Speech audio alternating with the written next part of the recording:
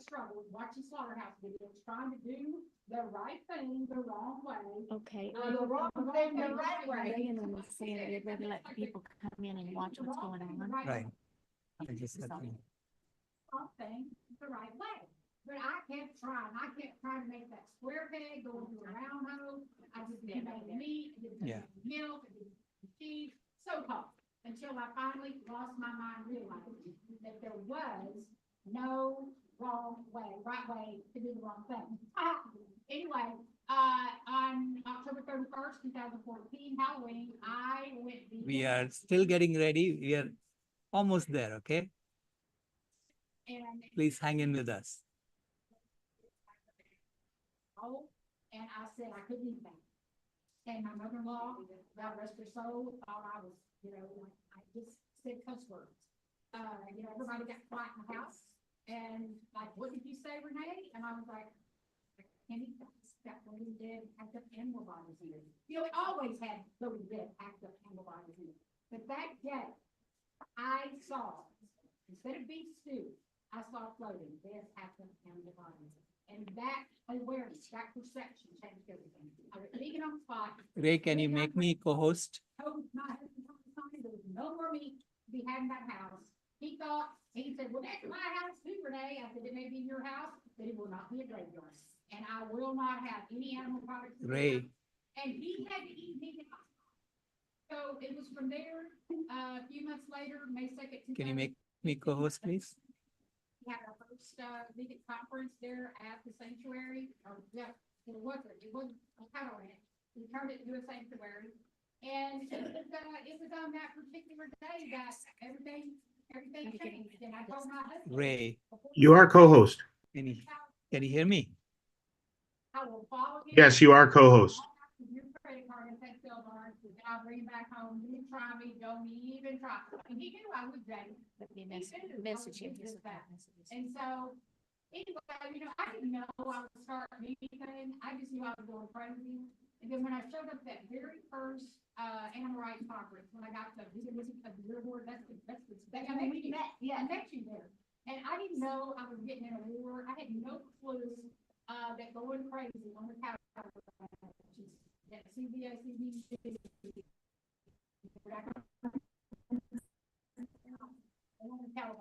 Recording in progress.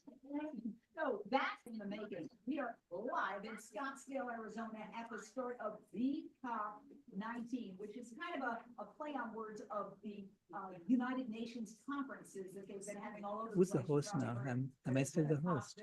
And, they're trying to solve. Okay, I'm co-host. All right. Without the really inconvenient truth, which is what we eat 3 times a day is more impactful on climate, creates more greenhouse gases than all transportation combined.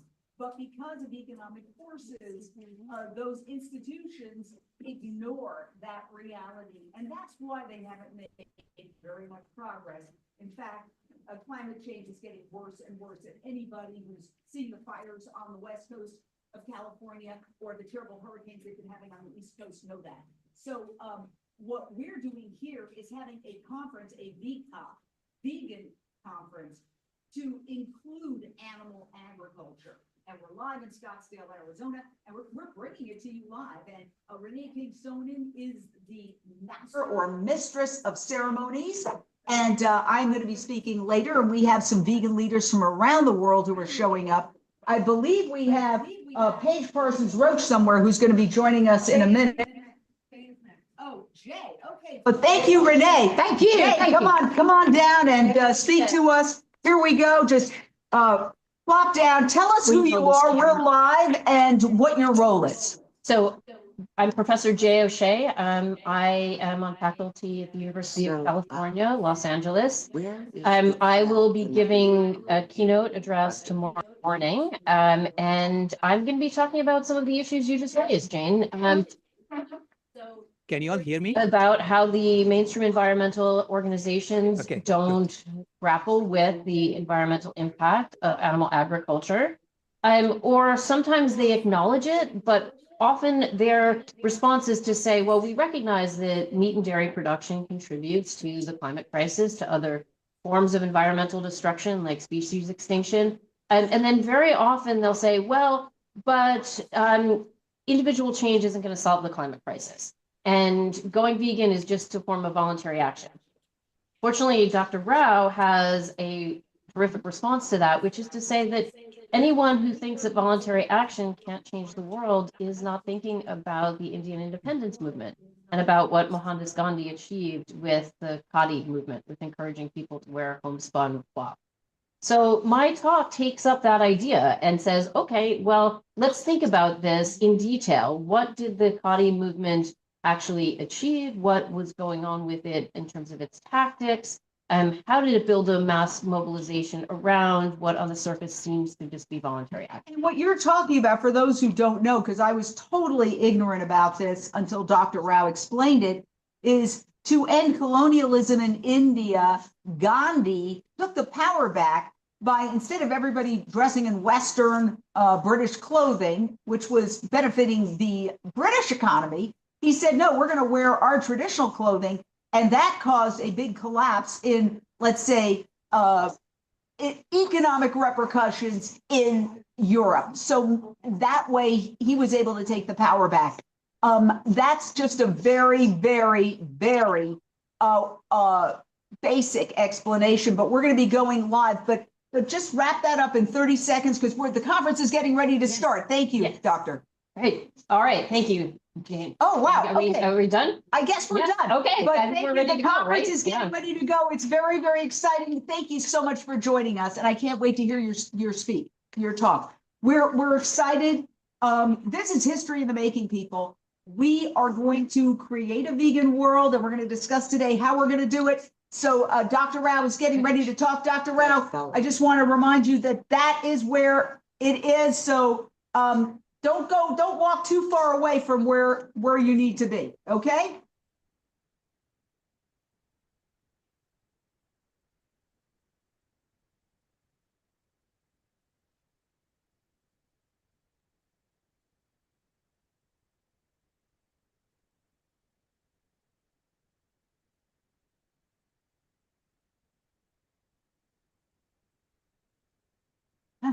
Ready to go? Okay, wonderful. So thank you all for being here. Sorry for the difficulties that we had getting this going, but we are now ready to go. And muted here. So can you hear me now? We are Okay. live in Arizona, and this is Dr. Silas Rao. He is getting ready to speak right now. Yes, please. And this is worth waiting for, people, because this man is a visionary, and he has a solution, how to create a vegan world. Not on screen. And so, Dr. Silas Rao. Hello? We ready? Yes. Yes. I want to introduce Dr. Silas Rao. He's going to be he is the founder and executive director of Climate founder and Healers, executive which is the director nonprofit of dedicated to Healers, restoring which the is Earth's the climate. nonprofit He's dedicated got a to PhD restoring in electrical the Earth's engineering climate. from He's Stanford. got a PhD Dr. in Rao electrical spent over engineering from 20 Stanford. Dr. Rao years spent over 20 pioneering years pioneering advancements in internet infrastructure before fully transitioning in 2006 to environmental activism. As a human, earth, and animal liberation advocate, heel, author, and grandfather, Dr. Rao is committed to a largely vegan world by 2026, honoring a promise that he made to his granddaughter, Kamaya. Welcome, Dr. Silas Rao. Thank you. Thank you so much.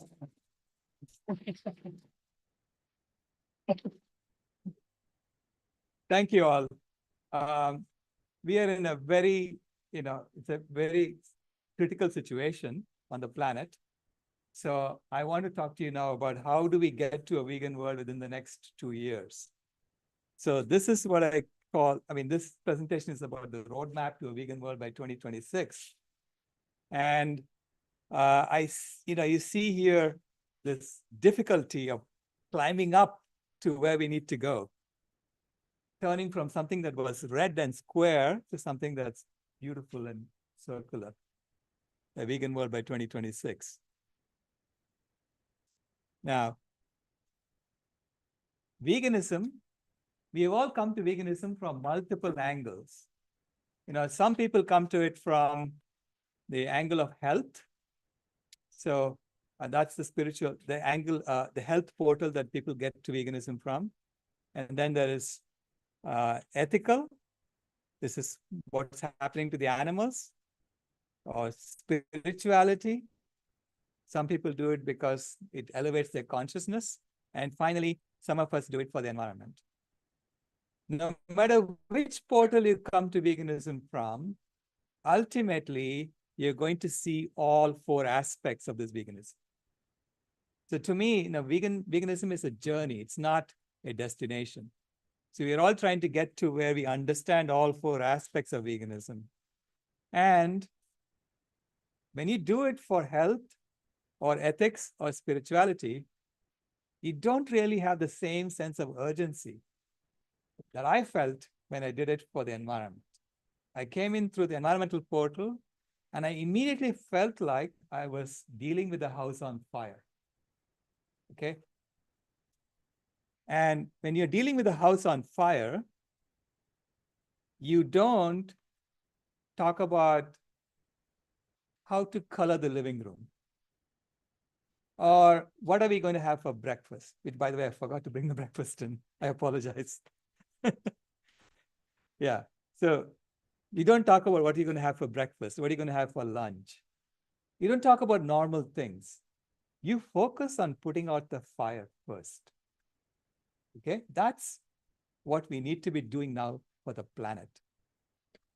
But we have people in the house, some of them have barricaded themselves in the master bedroom, and they're saying, there is no fire.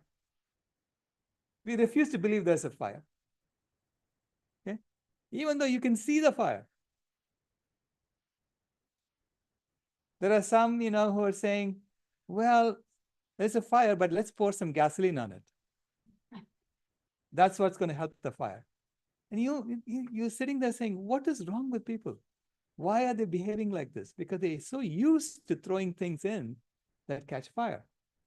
You know, I've been watching this on the planet for now 16, 18 years. And in 2009, the Stockholm Resilience Center said there were 3 fire alarms that are blaring on the planet. One had to do with biodiversity, one had to do with climate change, and climate change was still in the orange zone, okay, if you look. And then the other one had to do with the nitrogen loading. So there were 3 fires that they said in 2009. I mean, 3 fire alarms blaring. And there is one big fire on the planet.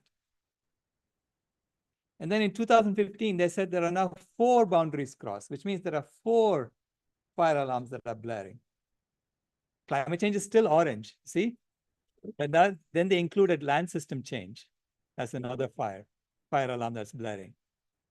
And then biodiversity loss and nitrogen and phosphorus loading. And by 2023, now they're saying there are 6 fire alarms blaring on the planet. Okay? 6 fire alarms blaring on the planet. And this year, the Stockholm Resilience Center announced that the 7th one is also blaring. So there are 7 fire alarms that are blaring on the planet. But if you look at how the mainstream media and mainstream scientists deal with this problem, they are narrowly focused just on the climate change. They narrowly focused just on climate change, and within climate change, they're narrowly focused on fossil fuels. Because they're trying to make money off of this problem. Yeah, and that's the major issue. So there is this huge cow in the room, because if you look at all the other fire alarms that are blaring, the leading cause is animal agriculture. And everybody knows that. All the scientists know that the leading cause is animal agriculture for all the other issues. But the media only focuses on climate change and only on the fossil fuel component of climate change. So it's as if you got this rap sheet, right? Where fossil fuels is a small, tiny rap sheet. And animal agriculture has this huge rap sheet and no one's looking at it. But we are looking at it. As a systems engineer, I have to look at every aspect of this problem before we address the solution. How do you solve the problem? You have to look at the entire thing. And when you look at it, you clearly realize that animal agriculture has to be dealt with first. So this is why I'm absolutely convinced that there is going to be a vegan world by 2026, because at some point we are going to discover that there is a fire, that we have been pretending there is no fire, but there is a fire, and that we have to put out the fire. And the only way to put out the fire is for the world to go vegan. Okay? And the reason is because of how we use land on the planet. Land has 3 times as much carbon as the entire atmosphere. And on land, we have cut half the trees on the planet. Okay? Half the trees on the planet, mainly for raising animals for food. So if you look at how we use land on the planet, and this is data straight from the Intergovernmental Panel on Climate Change, just 1% is built land. This is cities, railroads, highways, and so on. 11% is unused land, deserts, mountains, etc. 22% is monocultured forests for timber and paper and things like that. Only 9% is original forests. 37% is grazing land for animals. And on that grazing land, we have cut almost all the trees that used to be there. Okay. And then 12% is cropland. And half of the crops are being used to feed animals, which means animal agriculture is taking up 43% of the land area of the planet, the ice-free land area of the planet. And it's only providing us with 12% of the food we eat in terms of dry weight.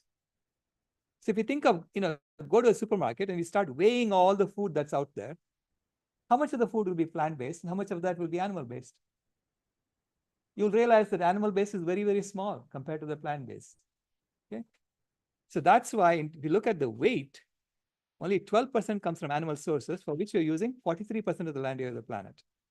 And 85% of the food we eat is already plant-based. So it's already an almost vegan world in that sense, okay, if you look at just food. And then the remaining 3% comes from the ocean, for which we have been destroying the entire ocean. We are actually bottom trawling an area the size of South America every year to catch the last remaining fish in the ocean. So this is why if the world goes vegan and we turn that 85% into 100%, which is only an extra 15% that we need to add to the plants that we are already eating, then you can release 40% of the land area of the planet back to nature and the entire ocean back to nature. And when you release land back to nature and the ocean back to nature, nature heals automatically. Yeah? And we may have to help her a bit. We may have to clean up our mess. But healing, nature is a self-healing system. So nature will heal when we start doing the right thing. So this is why the vegan rewilding solution, vegan rewilding solution will completely reverse climate change. So this solution is where the world goes vegan and we rewild the land on which animal agriculture used to be there. Yeah. The camera? Yeah. So the vegan rewilding solution will completely reverse climate change. And not only will it reverse climate change, it will also address all 6 of these fire alarms. All 6 of them. Even the 7th one that they said is ocean acidification. Even that 7th one will be reversed if the world goes vegan and we rewild the planet. Okay. So the smallest violation or the smallest alarm is the freshwater change. And when we return 40% of the land back to nature, the water cycle will heal. Next is land system change. And land system, again, if you return 40% of the land back to nature, that will go from red to green. The next is climate change. And I already told you that climate change will be reversed if the world goes vegan and we rewild the planet. And if anyone doubts that, I said, try it out. Let's see. I guarantee to you it will happen because I'm basing it on data. And then nitrogen and phosphorus loading, half the crops, that comes from all the crops we grow, We're growing them industrially with fertilizers. And half the crops are being fed to animals. This is why when we go vegan, that can be, that will go from red towards green. I don't know if it will be entirely green, but it will go towards green. Next is chemical pollution or novel entities. And those novel entities, we are pouring about 220 billion tons of toxic chemicals into the environment every year. That's about 30 tons per person per year, okay? And those toxic chemicals are working their way up the food chain. So they are highly concentrated in animal foods. So animal foods have 10 to 100 times the toxic pollution as plant foods. So when the world goes vegan, we start eating plants. So we get only 1% to 10% of the of the toxic pollution that people get from eating animal foods. And simultaneously, we return the trees on the land, and those trees start sucking up the chemical pollution and storing it in their trunks. So trees are so amazing because they take water and they filter the water. And they store that chemical pollution in their trunks. So when we go vegan and we rewild the planet, it'll address both our health and the planet's health for chemical pollution. And finally, the worst violation is biodiversity loss. And this is the reason why I made the pinky promise to my granddaughter, because I don't want all wild animals to die off, okay? And we are on track to wipe out almost all of them by 2026. That's the calculation I made 10 years ago. Today, it looks like it's around 91%. It's still not comforting to me that we are killing more and more wild animals every year, and we are saying, oh, there's still some left. So why don't we continue? You know, this is not the way we should deal with a fire. We have to address this as quickly as possible. So when you take into account, when you do the accounting properly, like an engineer would, you will realize that animal agriculture is the leading cause of climate change and of all the other fire alarms that are going on the planet. And we wrote a position paper stating that it's at least 87% of greenhouse gas emissions. And that 87% comes from 31% from direct emissions and 56% from carbon opportunity costs. And opportunity costs, as an engineer, I have to count it, okay? If you tell me you shouldn't count opportunity costs, I say, you're telling me something against my profession. I will refuse to write any paper that doesn't count opportunity costs, okay? So when you do that, it's 87%. And recently, Jared Bishop published a paper showing that animal agriculture is actually not 31%, it's more like 52%. So then when you add the opportunity cost, it's over 100%. In fact, based on the sixth assessment report, my assessment is now 118%. So you ask, how can animal agriculture be more than 100%? It means that if the world goes vegan and we let the forest rewild on the land that we are using for animal agriculture, you will see the CO2 level in the atmosphere come down year by year, even though you're driving around in cars and going around, heating up your homes like you used to. That's the power of trees to reverse climate change. Okay. Now, why is this not common knowledge? It is common knowledge among scientists. They know this, and they're pretending not to know it because it's their job. They will lose their jobs if they say these things out. So Gus Speth said, I used to think the top environmental problems were biodiversity loss, ecosystem collapse, and climate change. I thought that with 30 years of good science, we could address these problems. But I was wrong. The top environmental problems are selfishness, greed, and apathy. And to deal with those, we need a spiritual and cultural transformation. And we scientists don't know how to do that. Well, that's what veganism is. It is a spiritual and cultural transformation. And that's the transformation that we are doing from the grassroots now, okay? And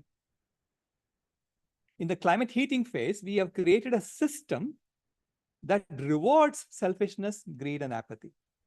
So when you have a system that rewards selfishness, greed, and apathy, and we call it capitalism, you shouldn't be shocked that people are selfish, greedy, and apathetic, because that's what you're rewarding.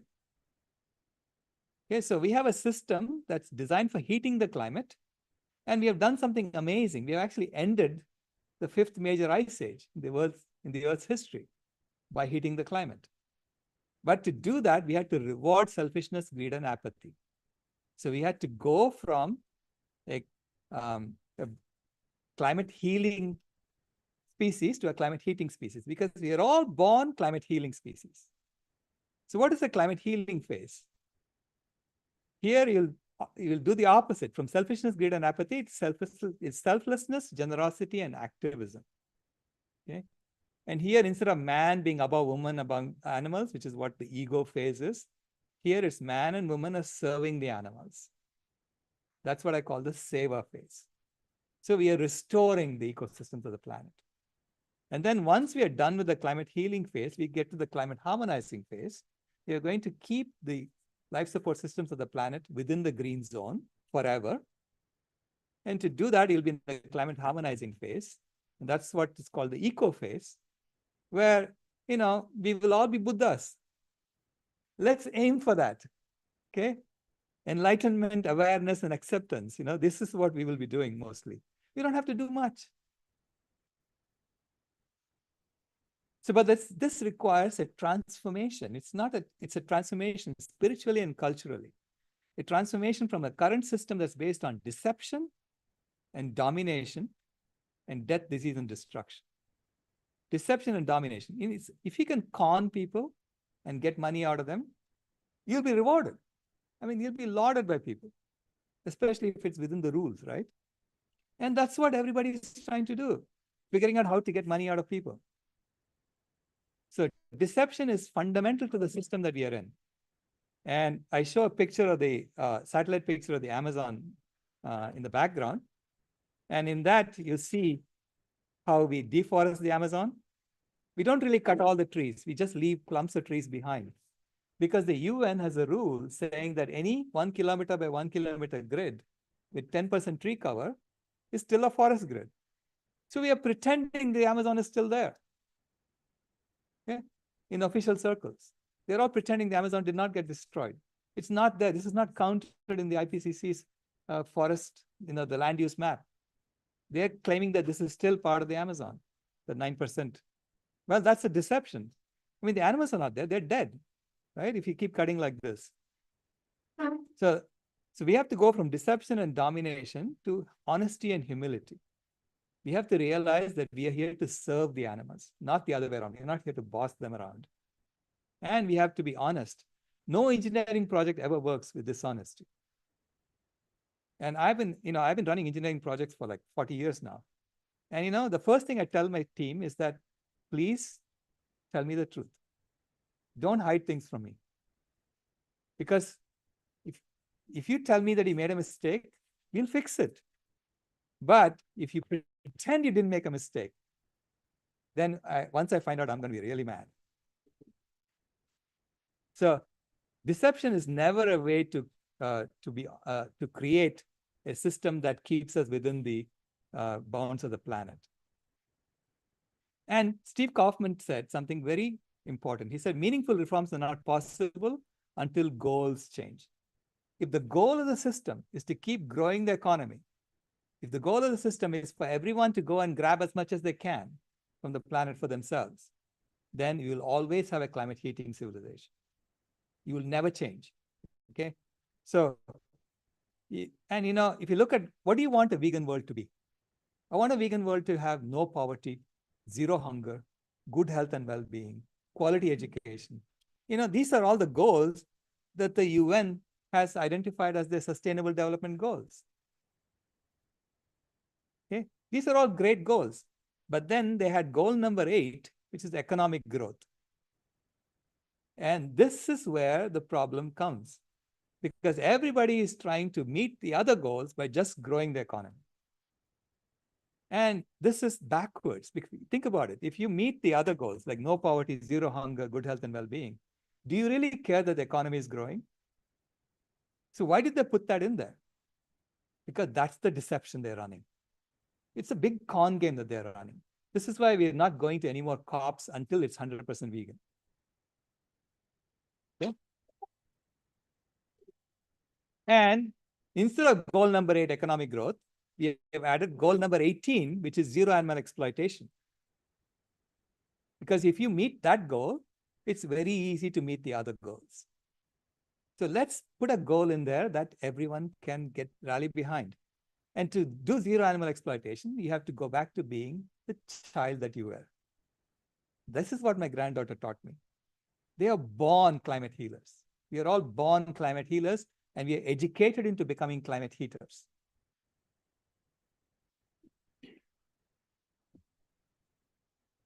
Now, here's an illustration of why economic growth you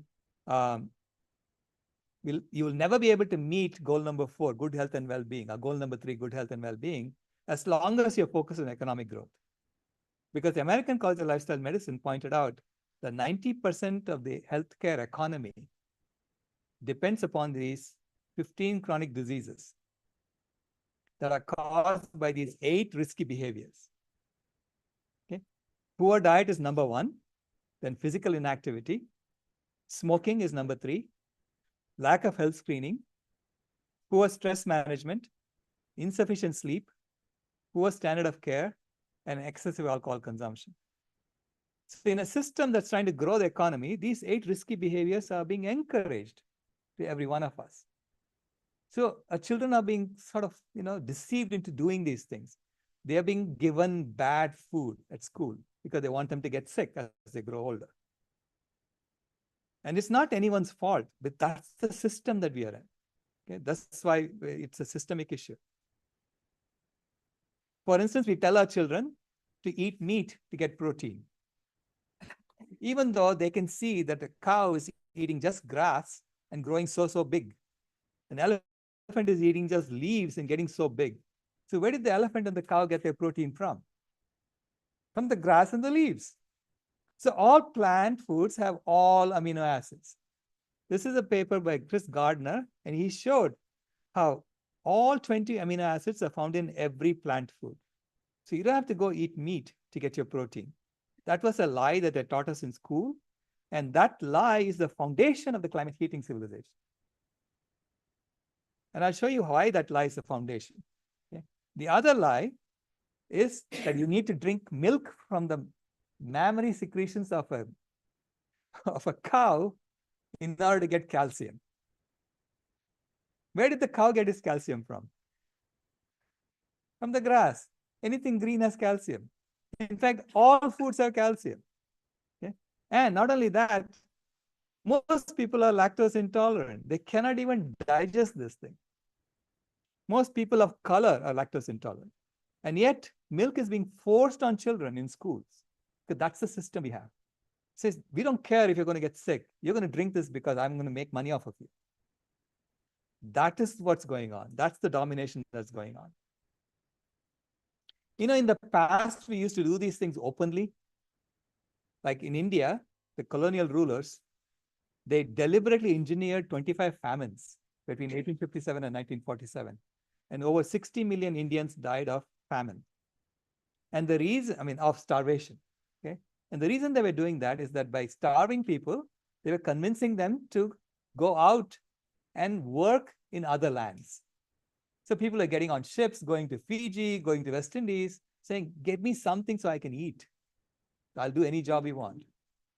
So this was a starvation model for labor recruitment. That's what they were using. Guess what? The same starvation model is still being used today for labor recruitment. 800 million people are hungry today on planet Earth. And 8 million people are dying every year of hunger-related causes, every year. Because it's the same model. But instead of making it openly through famines, now we are doing it through convincing people that protein is only found in meat. Everybody thinks protein is only found in meat. They're all trying to eat more and more meat. And then you notice how much land you need to grow just that 12% of the food. So you'll be using more and more land to get more and more, get the protein at the top. And then people at the bottom are going to be starving. That's the system we have. Okay? It's a system that's based on this lie. The protein myth is the foundational lie. And the calcium myth is the foundational lie. And especially calcium, I point out that milk It's only when you consume milk that you get cheap beef. Because when you consume milk, you're paying for the cow on a daily basis. And then when the cow is finished, she's all paid for. So she gets chopped up into hamburgers with prison labor, by the way. Okay, so this is how you get cheap hamburgers. And so the way to address this, and this is fundamental to all of us, is for all of us to get healthy. You have to put on your own oxygen mask first before helping others. This is what I call the self-transformation. So you do the exact opposite of the 8 risky behaviors. You get the 8 healing habits. From poor diet to healthy vegan diet. From physical inactivity to regular exercise and yoga asanas. From smoking to conscious breathing or pranayama. From lack of health screening to regular health routines. I say that, good has to be cultivated. And health has to be habituated. So good health has to be both cultivated and habituated. Cultivated meaning, look at the good in people. And then you enhance the good in them. If you keep looking at the evil in people, you'll enhance the evil in them. So please enhance the good in people and then help them come in, create these healthy habits. From poor stress management to meditation and awareness. From insufficient sleep to adequate rest and sleep, and which you will get if you do the first 5. And then poor standard of care to a sense of purpose. And from excessive alcohol consumption to contact with nature. So this is the self-transformation that we need to do. And the civilizational transformation, the first thing we need to do is to educate people. We have to go out there and teach people, tell people about this transformation that's happening, that we are going to have a vegan world by 2026. Just own it, please. Tell them this is it. It's going to happen. Right? And then adopt the 8 healing actions. So get yourself healthy. Start eating healthy food, do these regular exercises and so on. Third is set the goal straight. So we have to drop the goal number 8 and tell the UN, look, we know what you're trying to do. You're trying to con us. We are seeing through it, right? So stop that. And then we have to create a constitution for a vegan world and create vegan donut economics so we stay within the bounds of the planet and support rewilding efforts. And finally, come home to your true vegan nature. So it's a spiritual thing. And so far, we have been ramping up slowly, okay? So we started off with books and then documentaries. And documentaries reach a number of people. Books reach a very few number of people. Documentaries reach more people. And now we are focusing more on movies and festivals. So we are planning a festival in the UK where we're going to try and get 1,000 vegan dishes available to people so they can come and taste it. We're renting a stadium to do this. And we're going to try and get celebrities to come. And then people who are vegan walk around saying, ask me anything. So this way, anyone has any questions they can address. And when you offer 1,000 vegan dishes to taste, people will come. So that's the idea. And we are doing like a fictional movie with vegan characters, a Bollywood movie based on the Pinky Promise book. So we're already working on that. So I think this way we can reach a lot more people and we can grow this movement very, very fast. Because right now the key for us is to increase the urgency. Tell people that there's an urgent fire on the planet that we have to put out. And there is one thing that we all have. We all have a hose, a fire hose called veganism. We all own that fire hose. Don't expect the government to do that. We have it and we have to use it. Then we have to have training for activists. The books and documentaries are training for activists. And then we are working on courses that we have more formal certification process. So people can just take a course on Climate Healers 101. So it understands the story of climate healers.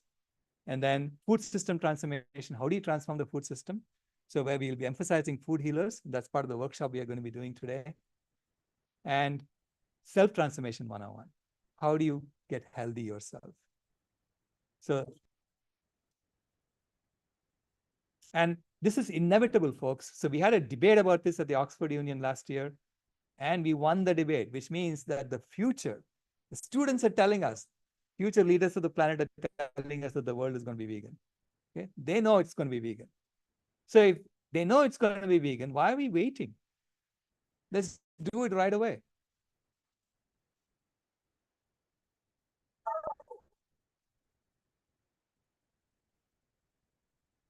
So I see this as the hero's marathon journey. Our ancestors have been working on this for 50,000 years. They've heated up the planet for 50,000 years. And they have prevented the Earth from ever going back to another ice age again. So they've done an amazing job of heating up the planet and ending the 5th major ice age. So imagine this, 33.9 million years of an ice age is over. So we can celebrate that now, right? But to enjoy the work that our ancestors did, we have to go vegan. So this is like making a U-turn. Okay? It's like we are making a U-turn at the end. It's only 14 feet to the finish line. You have to make a U-turn. And then there is a clown standing outside trying to convince us to come in and eat his McDonald's. So please ignore that clown. He's going to kill you if you go there. Okay? So just let's do the U-turn and get to a vegan world as quickly as possible. Thank you.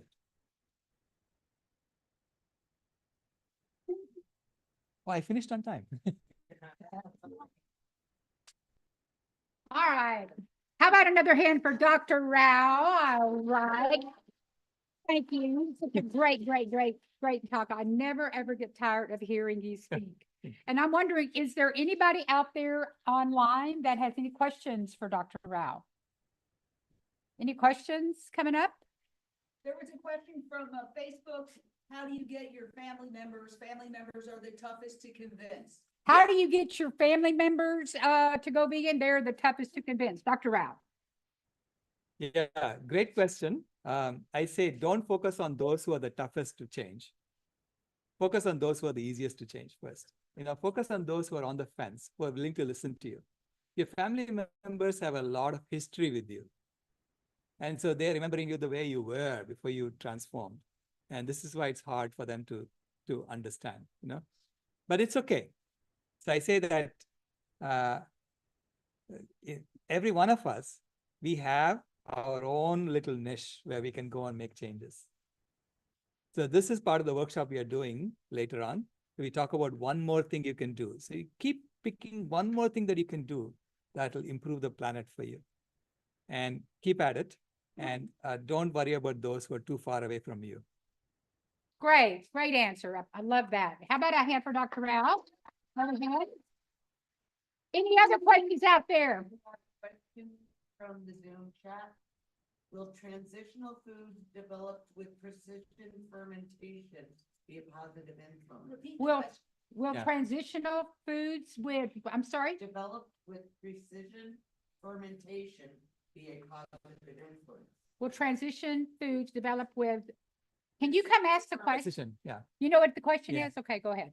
So the question is, will transitional foods developed with precision fermentation be a positive influence? Yes, it is. Anything that will get people off animal foods and help them, it's like is methadone necessary for heroin addiction? Right. Yeah, some people it is necessary. So we have to give people every possible tool available that they can make the transition. If everyone needs to know that they're all taking the step towards a vegan world. We're all going to go vegan, okay? Because ultimately, it is the mindset that needs to change. It's not what you're putting in your mouth. The mindset that animals are here with us, not for us to exploit. Okay? We have to treat them as fellow passengers on spaceship Earth.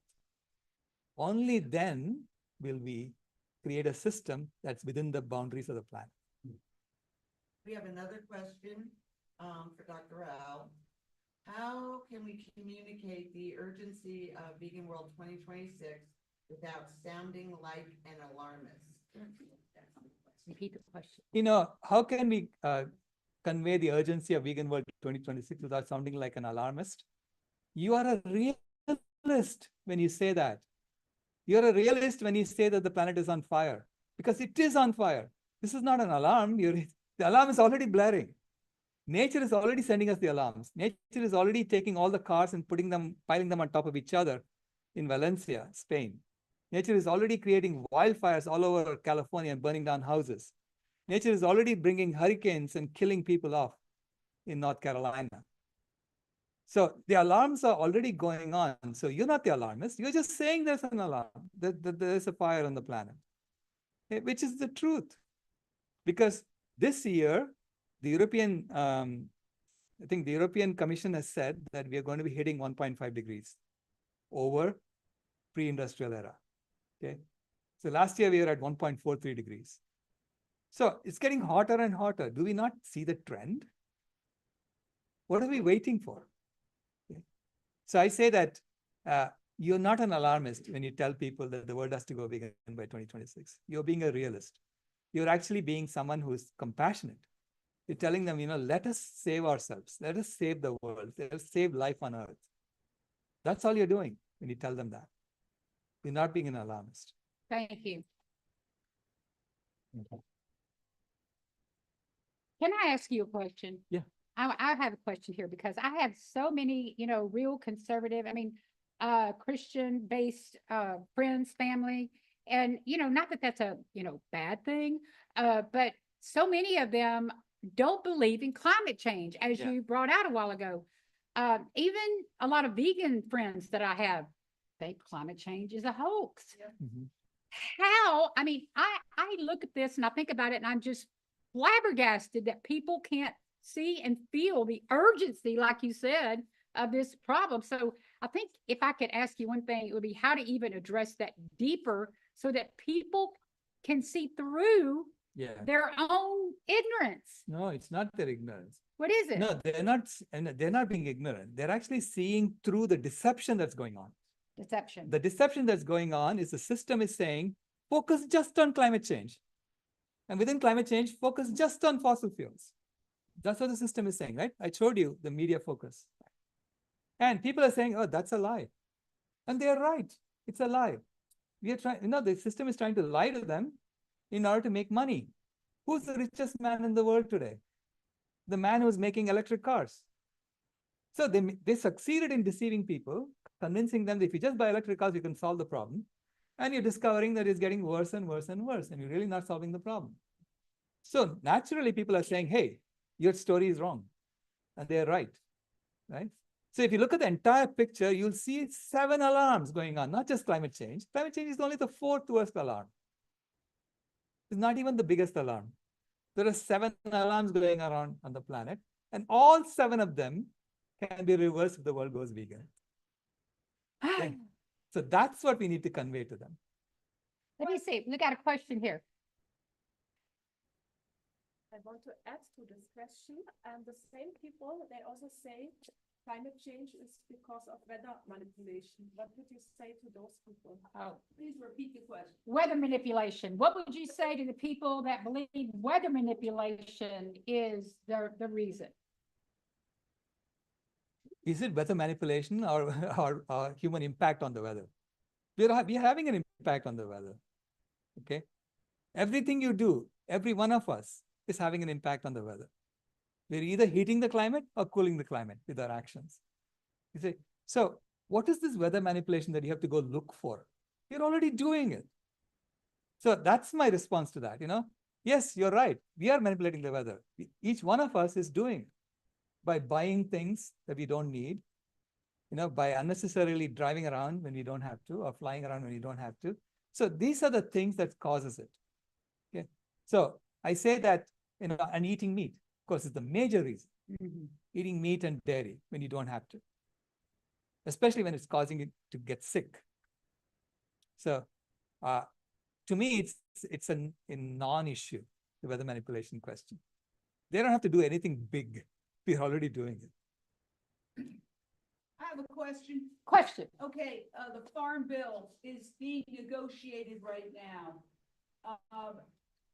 the Farm Bill will determine what kind of subsidies the US government gives to animal agriculture for the next 5 years. Essentially, whereas meat is creating the climate crisis, whereas the government is funding meat, wherefore the government can determine whether or not our planet survives. If they cut those subsidies, we could eliminate animal agriculture. And there is a move now to reduce government waste. How can we get this move by an incoming administration to reduce government waste to address the massive government subsidies for animal agriculture and eliminate them? So to sum that up. Yeah. Oh, they did? Okay, here you go.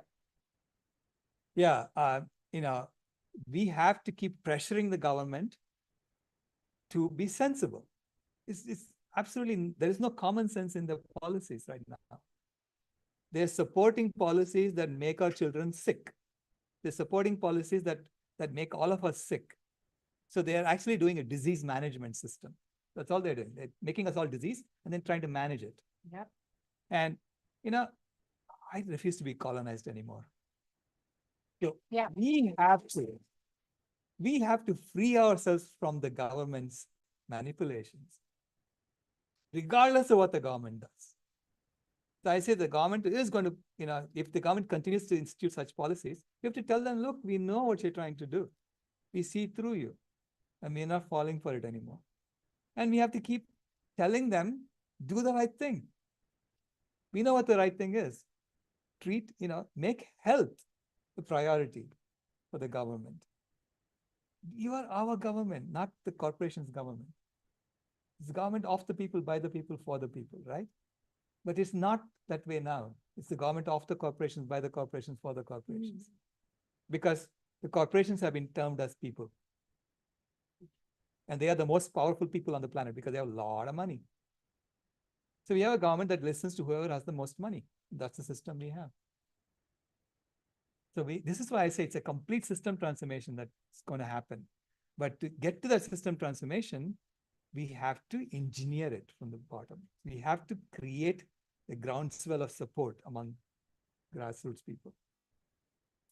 And one thing that I see happening ever since I've known you is that your message doesn't change. I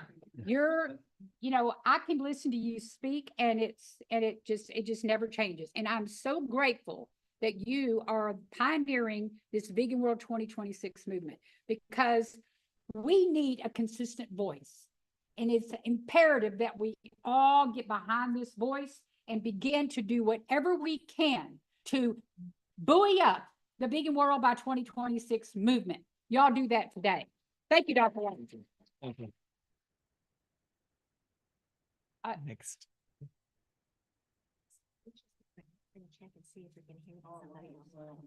All right, we just want to make sure now that we can hear everybody online. Can you hear? We got our next speaker coming up, Nish Dubashia, which is going to be presenting the Diamond Model, Embracing Wholeness in a Fragmented World. Can he be heard?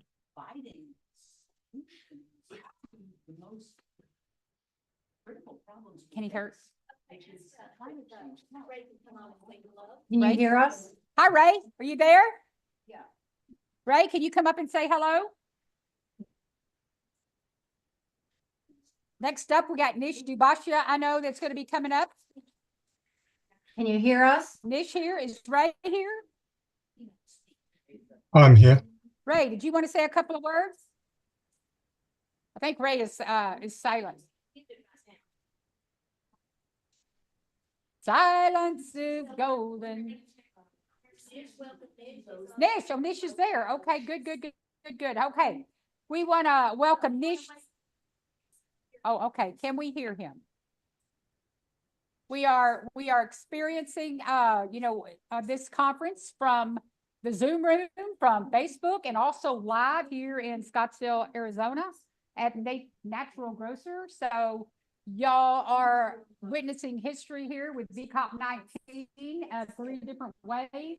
Live, if you have the opportunity to be here, on Zoom if you are tuning in at home, and also on Facebook. Is he able to be heard yet?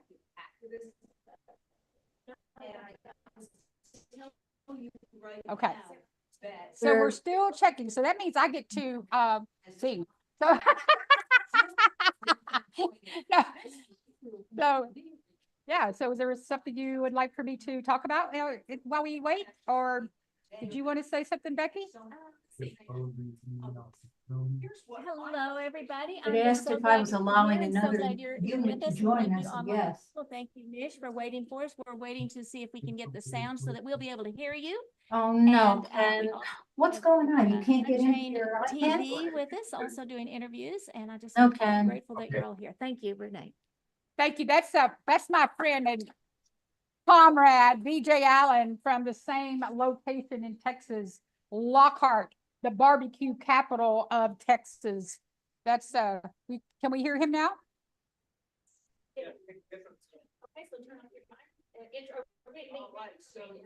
Do I need to introduce him? Okay, I'm about to introduce Nish. BJ, can I go ahead and introduce Nish? In the world, I don't know exactly where, but the speech that Dr. Brown gave, honestly, it was the solution to most of the world's problems. Should I go ahead and introduce?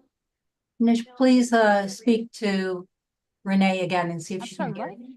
Okay, this is Nish, just checking if you can all hear me. We're having some technical difficulties, and so I know Nish is patiently waiting back there to speak. Can you hear me? He is patiently waiting. I am Renee, the founder and director of Rowdy Girl Sanctuary, and I've been graciously tasked with the honor of being the mistress of. Yes, we can hear you, Nish. Okay. Climate Healers, the COP19 Yeah, it's conference. And it's such a. yeah, the honor in-person to people in hear- Scottsdale that cannot hear you, so we're still trying to correct that error. Okay, no Oh, problem. we can't, okay. Begin by welcoming now. All right, so we want to begin by welcoming now. We're getting ready to welcome Nish Dubashia. Dubashia is a British author, philosopher, and mathematician. Oh, I guess I'm speaking here. Recognized for his exploration of the intersection between spirituality, science, and philosophy. He is the author of The Unity of Everything, which synthesizes Eastern spirituality with Western scientific thought.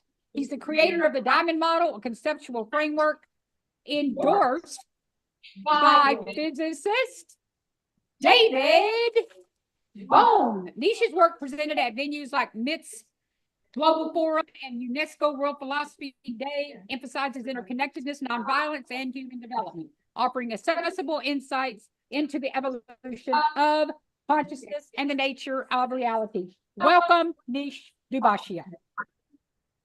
Thank you very much. Thank you. Can you all hear me now, live as well?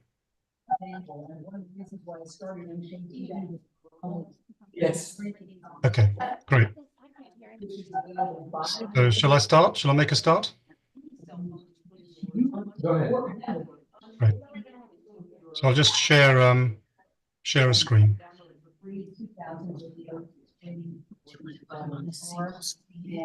Just a single screen. Yes. We're gonna wrap up then. Can you all see the screen okay? Yeah, we can see. Yes. Great. Okay. So I'll make a start. Thank you. Thank you all very much for inviting me to speak today. So I'm going to be speaking on what has come to be known as the Diamond Model, which looks at the notion of wholeness and fragmentation and their relationship in the world and in different areas. And then we'll be looking at how that applies to what we're all exploring here, which is nature, veganism, sustainability. So I'll begin by saying 30 seconds about myself. So I'm a trained mathematician from the University of Warwick, worked as a software engineer for several decades. I've written 3 books. My focus is mostly the intersection of science, philosophy, spirituality. And I've had the privilege of speaking at 9 international conferences on the Diamond Model and related subjects. I'm a faculty member of an international training organization called the Collective Edge, and we provide courses in self-development, helping people to move to a more holistic understanding of nature and of reality. And I'm also the co-founder of a similar organization called Evolving Nexus with my work partner, Marie Murta. And if you're interested in exploring more about my work, that's my website, integraldream.com. So the diamond model is trying to answer a few basic fundamental questions about nature and about reality. So very quickly, the first question it asks is, what is actually the nature of a reality? How does wholeness and multiplicity coexist? Is the world fundamentally one, many? And how does this manyness or fragmentation affect our perception of existence? The second main question we'll be looking at, or that the diamond model tries to answer, is what is the relationship between subject and object? What is the relationship between my sense of self and the world that I see out there? And how are my identities formed and perceived? And what is non-duality? Is there a non-duality that can help us to have a deeper understanding of the interconnectedness of reality? And finally, what is the process of creation and evolution? So this question looks at, how do phenomena arise? How do they evolve over time? What are the mechanisms behind their transformation? What is the interplay between unity and diversity? So these are the questions I've been working on with my colleagues for a long time now. And we tried to come up with the simplest model that we could that would address these as simply as possible, but also as comprehensively as possible. And what we came up with was what has come to be known as the diamond model. So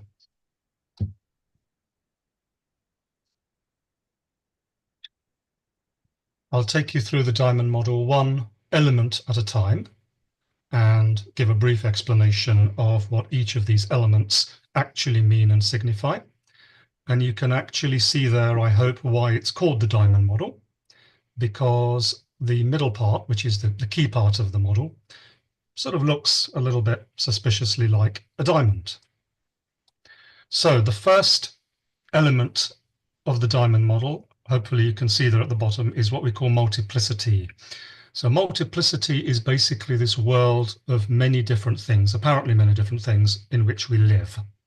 This is the normal universe of space-time in 3 dimensions, 4 dimensions, the world of many different things. But most philosophies, modern science, modern physics, spiritual traditions now as well, tell us that there is a realm of wholeness underlying this multiplicity, that this multiplicity is in some sense a manifestation of a deeper wholeness, a deeper oneness. There is an interconnection, a oneness that lies behind this realm of multiplicity in which we live.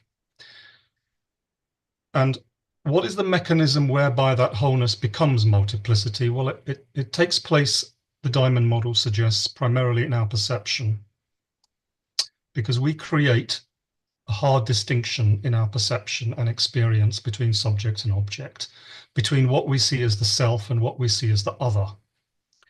And that distinction we make that creates the sense of self between subject and object, in a sense, is the first multiplicity.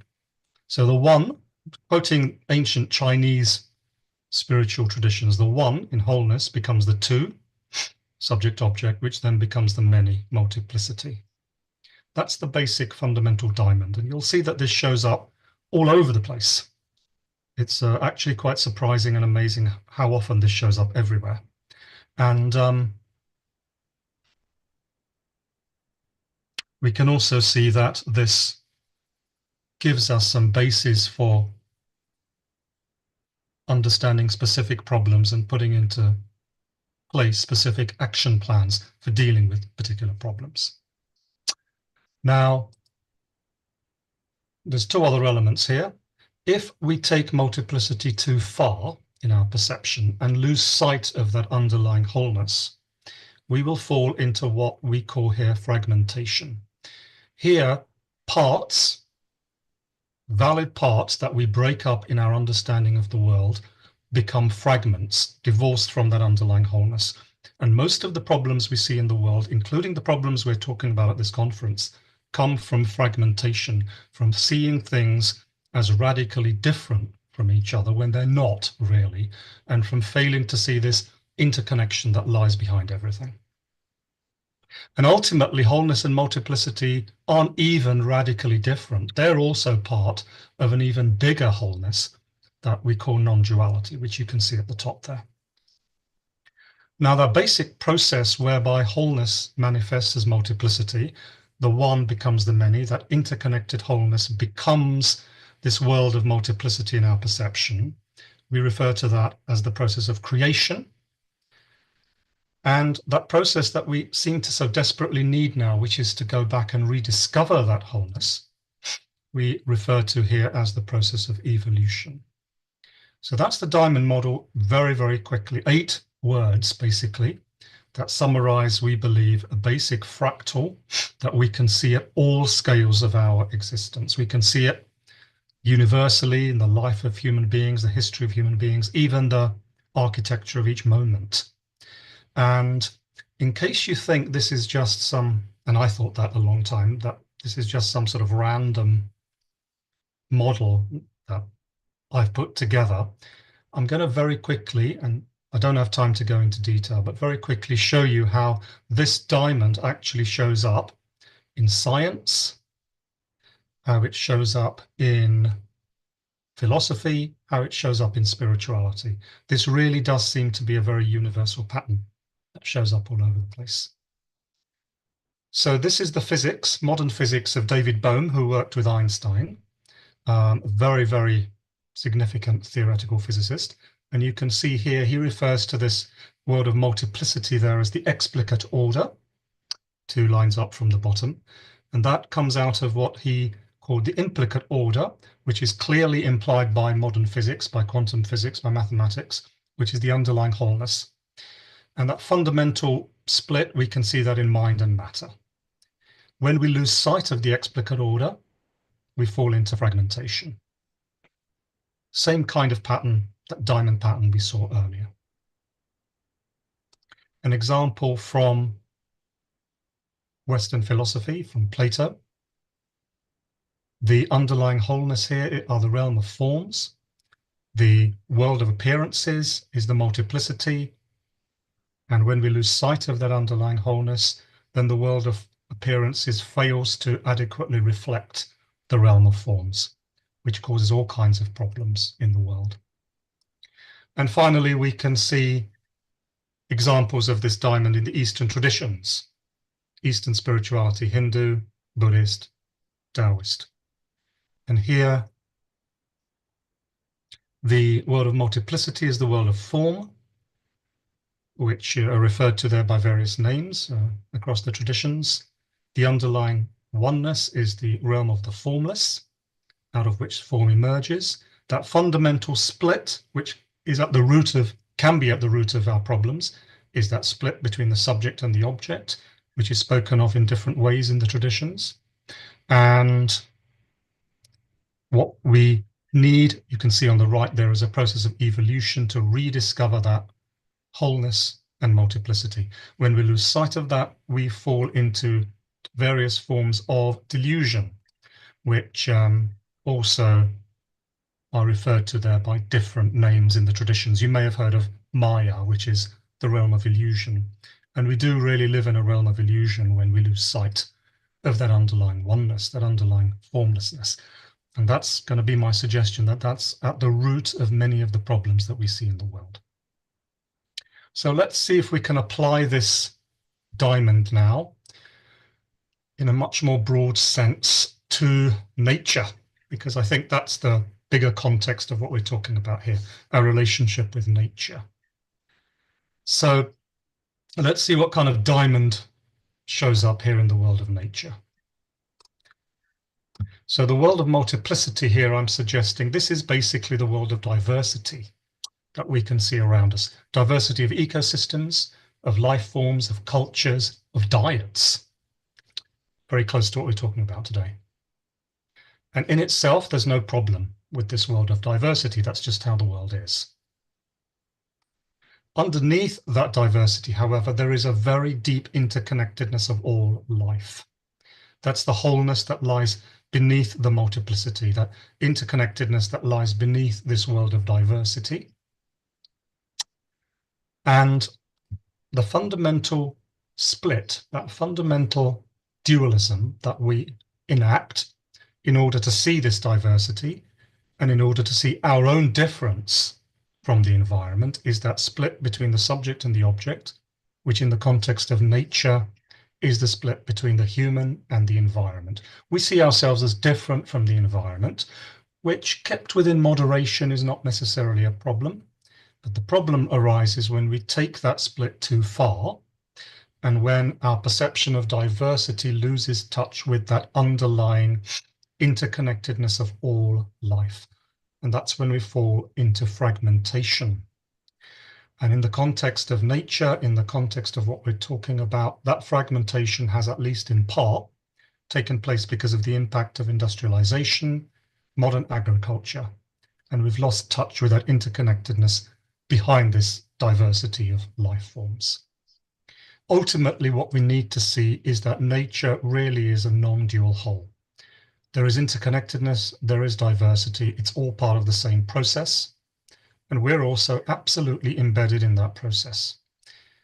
And our exploitation of nature and our abuse of nature takes place because we lose sight of that underlying wholeness, that underlying interconnectedness. Same pattern we see everywhere. We see the same pattern of fragmentation, losing touch with wholeness. We've seen it in physics, we've seen it in philosophy, we've seen it in science, we've seen it in spirituality, we see it now in nature. It's the root of most of what goes wrong. We fragment what was never meant to be fragmented.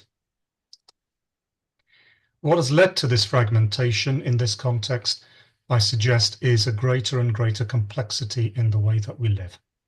And that complexity has perhaps got out of beyond what is sane, beyond what is appropriate, out of control, and that has led to fragmentation.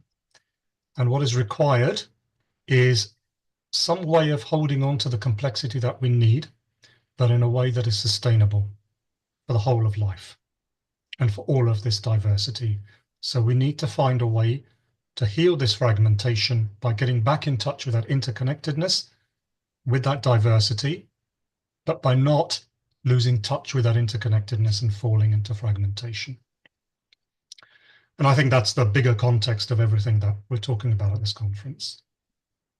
Now, one of the other uses of the diamond model is it can help us to actually put together what we can call a diamond strategy, by pointing out all the different aspects that need to be taken into consideration if we want to find ways to heal and go beyond this fragmentation.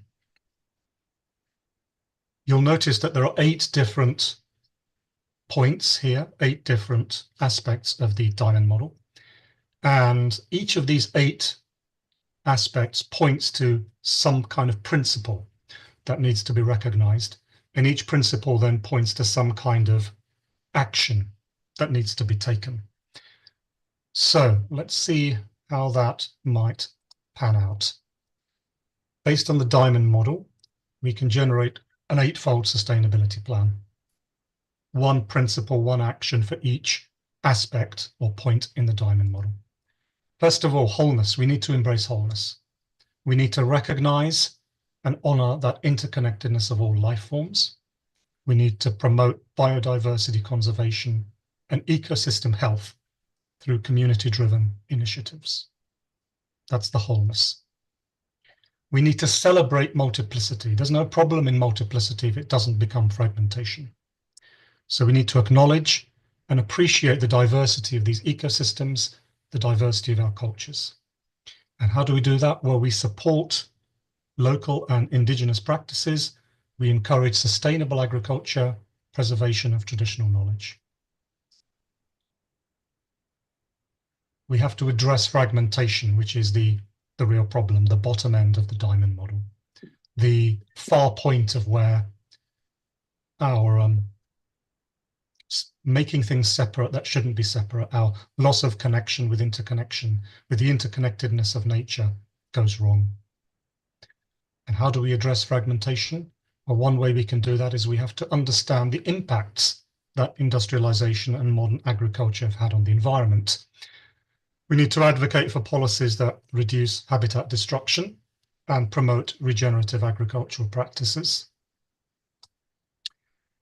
And if you remember that first multiplicity that takes place in the middle of that diamond picture, the subject-object, we need to reframe the subject and object. We need to shift our human perception of nature away from exploitation to stewardship. We need to see that this object, what we see as an object of nature, has not been given to the subject to exploit, but to the subject to steward. So we need to foster education and awareness programs that highlight the importance of sustainable practices and get everyone to really see the value of nature, of which we're a part and which we need for our survival. We need to cultivate non-duality. We need to find ways to break down these perceived barriers between humans and the environment. We can encourage experiential learning, community gardening, nature immersion programs, so that we can encourage deepening connections with the natural world. And if you recall, the whole becomes the multiplicity through creation. The multiplicity recognizes wholeness again through evolution. Point 6 here would be to facilitate creation and evolution. How do we do that? We need to recognize the ongoing processes of ecological development and sustainability. So we need to invest in research, in innovation focused on sustainable technologies and practices that harmonize with natural systems. And a couple of final points. We need to integrate our ethical responsibility. When we truly see that diamond model in nature, speaking poetically, when we see that diamond is a nature, that nature is a diamond of which we're a part, then we can come to acknowledge our ethical responsibility towards all living beings and to the planet. We need to promote ethical consumption. We need to encourage businesses to adopt practices that are sustainable, that are socially responsible. And finally, my final point, we need to encourage adaptive resilience.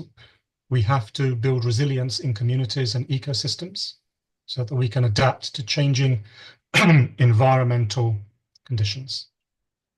We need to support local initiatives that enhance adaptive capacity through sustainable resource management and through community engagement. So what I've done there, I'm coming to the end of the presentation. What I've done there is I've shown what I believe is a fundamental structure of reality: wholeness, multiplicity, subject-object, fragmentation, non-duality. We've seen how this diamond shows up in all kinds of different contexts: science, Western philosophy, Eastern spiritual traditions. We've seen how the diamond shows up in nature.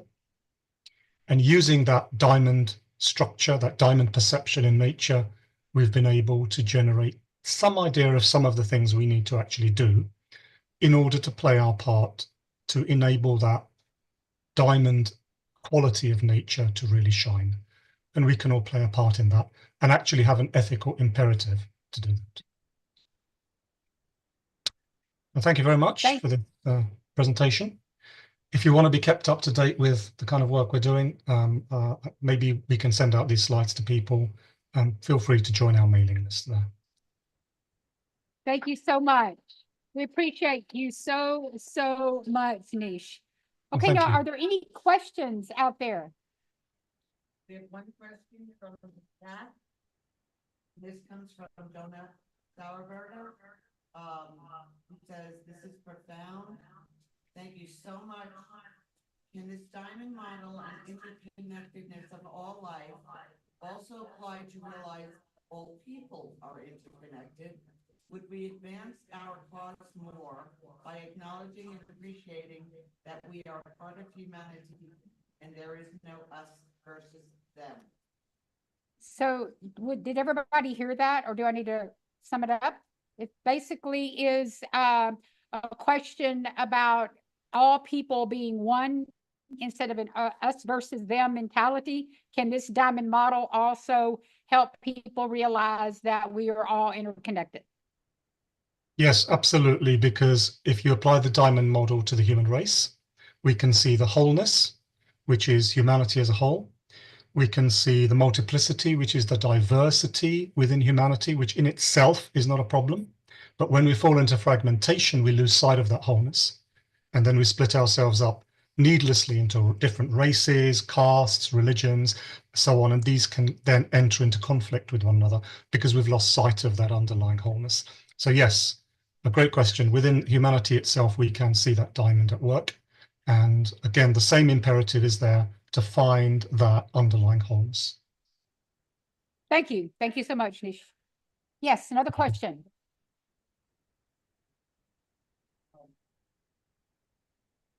Question coming in from the chat. It says it's from Charlie Behrens. So-called regenerative agriculture does not have an agreed upon definition. It is a term often used to justify the continuation of animal agriculture. How do you reconcile the use of this term with your call for sustainable practice? So the question is about regenerative agriculture, that there's really not a global definition on what that is. And how do you frame regenerative agriculture and explain it within your model? Okay, thank you. Well, I mean, this isn't my area of expertise, so I won't pretend to be an expert in this. But again, I would say that the fundamental principle of the diamond model is wholes, parts, and fragments. So whatever problem we're dealing with, such as regenerative agriculture, sustainability, the job would be let's find out what is that underlying wholeness that we're coming out of, and that is the ground of our existence. Let's find out what is the legitimate diversity, the diversity that doesn't cause problems, and then let's find out how we've lost touch with that wholeness. That basic principle can be applied in all of these different contexts.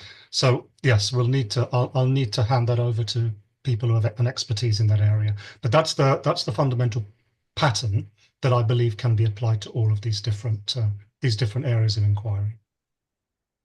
Thank you. Another question? Yeah, we have another one from Laura Beth. How, when the entire education system is geared towards optimizing economic growth and not applying STEM to ensuring a livable, healthy planet and society? Is that understood, Nick? This is about education. Can you repeat that question, please? I'm going to get it a little bit at a time. So can you? How? When the entire education system is geared towards optimizing economic growth. So how, when the entire education system is geared towards optimizing economic growth, STEM to ensuring a livable, healthy planet and society. and not applying STEM to optimize a healthy, livable society? I hope that makes sense. Sorry, would you mind repeating that again? Question again? She used the word STEM. STEM. That's a science term for, Science, technology, engineering. it stands for science and technology. I'm not sure about this question. I don't know how to encapsulate it. Fine. Okay. I have one from Michael. Question is, the way I see it, some of the main traditional and indigenous practices for many in some cultures involve animals. Could you speak to this, please? Yeah, so the question mainly is about indigenous cultures and how they use animals. And can you please speak to this? So, yeah, sure. So, one of the things that has been found in areas such as developmental psychology or cultural anthropology is that human beings do move through stages of development. And this has been laid out in some detail in various models such as spiral dynamics, integral theory, and so on. One of the things we find is that each new stage of development, as we develop, as we evolve as human beings, is able to transcend the previous stages, but also go back and include what is wise and right and valid from earlier stages. So a lot of the wisdom from the indigenous traditions has unfortunately been lost. There have also been maybe some things that have not been too desirable from some of the earlier traditions, which we've also dropped. As we evolve, and there's plenty of evidence for this in anthropology, one of the things that happens ideally is we find ways to go beyond what has gone before, but also to go back and take what is good and valid from what has gone before. And that's the process in which we will need to engage. So we don't simply go back and adopt wholesale previous traditions and previous practices. We find what is good and valid in those and add new things that we're finding that are good and valid. This would really need another talk because I would need to really go through these models of development. But that's really how we can understand that these kind of questions, to really study and look into the process of human development. But in short, yes, we'd need to go back and see what is it in previous cultures that has aligned with wholeness. What is it in previous cultures that has also been fragmented? Because fragmentation in some form has always been there. Mm-hmm. And we go back, we include those, and we're always, as we're evolving, moving towards higher and higher forms of wholeness. That's the ideal scenario, and that's the basic framework. Thank you. Thank you. Thank you so much. Thank you. One final question here, and then I know BJ has a question. This is from Prado Mystery on Zoom. It says, this is fantastic philosophical and theoretical summary of the system on Earth. Are you able to work with local/central government on policy development in the UK to apply this understanding? Can we apply your state model for local and central government understanding in the UK? Yes, I believe we can. In which context specifically was that question addressed? He wants to know what context. Context.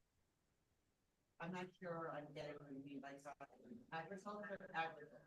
Agriculture. Mm-hmm.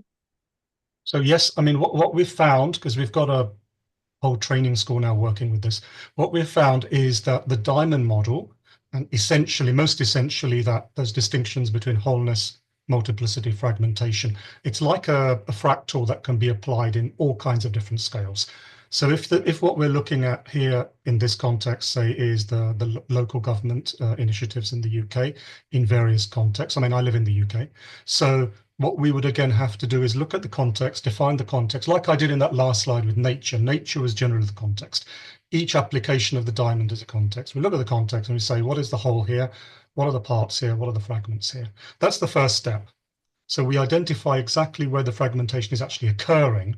Once we've found that, then we can put together an action plan for how to heal that fragmentation.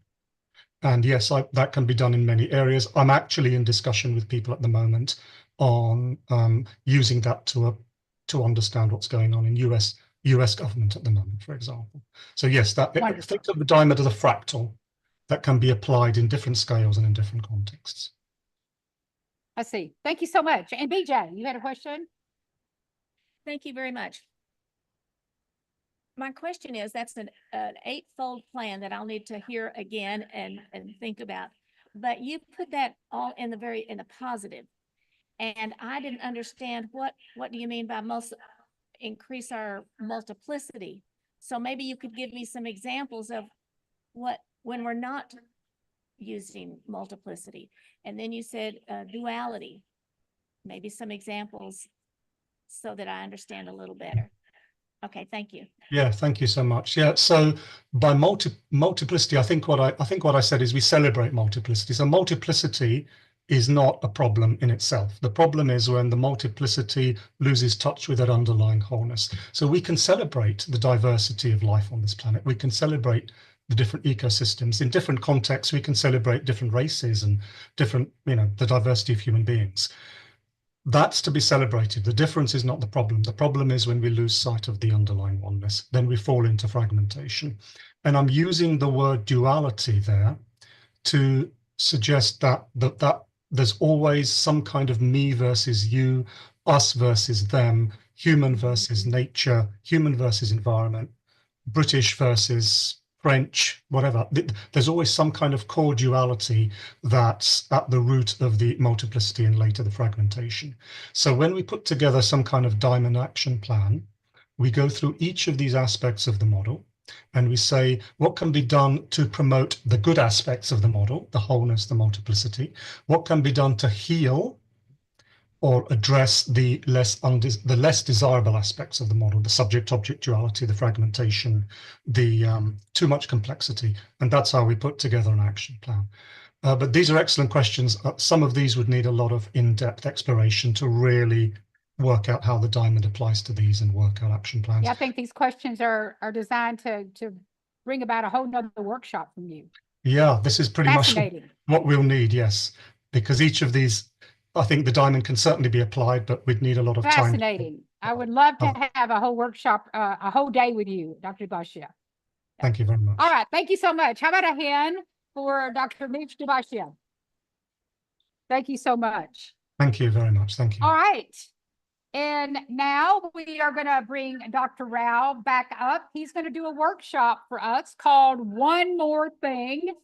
And this One More Thing is all designed to talk to us about how do we implement that vegan world by 2026. Dr. Rao. Stop, so this is okay.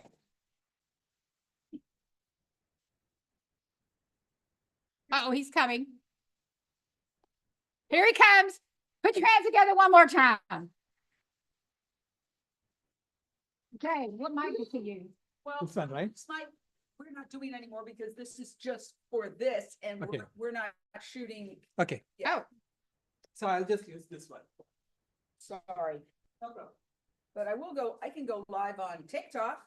Why not? we're getting another microphone. Hang on, guys. No, I think live on TikTok, why not? I think it's, various. Does it work? Hello, okay, can you hear me? Yes. Yeah, okay.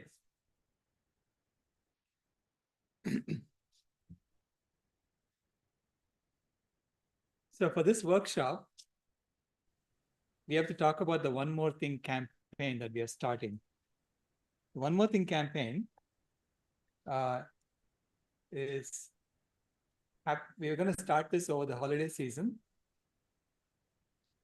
And the idea is to get everyone to agree to do one more thing on behalf of the planet, or one less thing that hurts the planet. So one more thing that helps the planet, or one less thing that hurts the planet. And if you think about it, each one of us can do one more thing, because no one is a Buddha here. Right? So we all have things to improve. So now, how do we recruit almost all of humanity to join this campaign? So we have to first get to those who are already socially just minded, right? So the minded, they are already thinking about social justice one way or the other. And so I say, to get to people who are socially minded, you need to get to every socially minded organization on the planet. So in the workshop, let's break out into groups that look at organizations that work on racial justice, organizations that work on gender justice, organizations that work on environmental justice, organizations that work on food justice, and have, let's make a list of how we're going to address these different organizations and get them to all participate in the One More Thing campaign. So the idea of the One More Thing campaign is that everyone posts a picture with raising their finger up, saying one more thing, I'm joining the One More Thing campaign. And this is what I'm doing this week. This is one more thing I'm doing this week. Or one more thing I'm doing this year. So you can continue doing this over and over. So you can keep posting one more thing with this. The iconic thing is that everyone has to raise their finger and take a picture, selfie, and post it on social media. So we want this campaign to go viral. Okay, and of course, those who are eating meat and dairy, there is one more thing they always can do, right? But then those who have stopped eating meat and dairy, those of us who are vegan, we can also do one more thing. We can also keep posting one more thing that we are doing. So we have to create a movement of people thinking about how they're going to help the planet and how they're going to stop harming the planet. That's the whole idea behind this campaign. Okay. So on Zoom, we can break you out into different rooms. Sorry, we can break you out into different rooms where so you can create a room for racial justice, a room for gender justice, room for environmental justice, room for food justice. Think of any other categories, right? You can create about these justice organizations that we want to target, and go into the room and discuss among yourselves and think about organizations, make a list of all the organizations and come and report back to us. So let's say we spent about half an hour talking about this and come back. How much time do we have now?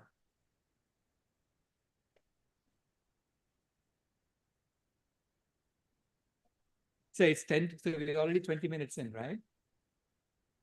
So if you have, no, let's make it 20 minutes and then come back and we have 20 minutes to report back to the group. So the host will create waiting rooms for you. Breakout rooms for you, and you can go there. And here we'll go into groups to do the same thing. And let's talk about this. Come back and tell us if you think the idea is great or no, we can do something better. We're open to any suggestions from you and how to do this. What group should we make here? We can do the same 4 groups. Yeah. Okay, Dr. Rao, could you please repeat the names of the breakout rooms?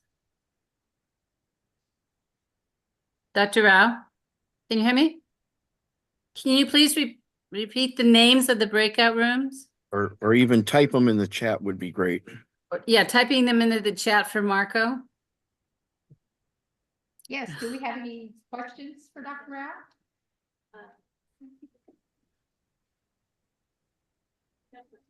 Breaking up into the groups. Oh, Breaking into okay, groups. we are breaking up into. And they may mute you so that they don't hear our conversation. Okay. So you can ask online to mute you. Okay. Yeah. Or we will. Okay, so we're back to the group, and do our workshop here with Dr. Rao, envisioning a vegan world by 2026. Let's do it. Let's do it. Can I just turn this off? Yeah. We should. We're here. Yeah. In Arizona. Okay, so you're gonna The most give us important new numbers subject. How do we get a vegan? Yeah, let's do 1, 2, 3, 4. Otherwise, our planet's dying. It's already dying. One's gonna really die. So we need to, we're gonna, the strategy is to create even more. But we're gonna break this into 4 groups. What group? All right, let's go. We're gonna get into groups. I think groups of 4. How's that sound, everybody? 4. Let's go. Okay, start numbering off. Just start numbering off. Number it off. Okay, 1, 2, 3, 4. 4. 1, 2, 3, 4. 1, not 1. 1, 2, 3, 4, 5. 5. Jane, you're in this group with us. Let's go. Okay. All right. So what are the groups, Dr. Rao? 1 What is is it? racial justice. He's gonna Okay, do so racial justice. I'll do And what's the second group? 2. 2 is Gender. gender justice. Gender Gender justice. justice. Gender justice people. Number 3. Who's number 3? What's number 3? What is number 3? Environmental justice. What's that? Environmental justice. Oh, What is number 4? And 4 is food justice. You're amazing. Food justice. Okay. Great. Where's our 4 table? Let's do it. Are you? We're 3. We're number 3. What's We're 2. 4? Jane, you and I. Okay. Well, you guys can be right here. You're Get this easy. All right. we're 1. And then number 4. Who's our next, who's our other one? I think we I think they need a 4. Do you need a full, James, you're in our group. do you need another one? Peter, you're in our group. Okay. Okay, we're gonna wait right Who's here. our other person? Okay. And that's what I get the junior. Who's number one? Yeah, you could be, listen, all right. You better- I'll just. I'll just. The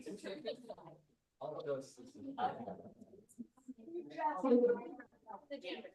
All right. That's what. So. No, I think James is in there. Come on, James. Come here. Oh, well, We're then- missing a one or two. Okay, we do need Peter. Okay.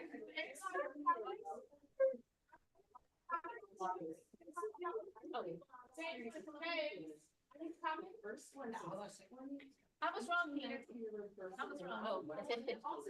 When it comes out. I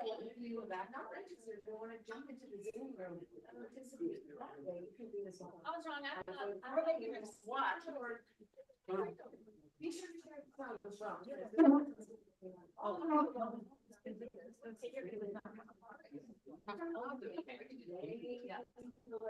All right. You're here. Get ready. Here. You're with us. Live. Let's make this happen. Let's go. Here we go.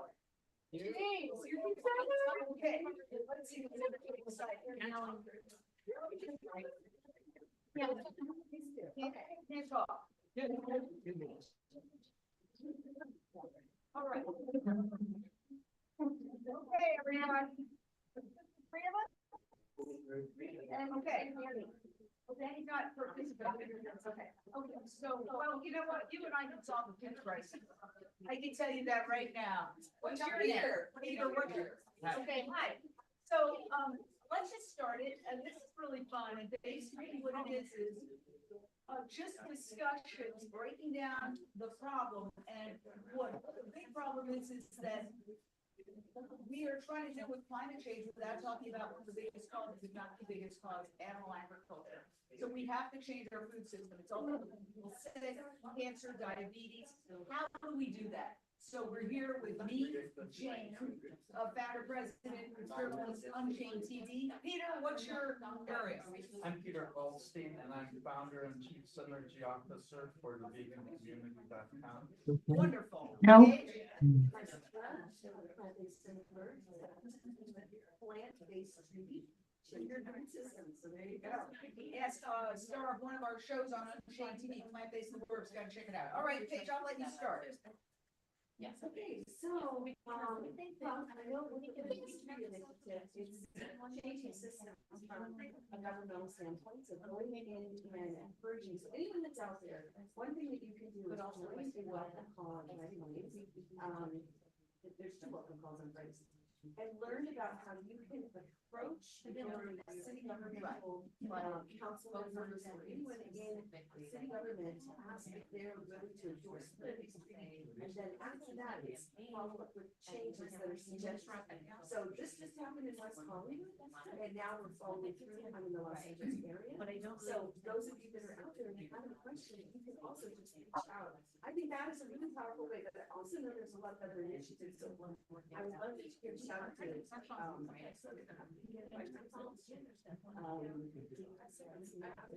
sorry, but there are many organizations that are making stuff like this on college campuses, but you know that we have more. But so I think the key thing that I want to say, either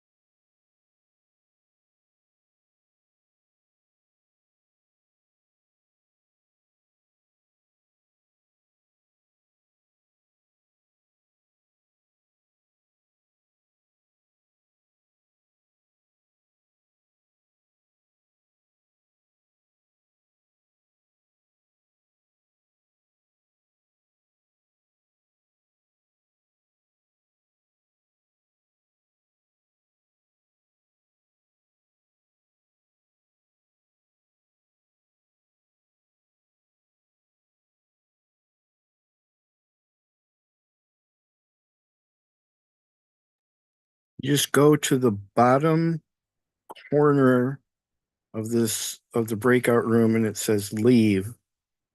And that'll take you back to give you the option to, oh, it should give you the option to go back to the main room. It's telling me to leave meeting. The only option I'm having is getting is leave meeting. Okay, then go to breakout rooms on your toolbar and it should let you choose. It doesn't give a way to go back to the main meeting, does it? Oh, there's a breakout room. Okay.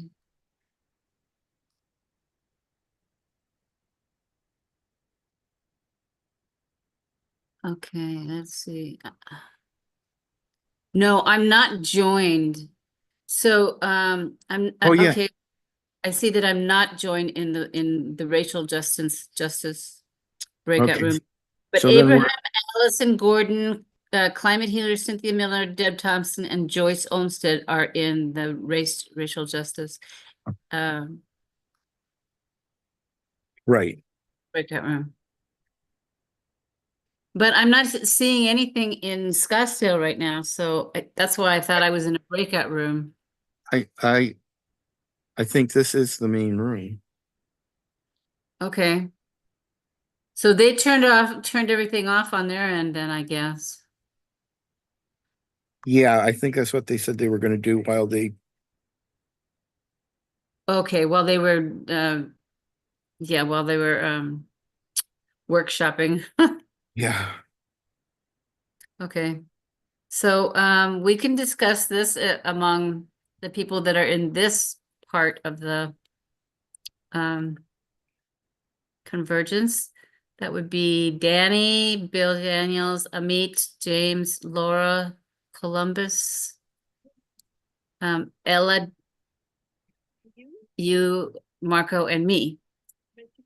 So I guess we can just choose one of those topics to discuss. What can we do? And let's do environmental.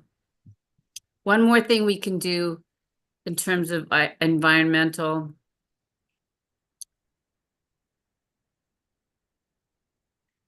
justice or environmentally, I suppose. Now, let's see. Oh, you're muted, Bill. Okay, you want to talk? We're going to have to allow people to unmute. Let me do that. Okay. All right, should be able to unmute now.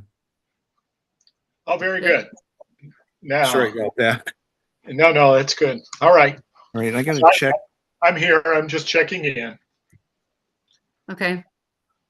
Did you want to contribute to this conversation, Bill? Well, I think I was put into, well, the proposal was to just talk about anything. Is that what we're planning? I was thinking the environmental justice. Yeah, that's what I was thinking too. Okay. What's one more thing you can do? Well, let me think about it now. Okay. Okay. Anyone want to contribute? Just we can ask you to unmute. Not Danny, because she's there with all those people. Laura's unmuted. Amit. Columbus KTC. And Ella. You're all able to unmute if you want to contribute to this conversation. Hi, I just joined in, so I'm not aware of what the context is in here. So can someone tell me? Yeah, we're workshopping right now for about another 10 or 20 minutes, 20 minutes or so. We're talking about what's one more thing each and every one of us can do in a specific area. And this room, we've decided we wanted to work on environmentally. What can you do? One more thing to contribute to environmental recovery, I suppose. Yeah, okay. And this is apart from going vegan, right? Yes, because Yeah. we're assuming that pretty much Yeah, it's everybody here basically, is. we've chosen environmental justice to discuss, and one more thing we can do to promote environmental justice, and one less bad thing we can do that would, one good thing and or one bad thing that we can Okay. stop, or one good thing we can do. Ray or Gabrielle, you want to get us started?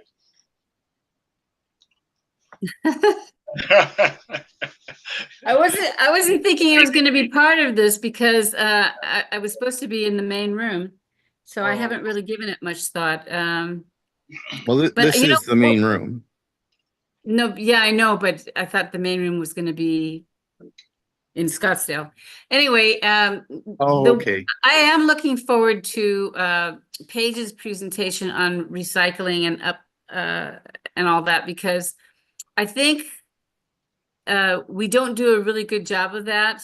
I know that where I live in British Columbia, Canada, we do a better job than most places in the United States, but we're still not doing a very perfect job. And I know that a lot of things that supposedly are recycled are not. So one thing I can do, I think, is talk to my local municipal government and find out what exactly they are doing. Because yeah, it's,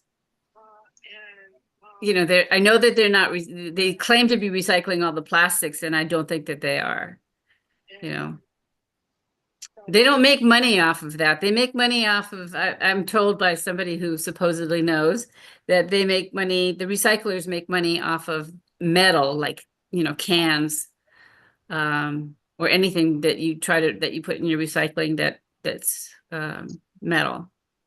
But I don't think they're doing a very good job of recycling plastic.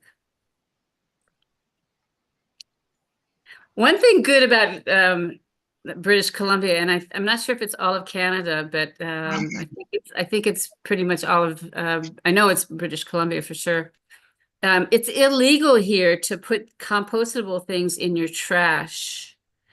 You have to separate that out because we have a lot of wildlife that hangs around our landfills, and people throw out all kinds of household products and other toxins in their garbage, and if they put the food in there too, then the animals get poisoned as well. So it's actually illegal here. Yeah, you have to ask everybody to unmute. If they want to speak, they have to tap their unmute button. Well, I did, but maybe they're not. I wonder if you've heard that. So maybe she stepped away.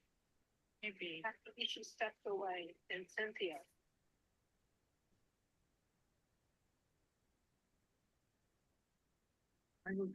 Okay, I did, Marco. I asked everyone to unmute. Oh, I'm sorry, I forgot to mute here. I was talking into one of the breakout rooms. Oh, okay. So anybody else want to say something in this room? What can you do environmentally for environmental justice? So what I started doing recently is composting food waste. So I'm part of a community garden here, and we moved house. And so I'm not able to go to community garden and put in or contribute to the hot composters there. But we also upgraded our community garden, and there were previous like old compost bins, which they were going to throw away. And I asked them, can I take one of these? And they generously said, you can take 3 of them. So I took one for myself, and then I'm also encouraging 2 of my other friends to, start composting at home. And that has really reduced, I mean, for the past 3 months or so, the daily compost waste, which was going to landfills. So we kind of have a control over that, and we do home composting.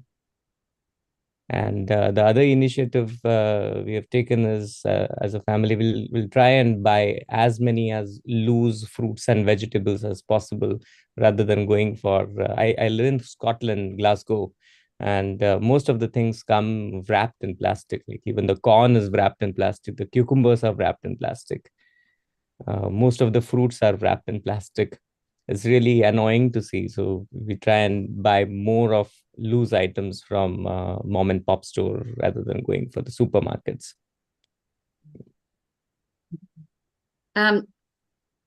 Folks, I stopped recording, so I'm going to start recording again. I had paused it when we went into the breakout rooms and I forgot to start it up again, so I'm just warning you. Okay. Okay, I didn't see, but Laura is posting in the chat, and so is Ella. Ella's just listening. Confused what is going on. Yeah, most of the people are in breakout rooms, and the way it automatically assigned it left some of us here. So we're like the fifth room. Fifth estate. Okay. Okay, and Laura says she's unmuted but can't be heard. Let me find Laura here. Yep, it says. Yeah, no, if you're talking, we're not hearing you for some reason. You are unmuted. Yeah, you're unmuted. Can you hear me? Can you hear me? Yeah, we can. Yes. Yes. Hey, I'll just contribute. One thing that I'm working on right now. A lot of our neighbors have leaves, so I've been asking my neighbors for their leaves, and I'm going to make a good leaf mold that I'll be able to use on the gardens next year. So that's one more thing that I didn't do last year, and I'm actually traveling right now. But when I get home, I'll be collecting those and putting those in the bin. Anyway, something on my mind to contribute. Okay, nice. Thank you for that contribution. Now, one thing I'll say about leaves is, the best use of leaves is if you're able to just leave them where they fall. Absolutely. Because that, promotes, the bugs to, not be destroyed. But for those neighbors that absolutely have to have their leaves raked, for you to collect them and compost them, that's awesome. Yeah, I totally agree. Hi, can I speak now? I'm not really clear what's happening at the moment. Yes. Can you hear me? Okay, hi. Yeah, I live in southern Quebec in a rural environment. We have a large garden, and we are transitioning to veganic gardening. And so, that's a whole process. And there is some excellent two people in Quebec who've been running veganic gardening courses. And I wanted to suggest that they be invited onto the next VCOP, and I can send the details about them. I mean, here in Quebec, we've been either you can compost yourself, your food waste, or it will be picked up by municipalities. They provide a special bin, for food waste. Locally, we have an issue with recycling of glass, that the glass is going into the general recycling where it actually contaminates the recycling and breaks, etc. So there's an environmental committee that's been really trying to push to have specific glass recycling facilities. And for some reason, the local municipality here is very reluctant, which I don't really quite understand. Yeah, I mean, with the veganic gardening, you can get very creative with recycling not only your own food waste as compost, but using leaves, and leaves actually do need to be composted to be used as fertilizer for growing plants. So we have been started making very large piles, at least 4 feet high of leaves. And probably leave them a couple of years. Like we have a big area about 4 by 6 that's filling up. We've filled up with leaves, and so we're hoping in a couple of years that can serve as fertilizer for our garden. I'm sure there are other things that I'm forgetting, but thank you. Thank you, Wendy.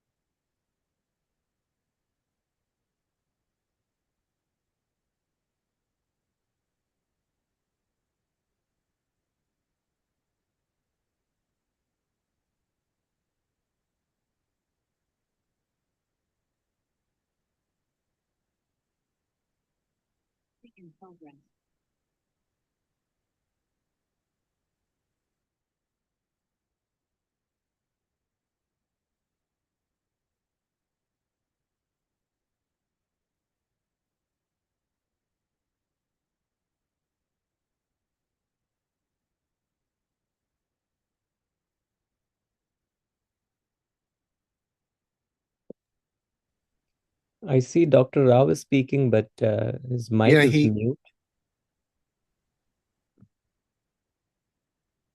did say to come back to the main room. It did.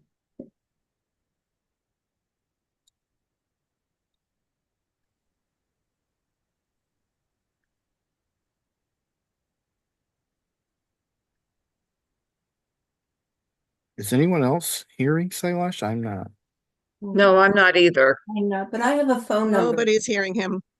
Oh, I think he's aware of it now. He may be aware of it. Somebody to speak for the next group. Oh, there. I'm sorry, did you all hear this or no? We didn't hear it. No, Not at all. I'm I so heard sorry. you say muted. say return from the breakout rooms, and then No, I unmuted here. okay. So Okay. so the breakout rooms, everybody's back now from breakout rooms. Yeah, broadcast also online. Yeah. So there's people watching online. So, can you hear me now? Yes, yes, Ray, can you hear us now? yes. It's Yes, a little but you're soft. So do quiet. you want to go? This group from on Zoom want to go next? What So are you we have doing? 4 Sharing? rooms. Are we sharing? Which group? You've already had a group I didn't sharing? hear from them. We could group. I was in the environmental group. You want to hear from the next group? Next group. Okay, all right, who wants to come up next? What group? Number two, group number 2, come on up. Who's gonna lead the way? What was the title of group number 2? Yeah, what was your title? Gender. Justice. Gender justice. Say that. As it pertains to. Can you veganism. please Yeah, give them the gender mic so we can hear it? As it pertains to veganism. Marquita. Thank you.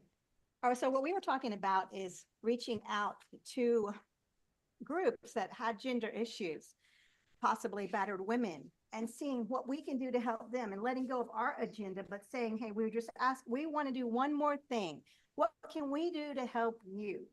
Right? And having a conversation, listening to them, and having this as a circular reciprocity.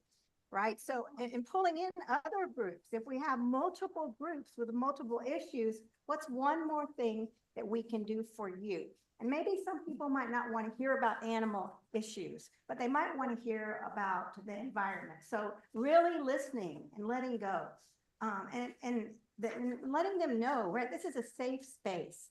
And the one more thing, it can be tiny. It can be following a group. It can be just, talking to a friend, vegan, and just listening. It doesn't have to be anything overwhelming. And we want to know what we can do to help, because in a movement, we have to come together. It has to. It can't be, all this fighting. And that's why our movement isn't working. This nitpicking to death, that's killing our goal. So when we invite other people and we support them, and with respectfulness and safety. And we ask the same of you to do one more thing so we all rise. Yay. Great job. I have some great numbers. Great job. Thank you. Boy, that was really, really good. Who's first group? Right here they come. Group 3. What was the name of your group? Environmental justice. Environmental justice as it pertains to veganism. All right. Well, I guess veganism pertains to environmental justice all the way around the board, as we've been learning with climate healers.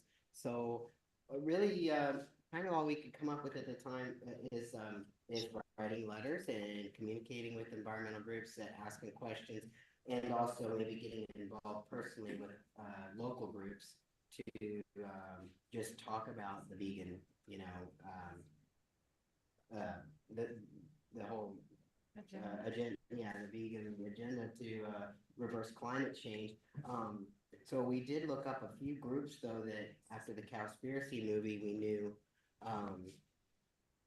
did not mention anything about veganism or animal agriculture and the climate problem. And then so we were happy to see like a few of them now, Greenpeace and Sierra Club were two that we looked up that actually support in their website says that they support eating less meat and dairy and eating more plant-based diets as a way to protect the planet. So they're starting. Anyway. That's good. Yeah, good. Thank you, Dakota. We got one more group or two. See if there's anybody on that. Group 4. Come on up, Paige. All right. And what is your group?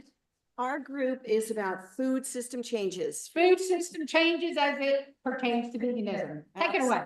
Okay, so we came up with that we've got to really dial in the taste. Jane Velez Mitchell brought up Climax, which is a food cheese, delicious cheese that uses innovation. Also, we need to brand plants. We need to brand plants, plant-based, but plants. Keep it to the plants, not alternative this or that or the other. No, we're serving up plants, delicious, yummy, scrumptious fruits, vegetables, nuts, grains, and seeds, right? Branding the word plants. Also, focusing on universities and cities in making those changes like Plant-Based Treaty is doing and a lot of other innovations are as well. So there we go. Oh, Sarah Siegel says raw vegan. Yeah, go raw, raw. All right, there you go. I love branding the word plants. Wow, that is a great concept. Awesome. All right, do we have anybody out there on Zoom that has a group that they'd like to bring forward? Ray, is there anybody out there? Yeah, I was in the environmental group, so I'll just repeat a few things that were discussed in our little breakout. Trouble hearing. You're hearing me a little bit? You can hear me okay? Gosh, Ray, I wish you were down here joining us. We are having such a good time here at Nature's Grocery here in Scottsdale, Arizona. Yeah. Hey, anytime we they all can't get hear me, together, I it's guess. a party, so.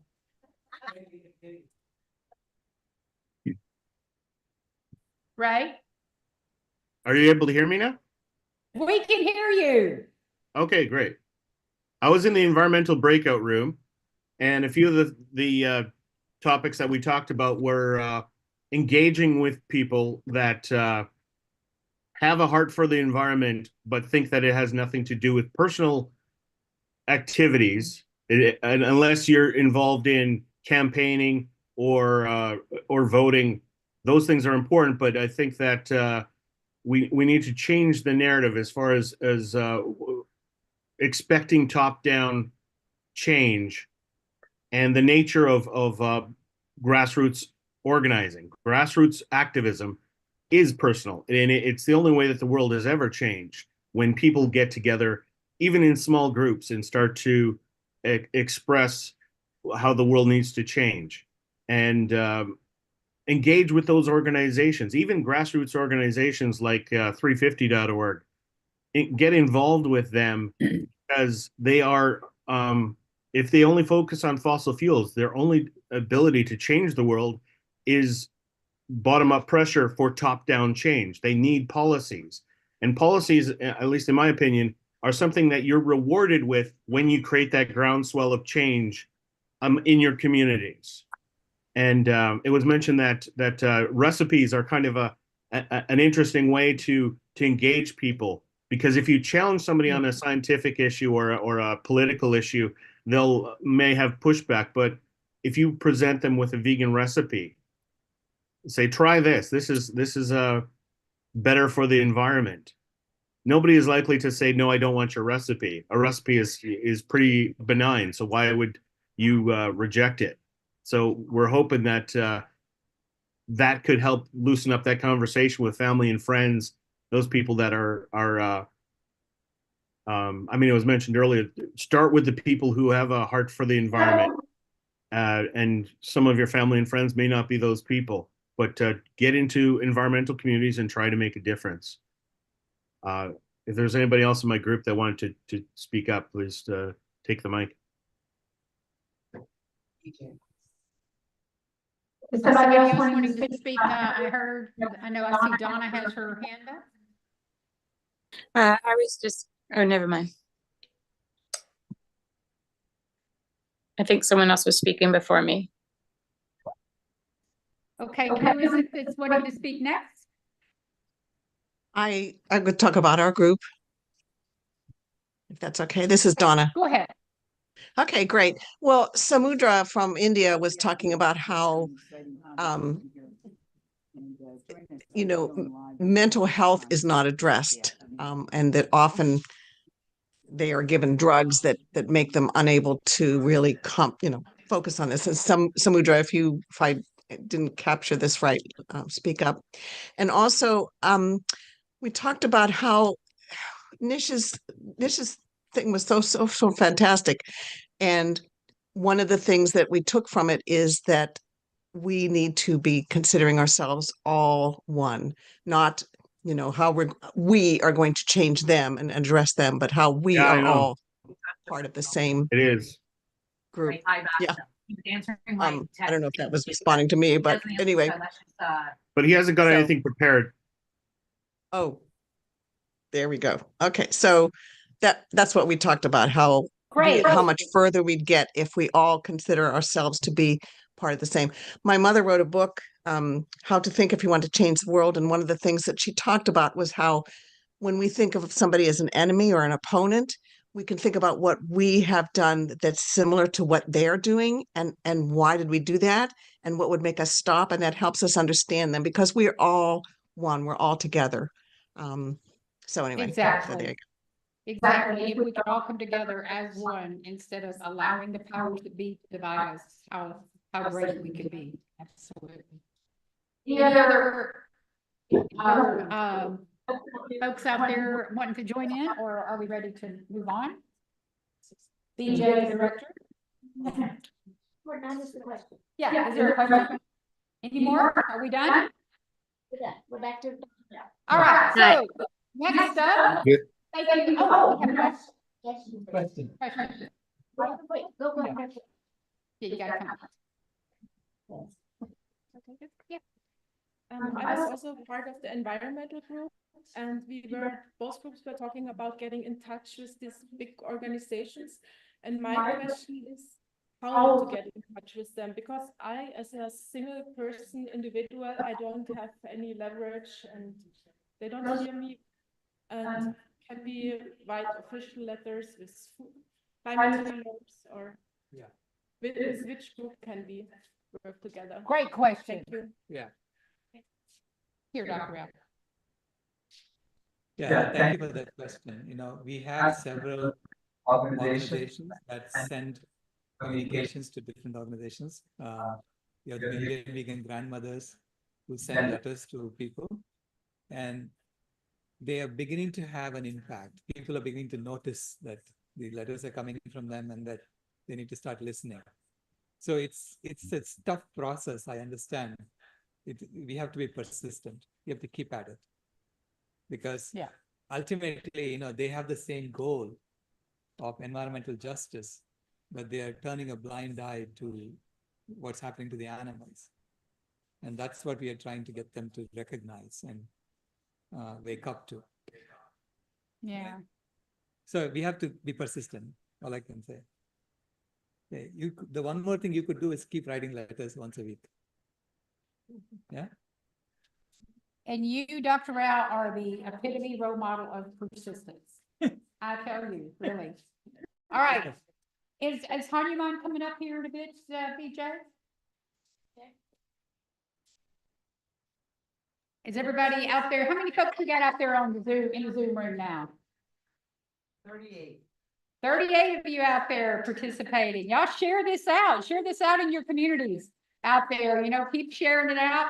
This is urgent news. This is what we're doing here in Scottsdale really, really, really is imperative. You know, the reason why there's not 1,000 people here is because we don't have the driving forces of all the economic powers that be behind us here, but we are determined to do that. Woo, yes. All right, we have Hanuman up. Oh. So we're gonna keep moving. We got to keep on moving. Anybody gonna break my style? What? Oh, we're here. Oh, we're here. Wow. You know? Okay, my question is, after hearing all of these things, does anybody have any further comments? Oh, okay. Well, after hearing all of the things you've heard here this afternoon in the workshop, does anybody out there have any other questions or comments? Anything at all? Looks like, let's see here. In the racial justice group, trying to see. They mentioned the movie they're trying to kill us. Okay, in the racial justice group, they mentioned the movie They're Trying to Kill Us. Okay. What about that? Is there anything they're wanting to know about that particularly, Danny? Well, I can say a few things about it. Is it, yeah, go ahead. Okay. I'm Rebecca, and I'm wondering about that movie. That movie is so powerful, and we showed it recently in a small town, and not very many people came, but it's one more thing that we did. And the people who then came, who did come, because there were some, we hope that they're inspired. So that's what I was there. And you were there. Oh, we had a great time. And so I'm just wondering what also they mean about it, because it's a great movie. Yeah. And maybe, showing documentaries. Like, we'll do something for you. You should show this documentary. How can we help and have that reciprocity? One more thing. One more thing, never give up. Never think your voice doesn't matter. Okay, Steve's ready for the next one. Hanuman's here? Hanuman's here. Oh, okay, good. All right. Let me turn the page. We have next up. Turn the page. Okay, next up we have Hanuman Das, born Hemal Randerwala. He's the founder and director of Go Dharmic, a global humanitarian movement rooted in compassion and service. Inspired by the philosophy of Dharma and the teachings of Neem Karoli Baba, he began Go Dharmic 13 years ago by distributing fruit to the homeless. Wow. That was done in London, which has since grown into an international initiative, providing over 22 million meals across 180 locations. Honored with the UK Prime Minister's Points of Light Award in 2023, Hanuman Das has established 4 charities and co-authored several books, including The Power of Dharma and Moving Mountains. He is currently completing Be Yourself, a project started with the late Ram Das. Will you please help me welcome Hanuman Das? Thank you, Hanuman.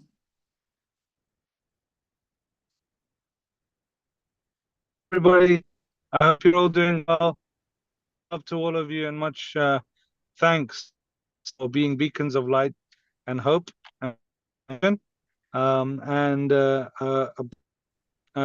you to my dear friend Sharao for bringing everybody together, and to all of the volunteers who make this happen.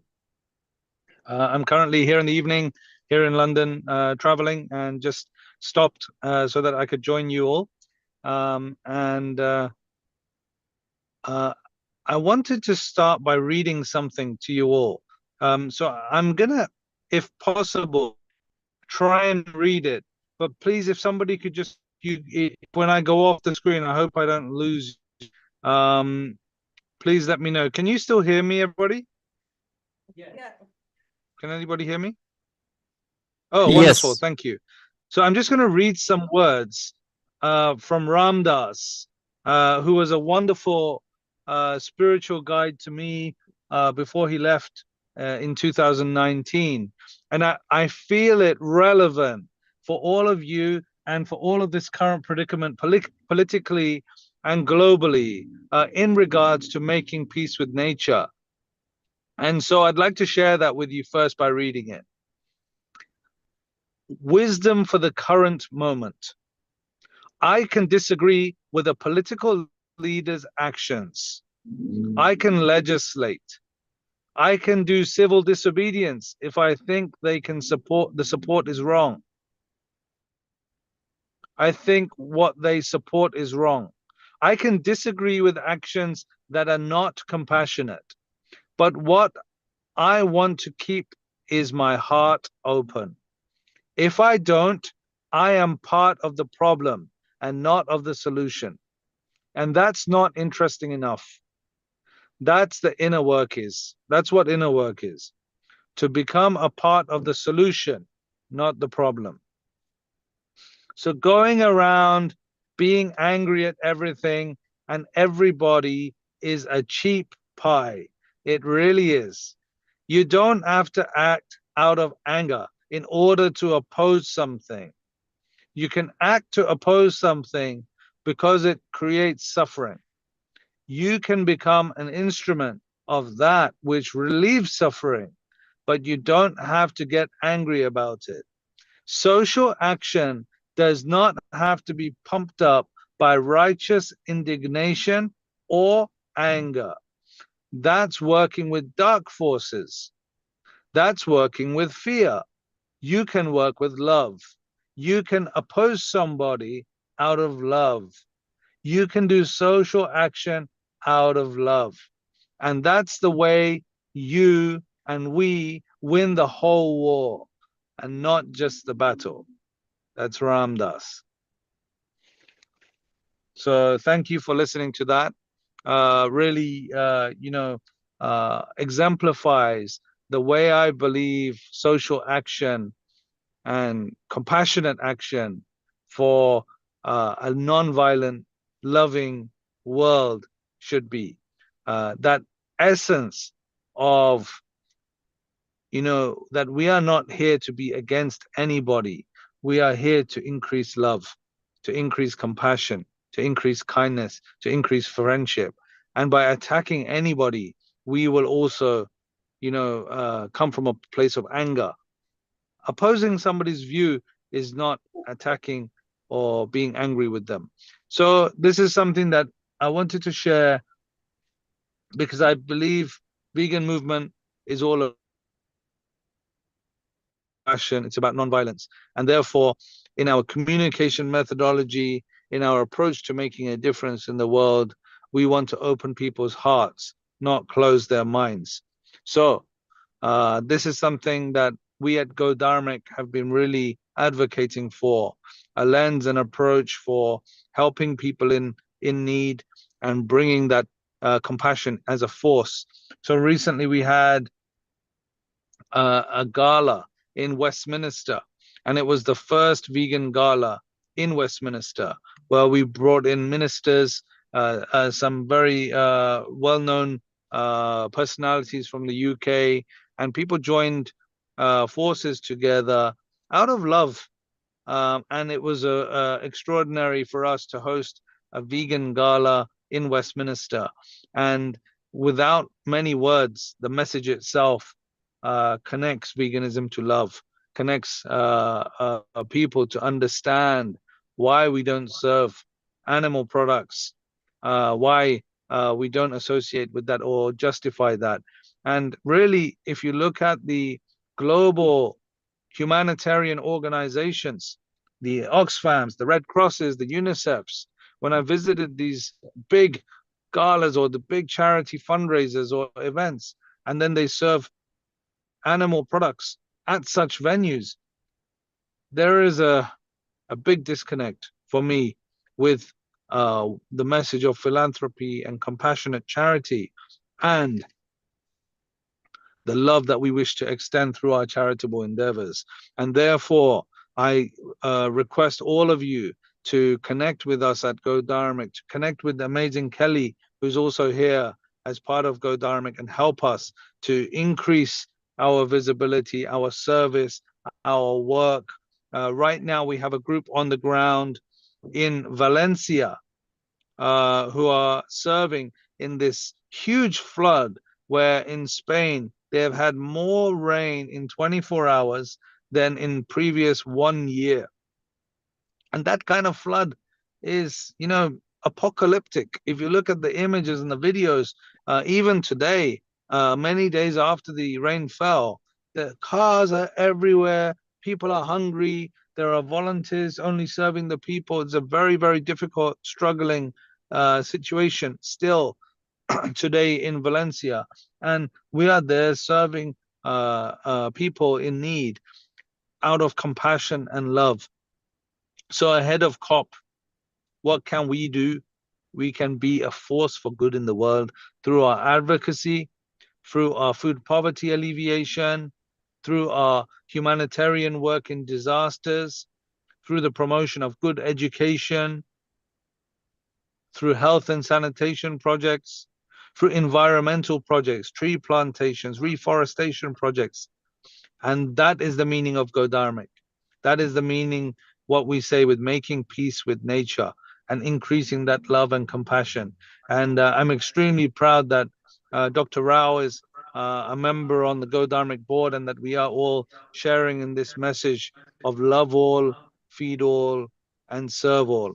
That we can take our egos out of our work and open our hearts.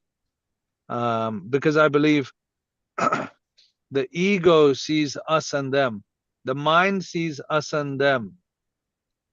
The heart sees us all as one.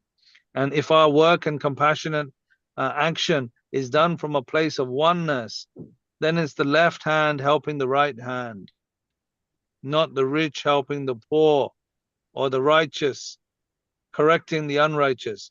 We are all, as Ramdas said, we are all just walking each other home. And when I first became a trader in financial markets, that's my career, the first lesson I ever learned was, this is a dog-eat-dog world.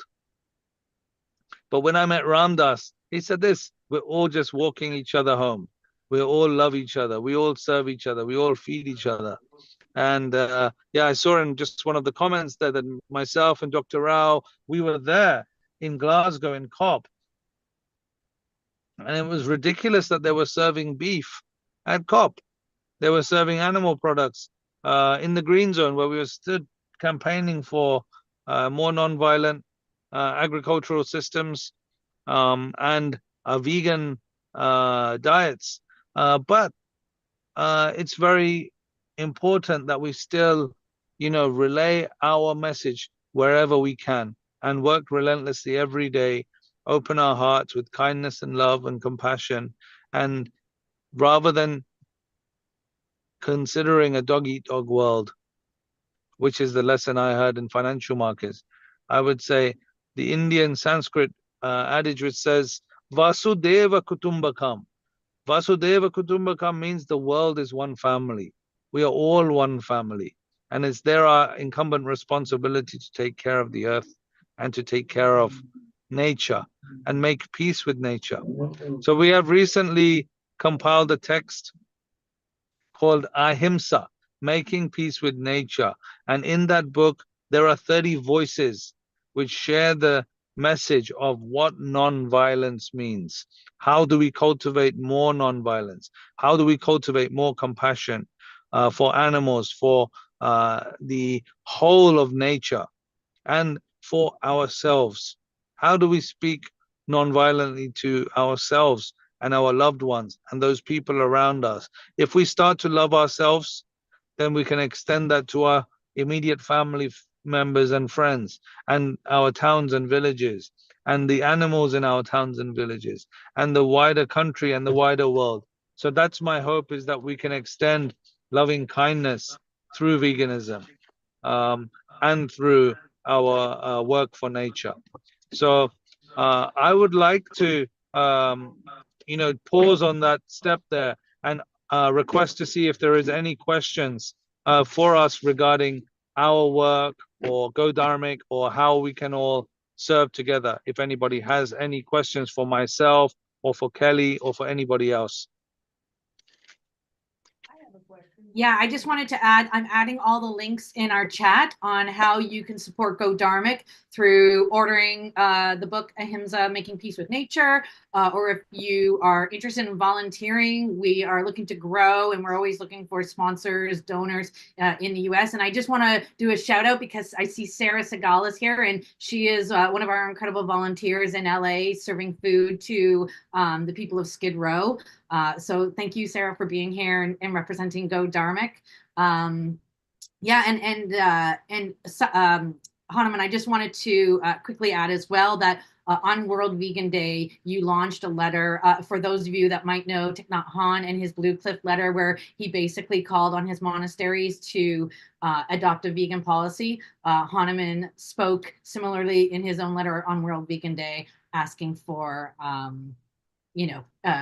just, an embracement of veganism, as, like he was just speaking of, our need to move in that direction for the healing of our planet. So you can find that letter. It's so beautifully written on our socials as well, and I'll post them in our chat as well. And a big shout out again to Ray and to Sarah and everybody who's been serving and helping with Go Dharmic. This is a universal mission, and it takes a village, doesn't it, to do this? Like, it's all of us to come together and to create service. Thank you. Has anybody got or any thoughts or has anybody typed, Kelly, that we can respond to? Thank you so much, Hanuman. We have a question here from the audience. Jane Velez Mitchell, you want to come up and ask your question? What can we do to get these environmental organizations to accept that animal agriculture is at the very least a leading cause of climate change, or the leading cause? What can we do to get them to face the truth? Great question. I think it's not going to happen in one particular thing. It will require lots of different angles. It will require people who have a more scientifically leaning arguments for the correct changeover. It will require compassionate arguments. It will require humanitarian arguments. It will require all of the above. Just like slavery, that wasn't removed with just one person it was a movement of people coming at it from different angles and different thoughts and different ways, different voices. And then that becomes more and more convincing over time. So it will happen, I believe, in that way. The more energy we create and the more movement that this is the correct way to reduce violence to nature, then it becomes the norm. So it will become, obviously at the moment, we will consider our organization that is a vegan humanitarian organization. Can we have our video? Okay. So yeah, I hope that answers the question. It will take multiple people working together with different voices and different traditions and different communities, all speaking for compassion. Yeah, and I think you're addressing a similar thread in that it takes persistence. We've heard Dr. Rao emphasize that several times today, that the persistence of, we all just have to keep on addressing these matters, because it's obvious to so many of us that, our environmental disasters are caused by animal agriculture, and how people can just believe that it's normal, that what's going on is normal is beyond me, you know. So I think, like Dr. Rao said, it really is about the deception that we've been force fed. Any other questions out in the audience or on Zoom? Also, one thing I add to that, I just want to add to something that I think is cultivating compassion amongst each other as well. So, you know, some might be moved. Who's asking the question? We lost him. Oh, We're taking questions from the chat. okay. We lost the person asking the question. We're now taking questions from the chat. So if you have a question, please put it in the chat. I would like to say something quickly. Hello? Hi, everybody. Just quickly, the one thing that I hear overlooked constantly is sort of like the elephant in the room. Most people, even those people in those environmental organizations, they firmly still believe they need to eat animals. So the science behind, you know, a plant-based and vegan, well-balanced vegan diet is there. And without that, they're not going to budge. They might eat a lot less, but they won't go vegan as long as they believe they need to. Thank you. Thank you, Nancy. Thank you. Yeah, if I could just quickly add to that, Nancy, you know, that I think like the biggest fear is just losing donors, you know, so it's, you know, trying to not lose those donors that are already there. And, you know, we've seen that with some animal welfare organizations of, you know, not being firm in their commitment to say, you know, you're an animal welfare organization, you know, and serving, but we're going to serve animals, like, you know, like that. It doesn't make sense that, you know, to serve that, right? So that's why it's so important for us, you know, when like Hahnemann was saying, you know, we have this gala and we make a point of saying ahimsa means non-harm, and non-harm extends into animals. So we're not going to serve animals. That's harm. Right. And that is but something but all those people still believe they need to. Yeah. That's the big problem. And then you have these celebrities that are going, I'm not vegan anymore and I feel so much better, you know, even though I was a drug addict for 10 years.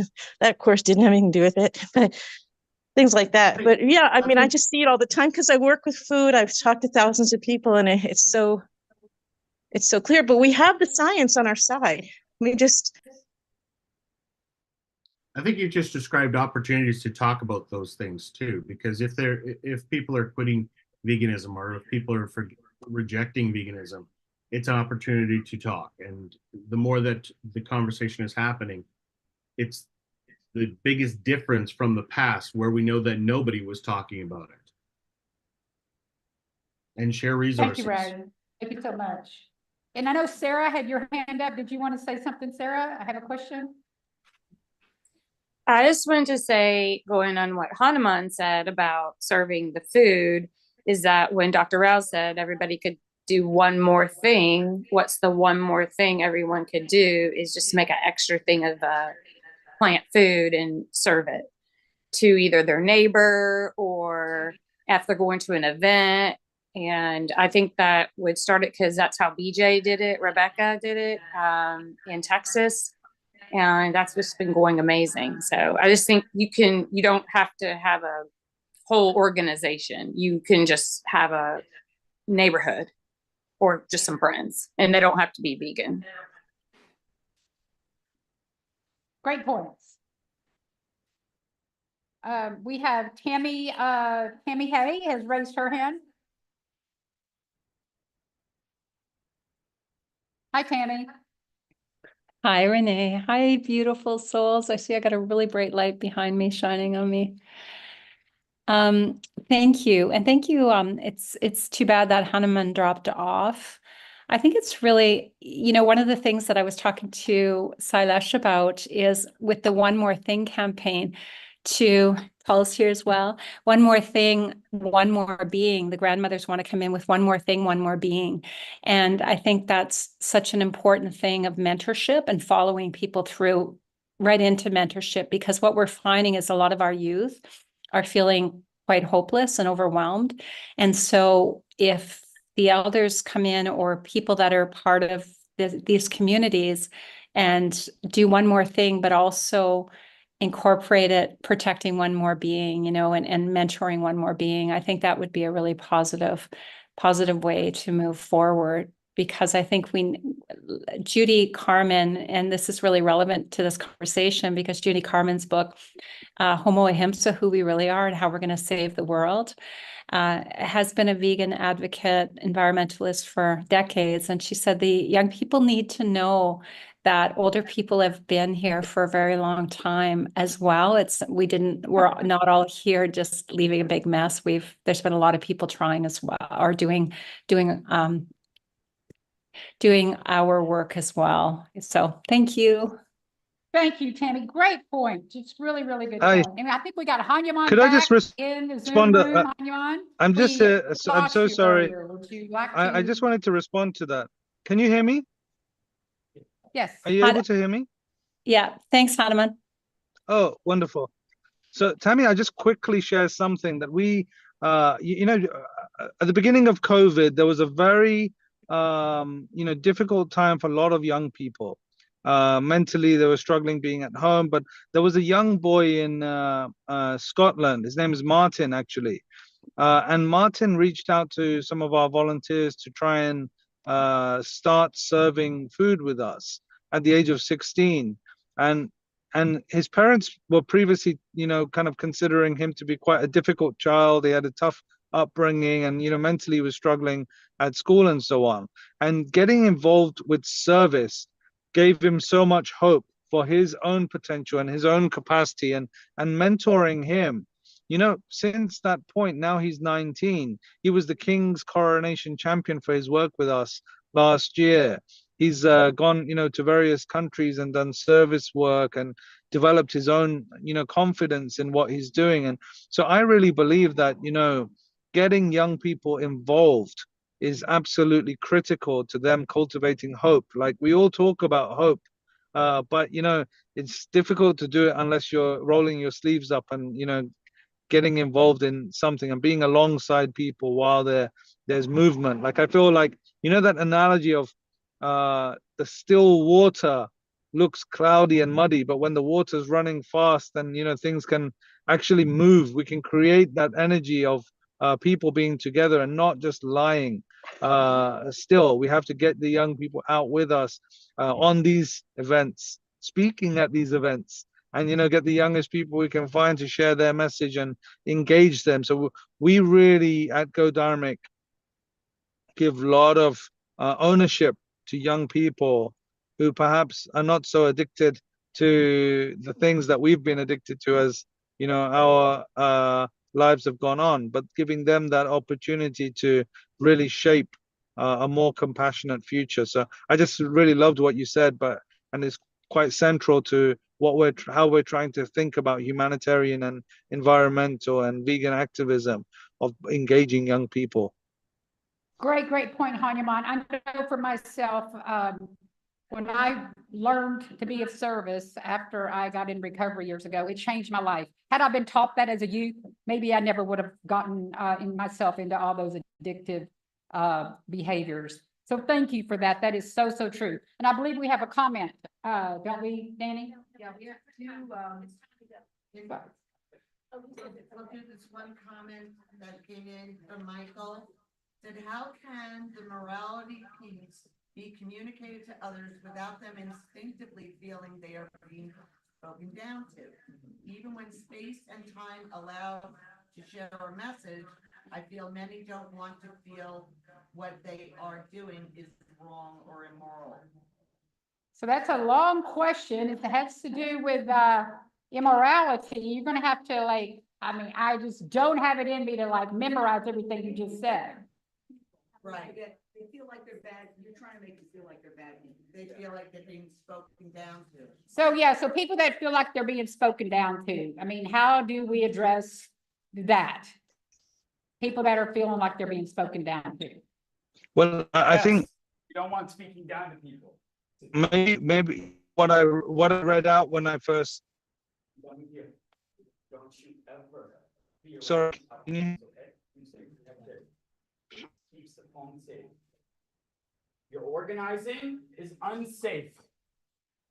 I am his eldest son. That's why you don't see me. Do not touch me. Do not say my names. You've been told the rules. You lost the right to say my name with your writing in your books. It is absolutely the time. Because his spiritual violence has hurt my brother. His financial violence has hurt my mother.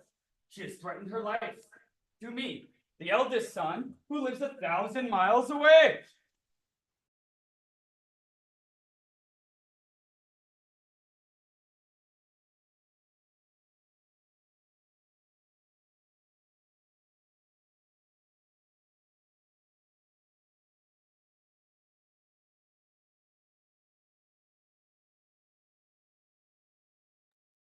Hi, HD. We got a message, a question. Is the food in Valencia vegan?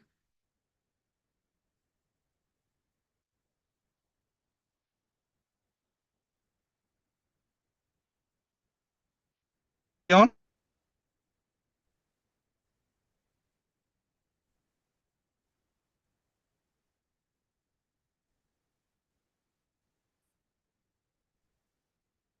I don't know exactly coming through clean. Oh.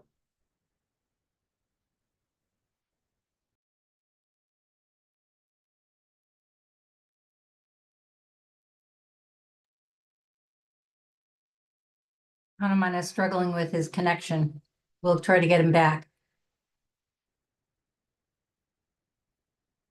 You're muted, Kelly. Kelly, you're muted. Sorry about that. Yeah, sorry. I'll answer in Hanuman's absence. Yes, it is. You know, when Hanuman, the one thing about Go Dharmic that's really unique about it is it's really there's a lot of autonomy given to the volunteers. And the letter that Hanuman wrote is to really emphasize, you know, the need for to practice like extending ahimsa to animals and ensuring that all the food that's given out is vegan. And so I know that he was directly involved in that. And so yes, the food in Valencia is absolutely vegan. I get it. Okay.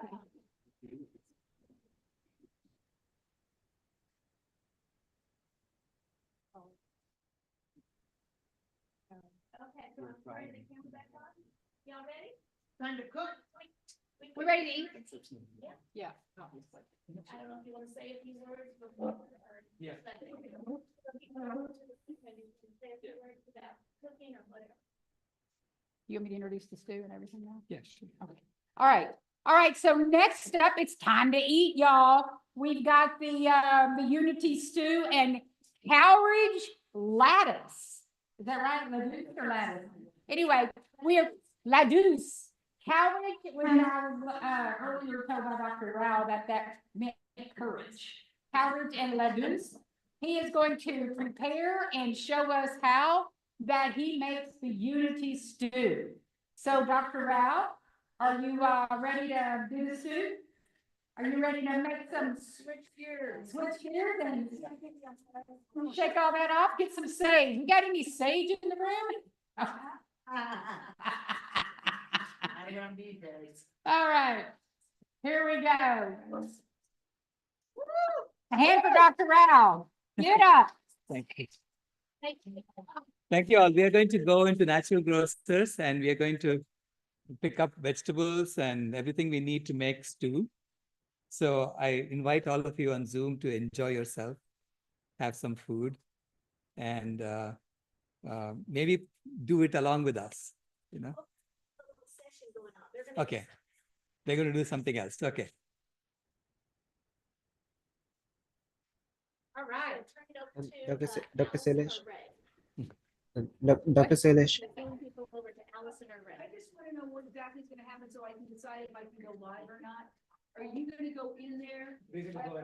Okay, we are going to turn the Zoom room over to Allison or Ray. So y'all have at it. We're about to go inside Nature's Grocery and follow Dr. Rao around while he gets all the ingredients to make Unity stew. Yay. Okay. Did you have anything else? No. Good. If possible, we'd like Paige and Rebecca to share what's happening using their cell phones.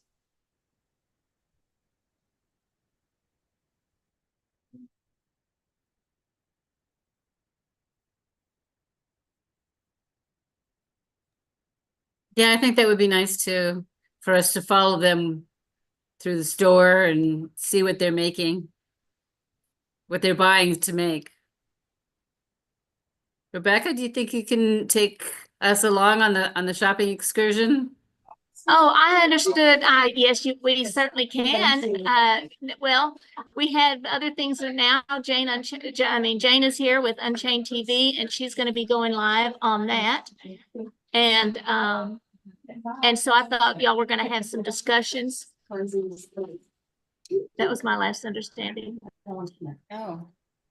Rebecca, am I audible? Rebecca?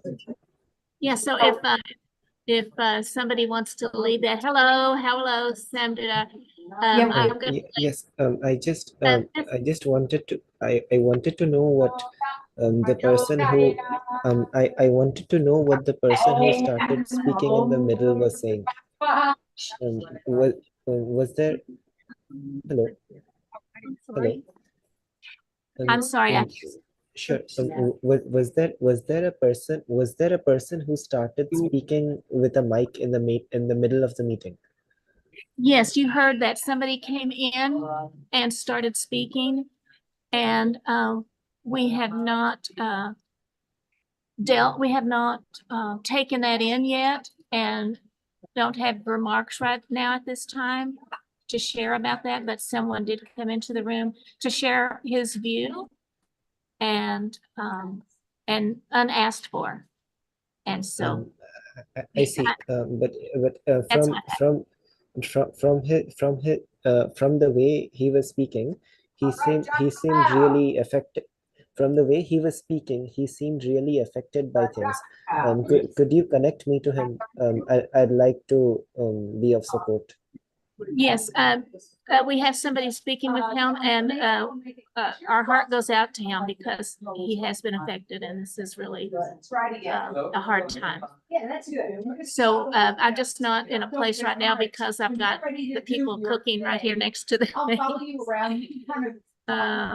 so is that acceptable for the people on Zoom? I mean, it does feel uncomfortable, doesn't it, to have that, and you're not here to start now moving and talking or asking about the interruption. And so I see some people coming online. Is that something that y'all want to discuss, or you want to wait? Why don't we wait until Dr. Rao is here to be doing that, or y'all can decide what you want to do. Sure. I'd prefer the sessions to go on as they were planned, but after all are over, I'd like for some of us who are concerned to be able to communicate with him. That's a beautiful thing. Okay, so yeah, that's what I was thinking too. We'll go ahead as we planned, and then we'll what do they consider what happened in depth and talk it out, because we want Sure. everybody to feel good. Yes. Thank you. Okay, thank you very much. I really appreciate that. And so now I think I heard Gabrielle say that y'all would like to watch us in our cooking and making the food. Is that Yes, correct? absolutely. Yes. Uh-huh. Okay then. Okay, Yes. that's what we'll do. We'll have, maybe it might be me. I might try to get on. If I come on, I know it looks like I'm here, but I'm going to get on my phone and then I will follow people around if Paige doesn't, because Paige is doing things. All right, so I'll see you soon.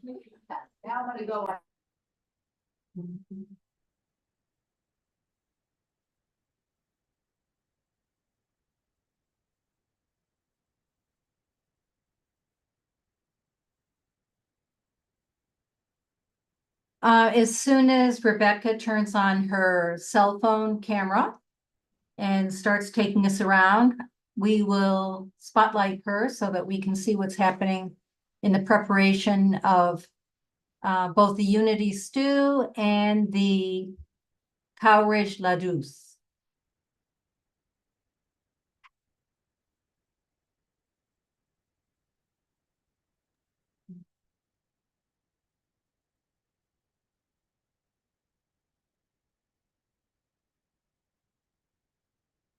Sounds good, Allison.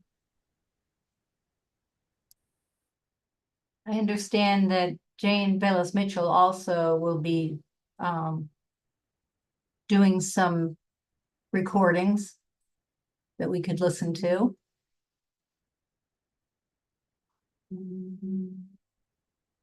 Okay, I'm here now, and if somebody can make my phone co-host. Ray, can you make Rebecca Allen cell phone co-host? Thank you so much. Okay, and then y'all can spotlight me as I go over here to the phone, okay? Are you on camera? Ow. Now I gotta turn it around because it's still looking at me. Turn around, camera. Turn around, camera. There we are. There you're on. There you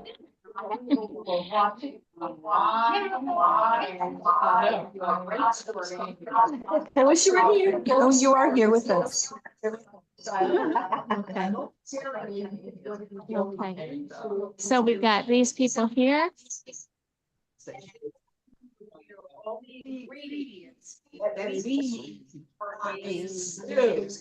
So, you know, folks will come all over.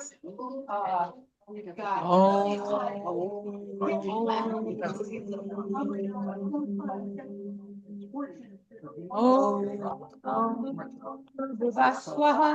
some interesting stuff happening here. Whoa.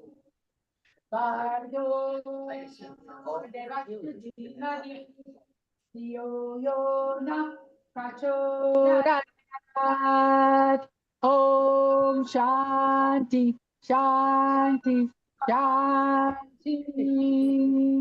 Green Easter.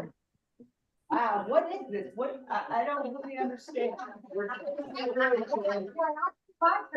the ancient language of Sanskrit. Okay, can you do it one more time? I think you had a really, and this is singing bowl. That's a singing bowl. Wow. Okay.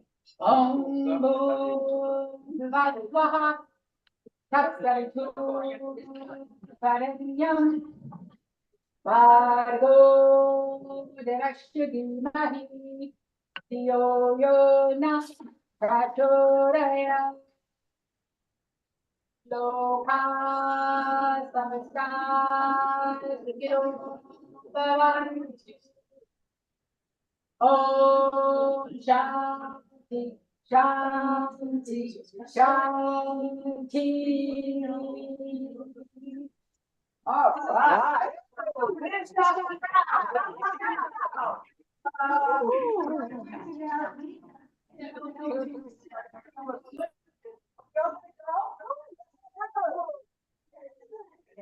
Oh, good.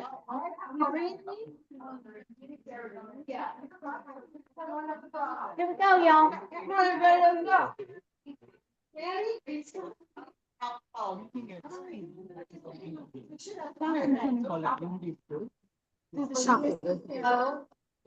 For the ingredients. And she will keep adding things to the complete meal. Because it has beans, legumes, it has grain, it has vegetables, and a herb, and some base, onion, tomato base. Okay, and it's always delicious because depending on which vegetable you put, it tastes different. Okay, let's do it. Let's do it. All right. We're here at have fun. Let's go. Great. I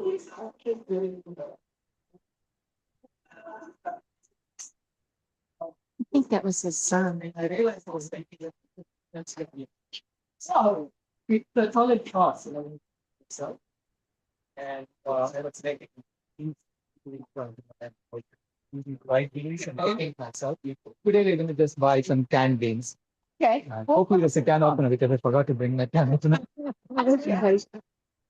All right, here we are. Scottsdale, Arizona.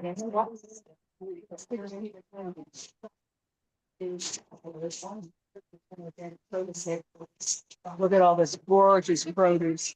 And we are shopping. Are you on Zoom? Are you on Zoom? Can you hold mine? as well as yours. I'm sorry. Use this one. And it's unmuted, so if you need to mute. I'll double check. Cilantro could be a little parsley or basically or Italian parsley. I don't know if that- 50 cents. 50 cents. Parsley? Good. 50 cents. Everything works. Everything works? How about 6? Absolutely. Yeah. Bok choy. Oh, it's raining. Mushrooms? Mushrooms? Think about the combination you're making here. Right? Dandelion green. Does that work? Wow. We have plenty of greens now. Okay. Right, so yeah. And let's pick up tomatoes.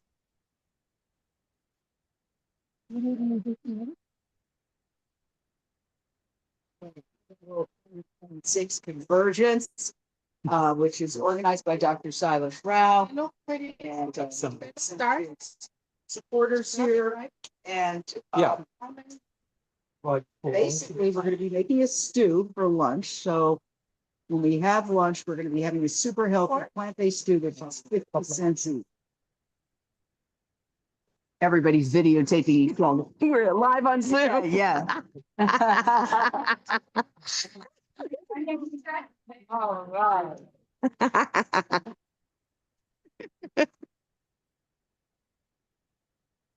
Oh, hi. I'm live on the Zoom for the interview, so.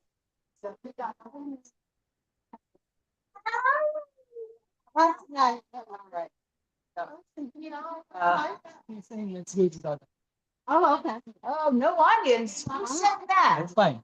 How about quinoa? Tell me that I wanted without time. No, we're gonna have an argument over the Garlic, can we do garlic? I like onions. You like onions? You're my roommate, and you would suffer most if I eat onions and garlic. Now why don't you? Is it because of the Jane? Yeah. Plenty of this. All right.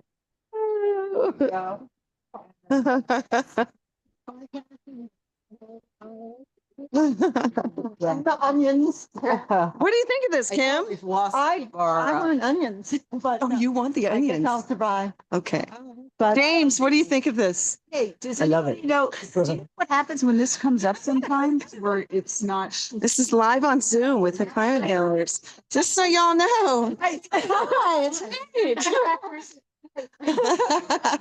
I know it's. Now everyone knows that Darmada and I are roommates. Let's see. Let Jay put out the brain. Jay, what do you think? Yeah. Oh, okay. Well, let's go see what our options are. Okay. Let's see. Yeah. Well, would know the layout of the. I think it's fun. Yeah. Have you ever made a Unity stew before? Not with Unity people here. Yeah, I'm even wearing the Unity badge. Yes. Unity North. Ooh. Animal ministry. There we go. Yes. Coming back here, right? Yes. Atlanta. Now we got more unity here, and that's what the world is made of. Unity. Yes. Together we.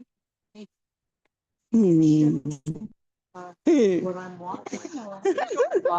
Yeah, it's going live. We're also picking out spices now. In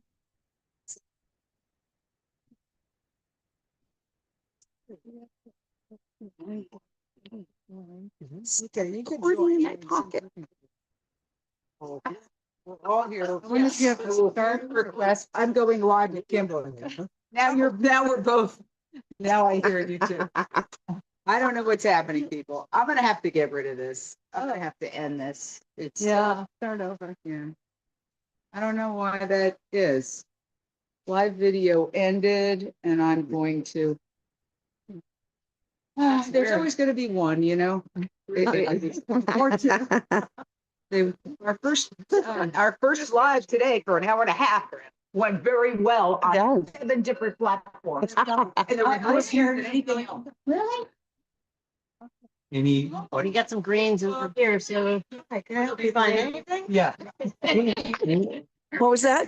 Can I help you find anything? We got some barley. Quinoa flake. Barley. Organic white quinoa. Quinoa, all right, there you go. Thank you. Okay. Any canned beans? Small red beans, but I think they have to be soaked. You want to? Yeah, with a CO.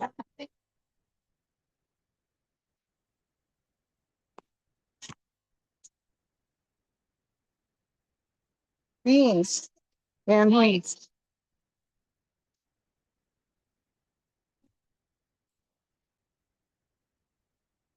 In the section I call the mortuary. A lot of dead animals are in frozen packages. Oh, that's fine. They didn't know that. So we got this. Oh, you got that? Okay. Just saying, we bring a little energy for the dead animals that all are in the mortuary here at the market. So no, it's a market blessing, market mortuary. So yeah, anyway, little blessing, a little blessing for those beautiful animals. They do have a lot of really good, quality food here, but they have to always put dead animals in. Well, that's okay. People want that. So until people don't want it, they're gonna have it. So how do we protect ourselves from that? Sometimes you just gotta build it and he'll come. Yeah, yeah. Okay, that's all it is. Oh, that's it. Okay. Yeah. And notice how there aren't any plastic bags on here. Very good. Yeah. That's right. Okay, so this is it. Okay. Very few, very few. Would have to do, yeah, but no extra bags. Oh, Danny. Do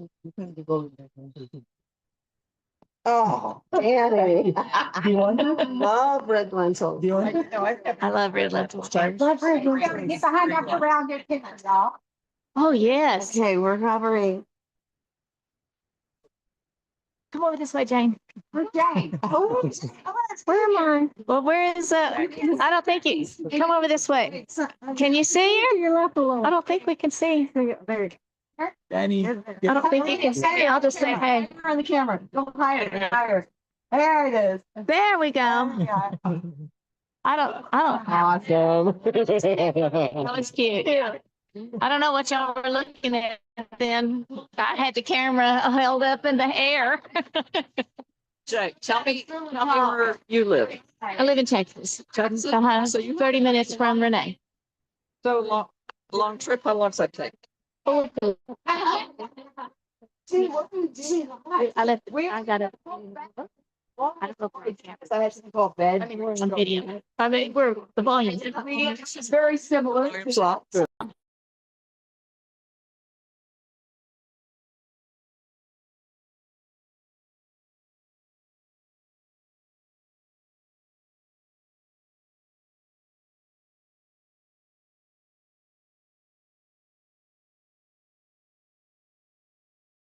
Volunteering or something. Yeah, one way or the other. So at some point, I wanted to get your opinion about this.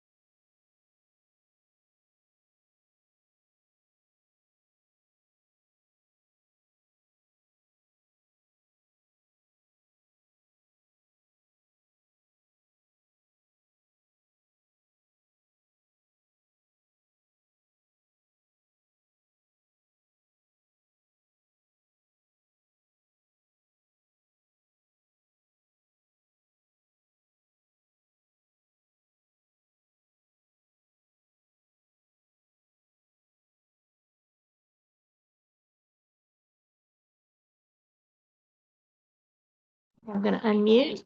Okay, I don't know if you need any guidance or interpretation to watch Dr. Rao cut tomatoes. Cut tomatoes. But I'm gonna mute and I can go.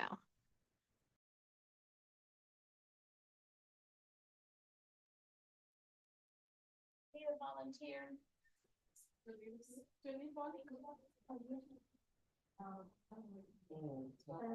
Good.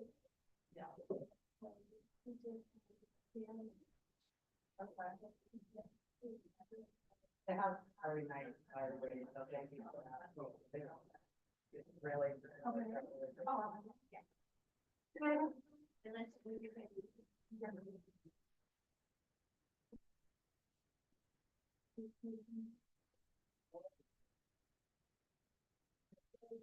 Tips, you want me to get close in?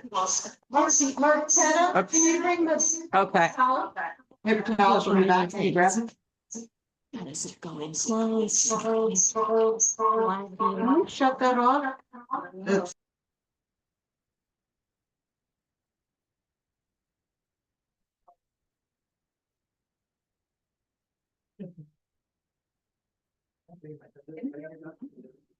Okay. I don't know. Okay, I've got my presentation up and I could just go, click on show and there I am.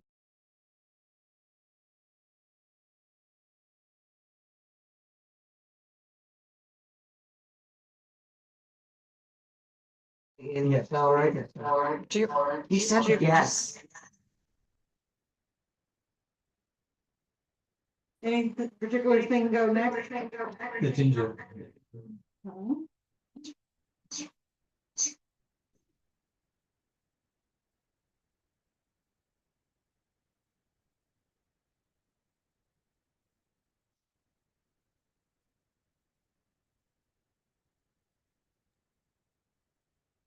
What's after the ginger? I'll get it ready.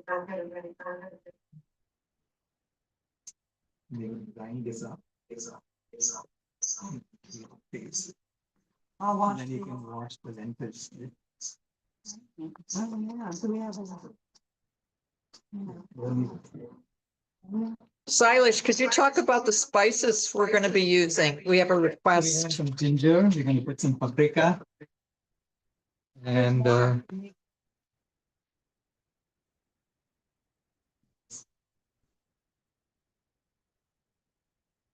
cumin. And turmeric. Salt. That's it.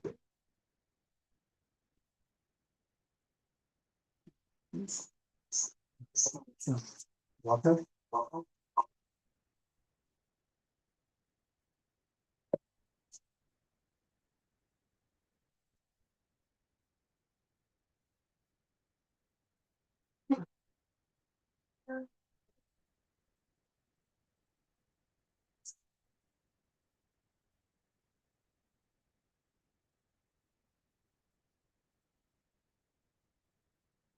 I'm going to take over. This time. Okay.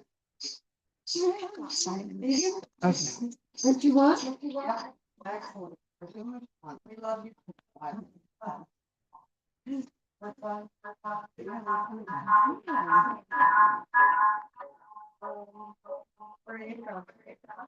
Are we gonna come to work at first or right? And we'll go to Georgia and get to New York, and take care of myself.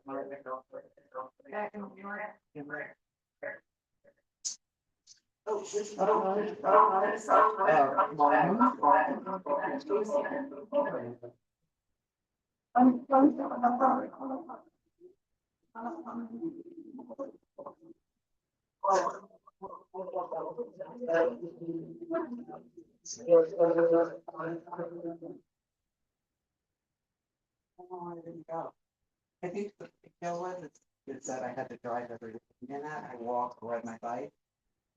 And I just didn't want the extra. Can you get by?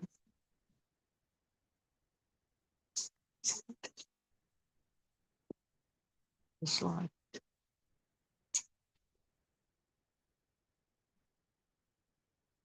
So, special gospel. And we have other ones too, or? Oh, quinoa. Okay. I'll get a spatula and finish that out. Watermelon.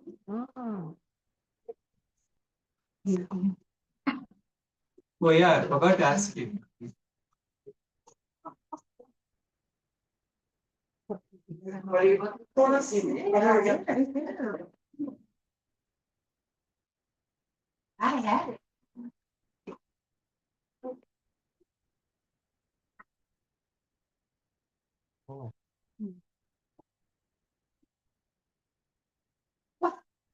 Ceremonial watermelon is here. Let's see, I'll put up the sweet potatoes.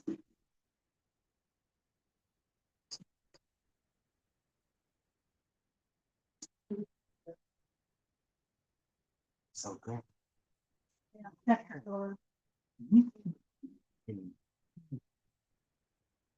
Isn't it just beautiful? This how it is good. It's so alive. I love. Should I watch yours? I read.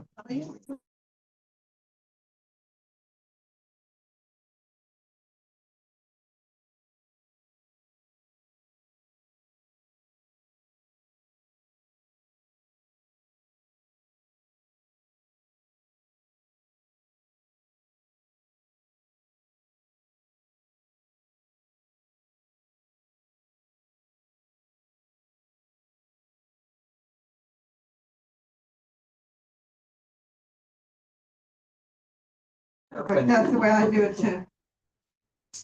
I leave the skin on. I'm assuming this is the bottom. Yeah. Oh, wait, There's probably that. Turmeric. Big. Keep an eye on it. Dakota, can you go over there and show me those slices?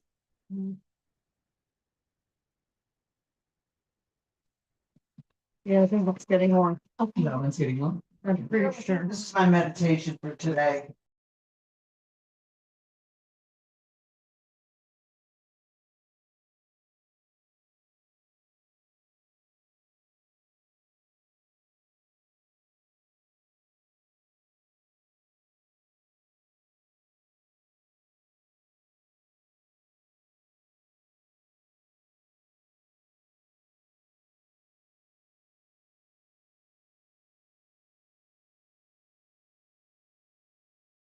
Turmeric. We've got some Himalayan sea salt. And we tell me again, while since I unmuted what those are. We got paprika. Uh-huh. We've got cumin. We've got turmeric.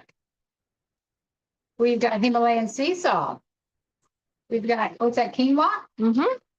Quinoa. Bok choy, yum yum bok choy, parsley, carrots. There you go. Thank you, thank you. Here. Sweet potatoes or purple yams? I don't know. What do you think? Are they yams or are they sweet potatoes? I don't know. Big question. Yeah. Is that what you like? But they are purple. That They was are purple. it. Okay, and is this the tomatoes in here? Blender? Yes, the tomatoes and the ginger, Dr. Rao has blended nicely. Not like twice as much. And that will go in. Let's make sure our, You can put it in this and then we'll just. oh, we're gonna cook the sweet potatoes separate? Yeah. Okay. Is this about right? Or smaller? size? The small, okay. I was gonna do it smaller, but he said don't do it too That's small. nice. Or maybe not. They'll cook faster, I guess. Yeah. Yes, that's true. It will cook faster if it's smaller. So that's the purple sweet potato. They're so Yeah, pretty. The yam or the sweet potatoes? That's the question. Oh, and I'm glad you got mushrooms too. That's a very healthy thing. Oh, yeah. Oh, and you've got raisins. Yeah, they're yummy. And what are these? Are these pistachios? No? This is their cardamom. Is this right? Yeah. Cardamom. I don't think it's getting hot at all. No, it's not. I wasn't sure. I wanted to. No. Oh, No, it is not. warmer, but It's not coming on. Electric will heat up real fast.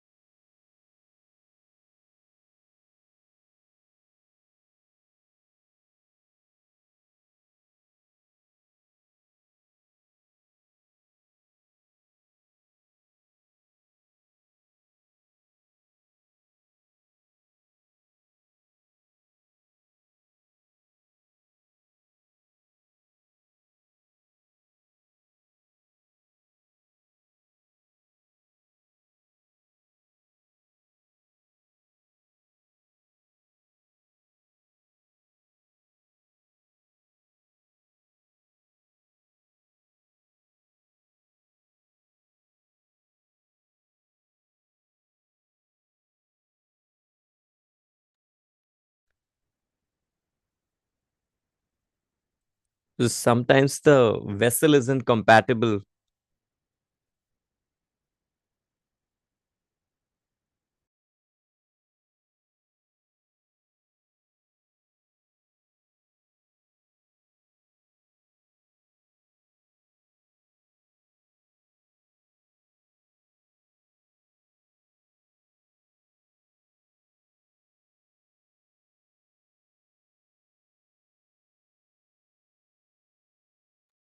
Not using a lot of little bitty water bottles, using a big water bottle.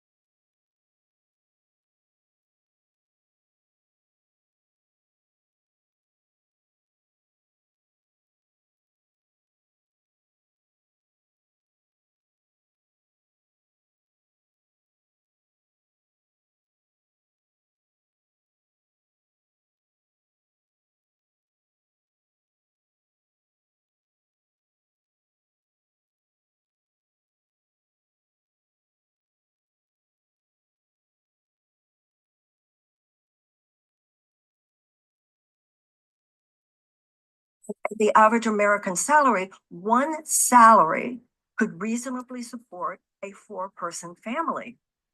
People had time. People had time to spend with their kids. People had time to talk to their neighbors. So it's both and. It's personal responsibility of realizing that we're accountable and so forth, and we shouldn't be greedy. But it's also for someone my age realizing, well, yeah, that was a much easier time too. I mean, think about that. When you have 70% of Americans who say that they live with economic anxiety on a chronic level, when you have, remember, you have at this point 46% of Americans who say that they regularly skip meals in order to pay their rent. So the time that he was talking about, the values were more fair and reasonable and loving because it was easier for people to be fair and reasonable and loving. So it's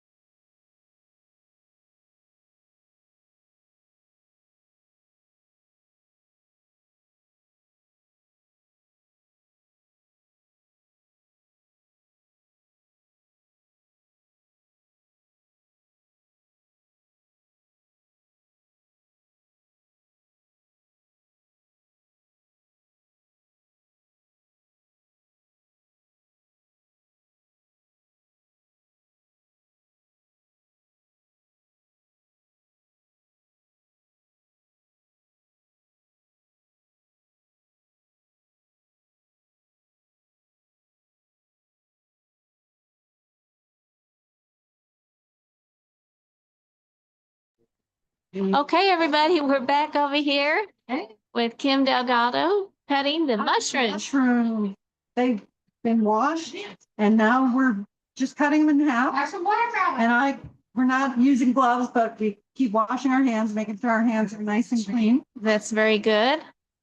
And we've got colorful carrots all chopped up. Yay. Look at these beautiful different color carrots.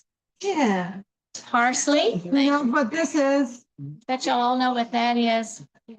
Starts with a B and it's not broccoli. Bok choy. Broccoli. Okay, y'all. And don't drip your juices back on there. I used to be a health inspector, so don't put your juices back on the watermelon. Good idea. I like that. But I'm thirsty. There. Put your old ones right here. Oh, beautiful. Good for you, Renee. Oh, compost. Okay. There we go. Let that be compost. Oh. Put that in my mouth. Oh, no, I don't want it. Never mind. If it's too salty. Yeah, gotcha. No, I thought it was just broken. That's It's the same species. It's parts of species. You're picking on him because he's wet. Wow, I could go there. Remember, we're live. I could go there, but I won't. What's your favorite green vegetable? I think kale. It's a Cross between kale and arugula. Oh, really? Wow. Yeah, I think I like, little spicy. yeah, it is. For anti-cancer would be arugula, kale, and watercress. Watercress. Oh, watercress. How about you, Kim? My favorite is kale. I love broccoli, kale, spinach. Yeah, I think kale, I'm the one that picked out the kale. So I'm about to chop it up. Now, someone chose parsley for the soup today.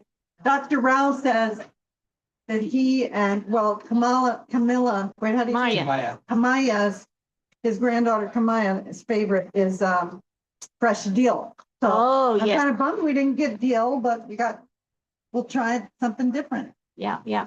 I missed good. time. So we'll use the dill. Yeah, that looks like plenty too. Yeah, and we're gonna compost, so we're keeping our compost over here.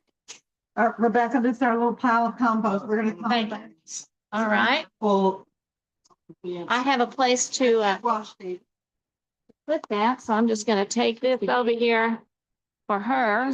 You can put that compost right in here and have some space. Thank you. You betcha. And I think that's probably plenty of parsley, so you're putting some dill. Well, Yeah, I think so, because you're gonna have some there. All right. Parsley. Yeah. So now I'm on the kale. Okay. And so is yours audio also? Cool, hi. Look at all the colors. Okay, should we leave stem in or stem out? Stem out. Stem out. We can save the stem for another meal. Chopping it up. Make a nice soup base. Oh, I know how a way to do that. Have you ever pulled it off? Yeah. Oh, okay. I didn't know if you had seen that. Yeah.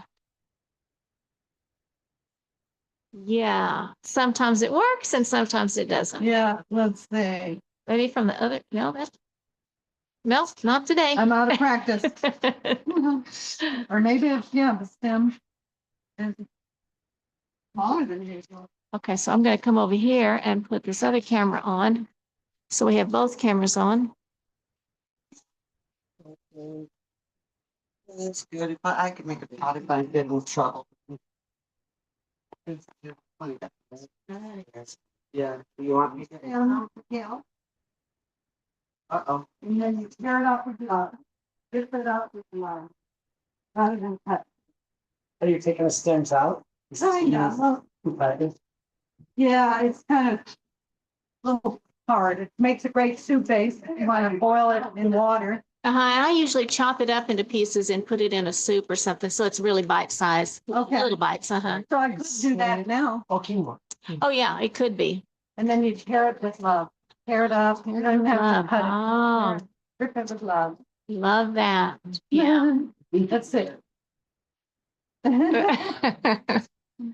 I guess the stems are small. Yeah. All right. Usually I'll say, leave my idea of a perfect life. Hey, you know, the kitchen. It's beautiful, man. It's so colorful. It is. And there's just in the legal and of trauma with, you know, the emotional angst of smelling poor baby's bodies cooking, you know, the meat eating that we grow up on. So, Right. So this, smell all that. it fits in with your intentional community idea, doesn't it, about communal cooking? Yeah. Mm-hmm. You know, a big kitchen like this and have sales together and, you know, eat alone when they want, but you know, have a good time, having that community like that. I have little wings. I used to make like a smoked veal. In the middle of would be like the kitchen living area. Read, meditate, whatever. But then the spokes would be like dorm hallways. Where you had bedrooms, your own bathroom or solo bed. You know, that would be. Right. I don't know. You'll have your privacy in lawn, back. Be in the area for, you know, community when you want that. Sounds good. And in fact, since we're live, this might be a time to say if other people are interested in communal living or intentional communities or tiny houses or dormitories or houses shared. Contact BJ or Dakota. That's right. Right. That's right. Let's let these climate healers know. You betcha. Yeah. Great. Greens in the pot now. Oh, okay. So we'll start with the bok choy. Uh-huh. You said ready, right?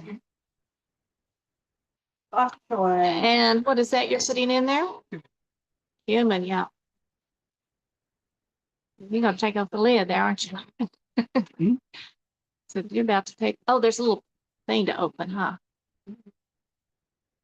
Think it's got. And now the beautiful kale. You can eat it like that, kind of. But this will be better on here. Ah.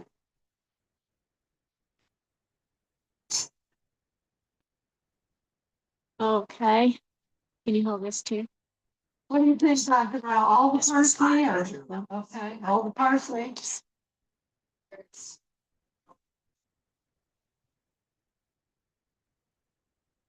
Okay. Don't want to waste any kale.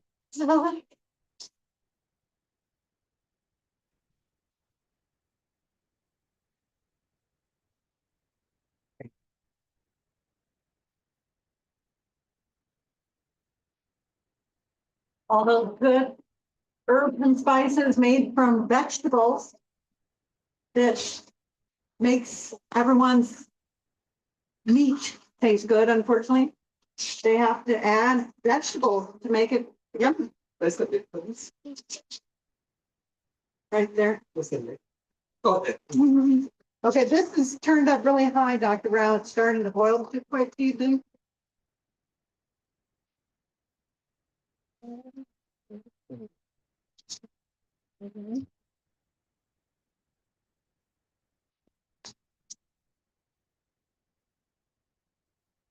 put the mushrooms in.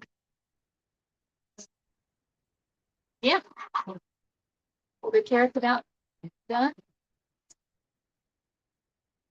Oh, yeah.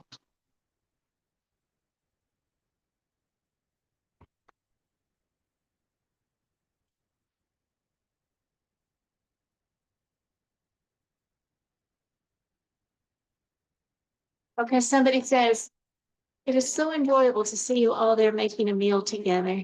Yeah. Oh, it's saying, shouldn't the stew be more diluted? And so for me, yes, I like, well, this is a stew.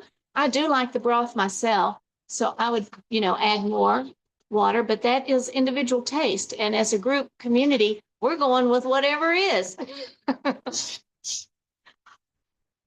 We had at one time discussed having a soup, but we didn't want to, we just went with stew. Did you want to say anything on that, Dr. Brown?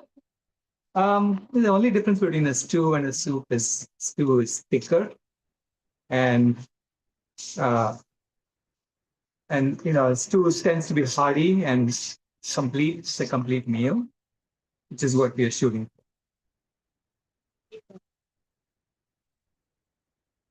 So you can see, if you look in here, you see it's got lentils, it's got quinoa, it's got mushrooms, it's got carrots, bok choy, kale, parsley, and it has turmeric and cumin and paprika spices.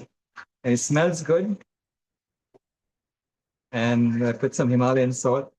So I'm going to now taste it and see. We have enough salt. Hey, very good. Okay, someone on there, save the chat. Because we got some good comments on here. I can't see them all. I want to go back and see. Yeah, here he goes. Don't burn your tongue. Oh my goodness.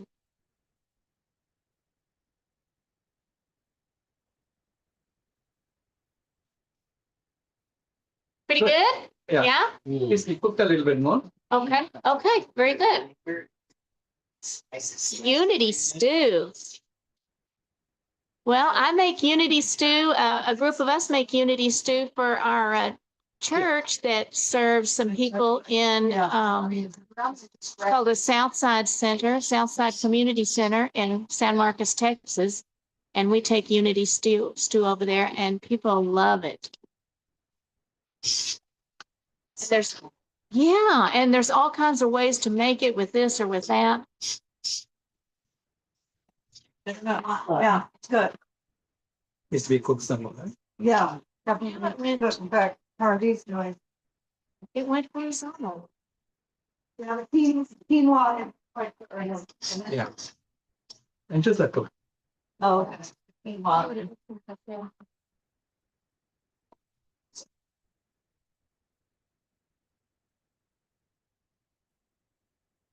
Yeah, can you put that in the Vitamix? Yeah. Oh. You can put the whole thing in the Vitamix and that's. Oh, I'll put this in the Vitamix. Actually, let's do this first. Break that up into. Oh my gosh, I've never seen anybody cook rice cakes. That's gonna be different, just as it. Yeah, just break them up into minutes. How many? Turn them into powder. Yes, it is. That looks better. What kind? What do we have here? We have. So we have Organic. we have Like carrots, different kind, you have kale. Regenerative, organic, certified, Lunvan. Okay, and we are not promoting any one brand over another brand, just to say, but we just wanted to look and see what we happen to be using today. Yeah. Any brand will do ya. That's right. Preferably organic. Yeah. Like about how many did I fill it up? We're both shocked. You've done this before? Yeah. Okay. Well, I use the oatmeal and blend that up to make an oat milk. Oh. And that's We can make a rice milk. And so this looks like a rice milk. But it's quinoa. I guess we're not gonna blend it quite that much. Right. Quinoa is taking a bit of time. This will be, I feel like it's just gonna blend the. Oh, the quinoa's taking time. Sorry about that. It takes, it's kind of like rice. It might take. I thought it took about. Minutes. But it's already been in there a long time. Wow, I feel like it's just gonna do the bottom part. It's gonna really give it some, Before. I guess it's gonna give it some real thickness. You know how people add something to cornstarch to things? I don't think it's gonna blend it that much. No. That's the thing. I think it just wants the bits and pieces, some texture, but I could be wrong. I don't know. Well, let's see what some of this is. I just feel like, wow, these are Interesting. Unity stew and story would be a great recipe poster. Yes. On Shane TV, you always gotta do the blender dance when you turn on the blender. Okay, let's move this. Oh, okay. I never made it. You did a bad. So you are adding the Cardamom? cardamom, everyone. Anything else? Yeah, we were in a meeting. I have never put cardamom seeds in a soup, and I bet it'd be good. Oh, this is something else. Encourage to do. The dessert. I was afraid it could happen. Oh, we have to stir it. Sure. Pick anything. Oh, okay. One of those. Okay, so that's not for the soup. That is for the courage ladoo, which is cowage, because we like cows. Quinoa, Oh, you got it. Oh, I thought it's the other way. That's the other way around. What?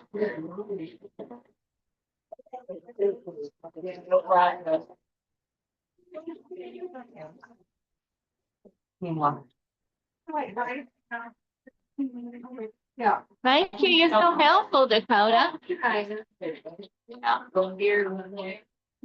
That's good. Now, is this the good stuff that we're eating? Okay, so this is the good stuff. Yeah, I'm tempted to give me a piece.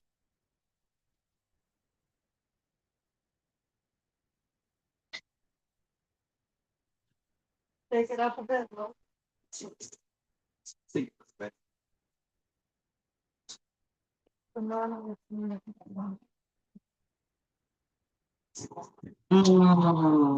Yes, it is. This, you're right. The Unity Stew recipe, he's showing the recipe. It does say wheat on there, and it is supposed to be gluten-free. We just had to change that. That was a little error. So what's the gluten? In the instructions, you know what I mean. Gluten. Very good. Well, wait. That's all. Okay, so for the Unity stew and the recipe that you showed there, we do need to mark that out. We only want, we don't serve wheat. We don't serve anything with gluten in it when we serve Unity stew. No, but the recipe that they showed on the screen, yeah, has wheat in it. It's barley. I think barley has gluten too. You know how they make coleslaw in New York?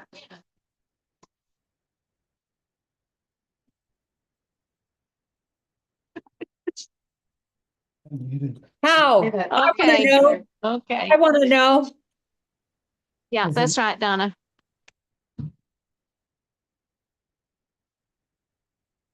Now, also, I just have to tell you that when I'm making something for the group down in Luling, which we make food for them, some of the women cannot do onions. And so we also don't do onions when we know that there's an allergy to something, even if it's not the most common. The Unity stew avoids the top 9 allergens. We try to, that's the same thing as the PCRM, People's for Responsible Medicine. They have universal meals, and they have 100 or more universal meal recipes on there. And so that's what this fits in there. PCRM. Not hard, but they're not much. Oh, thank you for catching that. Physicians for Responsible Medicine.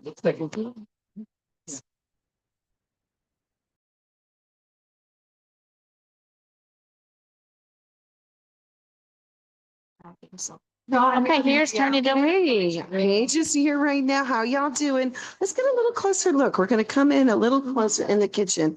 Oh, we've got some delicious watermelon or some flavors. Yum. I mean, I think that's going to be a little bit later, but yeah. So let's see. Let's get an up close and personal look at. Ooh, we're going to look at some of the spices here. Okay. And let's see the stew. We'll get up close and personal with the stew. Oh, we've got the potatoes. Now, you know, look at that dye. That could maybe dye somebody's blonde hair purple. How fun. Or even get like a good tie-dye look. See the waters turn purple. Oh, look at how delicious. Okay, let's see the dates. Let's take a look.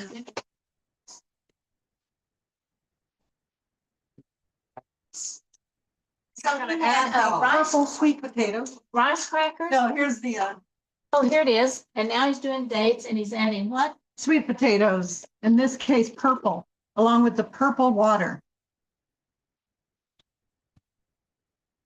And that's about it, ready to blend. Can we just blend it up? We just blend it up. What's that, Dr. Rowe? Hi. Just blend it up.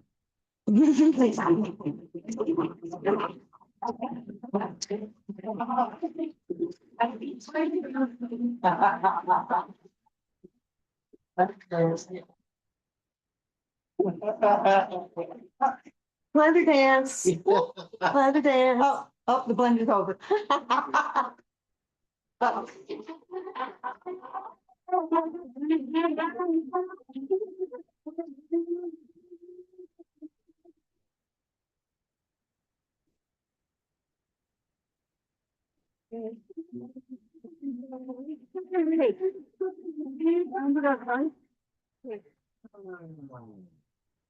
Right.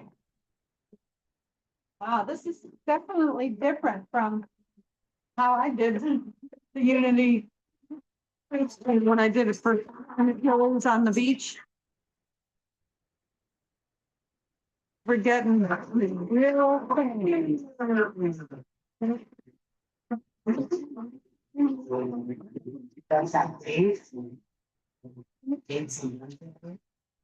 There was some. There were nuts put in with this, and but were they nuts? They were called. What was it? Let's see, cardamom. Cardamom. Cardamon's a spice. What's the name of those nuts that you added to the Rice Krispies? Cardamom and spices. Oh, so it was cardamom nuts or something? Spice. Spice.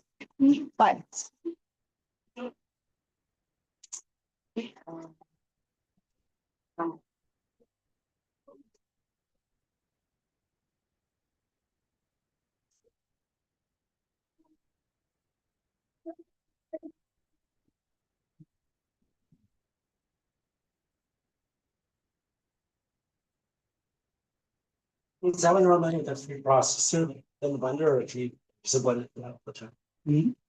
Is that easier with the food processor? I think that's such a movie. So you're making a dessert? Yeah. It's just like yams. Yams and dates. Cardamom.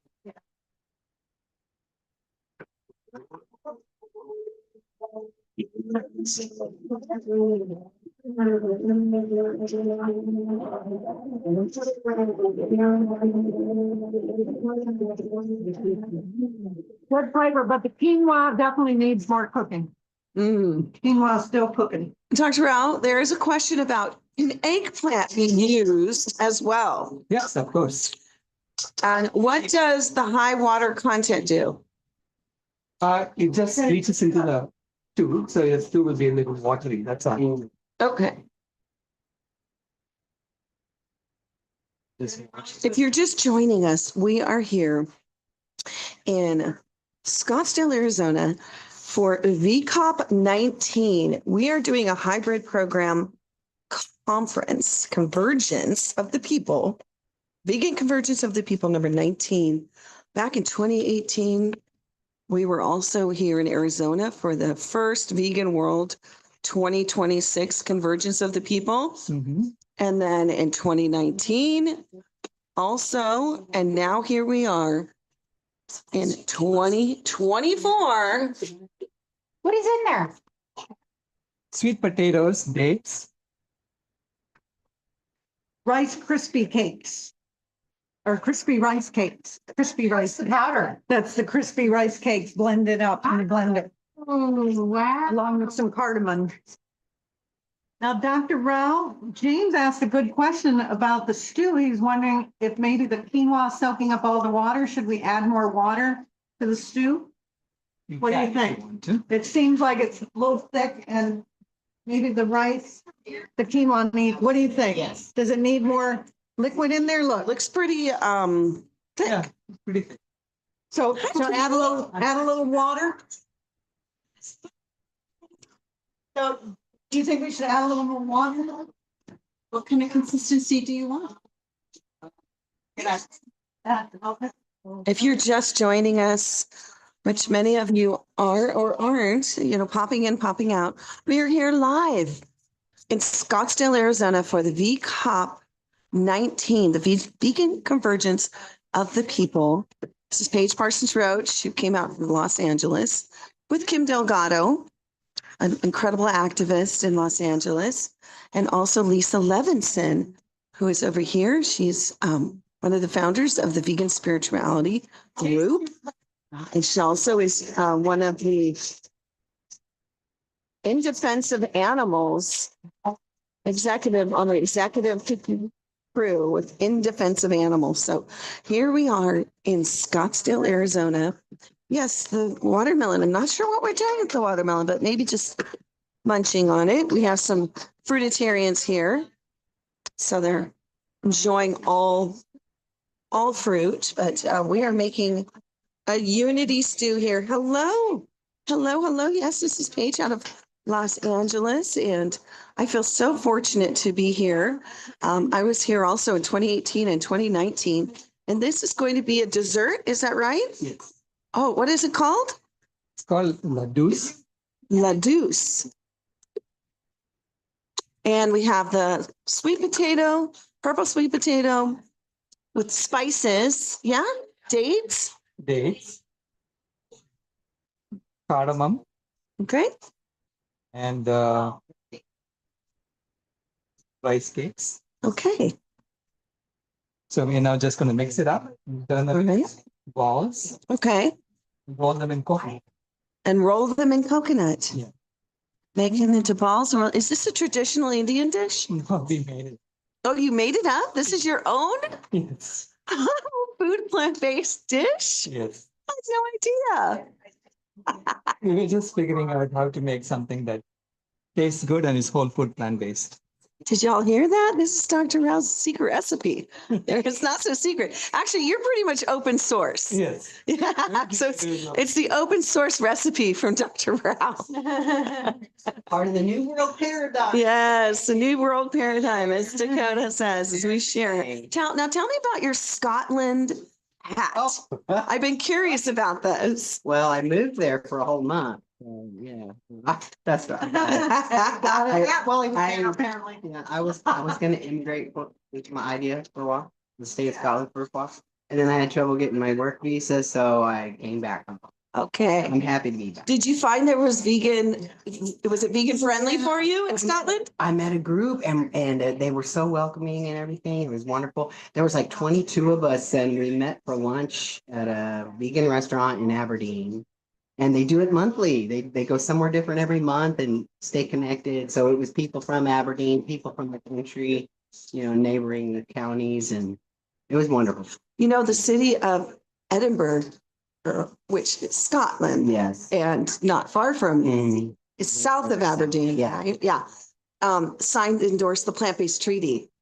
Yes, and there are so many vegan options there. It is amazing. There's restaurants, like almost every restaurant that we went into had vegan options. There was delicious vegan shepherd's pie that we had, like right in the central court area of downtown area. It was amazing. So, and Glasgow, I've heard Glasgow's a big vegan city, so it's just really, and the plant-based treaty being as it started in the UK, I mean, I just love that.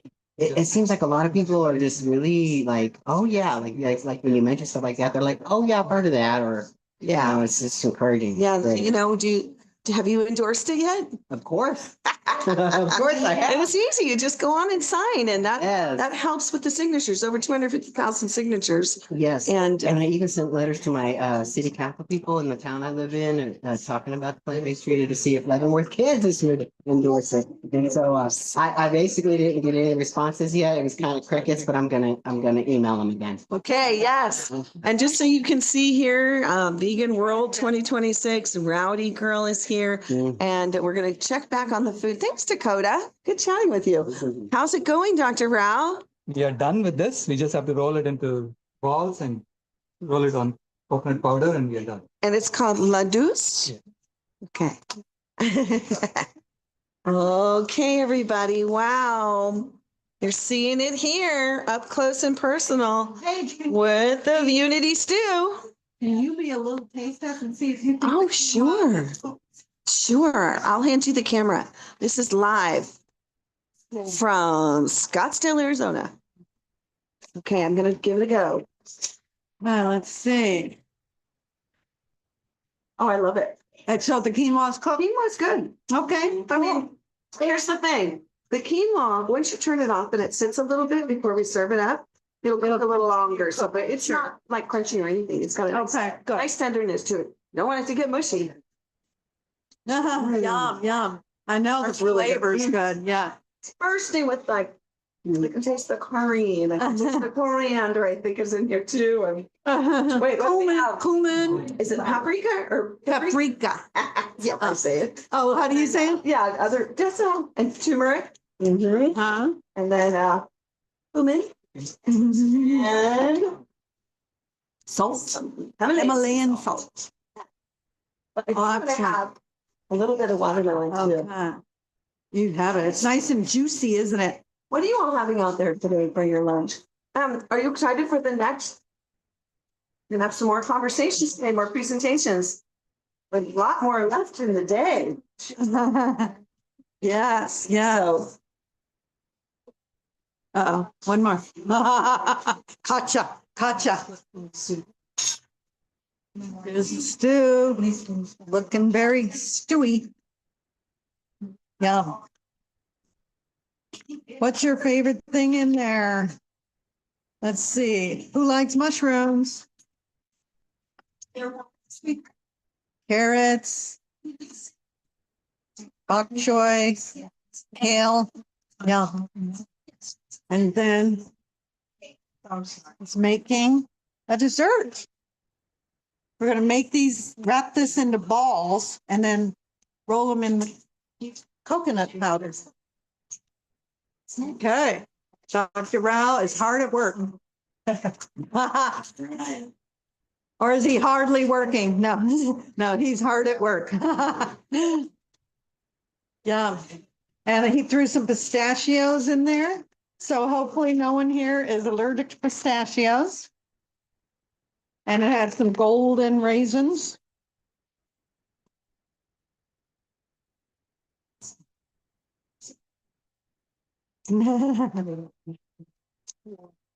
Dr. Ralph's lovely wife came in to join us, Janie. Oh. I want to point something out. We are composting here, so all scraps are not in the trash can. They're going into our compost. That was for sure. We'll be talking more about that tomorrow, but do not put this in with the landfill, please. Take your food scraps out and figure out what you can do. We're going to talk more about that. And here we're going. Here's our compost collection right here. I've already emptied it once or twice and put it in our big compost collection. But this is starting space for the oh, okay. Can we clean one out? Okay, let's Sure. let's put this in the put it on a plate for right okay. And then can you rinse this off real quick for us, Dakota? And I'm gonna put these in our compost over here. These are show. So It's hard to put anything edible in the trash now. We want to put them in the compost for sure. And we'll pass these lovely posters while we're heading out. Go vegan. And look what we have, compost bag, happy face. That all is compostable. Exciting. Did you guys get any of these pins? Have fun. Yes, take these over right here. Okay. Because the bowl is also compostable. We can use this bowl. It's a paper bowl. We can compost the bowl. Excellent. And now, are you going to show the signs? And I did. Show everybody Jiva's paintings. Show them. There. There you go. Oh, okay, just gonna show you. Okay, I'm going to take you through. And I don't know if you had a chance to take a look at our tabling over here. So we have the plant-based treaty, and this is the new plate, everybody. So you can see here, it's got all plant-based on the plate, right? Plant-based nutrition for planetary health. So you can sign. We've got signatures happening here. And then we also have Rowdy Girl's table, and she's got some new fun things. And I want to show you, Jiva is a big part of our online convergences, the Zooms. And these are her gorgeous paintings. I want to say they're just beautiful. And sadly, she did pass on a few years back. But we are showcasing her gorgeous paintings here. Just so beautiful. Jiva. Oh, this is her beautiful kitty. Oh, so precious. Well, it looks like it's time now. We're tabling the food, plating the food. So let's see. We're making Howard's Ladoos. How do you say it? Ladoos. Why don't you taste one and some around? Oh. You're out. I'm out. Lots of people have traveled from all over. Let me ask you. Yeah, you want to get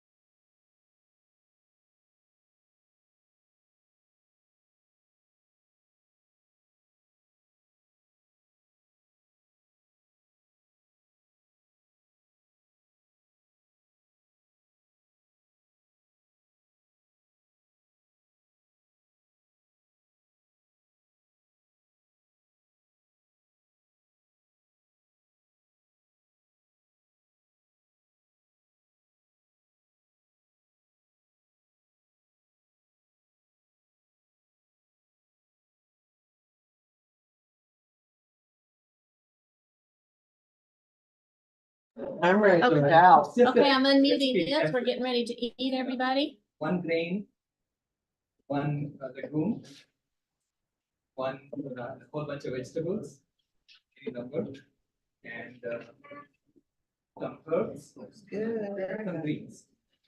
So you get a complete meal. So this is pretty inexpensive, I imagine, because you made such a large batch all at once. Yeah, it costs less than $1 each, I would say, you know. Even though our bill was $42, 20 of us, it's about $2 each. If you look at all the things we purchased, but there's a whole bunch that's still left over, right? Well, so some of these seasonings are a big cost, but you Yes. use them over, you only use the fraction of the seasoning. Right, absolutely. So if you look at the actual cost of this, it's about $1 each. And, you know, we calculated earlier, it would be, it was like 50 cents if you were doing it with the pandemic. So depending on what grain you get, and what vegetable you get. And I think, if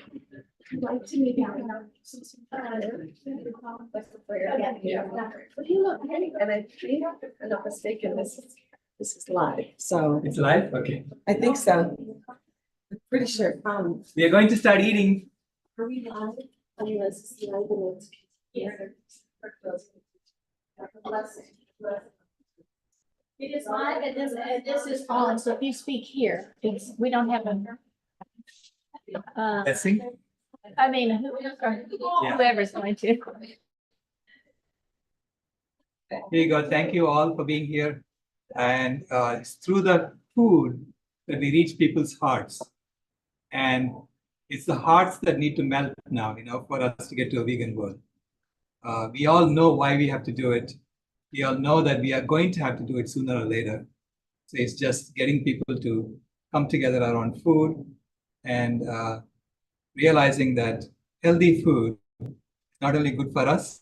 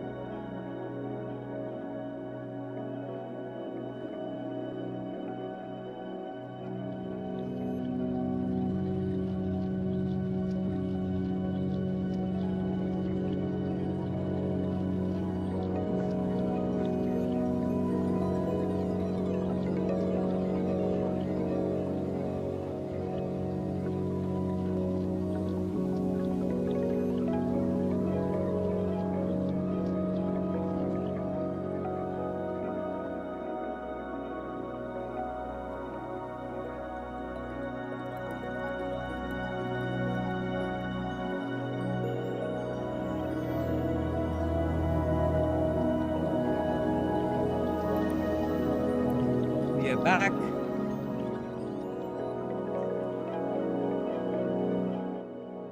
And I'm going to introduce you to the food healers discussion. Right. Where's that microphone? Oh, yeah. The TikTok is working a lot better. Is it? We can share it on our TikTok too. Can you share it? Oh. I think we're live. Where? Need a mic. Need a microphone. And is there that little mic too? There it is. Wait, okay, are we starting up again? Yeah. Hi there, everybody. How are y'all? Welcome back to the Climate Healers VCOP 19 conference, where we are all determined and committed as a global community to bring about a vegan world by 2026. We are getting ready to bring up Dr. Rao. We've all had our unity stew and the cowridge lattice. And let's welcome to the stage Dr. Rao. Come on up here and let's do the food healers discussion. Yay. Thank you all. For the food healers discussion, we want to brainstorm among us, how do we get healthy food freely available to every human being on the planet? There is so much food being wasted right now. If you look at how much food is being wasted, you'll see that you can easily feed every human being on the planet with just the waste from the produce. Okay? But yet, we are not tapping into that waste, even though there are mechanisms to do that. And yeah, okay. And so there are also organizations who are able to take food, produce, and turn it into food that can be distributed to those who are hungry. So how do we marry these two and make sure that every human being has access to healthy food? So that's the discussion we want to have. And there are organizations like Food for Life Global that has already served almost 9 billion meals around the planet. And you heard from Hanuman Das this afternoon.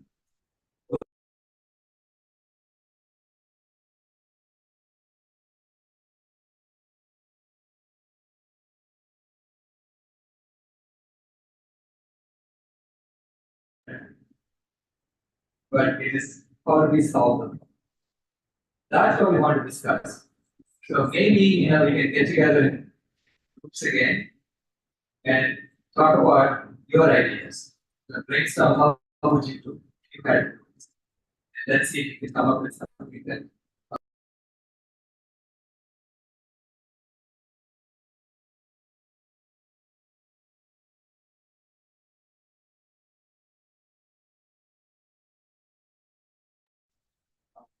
I'm sorry, did you all not hear this?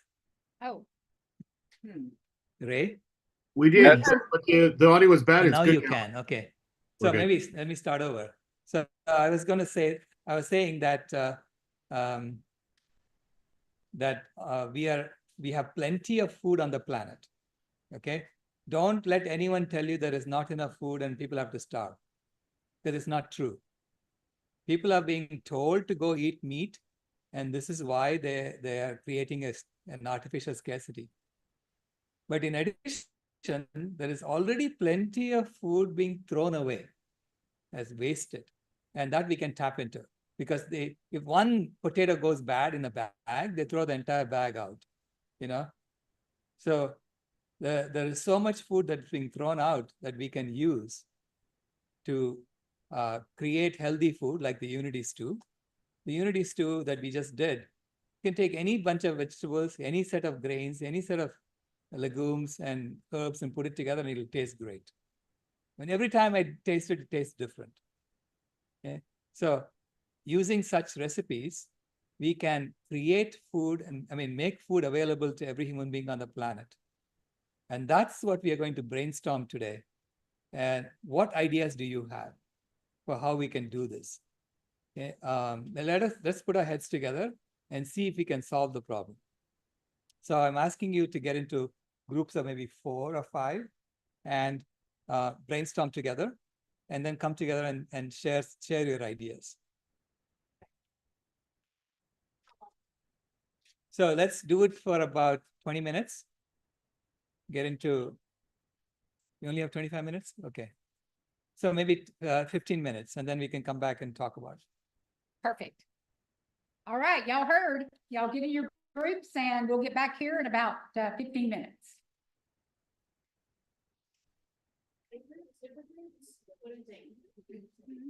And also coming up after that is Carol Minetta, so y'all stay tuned. Yes.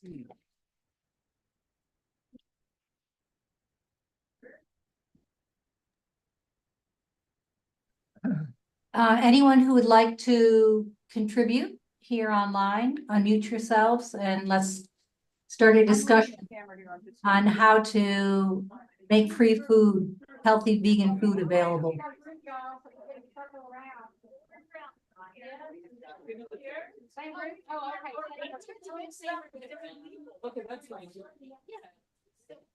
This is A.R. Hogan. I'd like to join a group online, please.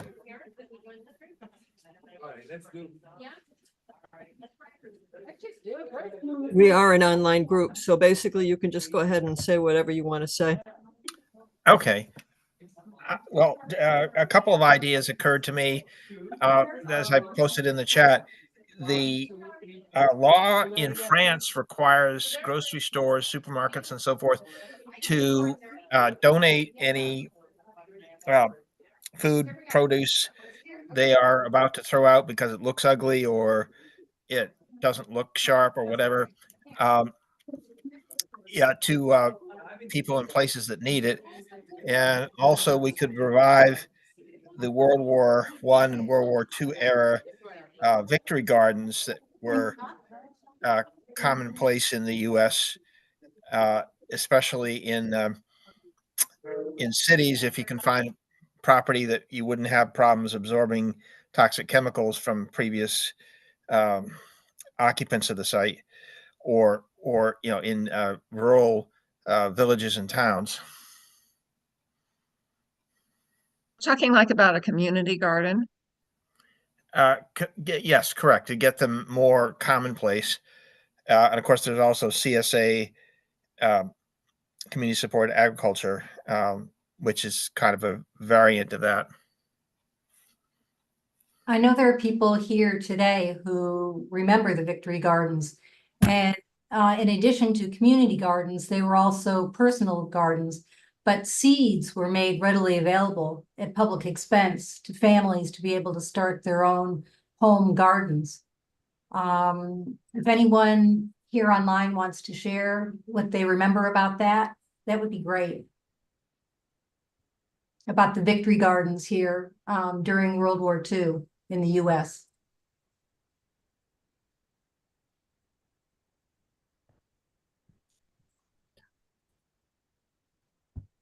Susan, are you? Nobody from World War II. Before my time. Me I was too. going to say, And I'm anybody old. that can remember that is older than I am. I'm 77, so I think that star has passed.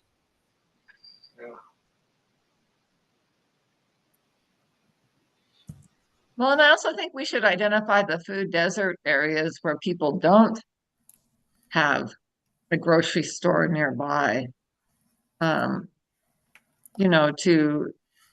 help them grow their own food or get farmers there that would, shift over to growing food for people in food deserts. Right. I got that in as literally the last 2 words in the earlier breakout session. I just said, food deserts, and that's as far as we got in discussing that. But and not only food deserts, but of course, a lot of places have toxic convenience stores with animal Absolutely. products. Oh, yeah. And fast food outlets. So, unethical, unhealthy, ungreen, food availability situation there.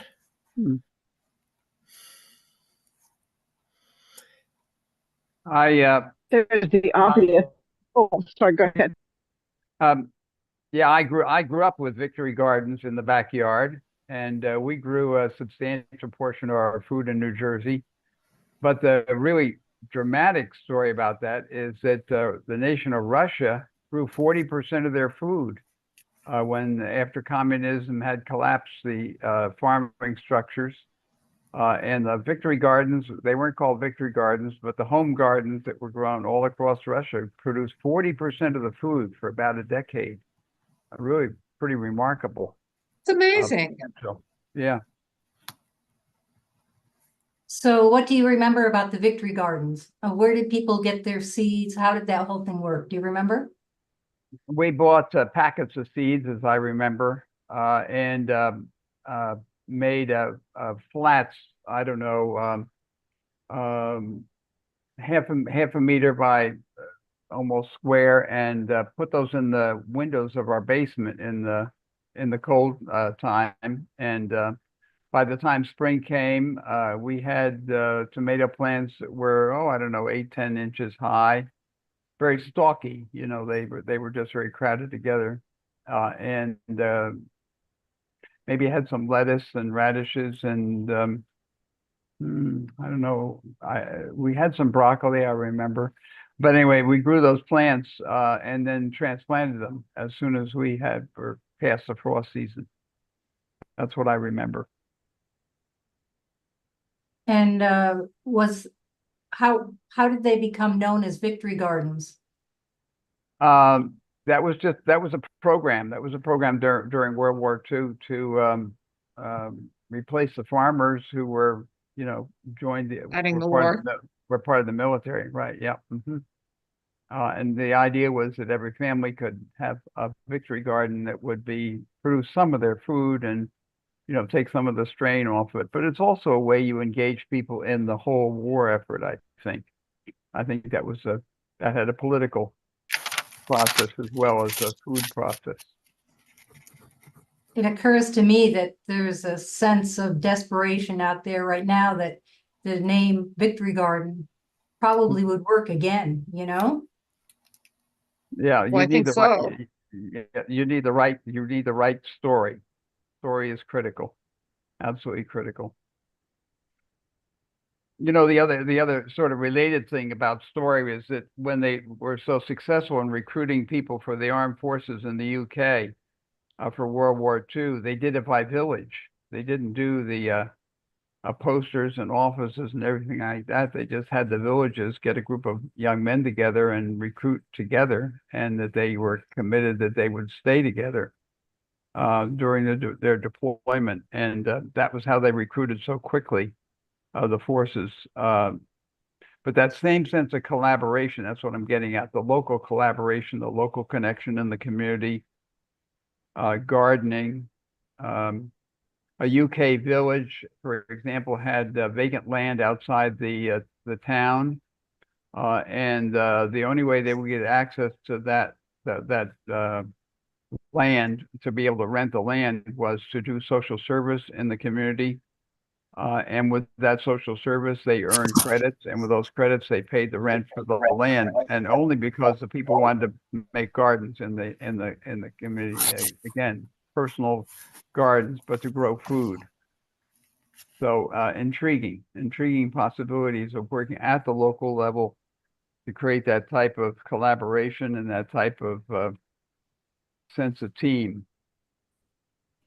One of the things that I've been working with, I'm now retired, but when I was working, I was a professor, and right through May, it was, really horrible, grading, busy, and then I always went on a retreat afterwards. So I started getting into perennial foods so that they would grow themselves and I wouldn't have to be planting in the spring, because the first I got to it was June. And so I started planting fruit trees. They got a lot of peaches, but also rhubarb grows on its own. It's wonderful. And so are raspberry bushes, really nice. They grow like weeds. They'll take over. Oh, they will take over. Yeah, they're wonderful, and they taste wonderful. So, I mean, the bigger the crop, the better. And the fact that it's spreading all over is just fine with me. So those are some really good perennial plants when you're, too busy to be out there planting too much with your own garden. Of course, tomatoes take a little bit of attention, but not too much. They actually do pretty well. But the one other thing I've been taking an environmental course, and we've been looking at Aldi, which isn't exactly known for its environmental, but it actually does pretty well in some areas. It's starting to do pretty well. But one of the things it does is it gives away food. So food that goes bad, there's like something like 30% of food is thrown away. And that's basically just food waste. And some of it's from the stores. They can't sell it after a particular time. So various standards, including the Global Relief Initiative, I think Global GRI, and the SASB, which are standards on sustainability. They look at food, they require you to look at food waste. And so basically, if it's possible to get on a standard, on a board, on a stakeholder board for some of those companies, then they're, they can give away food to particularly, Aldi gives it away to food, boys and girls clubs, and there's another one of the food organizations in particular. So that seems to be, I think, pretty impressive way to get rid of food that you can't sell anymore is to people that can't afford them. So that There's seems another, to be helpful. there's another class of food too also that's ugly food, ugly fruit, ugly vegetables. And wholesalers, any wholesaler and any food wholesaler, any producer has food that's just considered too ugly to be sold. Here in Which I don't Peru, understand. I mean, it's still good food. good food. But here in Peru, when I go down to the market, apples, for instance, there are all sorts of ugly apples that are mixed right in, but the people take the pretty ones first. And I know the ugly ones are tastier. So we are ugly apple eaters in our family. Oh, absolutely. Anyway. But anyway, that is an organized effort to recover ugly fruit and ugly vegetables from wholesalers and from producers, because people are very fussy about their foods, especially in the U.S., about their appearance of them, but the appearance doesn't have anything to do with their tastefulness. Well, and people don't know what you half for- of these vegetables are. I go into Nevada Grocers and they're going, "What is this?" And I'm like, "Well, it's a mango, for example." Oh, okay. It's like, okay. So I just don't know, I feel bad that people don't know these fruits and vegetables. And they taste so good. There are quite a few Mexican vegetables that are available in the U.S. too, and the general population doesn't know what they are. Very inexpensive and delicious. Yeah, I'll try anything. Bother me.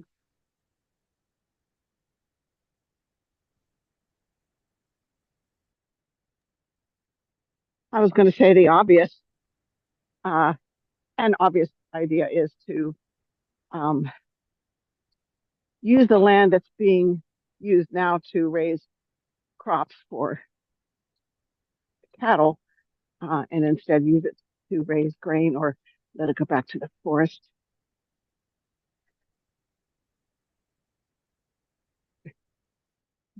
Je kunt heel zeggen. Ja, hoe moet je dat Ja, doen? het is open. Ja, je kunt. Dan moet ik eerst wat zeggen. Nee, ik heb het al. Yeah, so here we live in Vermont. Almost every town in the area here has a food delivery system, mostly to churches, where people can come and pick up whatever's left over from that is sent from the stores, as well as there are quite a lot of community gardens that people called willing hands, and that is volunteers who grow the and it's all fruits and vegetables, mostly vegetables, that then are also brought to those churches so that the people who need it can pick it up. It's very a common thing that many people who volunteer to grow the food, and also then there's volunteers that deliver it and pick it up from the supermarkets or whatever is left over, and bring it to those centers in these Well, different. that's really nice. Yeah, it really is working very well. Almost every town has that kind of a center where people can go. Yeah, to pick up food, and mostly it's vegetables and leftover bread and so forth. And I don't know, there probably is also some meat there. I'm not sure. I've never seen that, but that probably is also part of it. That's how it goes. Yeah.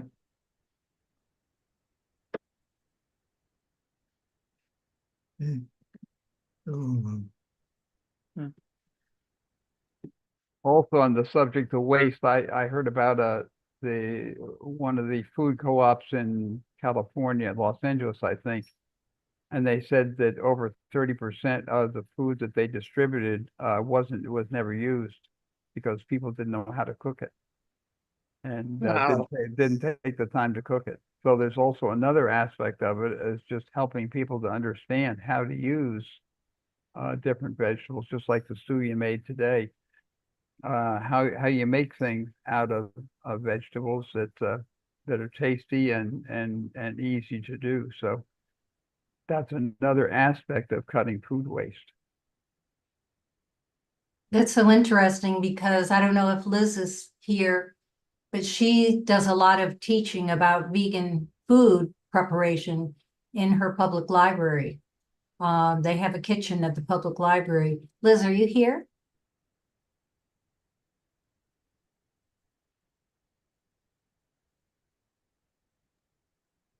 I heard her talk about that. Mm-hmm. Yeah. Yeah, she's here, but she must be taking a bathroom break or something. Where is that public library, please? In San Diego, California, the public library that Liz volunteers at. Not only is she able to teach cooking at the public library, but they pay her to do it because they have a curriculum at the library where they teach different classes, and she applied to teach vegan cooking, and she's been teaching vegan cooking at her public library and being paid to do it for many, I think, years now. So So she must get a good turnout of people. Yes, she does. I've seen pictures and videos of her work, and she has a room full of people. Wow.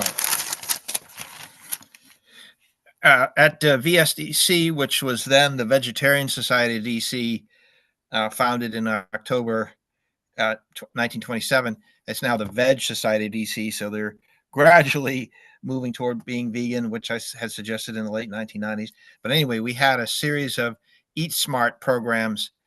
We got some, modest grants, and we were able to offer free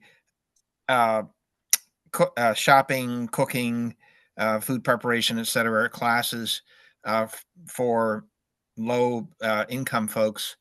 And if they, there was a suggested small charge, but if they couldn't do that, then we, let them come for free. And we had several cycles of that. We had a vegan doctor, Milton R. Mills, MD, Nice. come to talk to the groups as kind of a end of course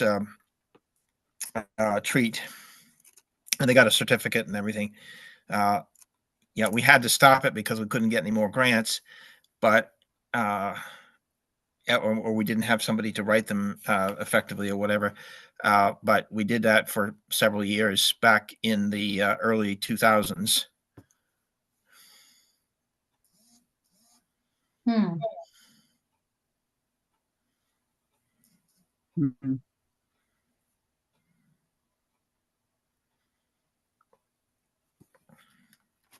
It was called Eat Smart. I don't know if they've been replicated in other cities or not, but anyway, we were doing that in Washington, D.C. and the suburban areas around here. Eat smart. One of the things I know Liz is doing in the library is she has different themes throughout the year. So depending on the holidays, she might be teaching how to make Mexican food, or, you know, depending on the time of year or the different holidays. And Mother's Day, you know, every holiday she uses an excuse to teach a different recipe. And those are also ways, as we were talking about, to teach people about different vegetables and how to use vegetables they may not be familiar with. Liz, are you back? Liz Gary? Yeah, I'm back. I'm so sorry. I had to run up and see my mom. No, no problem. Could you tell people how you're teaching in the libraries? Can you come on screen and tell people how you're teaching in the libraries?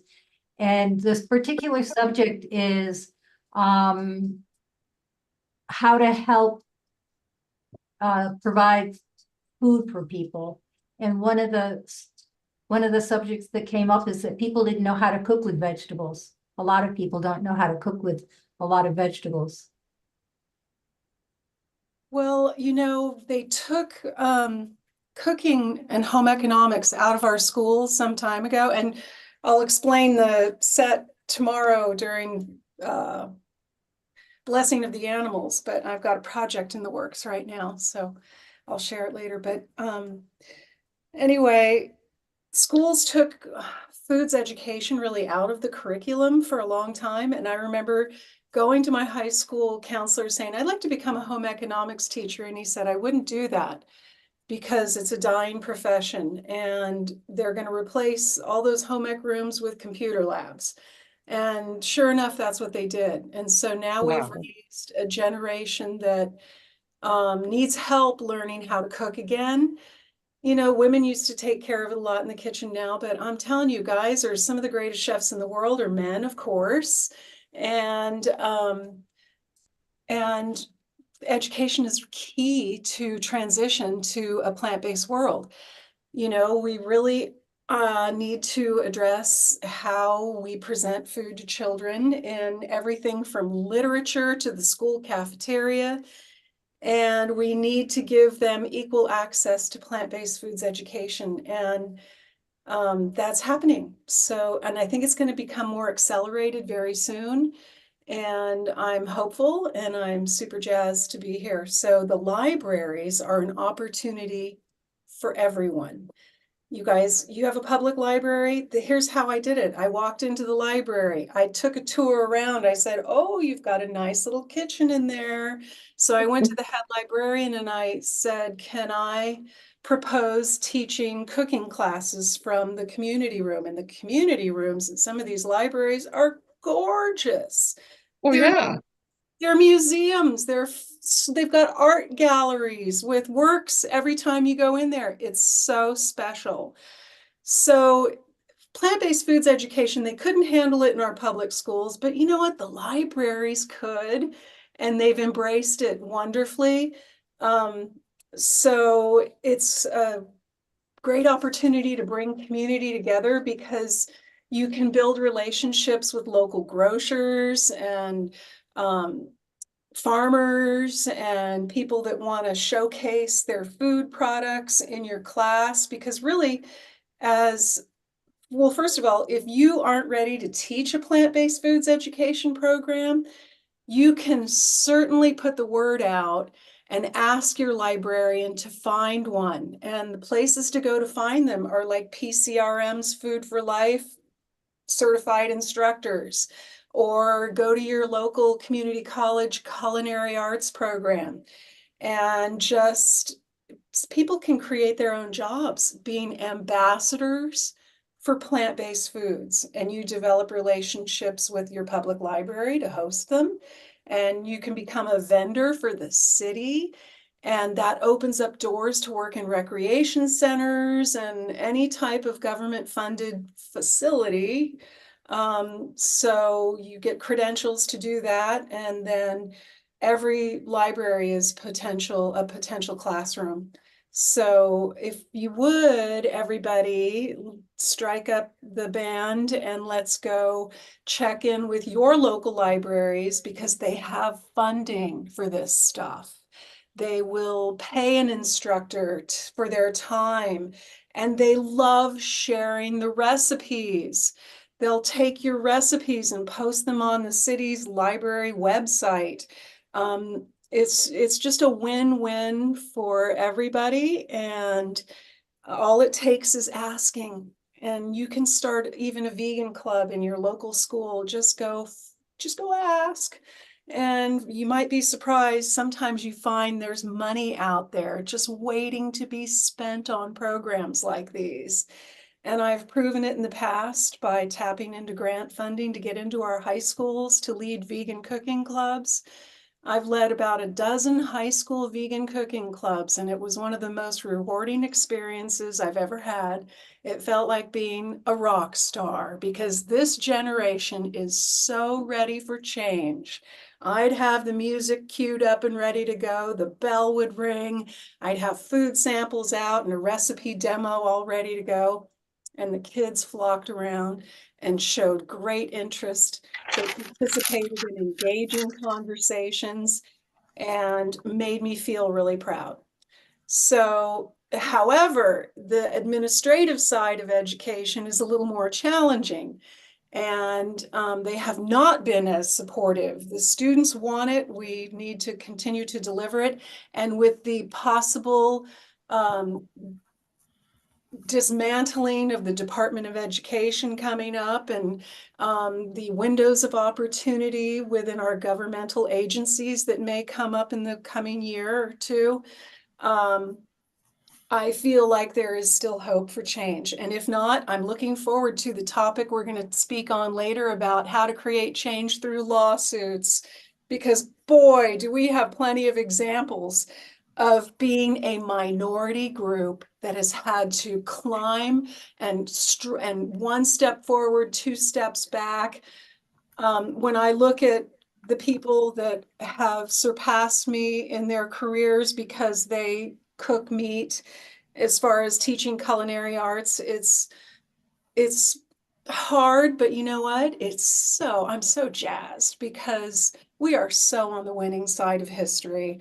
And this is so exciting. And I just send my love to all of you involved here in this production, and want you to know that it's a team effort. And man, being on the front lines of a revolution is a challenge.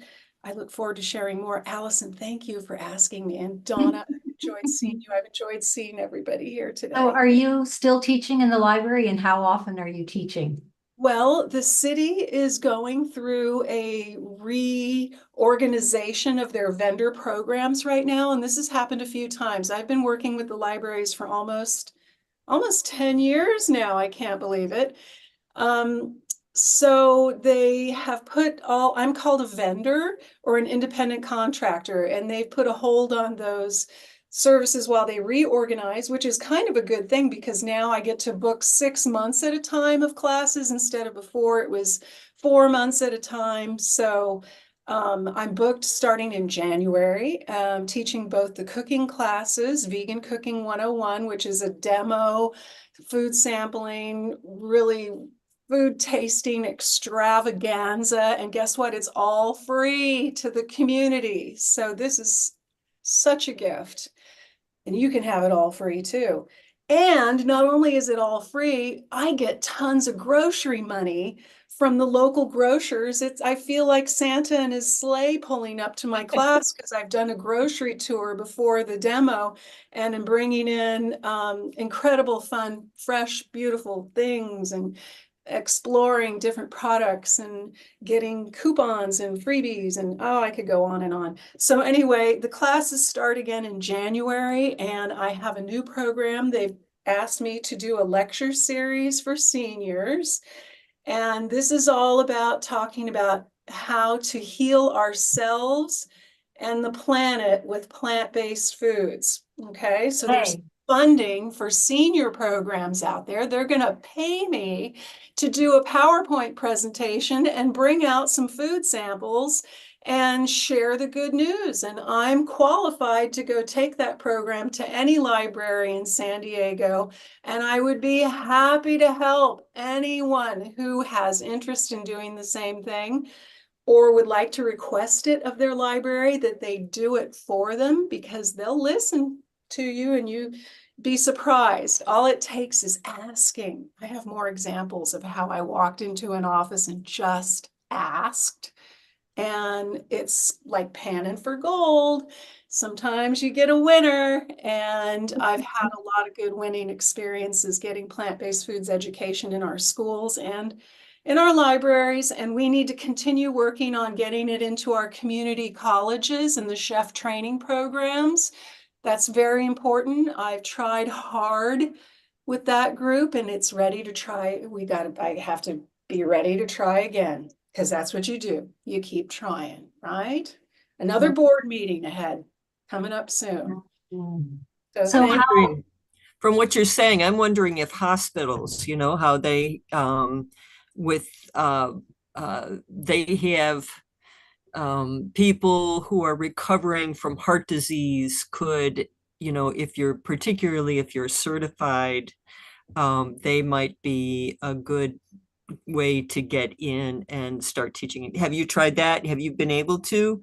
Because I know that they teach classes, exercise classes, and various other classes there. Well, I have a little bit. I dabbled around with a human resource cooking class program with the Scripps Hospital system here in San Diego, where I helped Tracy Childs with her PCRM, which is, you guys, there's a whole market out there for doing employee wellness programs. We were doing an employee wellness program at Scripps Green Hospital, and I was there to support and had a great time, loved the food. And then that stopped. And believe it or not, my son's father is the chief of staff at Scripps Green Hospital. I've bought a couple of these. And I've had some challenges with hospital nutrition. And Jane Velez Mitchell was on the phone with me one afternoon a couple of years ago when my son's father was in a COVID coma for 4 months and wouldn't switch. The tube feeding was dairy based. Everybody that had COVID got dairy-based nutrition. They're siphoning off the mucus out of his lungs while they're pumping him full of dairy. And I kept asking the hospitals, please switch him to a plant-based formula. I got all kinds of lame excuses why they couldn't do it, wouldn't do it. It was unavailable. It was too expensive. Until we got him transferred from LA to San Diego, and they knew that I was related to the chief of staff. So they finally pulled through and got me the plant-based formula. And guess what? 3 days later, the mucus cleared up and he woke up from a coma that he was in for 4 months. And I'm going to interview him and record it. And we're going to tell a story, because I'm getting ready to teach a class called Go Vegan Overnight. And my target market for that program is Overeaters Anonymous. Can you imagine? I'm gonna, you know, I've tried it. I've done it once in the library. I gave my presentation. I got the PowerPoint. I just need to go pitch it some more. He went vegan overnight. When I got him on the plant-based formula, he pledged when he woke up from a coma that he was going to go plant-based. And he has a nice history, you guys, because he's a Seventh-day Adventist, and he was raised knowing the difference. He tells stories about having veggie burgers at school lunch back in the 60s and 70s and having veggie dogs at the roller skating rink. He was a Seventh-day Adventist, but the standard American diet lured even the best of us into a cycle of eating out of convenience and marketing and whatever's handy is what we're eating, right? It's inconvenient to be a vegan still for too many people. So anyway, that's how he got his health issues that were a trigger for the challenges that he had. And now that he's recovered and he's playing golf again, he had a heart attack and strokes while he was in a coma, by the way. So it was a tough recovery. But anyway, Allison, thank you for letting me share about this. It's just a big challenge, but we know that we're making headway in education, and it's going to keep getting better, and it's going to get better fast. And looking forward to telling more good stories. I got to plug my computer battery in, you guys. I'm on the set here, getting ready for a big project. I think they're ready for us in Scottsdale, Arizona. Oh my goodness. Okay. One of the things I wanted to mention is that PCRM's Good Medicine magazine, some 20 years ago when I was working there, they had one of my favorite headlines was "Hospital food keeps patients coming back." And believe it or not, the world's first all-vegan hospital opened in Beirut, Lebanon on Monday, 1 March 2021, the Hayek, Hayek hospital in Beirut, Lebanon, of all places. So, oh, Lordy.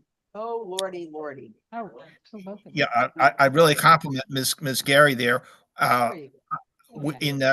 In Flagstaff, Arizona, at the Northern Arizona Climate Change Alliance, our vegan cat, we actually have been working with the libraries to show documentary films, and we also are going to be taking advantage of a display case to put a vegan exhibit on in April 2025. Of course, the New York hospitals have tremendous success with vegan foods, tremendous acceptance there. They have to finish up. What they do is they call it a chef special every day. More than 60% of the hospitals, the whole hospital system in New York has vegan food. More than 60% of the people chose the chef special, which was vegan food, and loved it. And one of the side effects was they saved a huge amount of money in their first 6 months, like $600,000 or something like that. So it's a real winning situation in the New York hospital system with vegan food. And also the tactic of not selling vegan food, but just giving the chef special. The chef special was plant-based food. But they didn't advertise that. They just called it the chef special. Pretty good marketing. Yeah. Okay, I'm gonna just leave this off. I'm gonna leave this off for now because it's too much with the sound over there. So don't worry about us till we get started with the next speaker. Say thank you for sharing online. Now we're gonna Yeah. Thank you all for sharing. Now our group is going to discuss what we came up with. All right. Thank you guys so much. We are getting ready to discuss the individual group members that was involved in the conversation on how we're going to deal with food scarcity. So group one, who was group one? We didn't have numbers. Okay. The ones that are going to represent your groups, would you please come over here on the left side if you're going to represent your group. All right. Jay, why don't you come on up, represent your group, and talk to us about how your group decided you were going to deal with food scarcity. Okay, well, I don't know if we got as far as truly healing food scarcity, but we did talk about a couple of interventions. First of all, we talked about organizations that already work to turn food waste into healthy plant-based meals. So organizations like Food Not Bombs, the Burrito Project. Okay, so about the microphone here. Am I gonna get feedback? Oh, I see, okay. Right, a little bit of choreography here. All right. Fortunately, I am a dance scholar, so I can handle choreography. So we also talked about organizations working at the border when food is brought into the distribution warehouses and it's just discarded. And so one of the questions is, what can we do to amplify and support the work that's already being done by these organizations? Or I guess to rephrase that as a statement, we can amplify and support the work that's being done. We talked about the possibility of coordinating with distribution centers, supermarkets, and restaurants to convert their food waste into food that is served to people who are in need. So retrieving food waste or food that would otherwise be wasted. And then we also talked about food that is recovered from potential food waste that's maybe not suitable to be served to humans, could also be distributed to animal sanctuaries. We then also talked about creating an app. So sort of inspired by the Freegan movement, and that their concerted and intentional quote unquote dumpster diving efforts. Creating an app kind of like Too Good to Go, but instead of it being about purchasing food, it's like where food is actually available for free. And that could also include information on fruit trees, other kind of food plants that are in public or semi-public spaces like the parkway along the sidewalk or other places where people can retrieve food that would otherwise go to waste.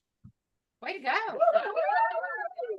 Wow, we are solving the world here at the Scottsdale for the Climate Healers Conference. All right, who's next?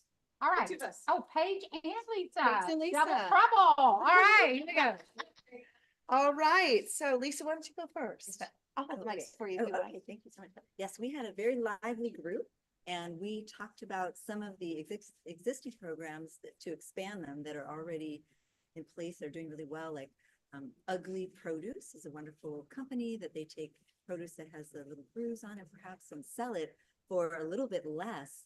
And those of us who don't mind it, our produce has a little bruise, we are open to buying it. Maybe the produce looks a little funky. That's okay. We like the unusual looking vegetables. So there are many of us out there who will eat foods like that.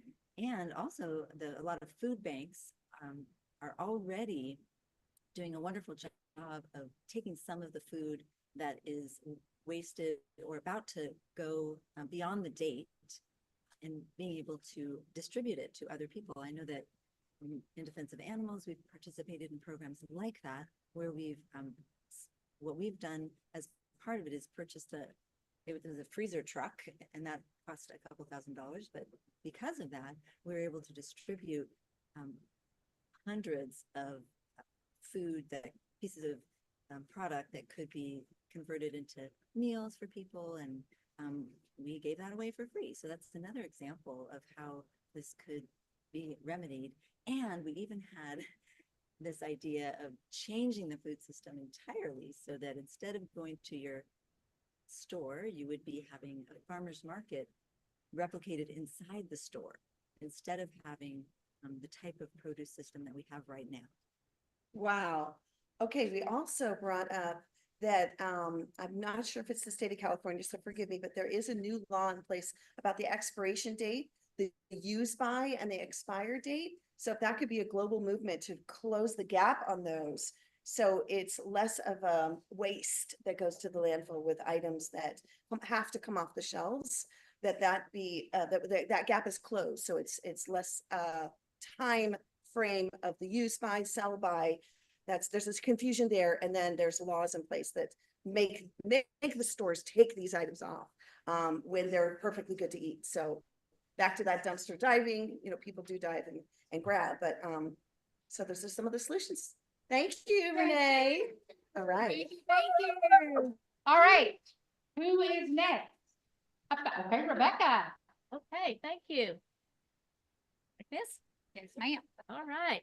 So we had some of the same things that all of you have thought about. And so let's see, some of them are inspire the community to be involved and help provide food for them so that they're inspired.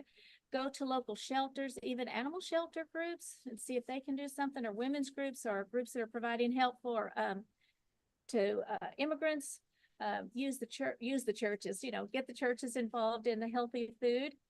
And then also we have people already who are doing this, which is going ahead and taking a chance, making some stew and taking it downtown to where you see people that are in need and just pass it out. And then, and as you say, you've done that, then other people, oh, you did that? I want to do that with you. Okay, will you help me next time? And we'll take more food down. And it just kind of gets people knowing that, oh, well, what are you cooking? What are you making for them? So we thought about that, and we have done some of that. And food co-ops, food banks, working with the systems that are already there to extend their understanding. And I think that's about it. All right. Yay. Solving the world's problems for global, hunger, which we all know. There really isn't a scarcity of food. There's a scarcity of innovative people and ideas. But who's next? Is that it? The other 3 groups. No. There was only 3 groups. Okay. Renee? Then we are getting ready to bring about. Renee? Somebody hand me my clipboard right there. Thank you. I Renee? have been waiting patiently to hear Dr. Carol Renetta. She Renee? is coming to us all the way from. Well, I think you're in Arizona, right, Carol? Yeah. Yeah, all the way from Carol. Yeah. Carol has developed training programs over 22 years across corporations, prisons, and nonprofits with 2 ebooks on worker-owned cooperatives to her name. Her focus has shifted to environmental preservation for future generations. As a community partner with Arizona State University's EPICS program, Carol is currently working on initiatives to enrich soil, clean water, and cultivate nutrient-dense perennial foods. Her efforts will soon be captured in 3 forthcoming training texts and an immersive virtual reality overview. Let's give a warm welcome to Carol Renetta. DCAT was on the way. Okay, thank you so much. You are so welcome. You got a whole boat up here. I'm gonna get myself set up here. Thank you, Ken. Okay, do I hold both of these? I don't have power to believe this. I'll be glad to. Do it this way? This is a Good stuff. thing going on. All right. All right. Yeah, I'm an executive director of a nonprofit called Reap Goodness. And we want to do that on the individual, local, and global levels. And we will do that. Okay, I'm going to talk a little bit about what you can do with permaculture. What permaculture means keeping roots in the soil, and it's growing plant foods that last more than 2 years, 3 years or longer. Okay, that's permaculture.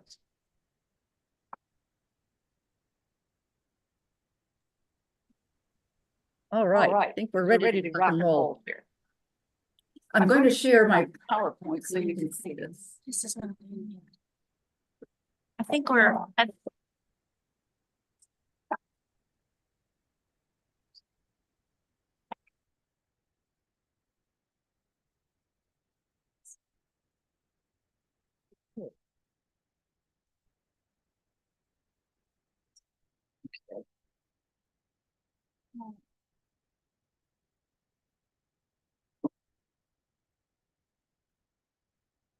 Here at Eden World 2026, we're getting ready to hear from an expert in permaculture and soils and composting and all sorts of wonderful things. So hang in there. We're going to get started in about a minute or less. And this is very, very worth hearing because, well, the future of our planet depends on soil. You bet.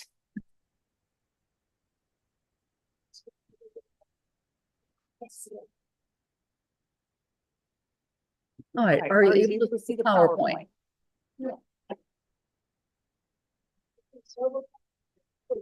All righty. And that's what it is. It's going to be global, but it can be done on the local level and the individual level. We're going to restore the planet. There are a number of different routes to climate healing. Okay, we've got what? Yeah, down here. Okay. We can do this, of course, by stopping the eating of animal foods, but that's just a starter. We've got animal sanctuaries going on, both for domestic animals as well as wild animals, and we're helping the planet in a variety of ways. I hope you can all hear me. All right. Let's take a look at what's in this wonderful, bountiful basket. This is from a food forest that is from the Netherlands, and it's a food forest Kettlebrook. All right, take a look around this basket and see what you see. A wide variety of fruits, a wide variety of greens, nuts, seeds, berries, all kinds of foods. And this is just from one food forest. And later on in the presentation, you're going to see just how small it is to be able to produce all this stuff. But you also see some things that are mildly processed. One is juice, that's red juice, and the other one is a vinegar that's made from some of these foods. Okay, so we can have them now and we can have some later in that way. This is what we're going to talk about here. We've got soil enhancement by increased living beings under the soil. Did you know that just over half of all living beings on this planet are found under the soil? Okay, we've killed off a great many of them though. We've got additional vitamins and minerals that follow those critters under the soil and coming into you. I started my pathway toward plant-based eating, which has been 26 years now, for health. And I read in 1970 a book by a nutritionist of the day, Adele Davis, and she talked about in 1970 that the nutrition in foods had come down since World War II up to 1970. The nutrition in foods have come down even further since that time until now. We ought to be very afraid, okay? Now, we're also going to talk about the retention of water in new spaces that are created by these living beings. And water is critical around the planet, either too little or too much. Then we're going to talk about leaves and shading the soil and how the temperature makes a difference. I recently saw a video where they had someone who was going around and taking the temperature of soil where they is covered with plants, and they had one temperature and had the camera follow them across the street to where they had monoculture foods that had been already harvested. So the soil was bare, and the difference in temperature was 80 degrees Fahrenheit. 80 degrees. Now you think about all the bare soil and how hot that is, and think about global warming. Okay, we'll talk, when you see the pictures that are coming up, you'll understand why that's important. Okay, we want to keep the soil covered. And then we're going to talk about the promotion of wildlife in balance with nature. We don't have nature without wildlife. We just don't have it. Okay, so we've got to talk about how do we support them. All right, take a look at this particular food. Okay, it's vegan. It's all vegan. There's all plant foods. But I want to ask you if you can identify which of these foods are permaculture and which are annual. How many are permaculture? Let's take a look around there and take a good look at it. How many do you see that you know are permaculture foods? You'll find two of them. Okay, you've got ginger on the upper right corner, and you've got a lime down in the lower left corner. All the rest are annual crops. Very important for us to understand the movement toward permaculture. This is land that's in France. This is farmland. All these pictures, this one and several following them, are all done through Google Earth. You can do this yourself. I've done this around the world and seen pictures like this and the ones that follow, even on island nations. You see this patchwork quilt. This is all annual crops. Okay, and they're developed that way because of the machinery that we, especially in America, have created to be able to do this, starting with tractors. I worked at Ford Motor Company, and they started out having a tractor division, which they sold off. But it went from tractors to very, very expensive, up to $1 million farm machinery that's all run by computers and stuff to be able to do this. Now you see some areas that are dark, those obviously have plants on them, but every place where you see that beige, you're seeing compacted, often dead soil from monoculture, okay, annual crops. Right?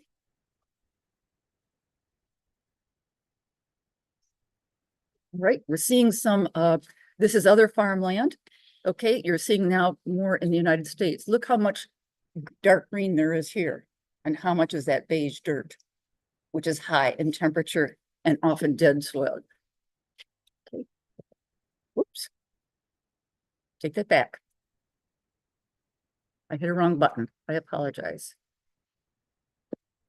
Okay, let's go back here.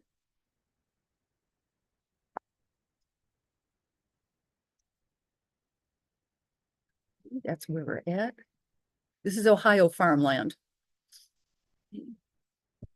Now we're looking at farmland in central Kansas. There's even less. On the right-hand side, you can see where there are sources of water. That's where they have higher ground and the water is coming down. But the rest of it does not have it. Where you see those circles, you can see some circles in there. That's where they're pulling water out of a well, and they have rotating sprinklers on their monoculture annual plants. This is in the panhandle of Texas. The panhandle of Texas has even less dark green on it. You're seeing much more of this beige soil. Again, patchwork quilt, annual crops. A lot of this is meant soy and other crops that are feeding animals, usually beef in Texas. Now you're taking a look at the Amazon. And Dr. Silas Rao talked to us at length about what's going on in the Amazon. We're in real trouble in the Amazon. This picture and a couple others that follow will emphasize that as well. This is the state in Brazil where they have taken down most of the forest, the Amazon forest. It's Mato Grosso. Okay, that's their state. Now, where you see in the upper left-hand corner of this state, it's very dark green. That's what the whole state is supposed to look like. You don't see that though, all right? This is a close-up in Mato Grosso. Here's the land. You see the patchwork quilt. Where you see dark, it's very dark because that is where there's water, and that's where they still have the Amazon forest. The rest has been taken down, all right? Here's the irony. This is Mato Grosso, the state where most of the Amazon has been taken down. And the first thing that happens is they turn it into grazing land for cattle. According to the World Wildlife Fund, what happens is that others come in and they either make a bargain with or kill those people who have done this and take it over for growing soy, which is then fed to animals. You understand? And that's, again, an annual crop, monocrop. Here's the irony. Mato Grosso is Portuguese. We know how people talk about forest being also the bush. Oh, they're out in the bush. It means thick bush. Not anymore. This is also in the Amazon. What you're looking at is the bottom of a lake. That's not a river. That's the bottom of a lake. And where you see these homes in the central part, those are floating homes, and you see the boats that are next to them. And one's a big boat. That is a lake. And you can see where the permanent homes are in the upper right and the upper left. They're on slopes. That's permanent housing. The other ones, that's a lake. Sorry, not anymore. Just a few weeks ago, I saw on LinkedIn a report, and I'm sorry I didn't take a screen capture of that, is where the main Amazon River is. It's where all the tributaries join in, where the main river is. And the lake, it's so dry now that for the very first time, people can literally walk across the riverbed to the other side. We're in real trouble, real trouble. This is one of the riverbeds. You see the land? That's what it's like. So that's what you're looking at in the Amazon right now. Remember that lovely dish of food that I talked about, where we had this wonderful from the food forest? This is the food, this is where it's located. This is in the Netherlands. Now you can see where it's at in this lower center part of this. Now look at the land around it. They're still doing that, even in the Netherlands. Okay, that's what's happening to the land around there with the monocultures. And that wonderful food was all from that small space. Think about it. Think about that, the wide variety of foods and their nutrients. Okay.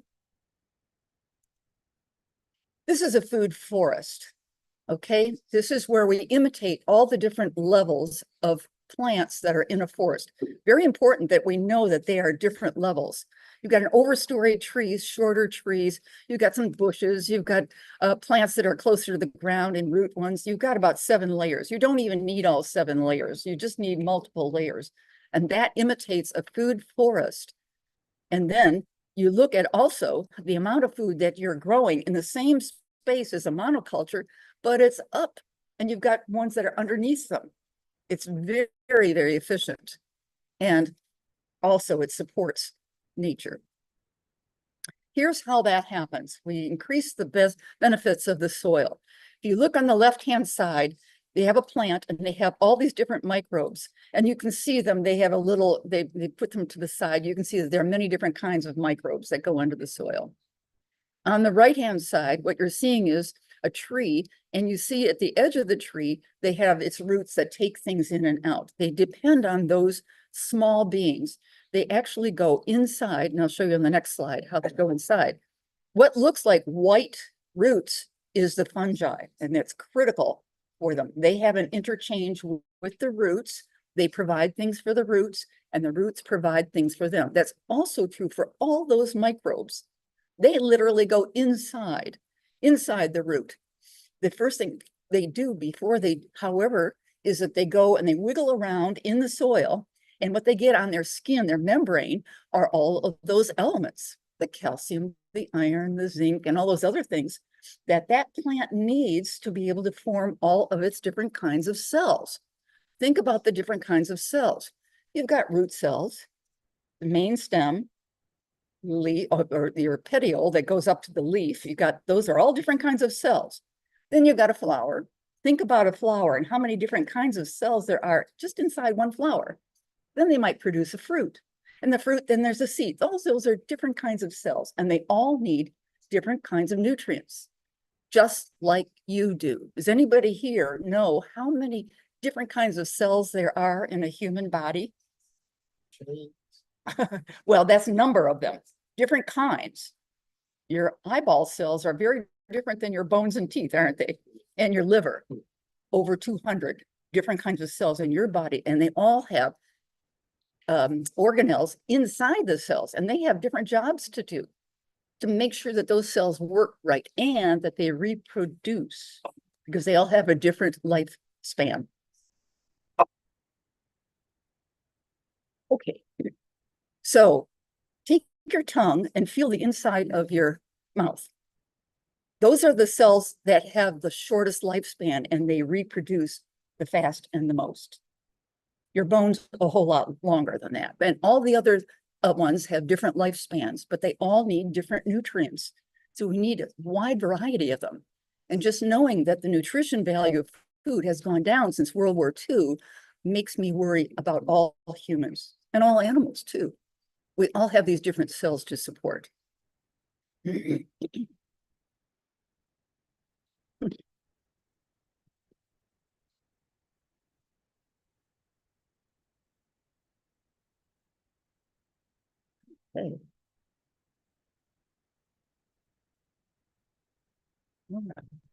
This is a little bit of a diagram that shows it once again. You have all, on the left-hand side, you have all these different elements, and they're shown by these, graphics.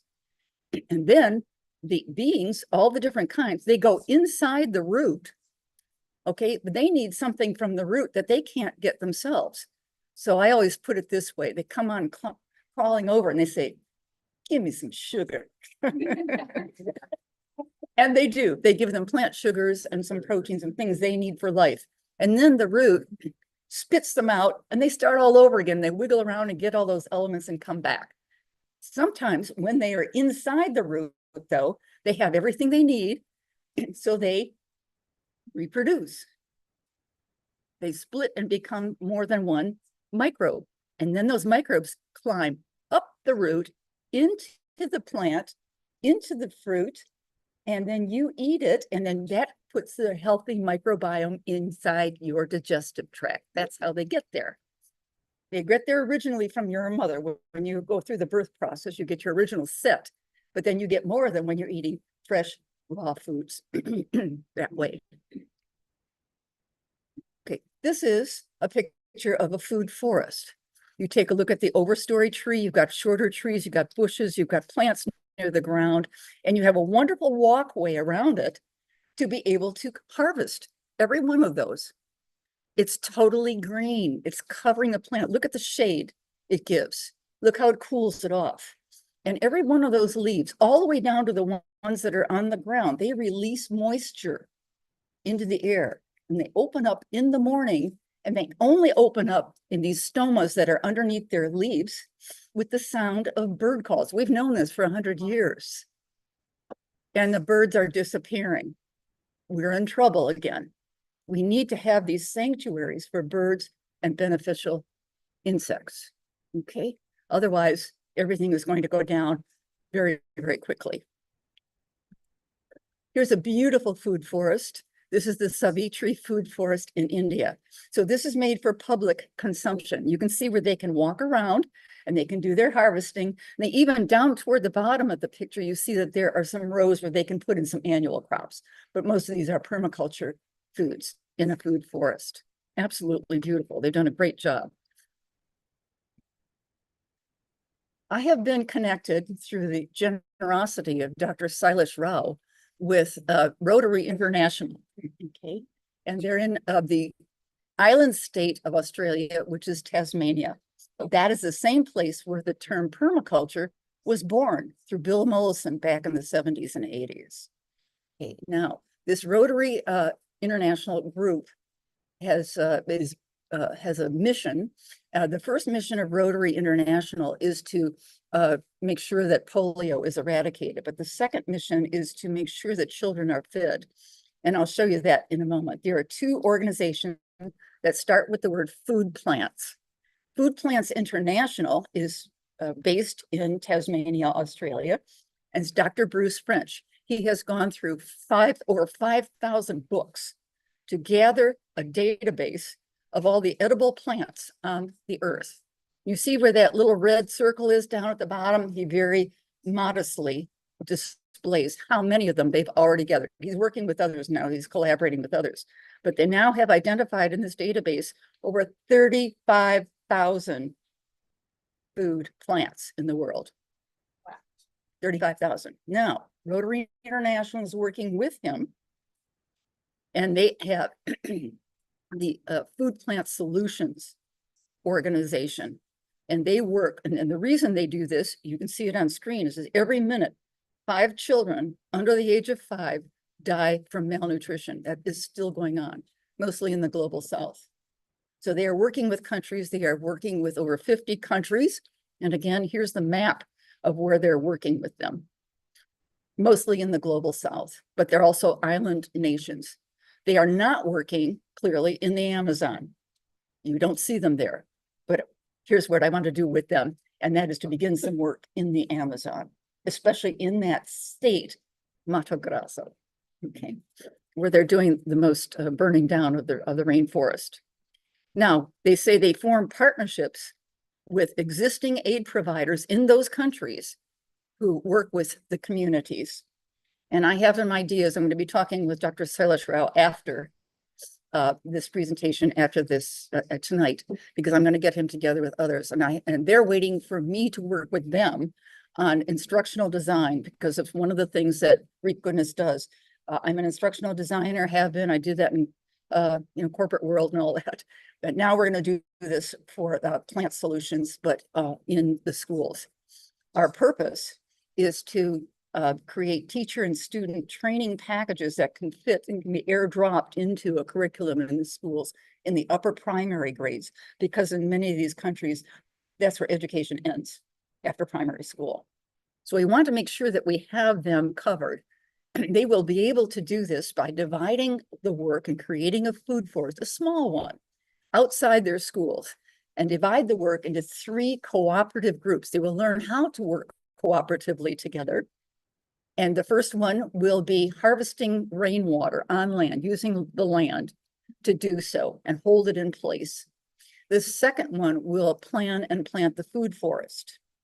The third one will plan and plant the environmental plants that support the beneficial insects and the birds, because those insects and birds are the basis of all ecosystems on land-based in the land, okay? Not necessarily in the middle of the ocean, but on land, okay? Even in freshwater places on the land. So we want to do that, and they're interested in this, and we're going to do that with technology. And so that's why I'm going to confer with Dr. Lau and another person who used to work at Intel, because they know the technology people. And the idea is going to be really, really exciting to pass it along. And imagine children walking outside their school and having fresh, wonderful, highly nutritious food right outside the school door. Not only that, these kids, let's say they're in the 7th grade, they're going to become the teachers for the grade below them. Okay? And then they will be able to teach people, their relatives, people in the community, and each year they will teach the grade below them, so they will all know what to do. Okay? This has not been done before. It's a little bit exciting and a little scary, but we're going to do this. And then that can be distributed through the internet. Thank you, Dr. Rao. And it can be distributed very quickly. Okay. Now let's look at permaculture and its role, why we're going to do this. Remember the pictures that I showed you about that land that's all beige?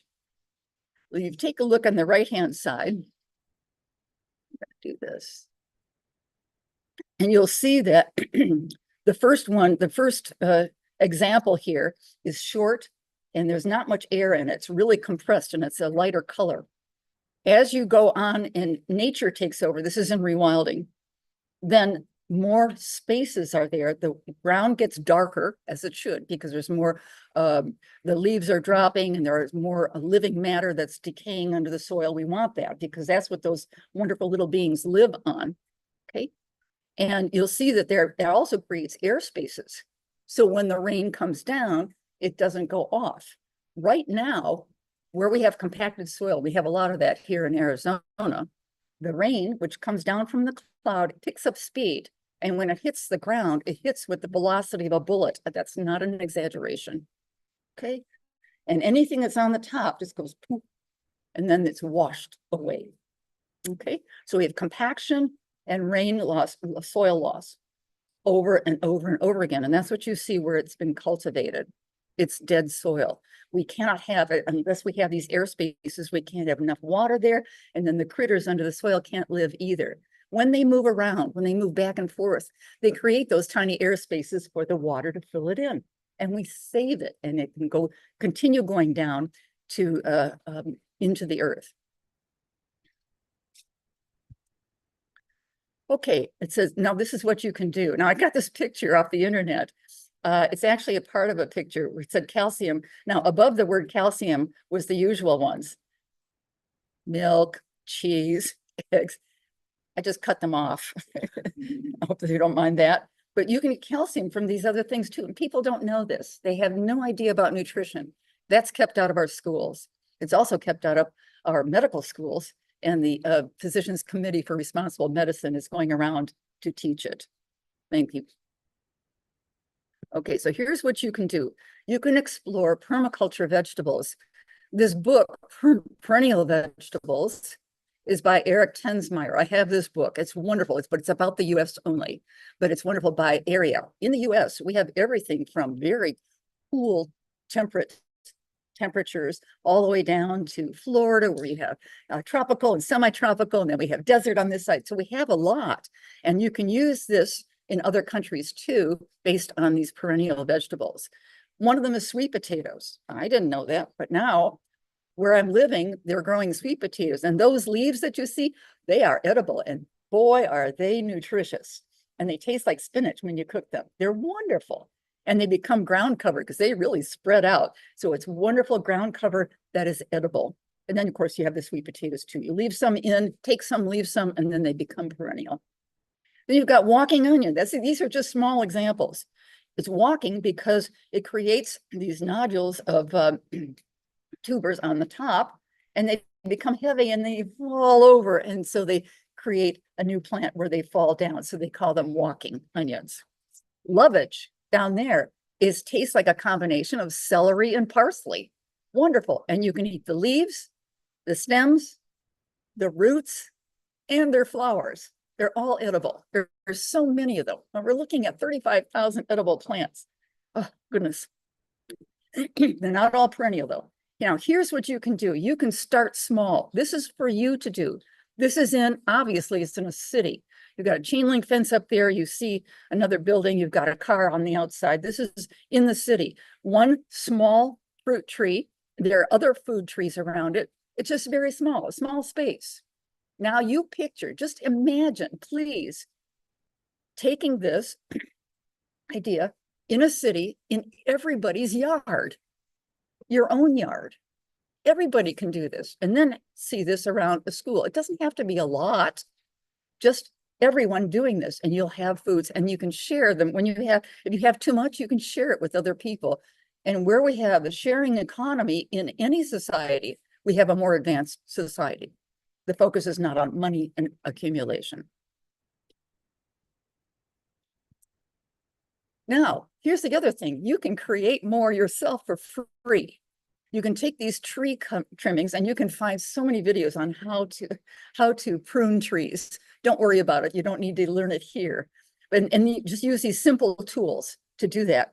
When you take the green ones off the top and you put it into soil, but you have a rooting mechanism, okay? You can get rooting power, but there are other things that work that are for free. One of them, are you ready? Is human spit. I'm not making that up.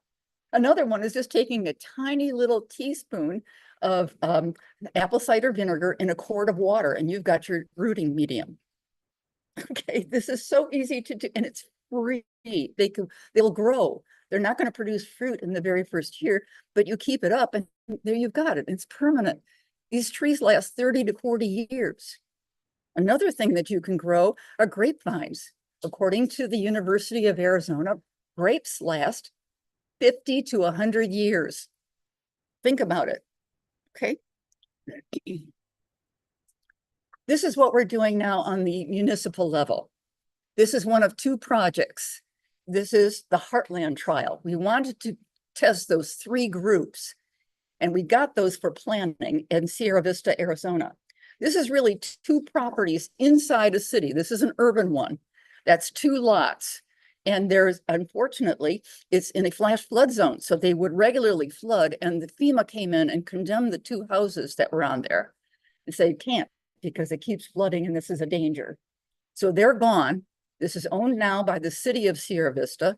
And I said, they were trying to find a place for me. I said, I'll take it, because the water comes in where you see that pink on the bottom. That's a concrete ditch, because they tried to prevent flooding when the homes lived there. That's been there for a long, long time. Then they had another ditch right in the center that goes vertical, and then a third ditch that goes to the left and across the street. That's Arizona law. You cannot capture all water and prevent it from other people. So we had to have an exit, which is fine. So what we're going to do is make more ditches and have what they're called smiles. These are swales, where you dig a ditch and have a berm that holds the water in. The water will fill in where you dug out and stay there and go down. Well, you know what? They already had them. Think about that one, their pink one would overflow constantly. That's why they had to take out the homes. So that water has sunk down in there. Where they had it vertical, that was a ditch all the way across. That's a swale. So that water underneath has been sinking down there for years. And same with the one that's on its way out. There's all kinds of water underneath these 2 lots. Now, here's the lot on the left-hand side. They had to clear it. So you should be able to see that. No? There we are. Okay, so it's taking a little while. Now, they cleared it all the way down to the soil. That was in December of 2023. Now, in August, that's 8 months later, that's what it looked like on the right. We were putting up a chain link fence. We had the posts up there because we have to protect it from the javelinas. If we plant anything, they'll be gone the next day. Okay, with the javelinas. But all that stuff grew. Nobody watered that. Okay. And almost all that time, there was no rain. We only have a 2-month monsoon season there. And that one was light. That was a light month. They only had about 4 inches of rain. But all that stuff grew. Most of that stuff is invasive. Okay, so we do have to clear it again to be able to plant what we need to plant, like you saw in the previous one. That's Sierra Vista, and that's where we're at. We're waiting for news as to whether the county will approve some monies to hire companies, local companies to clear it again and do that stuff. All right, now we have a second site, which is right next to the Boyce Thompson Arboretum. That's a 100-year-old arboretum that was developed by someone who made a lot of money on a copper mine that was nearby. But he had a vision that he wanted to feed people of the world. He had a worry that people didn't have enough to eat. But he traveled to Australia 100 years ago to get some trees and bring them back. And so the Arboretum has a wide variety of pine trees, hardwoods, palms, all the different kinds of things that is now run by a nonprofit. Now the land outside of it, you see on the right-hand side, they're making an estimate of which foods from the desert are already there and they don't have to put in more. You'll see a little bit of a prickly pear pad. Can you see that down on the right-hand side? And then there's also mesquite tree. Both of those provide food. So they're not removing any of those. Okay. And then they're going to add some more to it. And you can see where it's at. There on the left-hand side, there's a water that will be coming down off the highway, and we'll stop that. We'll create some swales, hold on to that. And there's a dry creek underneath it. And they've already started to put check dams of rocks there to slow down that water and put it under the soil. So they don't, because water's obviously an issue in Arizona. So that's the 2 Heartland trial sites. Now, what you can do, okay? What you can do is begin to imagine and plan for putting some permaculture plants where you live. If you live in an apartment, which I did for a while, I put them in pots, okay? And you can do that. You can put down 3 levels, just a tree, a small dwarf fruit tree, a bush, and a plant down at the bottom, or just 3 levels. And that, and more if you want. If you want. All of the beneficial insects and the birds are hardwired. It's in their DNA to look for multiple levels. Why? That's what's in a forest. So when you put that down, you will actually be helping to restore the planet and have food for yourself. Anybody can do this. Again, picture this anywhere in the world, anywhere in a city, anywhere in the country. You can do this. So that's what you can do. Okay. We also need some volunteers to get the word out. We're looking for volunteers to do that. And you can do that over the internet. So you can contact us through reapgoodness.org. Okay, we're looking for you. And also we can answer any of your questions that you might like to have. Okay, so do you have any questions? Oh, yes. Here, let me, there is a question actually. The question is, who can I contact about this? Haha. We have meetings starting next month to discuss what to do with the recently closed elementary school here in Mount Washington Valley. Kitchen, classrooms, great, busy in town location. I dream of using part of it as an agriculturally themed educational venue that grows and sells products and becomes self-sustaining. Can you speak to that? Yeah, you need to be sending this information out wherever you can. We can do that. We can be an amplifier for you. That would be a fantastic thing.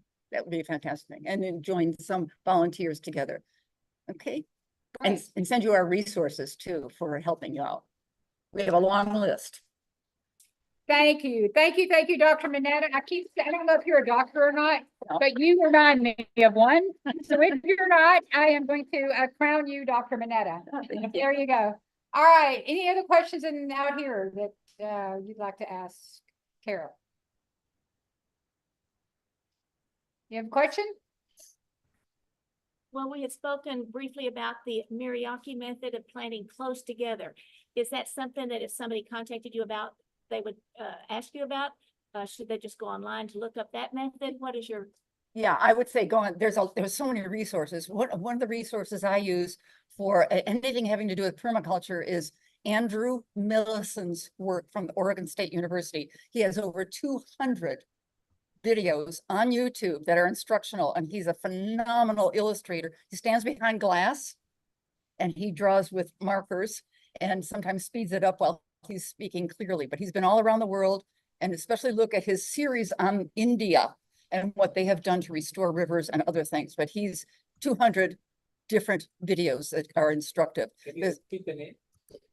Andrew Millison, Millison. Yes, Andrew. Mhm. Yes, come on up, Kim. Hi, thank you. Yeah, I'm sorry if I missed it, but I was wondering, how long has Reap Goodness been around doing this great work? Well, we've been doing this particular work for 4 years now in preparation for and in the Heartland trial.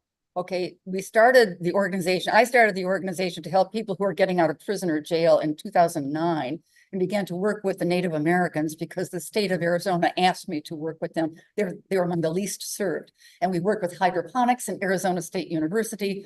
Our team together won 4 different awards from the university on that. And then from after looking at hydroponics, I realized that it doesn't heal the soil. We need it because we have to feed people, but it doesn't heal the soil. So that turned me toward planet restoration.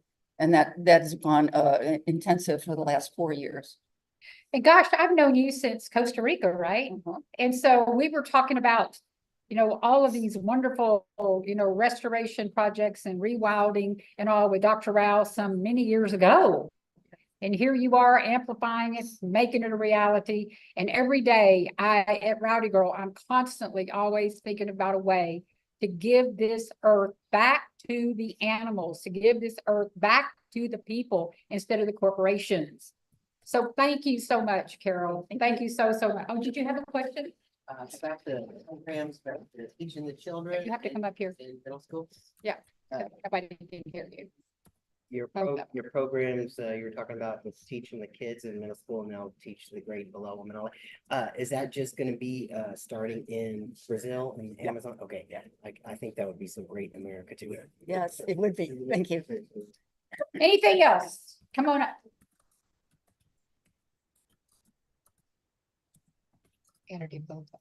I'd be interested in hearing more about what you did with the Native Americans. Is that just in Arizona or across the country? It was just in Arizona because I was asked by the state of Arizona to work with them, with people who are close to Phoenix and then the Navajo Nation. And we worked with work-grown cooperatives too. They wanted to know more about that and be taught about that. And so working with work-grown cooperatives, whether they're a business or simply volunteers, pretty much works the same way. And that's what we want to pass on to children. And could I do a follow-up? Was it also in terms of the Native Americans to help create business and yes, profitable? Yes, they wanted that as well. All right. Anything else for Carol Mineta? All right. Carol, thank you so much. It's such a pleasure to hear you speak on these subjects with such passion, such insight, and you're a true visionary for this work. And thank you. It's a pleasure to hear you in person. All right. And next up, we're going to have we've been all opening our minds to all the great things that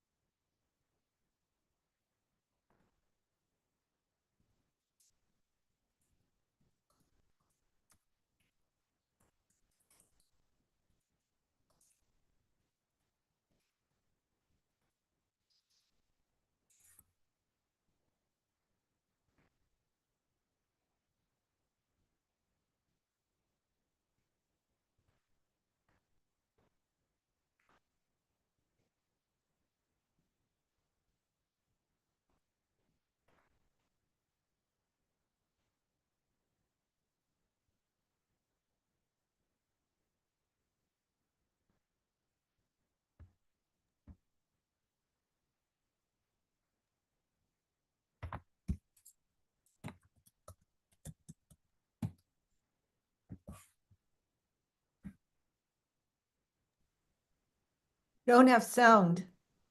Yeah, we don't have sound. Hello? Hello? No sound, no sound, no sound. Yes, we hear you. We hear you. We're just trying to. Yes, and anyway, I just know that I live each day as depressing as life can be. As horrific as it is, I live each day enthusiastic, passionate, on fire, alive for the animals. I do everything I can to be the person, to be the vessel that I need to be so that we can liberate animals and give freedom to the people so that we can get away from this this slavery really that we've kind of been bought into, right? So anyway, that's my takeaway right now is that I'm just so grateful for this vision. And I'm so grateful to know that it's catching on globally around the world. So thank you. Yeah.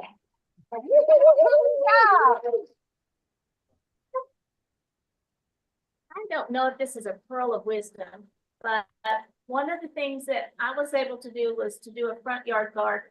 And so I'm thinking every little thing that you plant in your garden, or even if you have plants on the inside, maybe those tower plants that people are putting together, any kind of gardening that you can do.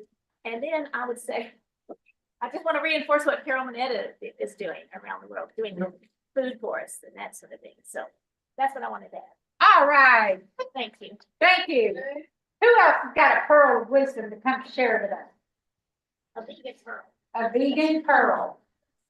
A vegan pearl. Blocking your face. Come on up, somebody. Cam, get up here. You got some vegan pearls? You can have this for this roadmap. All right, you gotta be. Yeah, for this roadmap that we are building towards a vegan world. What are we missing? Is there anything that y'all can think of that we're missing? Well, I can think of something. All right, we're missing unity. We need to come together as a movement. This movement is fragmented, it's fractured, and we need to come together. And so regardless of what we might believe, what we might think, what we might, whatever, we have one common goal, and that's that we want to end animal suffering. We want to see the world be given back its rights to, a clean planet, a clean earth, clean water, clean air. That's something we should all have, so yeah, we need that. We're missing that. Oh, come on up. Well, thank you for that. And what a perfect segue, because our passion, our work with the vegancommunity.com is to unite the vegan world. Yay! And tell us who you are. I'm Peter Goldstein, and I'm founder and chief synergy officer for the vegancommunity.com. And our passion is, and we're founded in the concept of being grassroots ambassadors. Everybody who's vegan would like to help spread the word and create a vegan world. And what we're looking at is how can we do that better with our friends and loved ones? So we look at 3 pillars in our work. One being the interpersonal psychology. How do we communicate, listen, create relationships so that people will hear us? The second pillar is about resources, so bringing together and uniting all the amazing people doing so much great work in the vegan world, so that we can all have the seeds that we can plant with our friends and loved ones and in our communities. And then of course our third pillar is about community, so we can thrive and support each other and deal with all the stresses that we have, with all the challenges, so we can be supporting each other. So I'd like to invite everybody to go to the vegancommunity.com and create a free membership. One of the things we're doing is we're bringing together programming for the holidays to love and thrive through the holidays. So doing presentations, support on all aspects of veganism for the holidays, whether it's about meditations or prayers or about how to create food for a potluck, how to communicate with our friends and loved ones as we go through the holidays. Wow, what great work. Okay. Thank you so much. Jane, I know you've got to have some kind of pearl of wisdom. Oh, Go ahead. Go ahead, you. Come on, Jane. All right, I know you've got something to add to this roadmap. I got a lot of pearls. On that thing. Well, okay, I got a lot of pearls and they're vegan pearls. They're not, is that species, pearls of wisdom? Vegan pearl. Vegan pearls of wisdom. Well, I'm gonna speak later, so hopefully you guys will listen, but I think we have to, we need a major game changer now. And I don't think what we're doing is enough. If you look, and I'm not talking politics here, we're a 50, Unchained TV is a 501c3 nonprofit. By the way, you want to do something, download Unchained TV. Okay, it's free on your phone. Has everybody here downloaded Unchained TV? Yay! Yeah? What? No, you're not good. Have you downloaded it? Get your phone out. Get your phone out. Get your phone out. You're not good. You're not good. That's not the answer I want. We've got a crisis on this planet. We won't have a planet in 10 years. And we're making one simple request. Download Unchained TV. The reason is there are 2,000 videos there. 2,000 videos. We're making a video of this right now. Of course, I'll edit out my little episode. Although it's live. It's live. If you want to blackmail me, it's live right now on TikTok. But we are working around the clock. I'm a volunteer. We have so many volunteers. Kim's a volunteer. Paige is a volunteer. Everybody here works. And all we're asking people to do is to download the app that we've created that makes the argument for a vegan world. And share it. And share it. You can share when you download Unchained TV onto your phone or your TV set. Any Amazon Fire Stick users, you can get it through Amazon Fire Stick. You can get it through your Apple TV device. You can get it through your Roku device. You can also just put it into any Samsung TV. And you can also access it online, but we need people to download it.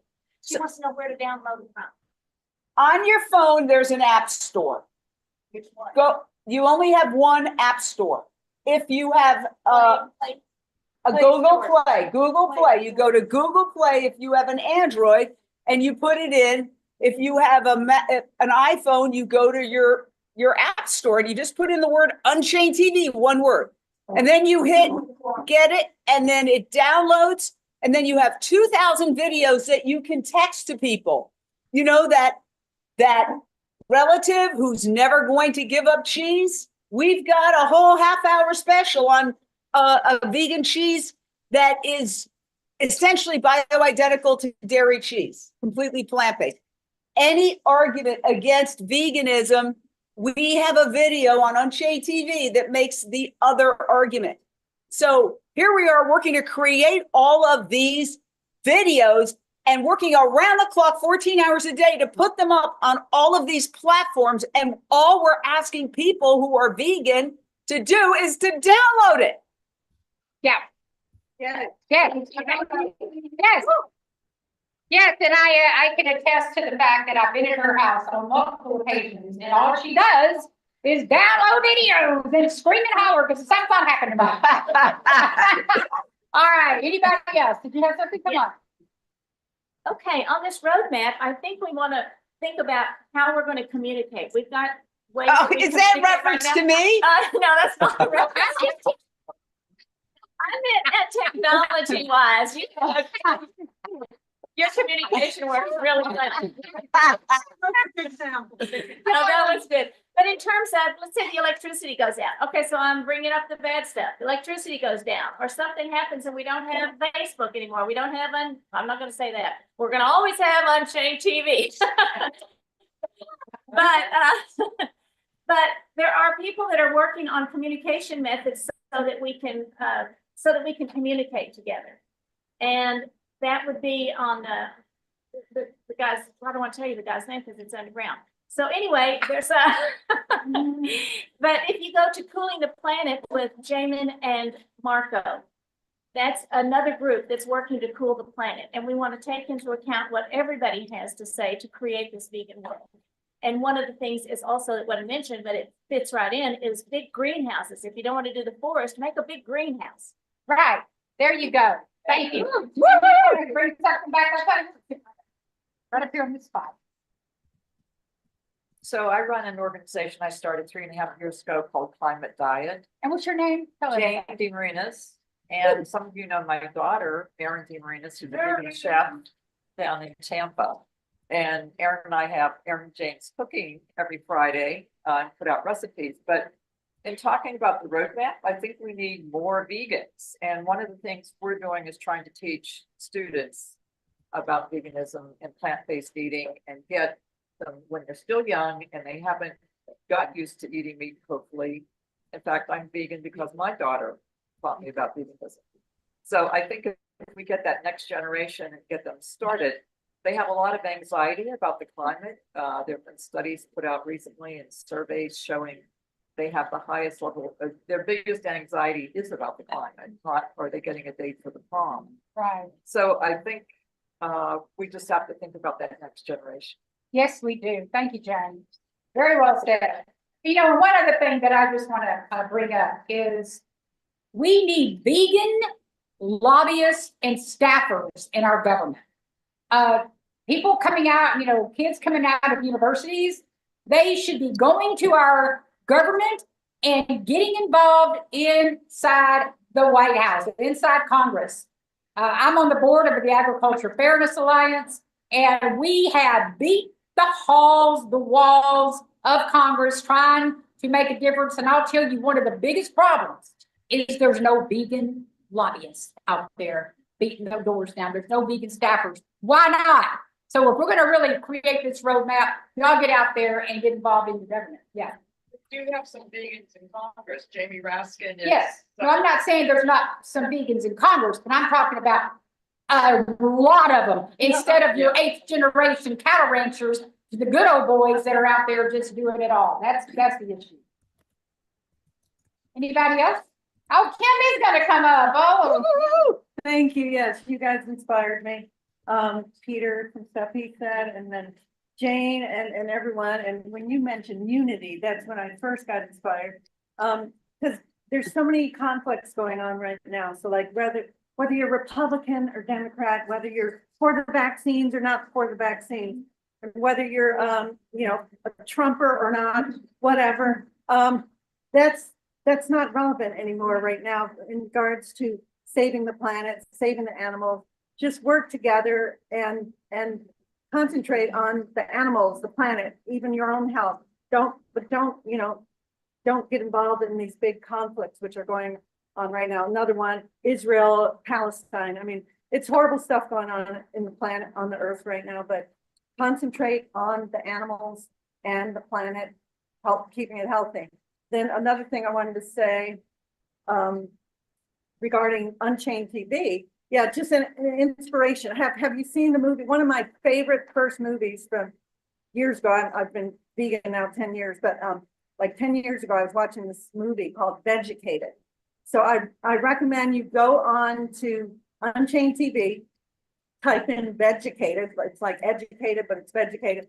It's a really fun movie that's also educational, and it's a documentary, and it's about like maybe 4 different people that go through a process, and watch that, and it might inspire you, and then share it with someone. You can text it to them and it says, I'm watching Vegucated, and then they might watch it and it might inspire them to go vegan. So just a recommendation. There's also so many other movies, you know, from Forks Over Knives and Dominion or Earthlings, a lot of stuff on Unchained TV. So yeah, just share it out, and you might cause someone to go vegan. Thank you. thank you, Kim. Educated was one of the very first documentaries that I saw and shared with my cattle rancher husband, Tommy, 10 years ago. Did you want to say something? Lisa. Thank you so much. I have a little quick thing to add to all. Come bring a vegan pearl of wisdom. Being Pearl. So this month at Independent Animals, we are putting together the World Vegan Month, a special programming, and it reminds me of a couple of things that you were sharing. We will be interviewing Dr. Faraz Harsini, who specializes in really activating, mobilizing universities to challenging them to go vegan and have vegan materials and all of that. So we'll be interviewing him on November 19th as part of our World Vegan Month. So you can visit the website to sign up and register at idausa.org. And that will be discussing veganism and the importance of going vegan now. Thank you. And Dr. Faraz, his group is called Allied Scholars for Animal Protection. And Jane and I were on the cusp of that, like 8 years ago when we showed up in Podunk, Texas. And well, that's a whole nother story.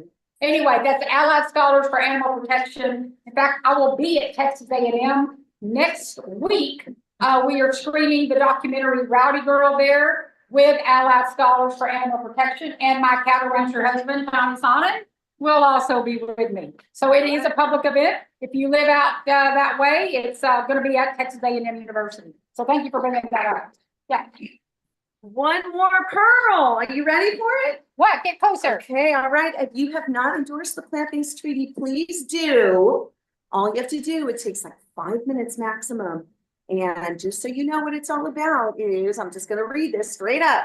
Endorse it as part of your climate action and your plan. We are asking individuals, groups, businesses, and cities to join us in demanding national government negotiates a global plant-based treaty, right? As a companion to the Paris Agreement, the treaty is a grassroots initiative designed to put food systems at the forefront of combating climate crisis through a shift to a healthier plant-based diet, right? This is global, y'all. So this changes within your city, within your state, within your nation. So jump on in.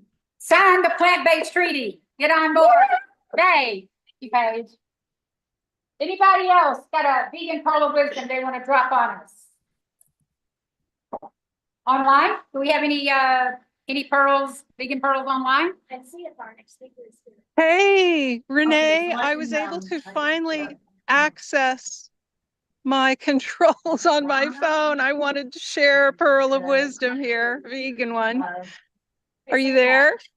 Ever since Tuesday, I've been thinking hard about how to have an impact and realize that the most important thing, whether advocating for animals or any cause, is to help people realize that we need to work together. I'm not talking about just working with fellow advocates who share our views, but with everyone. Yeah, so the main gist there is that we really need to work together, not just vegans, but everybody. We all need to come together if we're going to solve this problem. So yeah, let's bring everybody. Everybody needs to come together. That's okay. Are we done out there online as well? Any other questions? Yes. Okay. Yes, there are several people that wanted to share. Are we ready for the online? I have a thought I was going to mention it during the next, because I'm speaking, so I was going to mention this, but I'll say it twice because people are talking about the election. And again, I'm not talking in politics here. I'm not talking left, right, Democrat, Republican. The facts are the facts. If there's a new administration and they are going to focus on cutting government waste, isn't that an opportunity for our movement to show the extraordinary government waste that is occurring to prop up the meat and dairy industry? Yeah. And isn't this an opportunity for us to go in there and say, okay, you say you want to cut government waste? The Farm Bill is still being negotiated. There's massive, massive, massive subsidies for animal agriculture in the Farm Bill. So you want to cut there. The USDA, massive, massive subsidies for animal agriculture. You want to cut there. The National Institutes of Health, massive, massive horrible waste on ridiculous and cruel experiments on monkeys and rabbits and dogs and cats. You want to cut? Cut there. Interior Department.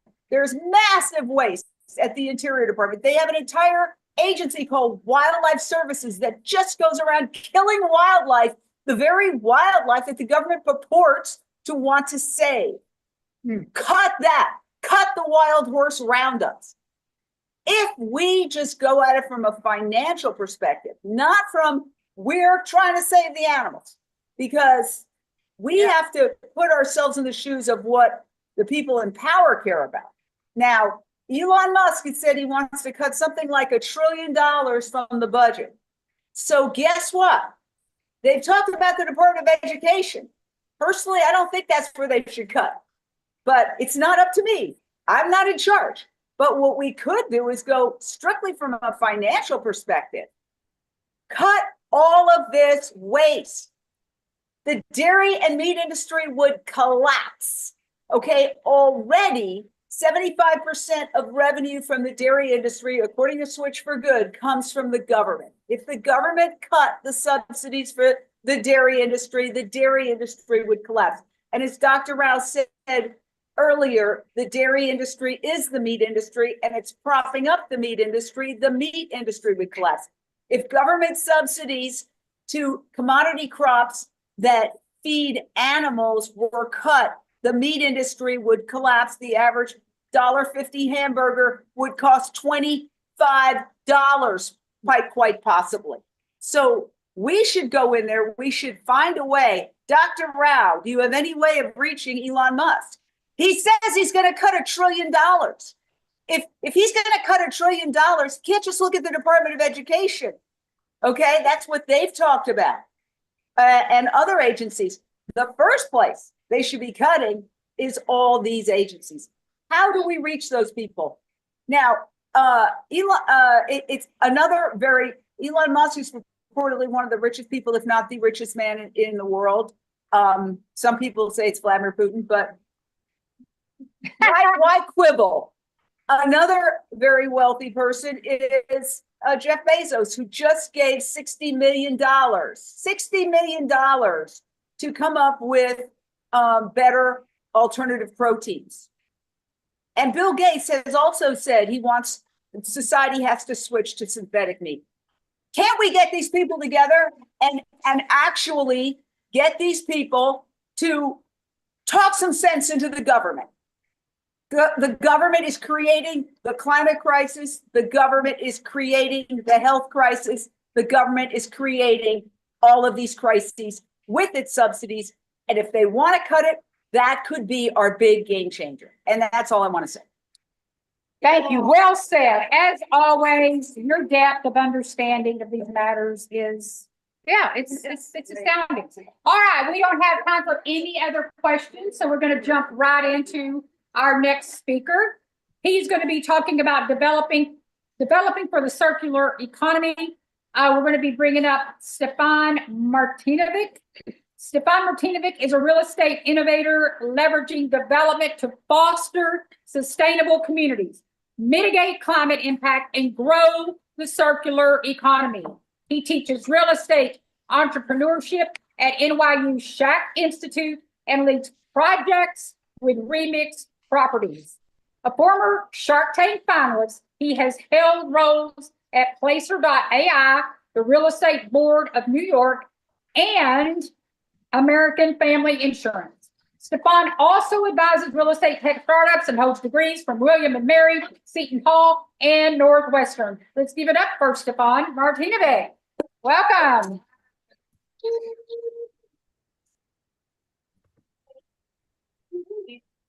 Just a moment, a technical. One little technical issue coming up. Stefan will be with us here in just a moment. And y'all be sure if you're in, after Stefan speaks, we're going to be having another segment that's going to be quite hilarious, laughter yoga. So you don't want to miss that. That's going to be right after Stefan's segment and service. So, I'm ready to do some laughing. I mean, I'm always ready to do some laughing. So. I hope all of you out there in Zoom land are enjoying the conference, sharing this conference out, telling your friends.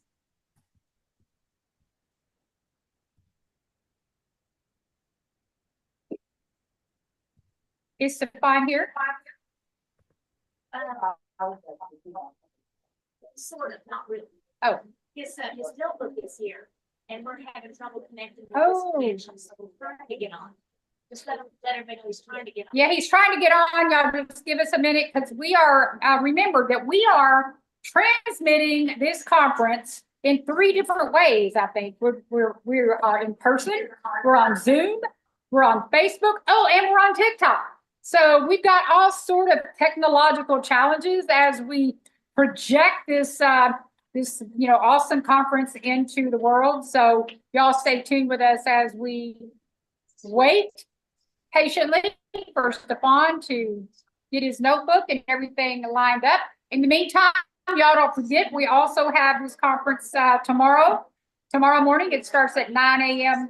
Eastern time. We'll be here going until 7 o'clock. I'll actually be speaking tomorrow at 11 o'clock and doing a yoga session myself up here. So is he ready? That is not going to work, and so we're going to open it back up to more discussions because there were some people online that could not get to. There were people online who didn't get to speak. Oh. And so if we can ask Allison and Ray to let those on, let the whole team know. Okay. Yeah. All right. Breaking right now, Allison, Ray, if you let the rest of the team know that we are ready and waiting for your vegan pearls of wisdom online. So bring them on, let us hear all about it. Okay, first we have Donna. Donna, if you Yeah, could there was people that didn't get to speak, so we want to make sure that your voices are heard here. Your vegan pearls are needed. Donna, can you come on screen? If No, not, I how can't about- because my video has been stopped. I don't know if you can hear me. I'm able to. Sweet Jack. Okay, now we can do it. Thank you. Stop video. Sorry. Anyway, I have been deep in thought since the election about how to have an effect. And I've come to realize that the best thing I can do is to help people come together and work together. Right now, we're so polarized. Nothing can happen. Nothing can be done because we are so divided. And I've often heard things like, the other side are greedy or they're,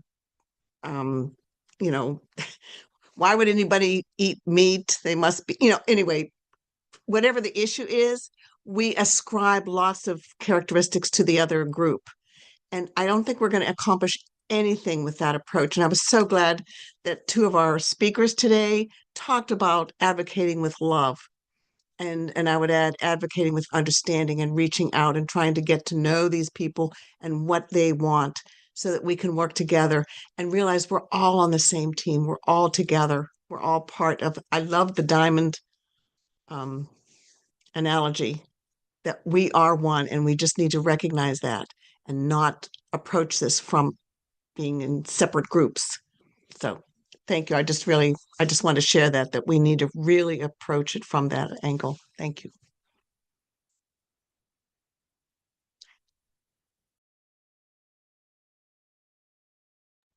Sorry, but now we can't hear you.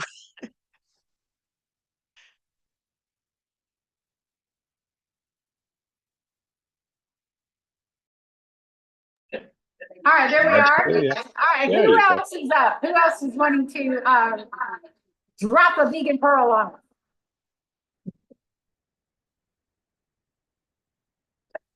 Liz there because she wanted to speak. She had her hand up. Liz Gary. Liz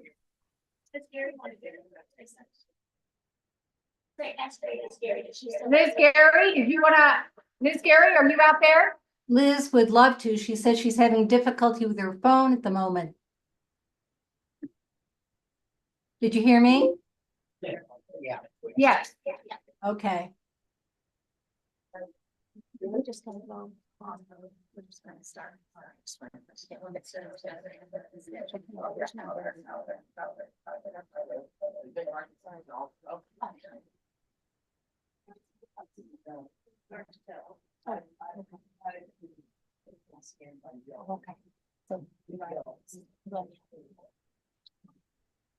Okay, we're ready. All right, if there's nobody else to comment, we're gonna go ahead and go on to the next segment, which is our laughter yoga. Marakita Solis is the founder of Vegan Empowerment Coaching, helping vegans move from frustration and sadness to peace, power, and impactful activism. With expertise in transformational coaching and grassroots activism, she guides clients in overcoming emotional challenges and unlocking their potential. A certified Main Street vegan lifestyle coach and We Did It Health grassroots ambassador, Marakita offers one-on-one and group coaching with plans to launch a revolving group program to support ongoing vegan-related stresses. So now that we have Marakita Solis with our laughing yoga.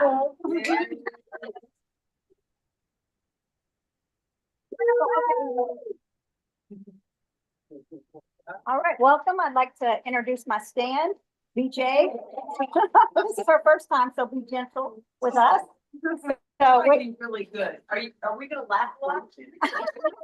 that's the whole thing here. And Okay. so how many times a day do you think that how many times a day do you think that adults laugh? Not enough. 30. 30. Not enough. Two. Two. How many times do you think that Not children laugh a day? 100. Average. About 300 times. Oh. Compared to about 15 times if we're lucky, for adults. So, and laughing reduces stress.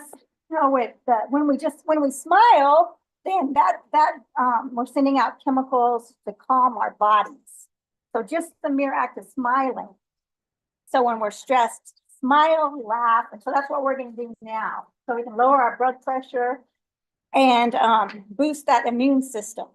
All right, so now there's no wrong way to do this. We want to be like little kids. And so if anybody wants to, you're going to look at me and you can't do it wrong, right?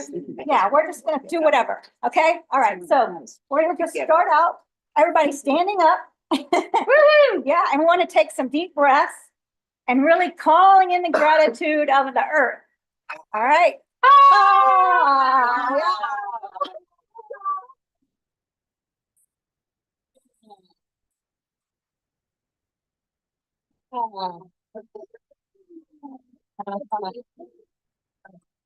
Okay, I got it.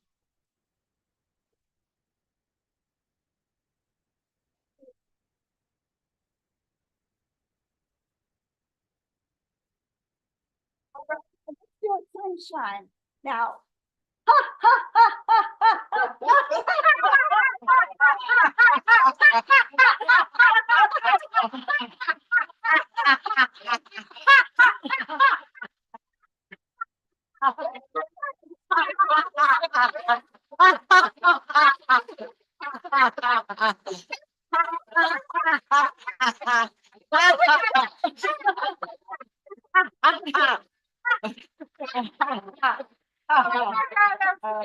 You're the Wicked Witch of the West.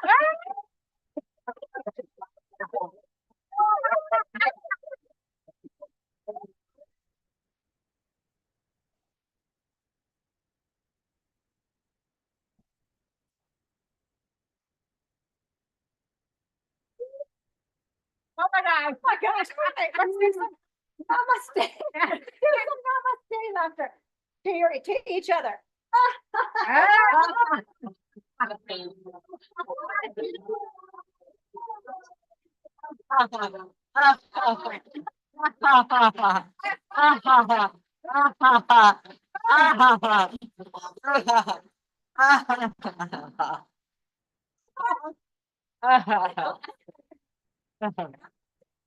Namaste. Oh my God, my jaw's hurt. All right, how about let's do some Santa laughter. All right, so.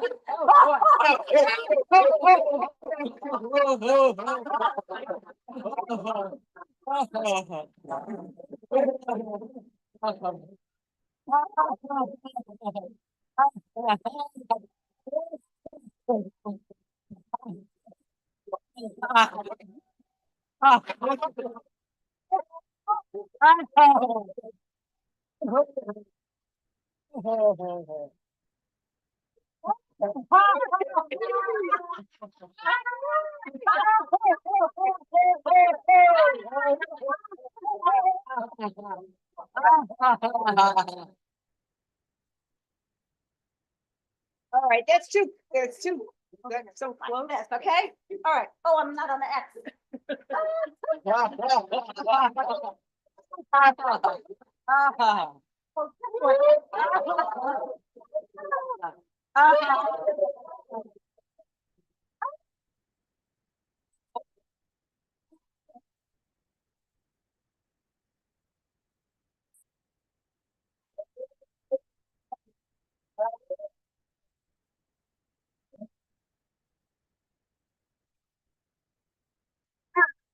All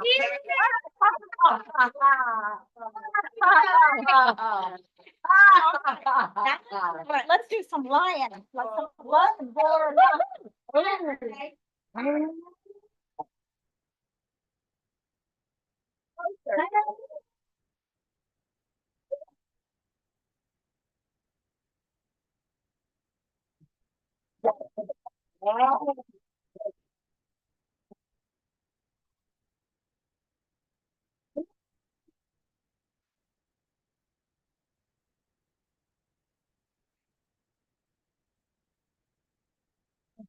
Renee, you did good. You gotta give Renee. You gotta- Lower that mic a little bit. It's hand. Just a little lower, just a little lower.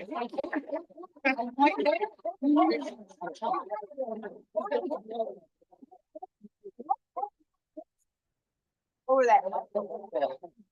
I want a bit more, Renee, one more time.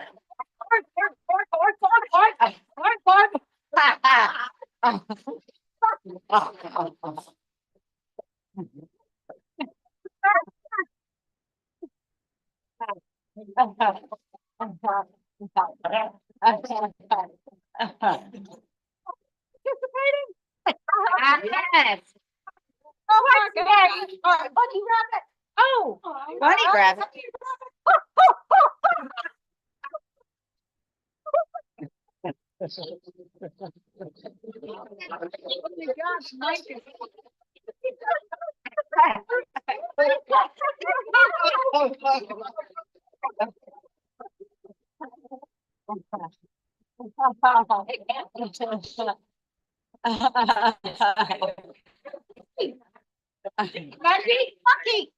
Monkey laughter. All right, follow the leader.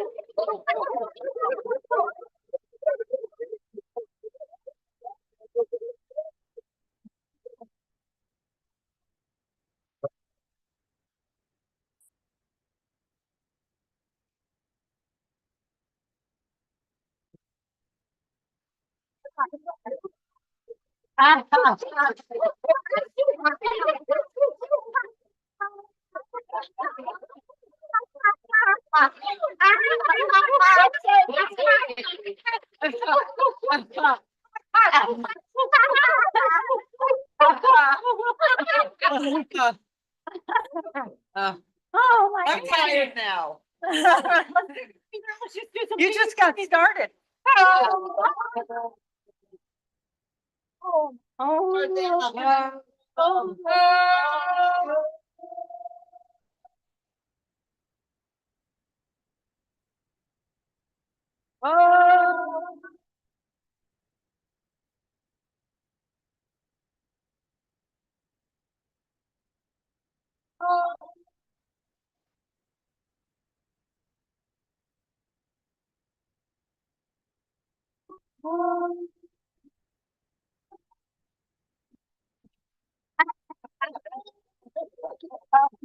around. Oh, boy. You can do it. Now what are we doing? Donkey. Donkey. Follow the leader.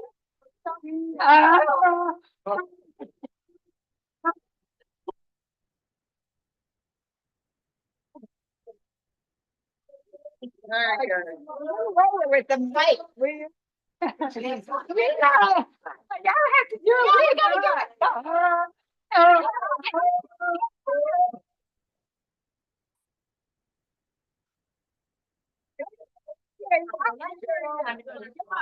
Okay, here we go. All right. Yay! So we have our host will be out. I get them going. We got those endorsements. Oh my gosh. Well, all right. Well, you know what? This has been super fun. Thank you. I'm never gonna forget this, and I hope. Well, it's wonderful. It's being recorded. Can you explain the philosophy? Go on the next speaker. Okay. All right. All right. You know, we'll have to explain the philosophy behind the scenes. That's right. All right. All right. So next up, y'all, that was hilarious. I mean, my goodness. Woo! All right. Next up, we have Stefan Martinovic. We just introduced him just a bit ago, but y'all want me to go through the whole motion of introducing him one more time?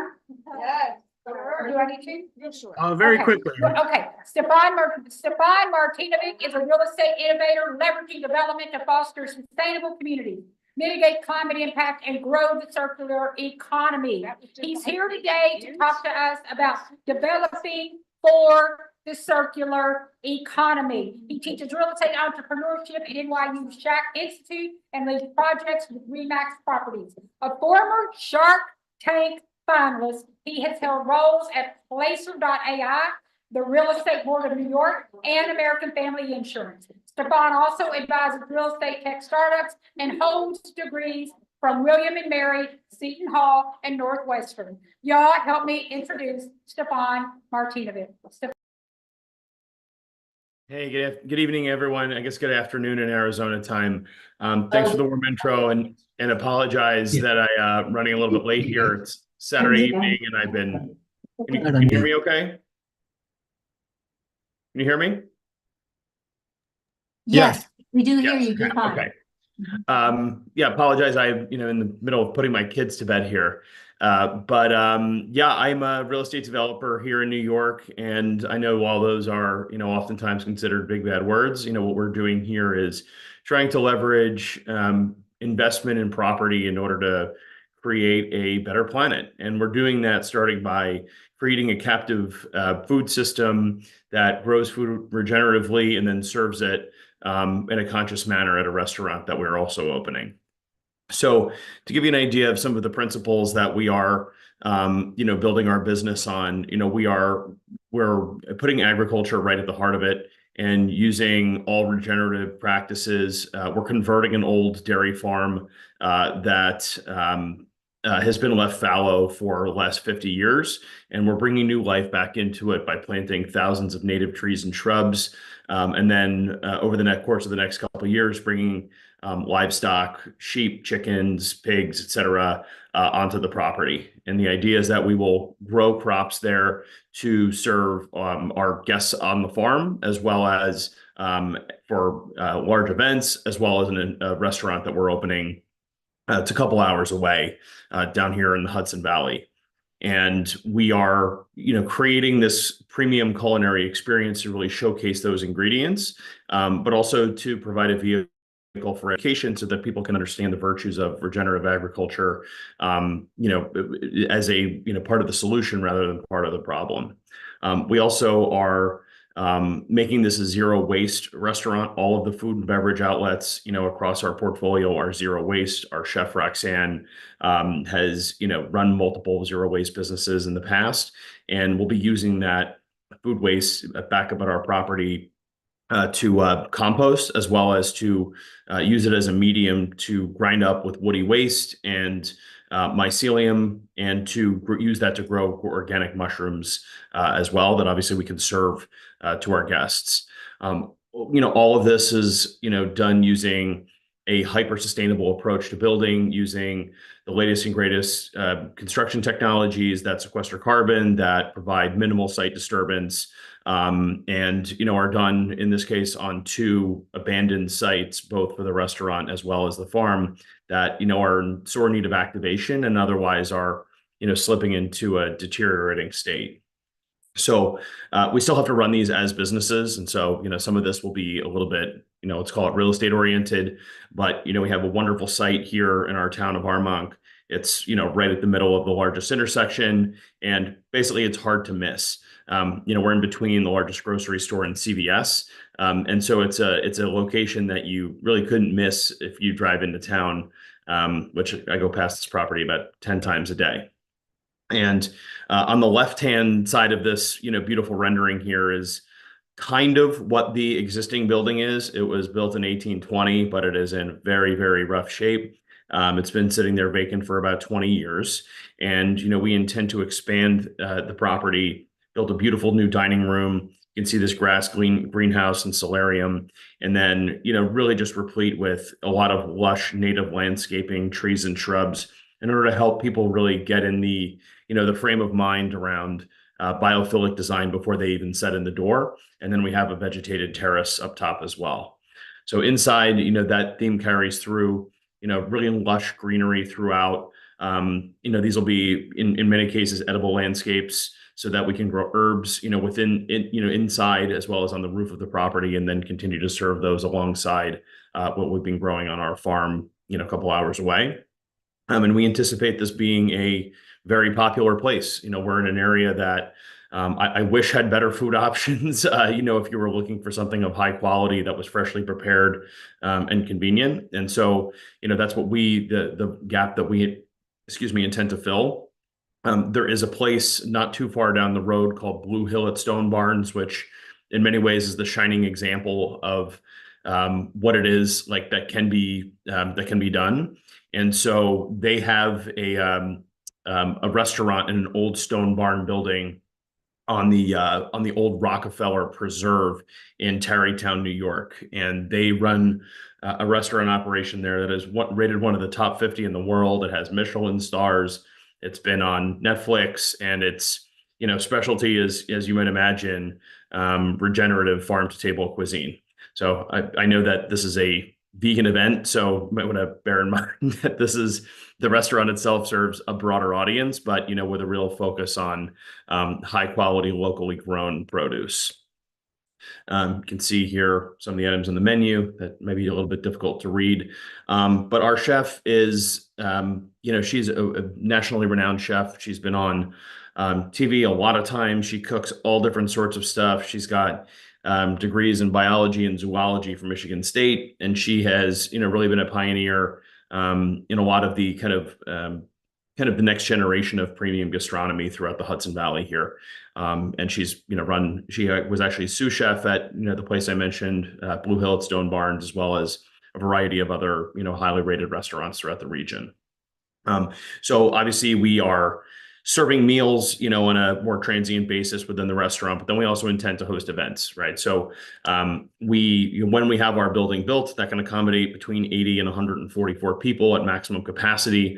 But we've also started to activate our farm property, which would probably be most interesting to you guys upstate, by hosting events such as the one here in the photo on the right, where we're, for the time being, popping up an event tent and hosting about 40-person intimate dinners, where we are preparing stuff, largely on site in open flame, that is using ingredients from our garden that our farm director is putting together. And we intend to continue to grow that business, as we have, a lot of folks that, really just had a wonderful time this summer. So we're a few hundred guests deep now.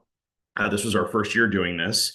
And, kind of on the heels of Blue Hill at Stone Barns, or if you're familiar with the French Laundry, we actually own and operate this property. So we are, taking what are basically hay fields right now. They have been trampled by heavy cattle for many decades, compacting the soil, beating it up. It's clay, it's heavy in clay anyway. And what happens is that, when you have water that runs off the side of this mountain, to which, we own really the entire mountainside, it just ponds up, in these fields.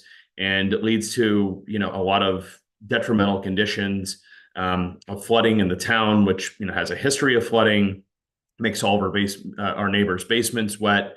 And it's really like a testament to the neglect that the property has seen over the last several decades that needs to be remediated. And our goal is to, better the land by bringing in a breed of agriculture that can really, has a intense focus on improving soil health. And so it's only a couple hours away from our restaurant. It will help, obviously, to build awareness, about kind of our overall business, and it allows us to host larger events. We could do tents and other aspects, up to about 250 people. So what the agricultural program looks like, are a 2-acre intensive market garden for vegetable production. We have a partnership with a hot sauce company. The founder actually lives right next door. And we're going to be growing chili peppers for them, both the medium hot and then the insanely hot, depending on what your flavor profile is. And then we've planted 1,800 trees and shrubs thus far. So these are all natives. It's aronia berries, it's aspens, it's willows, it's a wide variety of things in addition to the typical orchard varieties of pears and apples. We're also growing things like pawpaw and other natives that are otherwise very difficult to find. Some of which are really delicious if you've never had, and are going to be really standouts on our menu, as we continue to build up our food service capabilities. We also we have opportunities for more engagement for people on the farm. So picking your own berries, pumpkin patch, and then we also are starting up a honeybee production, as part of the broader livestock program, which I mentioned is going to contain, a variety of different sheeps, chickens, alpaca. There's nothing that's, up here for slaughter or anything on the property. These are mainly for grazing and then some fiber. And, with a rotational program like this, we are basically, slotting out a 1-acre paddock, temporary paddock, across our property. We let the animals graze for a day or two, and then we move them over so the grass has an opportunity to regenerate, grow new blades, and to sink their roots deeper into the soil. We have a crack farm director who's been working in this region, overseeing both vegetable and livestock operations, really across the Northeast, and he's really a rare talent that we have the privilege of working with. And he's been, basically standing this up, from the infrastructure and everything from the ground up, and getting our old fallow farm into ship shape.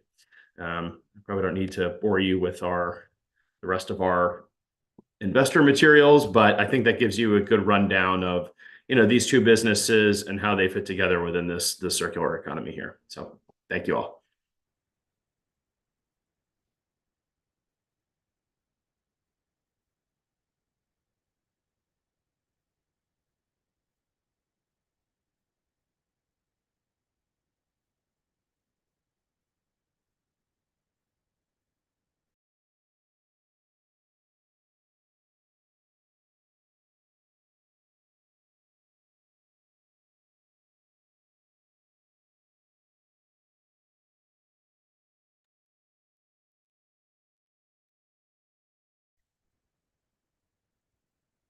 All right, thank you so much, Stefan. Is there anybody out there that has any questions for Stefan? Any comments? Yes. One question to address, that I see now is what's stopping you from going vegan? What's stopping you from going vegan? That's right. That's a very good question. Dr. Rao, did you want to say something? Anybody else? Me personally, or something relating to our business? Me personally. No, I think Sorry, I'm having a hard time hearing. I think it was you personally, actually. I don't know. Honestly, I don't have a good answer for that. It hasn't been something I've put a lot of thought into. All right. So, Dr. Rao, did you want to say something? He wants to come say something. Stefan, I would suggest you put some thought into it because of the amount of food that animals have to eat in order to produce even just 1 pound of food. It's like 39 pounds of food. So there is a huge reduction that happens when you go down the food chain. Okay. So our calculations show that if the world goes vegan, we can literally reverse all 7 fire alarms that are going on the planet. So this is why we are promoting veganism. It's also a mindset shift. We don't see animals as beings to be exploited. Because when we see animals as beings to be exploited, we also see people as beings to be exploited. So it's the root of all social justice issues.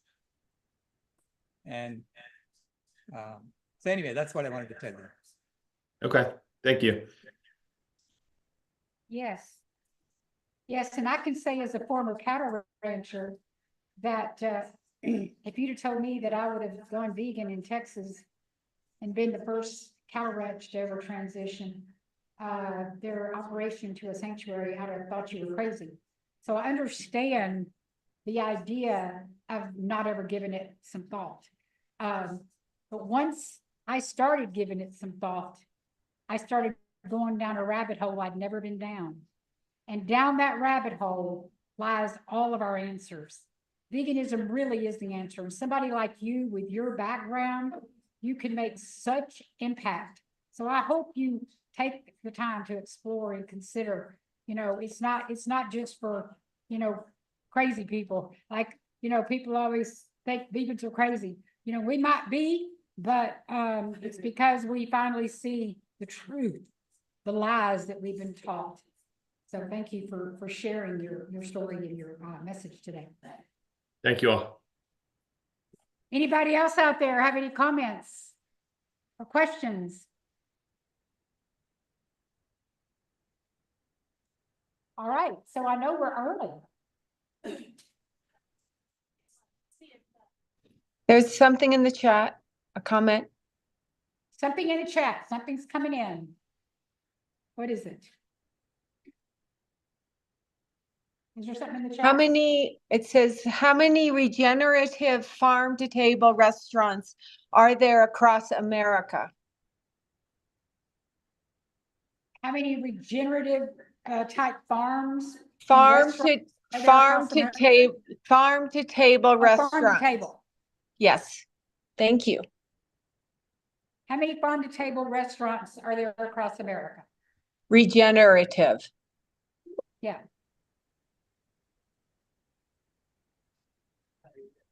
I think Stefan has gone. Stefan might have left. Okay. Maybe we can answer that for Donna or whoever asked that question. And then maybe he'll look back. Or we can approach him on that.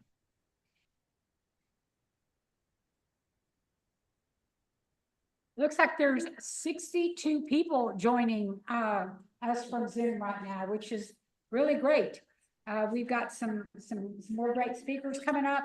I know we've got Jane Velez Mitchell is our main keynote here today after, of course, Dr. Rao. And I've lost my clipboard again. No, I mean, thank you, though.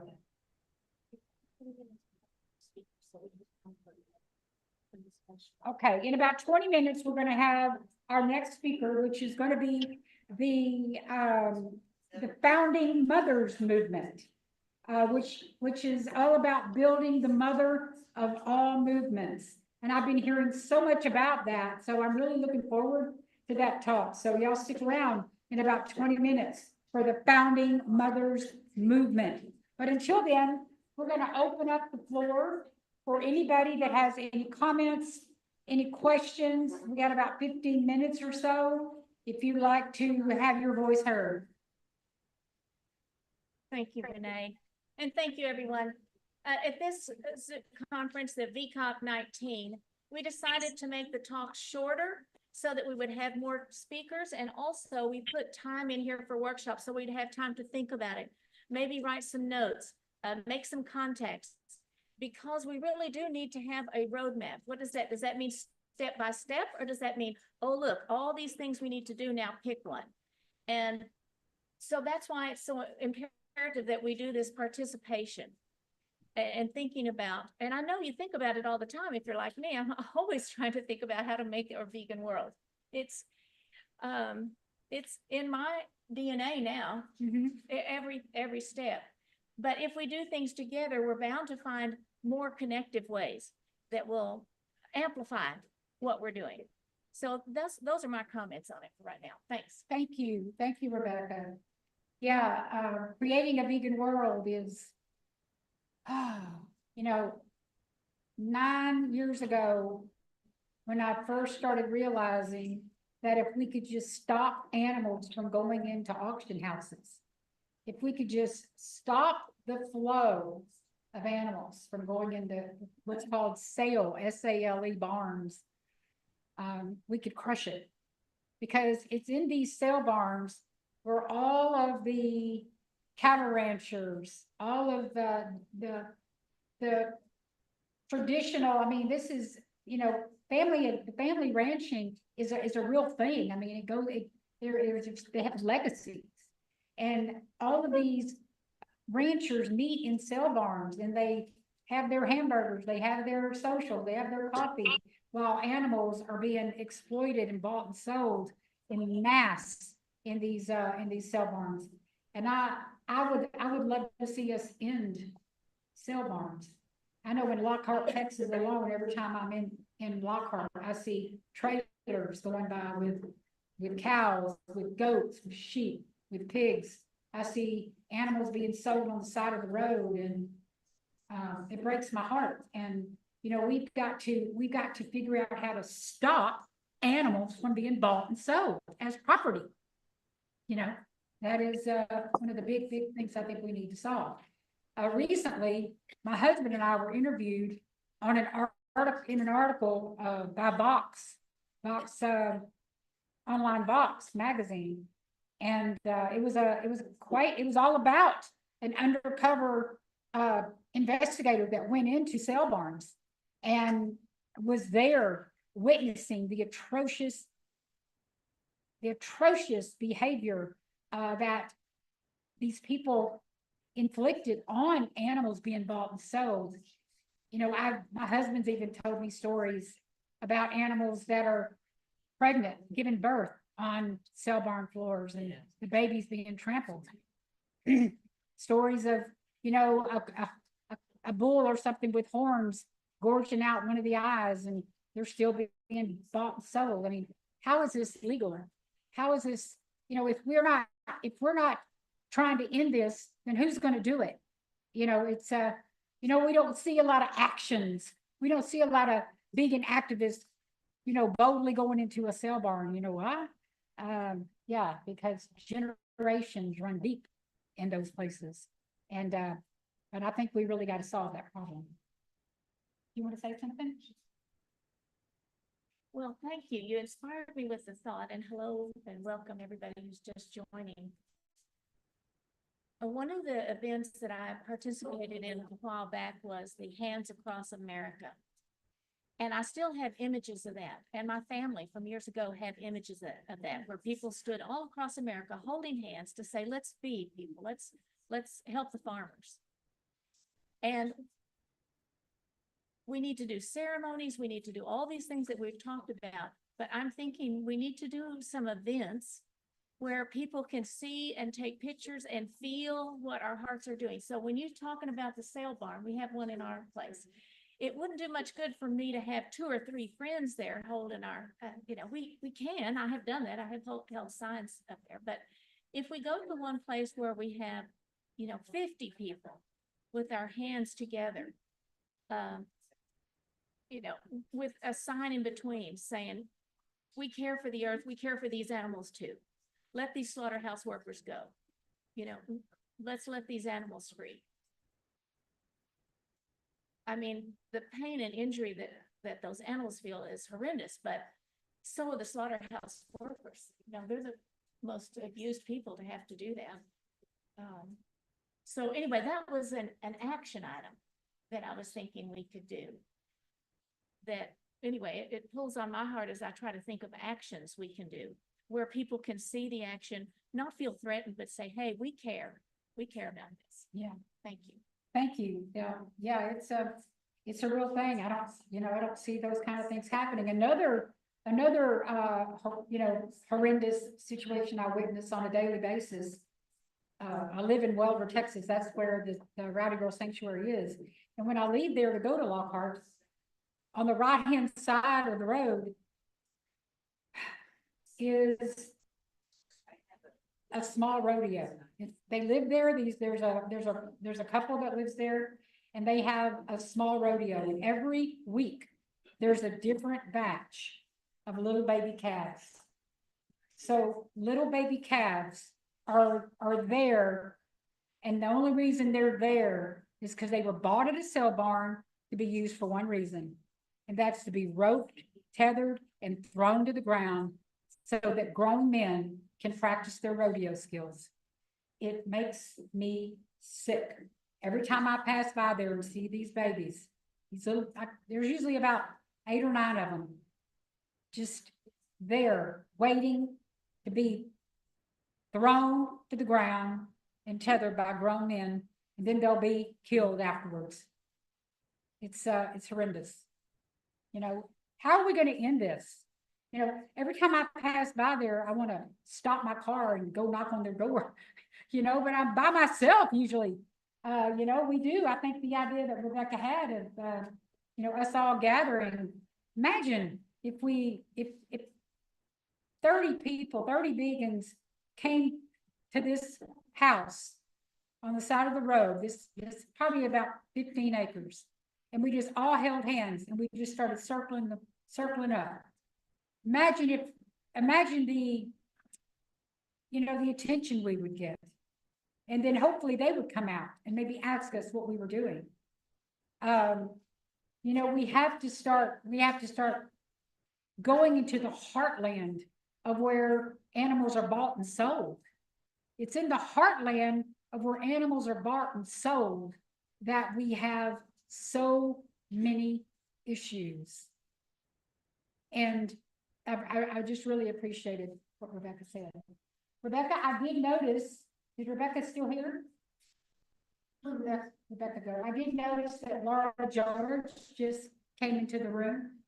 So I saw one of the founding mothers just come into the room. So we're going to be getting with you in just a moment. So glad you're here. And I am, again, for those of you just joining, I'm Renee King-Sonnen. I'm the founder and executive director of Rowdy Girl Sanctuary in Welver, Texas. We're the first documented beef cattle ranch in the world to go vegan, save all their animals, and live to tell about it. I always say that. But anyway, there you are, Rebecca. Yeah, I saw Laura just join. Yeah, I saw her. She just joined the Zoom. So if we're ready.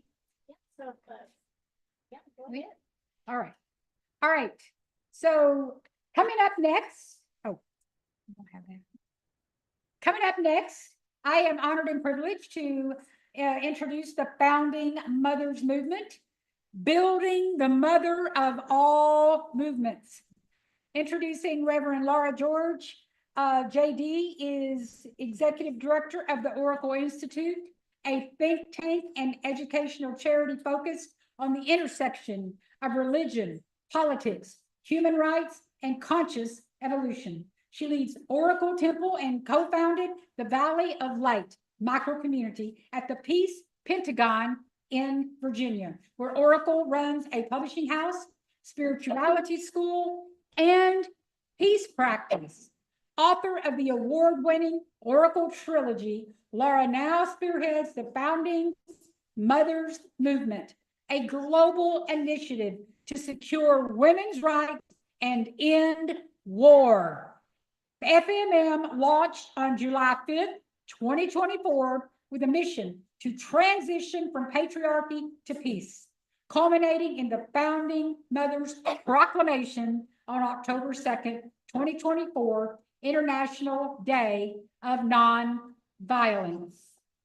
Welcome, Laura, George. Welcome.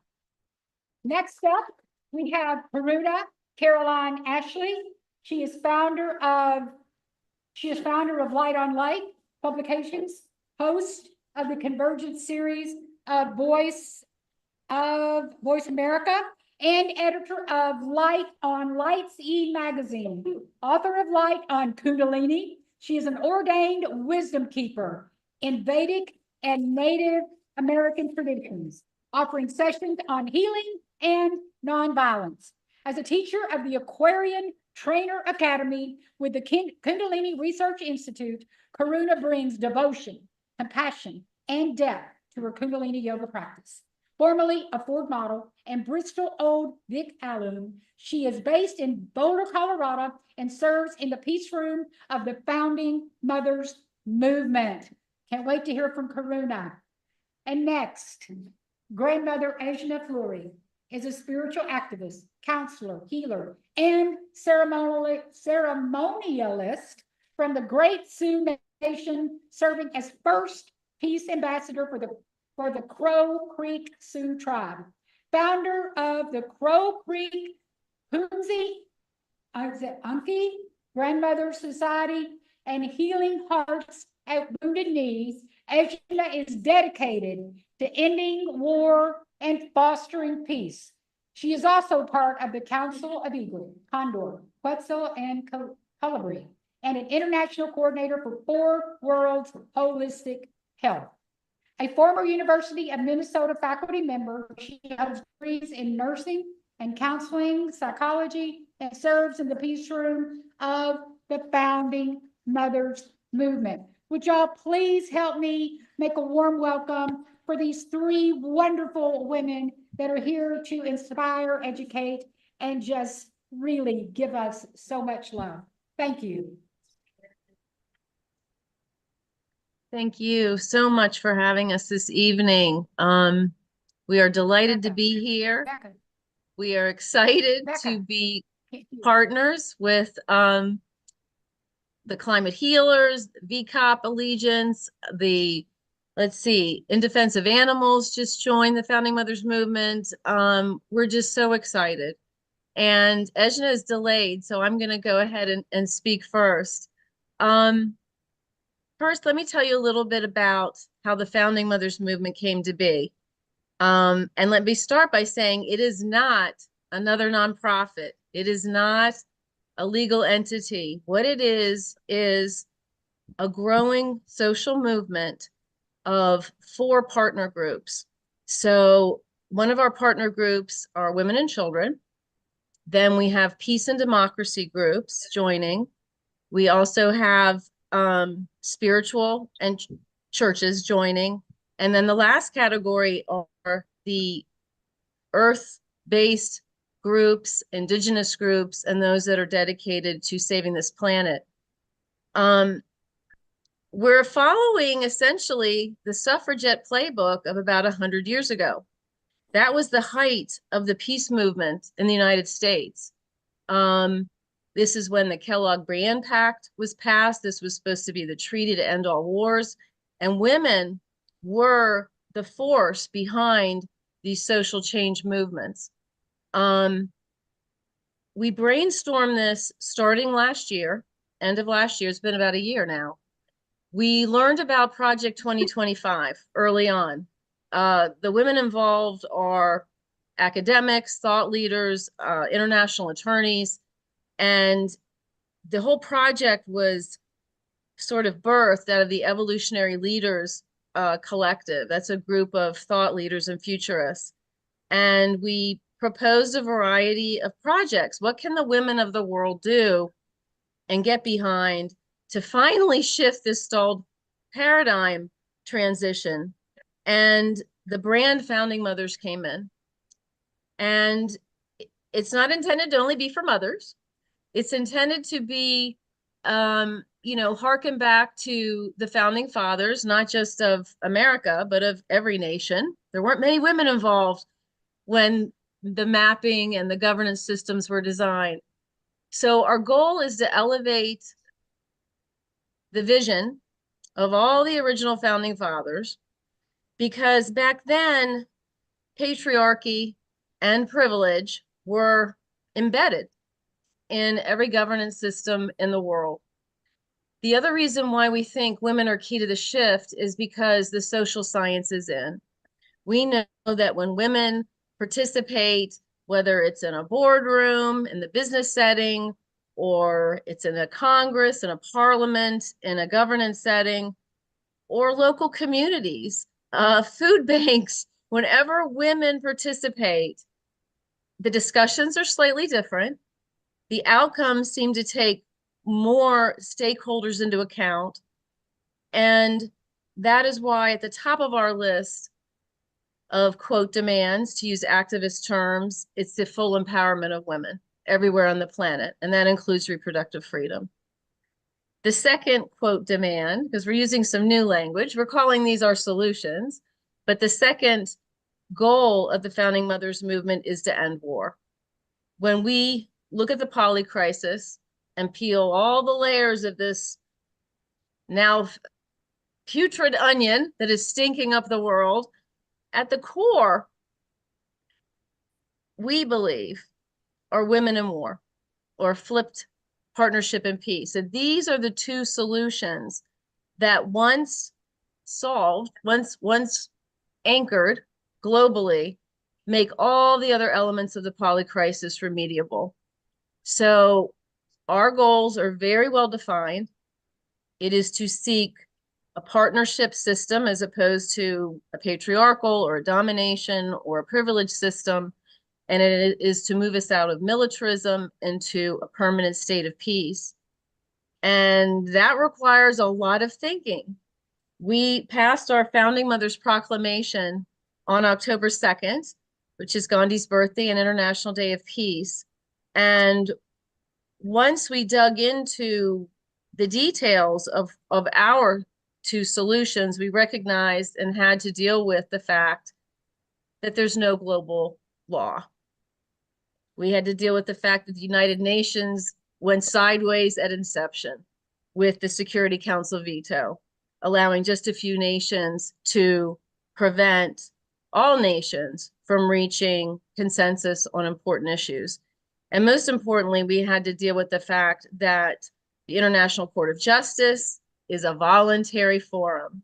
So until all nations submit to mandatory jurisdiction of a world court, we're not going to see the end of war. So we had 7 lawyers, 7 international attorneys, including the former lead attorney at the United Nations, who's a woman, prepare this document. And we are going to commence campaigns in January 2025 to buttress the power of this document. And we're not going to stop until women are fully empowered around the world and war ends. So I think at this point, it would be nice to show our launch video. I've given you a quickie update on what we've been doing in the last 4 months. We're moving fast. So if you could play our launch video, that would be fantastic.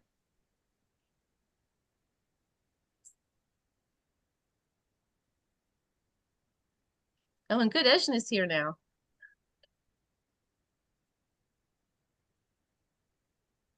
Do you all have it queued up? We have sent it in. And who's up next?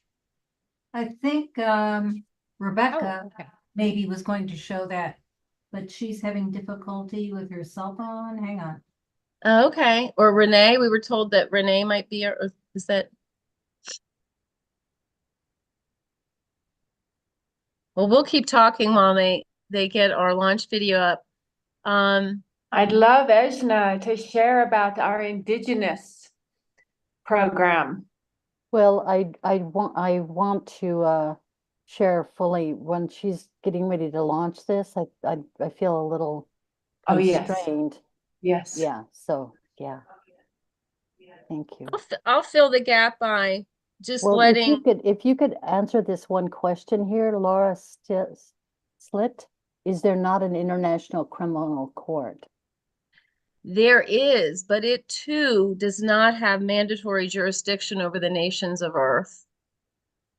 So when we see these rulings come out of the ICJ or the ICC, you see the nations that have been either spanked publicly or accused of criminal activity, just ignoring the decisions of the court. And that's one of the things that needs to change. The world is lawless at the moment, truly. And that is what permits dictators like Putin to invade another country and basically have no ramifications. See South Africa bring the case against Israeli about what they're doing in Palestine as being a crime against humanity and winning their case and nothing being able to be done or enforced.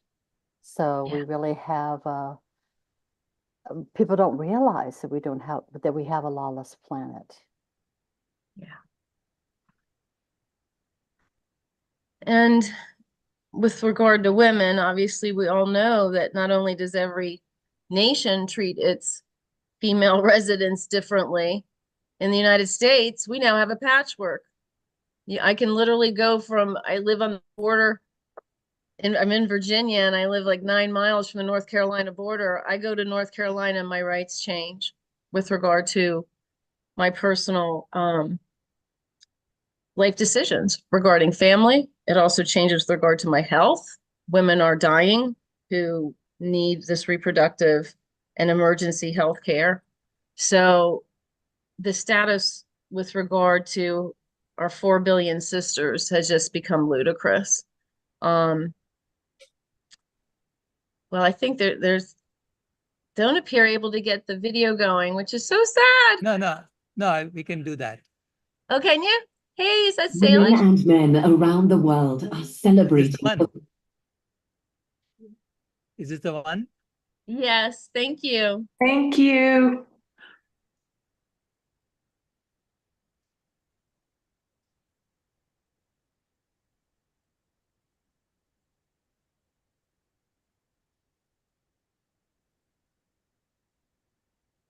And make it full screen.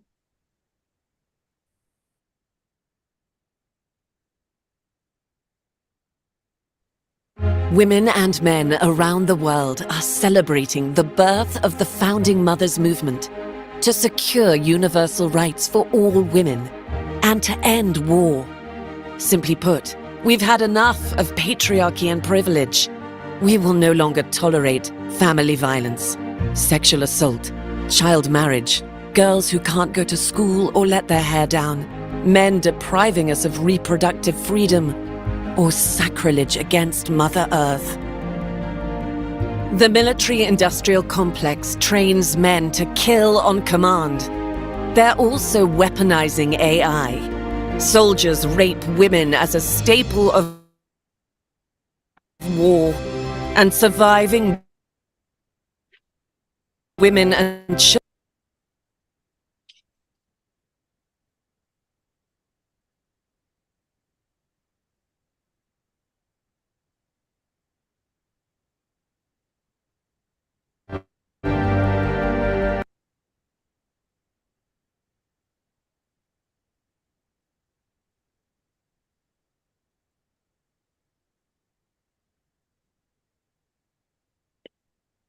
Sorry, it's just low.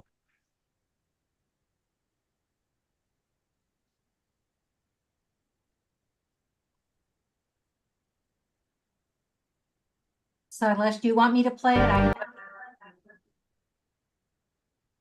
Sorry, Allison? I have it on my screen. I can play it if you like. Okay, could you please? Because we are going Okay. through the hotspot and coming back. Okay. The found. Glad we have some alternatives. We're grateful. Yes. Thank you.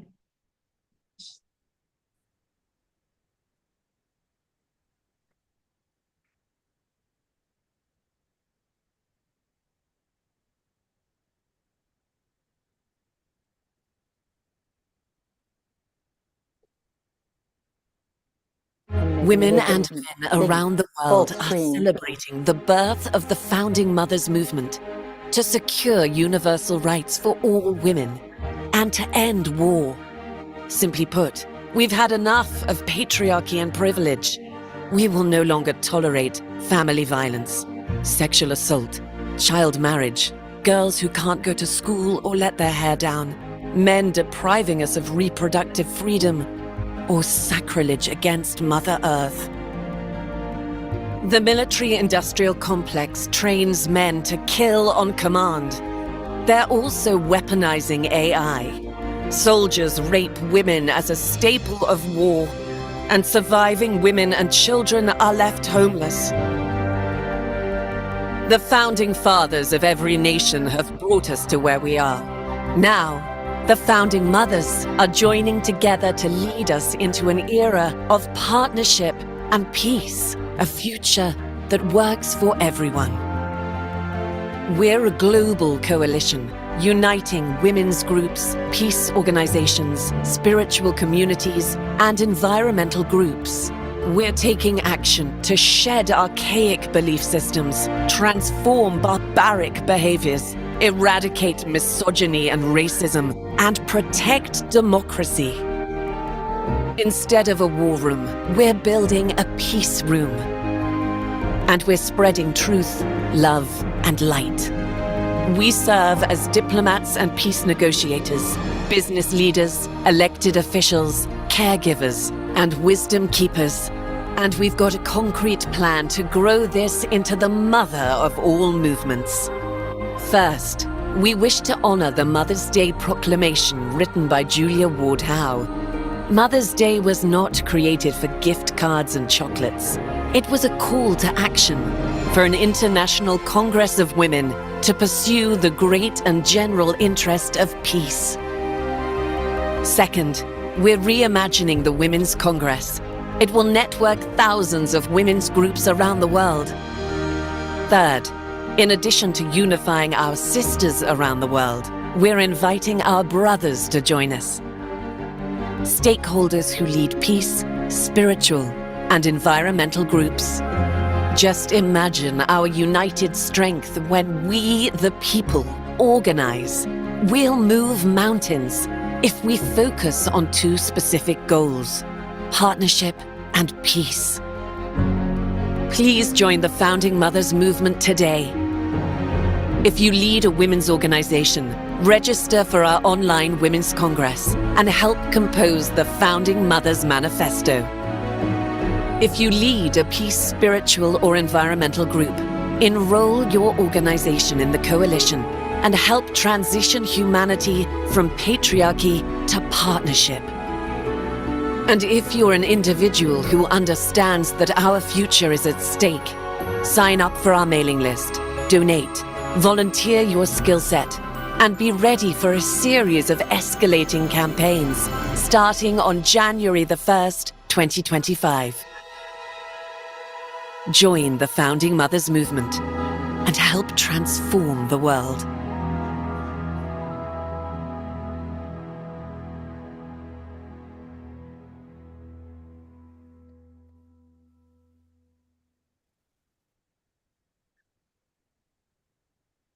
Thank you for showing that. And yeah, we'd love to hear from Edge. And I just, before I turn it over to her, want to let you all know today we had our 5th Global Women's Congress, and we were very honored to have Marianne Williamson be the keynote speaker today. And in just 4.5 months, we have achieved so much. So please visit us, our website, and Ejna, you tell them some more about what we're up to.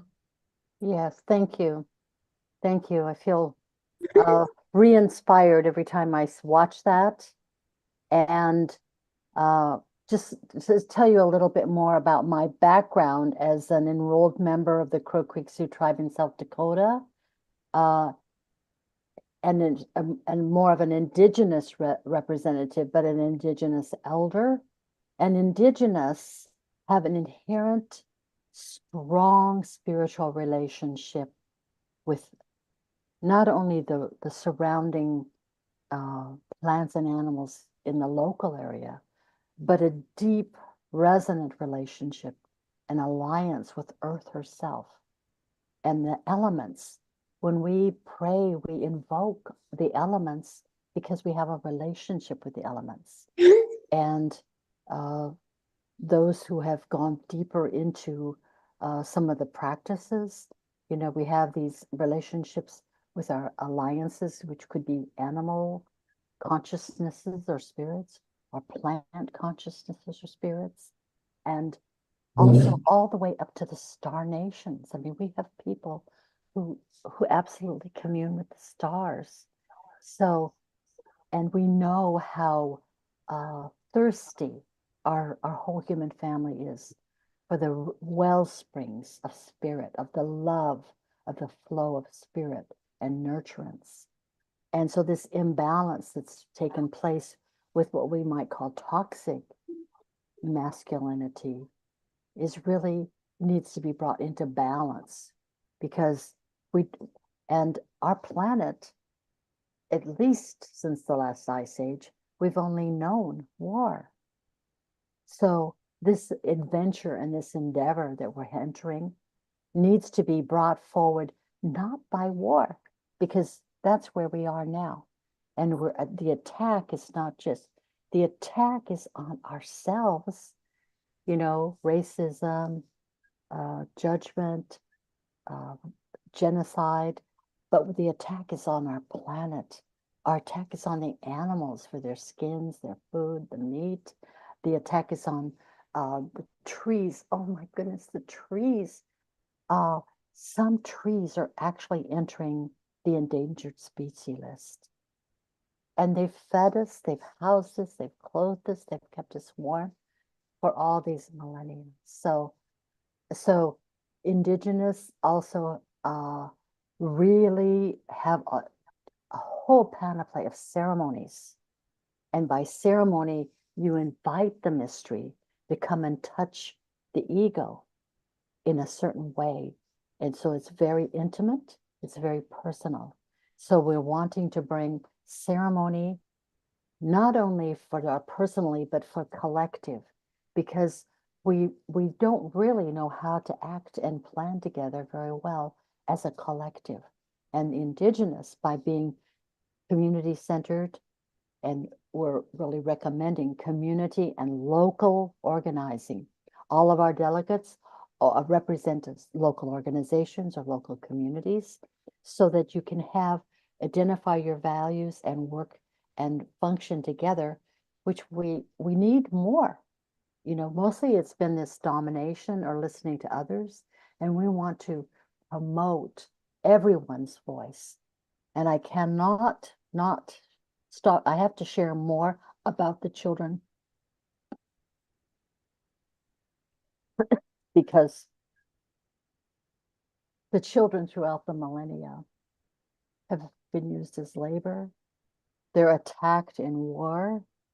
They're used as hostages by other, you know, as war pawns or as alliances. So the children in us, the child in us, is carrying these wounds. And we have children on the other side of the veil who died in traumatic ways. And so we also need to bring healing at those levels and those dimensions. And that's something that indigenous all over the world recognize. And so there are ceremonies for not only for people to help people in crossing over, but for healing and honoring ancestors, and with our spirit allies to bring healing even into these other dimensions.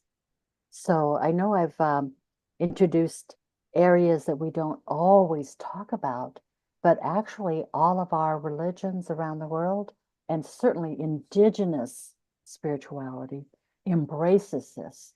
And so the founding mothers movement is not just about a social movement or political movement, or to move these areas, to change them, but it's about inspiriting ourselves for who we truly are.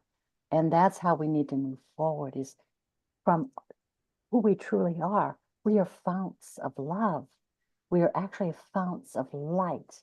And the more we love, the more our light shines, and the more inspiration comes, and the more we connect with the mystery, and the more mystery weaves in synchronicity and miracles.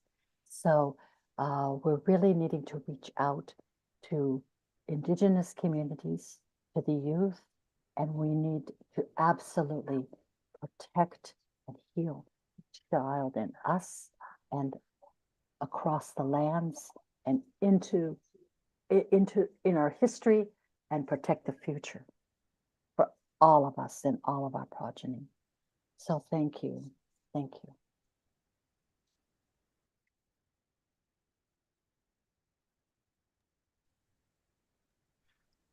Can you give us a quick time check? Because we started earlier. How long? We wanted Karuna to be able to speak, and also if possible show what the world will look like after the founding mothers succeed in shifting the paradigm. We have a vision video we'd love to show as well, but I'm not sure where we are on time. Are we good? Yes. Pardon? 12 minutes. Okay, 12 minutes. Go ahead, Karuna. Why 12 don't you take a minutes, few yeah. minutes and then we'll show the video and leave a little time for Q&A. Oh, you're on mute. I'm so honored to be here with you all. And I jumped in early and I heard you speaking about the importance of food and farm to table and really utilizing our joy to prepare our food. And food, you know, we're all talking about bringing the spirit in, aren't we? And Ajna, and just that spirit, you just dive into that water element with Ajna as she speaks, and Laura George, her passion for trying to make something unbelievable work, right? The founding mothers. I mean, unbelievable. And it's going to happen. This woman doesn't stop cutting through her commitments and making us on time all the time. So I just have to say, you know, I'm health and wellness, I'm yoga, I am so grateful for a 40-year practice that started in my early teens and led me to multiple careers, and just needed women around me. And I was so blessed to have such beautiful women around me all my life and in every career. And then I find myself with the founding mothers and developing a program that integrates health and wellness. We are speaking on a level of frequency that we need to nurture and nourish. And all I can say is juicing works. And I've realized that juicing can happen 5 or 6 times a day, folks. I mean, it's crazy how much juice you can drink for your liver, kidneys, adrenals, stamina, sleep, everything, and just feel the blessing and nurturing of that water element in the juice. So there's a mantra called Satanama. And if you just take your fingers here into this, what this is called Christ mudra, but has nothing, it's just higher self. And you bring your thumb over your ring and your index, ring in your pinky, which is Sun and Mercury. And the other 2 fingers, these are your tattvas, folks. These are not just fingers and sacred hands. This is a tool. And that index finger is Jupiter and that middle finger is Saturn. And just feel that as you go through the rest of this moment that we're taking you, hold this mudra. This is our founding mother's mudra, the 3 fingers. So that would be Jupiter, Saturn, and Sun energy. And id is your thumb. So you hold down the Mercury finger, which is your communication finger. So if you let's just hold this one actually, because we're going to watch a video now and we're going to feel the energy of these 3 tattvas pointing towards the heavens. Our feet are grounded. Let's take a tall seat and feel the blessing as you watch with your eyes open over the tip of the nose, activate optic nerve. and look at the video and enjoy.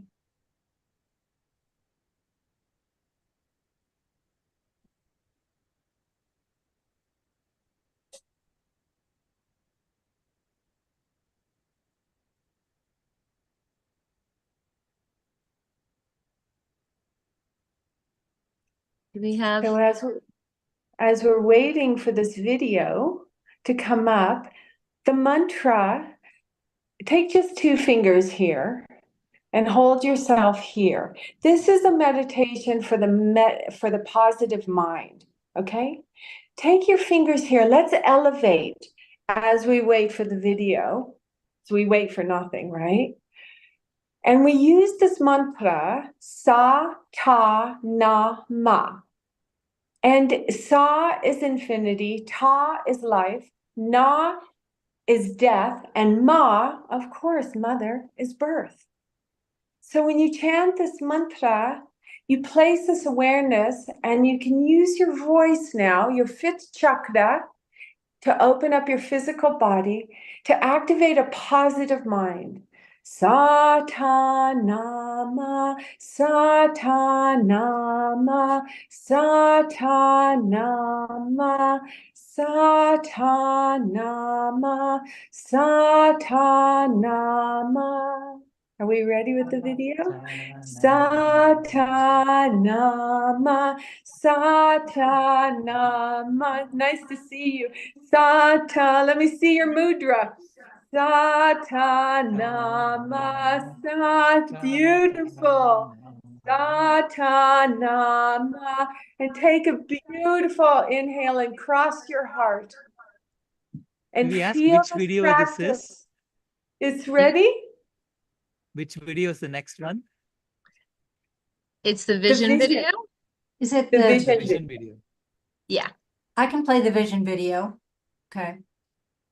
Thank you. So practice this positive mind and open your heart and feel this positive self out of this mind and bring it back to your heart. And as we watch with this gesture of happiness, this is great history and is said to have been practiced by spiritual leaders, including Buddha and Christ. Let's integrate our positive mind in everything we do. Now you have a tool. Satanama. Satnam.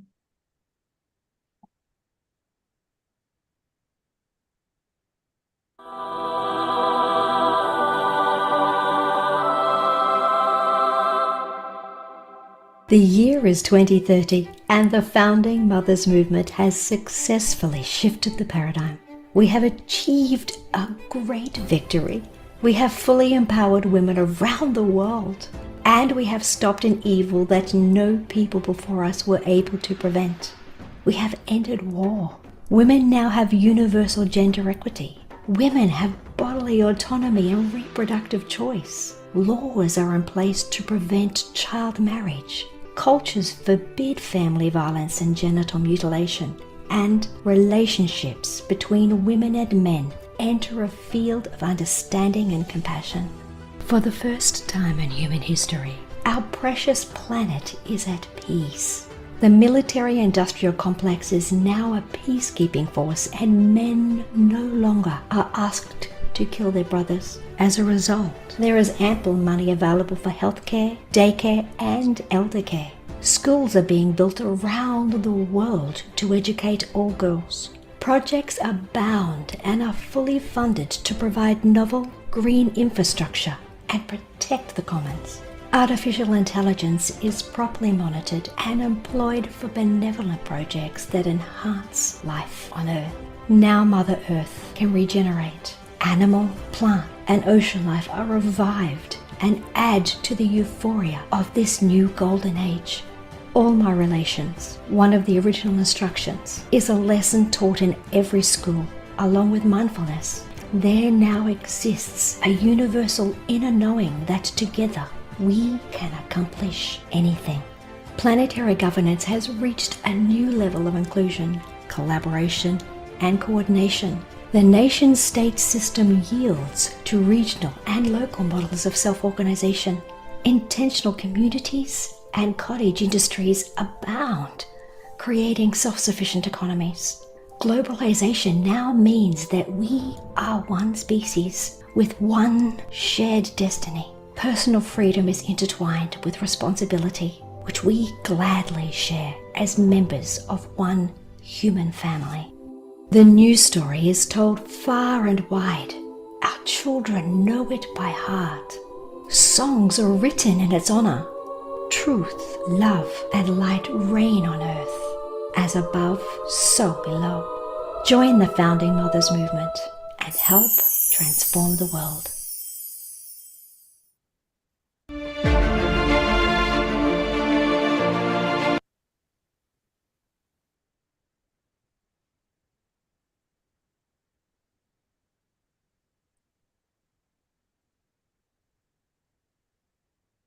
Okay. That was just incredible. I am so inspired. I am so inspired. Satnam. Satnam. Satnam, Satnam, Yes, Satnam. From one Kundalini Thank yoga teacher to another. Thank you. Thank you. Yes. Thank you, Jean. All right, we have questions from the audience. And we only have a few minutes. So Paige, did you want to come up? Come on. Yeah, then we have another question. Come on up, Paige. Thank you so much for your work. I remember hearing about you through the Vegan Women's Summit as well. So thank you so much. My question is about the reproductive rights of female animals. And I was wondering your stance for the mother cows whose milk is destined for their babies. And the babies, so not just cows, but goats, and now camels, mothers. So I just wanted to understand your, addressing this. So thank you. Thank you, Paige. Yeah, one of our delegates is Rebecca Allen. And I think it was the second we've only had 5. Today was the 5th. I think it was during the second Congress, she proposed the protection of the mother of all species platform, which is a beautiful statement about what you're talking about, Paige, that the mothers of all species, not just human, are being abused, essentially. So that passed with flying colors. It is part of our platform. We've passed about, I think today was our 8th. Yeah, today was our 8th proposal. We passed our first campaign proposal today. So yes, Rebecca's got you covered in Congress, but the more the merrier. Anyone listening who is the threshold, we had to set a threshold. So the threshold we set is 25 people. If you're in a group with 25 or more people, that qualifies you to send a delegate to the Congress. I mean, we're expecting like thousands of women to join. So we had to do, we had to set the bar somewhere. So please come and join us. If Climate Healers has chapters, I think you do, like the large organizations like Women's International League for Peace and Freedom. There's 3 branches of WILF in the Women's Congress right now. So that's totally acceptable. And then men, we ask men to join the operational circles. So men are definitely included and are helping lead the Founding Mothers movement as well. Okay. Thank you. Thank you. Thank you so much. And we have a question. All around here. It's all buzz in my ear, and I'm looking forward to hearing even more about it. We have a question in the chat. Ejna or Karuna, did either of you want to comment on that question? I was hoping maybe we could address one more question. Yes, we do have another question, Jane.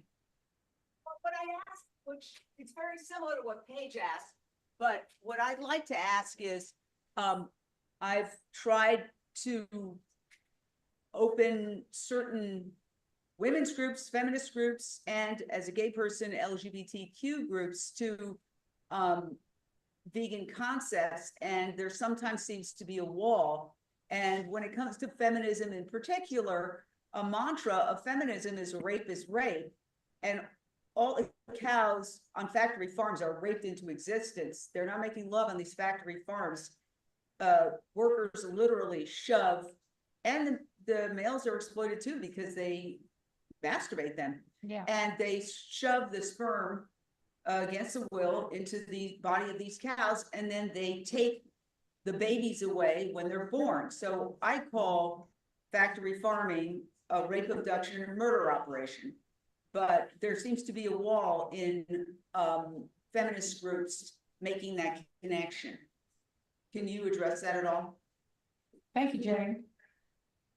No wall here. No wall here. And we're I just also not feminists. Well, speak for yourself, Karuna. I'm a feminist, but no Well, wall I here. mean it as only a group of feminists. We're diverse. That's what I wanted to say next. Very diverse. And so we need to permit flexibility. If we're truly going to grow a global movement, we need to accept our sisters and brothers, our allies' differences, some of which might be annoying to us. But in order to spread truth, love, light, get us into this next paradigm, we're not going to all agree on every single point. And we need to accept that. There's unity in diversity, and that is the goal. But there's no wall of founding mothers with veganism, and protection of animals is absolutely foremost in the fourth group, the environmental group that's represented. I think what you're really addressing is the cruelty. And I think what you're addressing is cruelty to animals, and that we do not condone cruelty to anything. I mean, this movement is about compassion, partnership. And so along with that is honoring the sacredness of all things. And so any kind of cruelty, and what you're talking about in this way that they're forcibly impregnating and then removing the babies, to me, that is cruel. But we're not here campaigning just about that in specifically, because we have these other issues in just to try and stop war, which is, I feel like it's probably embedded in that. But yes, yeah. I just want to say one thing on the back of that. Having been a former cattle rancher, we're the first documented beef cattle ranch to go vegan in the world, to live to tell about it. Our story's been translated into multiple languages, and I am so inspired by this founding mothers movement. I want to tell you that when I had an awakening on a cattle ranch, I have studied yoga for almost 4 decades. I speak Sanskrit, Gurmukh. I was in all sorts of, yoga teacher trainings, studios, and ahimsa was always, taught to us. Ahimsa, nonviolence. And what I've learned since I've gone vegan for the animals, honestly, is that ahimsa means nonviolence, period. It means nonviolence, period.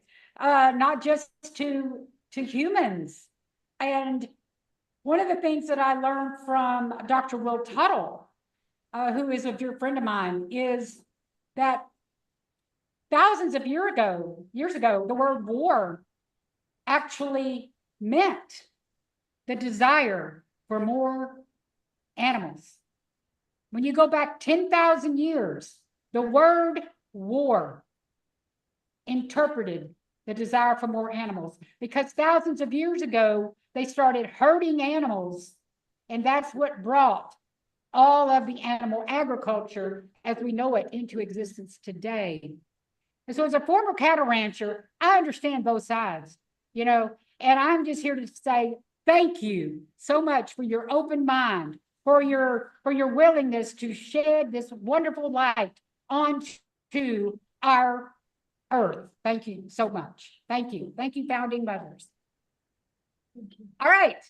I know we have another speaker coming up, and oh my goodness. Yes, we do. We have Gerard Werderburn. Is that who's coming up next? Do we have anything else though that we need to shed light on with the founding mothers? Thank you again from Thank you again from the audience here in Scottsdale, I'm Arizona. gonna say goodbye. Thank you out there Bye-bye. in the global Thank world. We you. appreciate y'all so much. I have a feeling I'm going to be meeting all of you real soon. Thank you. Thank you. Thank Bye-bye. you. Thank you. Next up, we have we got Gerard Wedderburn, Bishop. Good morning. Gerard Wedderburn Bishop, a former principal scientist with Queensland Government Natural Resources, specialized in monitoring vegetation, cover, and deforestation. Since leaving government in 2010, he co-authored Beyond Zero Emissions Land Use Plan and works pro bono with the World Preservation Foundation on deforestation and biodiversity loss. He also serves on the Zero Emissions Byron Land Use Advisory Panel, is a director of Replant Byron, and co-authored the book accompanying Eating Our Way to Extinction. Would you please help me welcome Gerard Wedderburn Bishop? Thank you. Thank you so much for that lovely welcome. Yeah, it's a great pleasure to talk to you today. And the topic of the conversation is where are we now? You know, what are we up to? Well, I think we're on the cusp of a major breakthrough. So what I'll do is I'll start sharing my screen and get into this talk. If I can find it.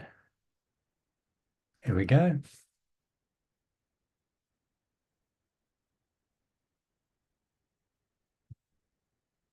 Have we got that? Yes, we're seeing your presentation. Uh-huh. Oh, you are? Okay, great. All right. I can't see it myself. All But right. it's not full screen. Okay, great. All right. I'll put it into full screen. And here we go. Okay, so this is a talk about the climate scientists. What started all this? Why did Salish go bush and think about, deep navel gazing about what's actually causing climate change? Well, where are we at? Let's talk about that. Well, we are on the cusp of a big change, I believe. And we are starting to recognise more animal ag emissions, and the tide is turning. And the history is a bit like this. In the mid-90s, the IPCC set a set of rules for accounting for greenhouse gases, and that was a bit rushed. They didn't have a complete picture about greenhouse gas flows at the time, the different emissions and sources.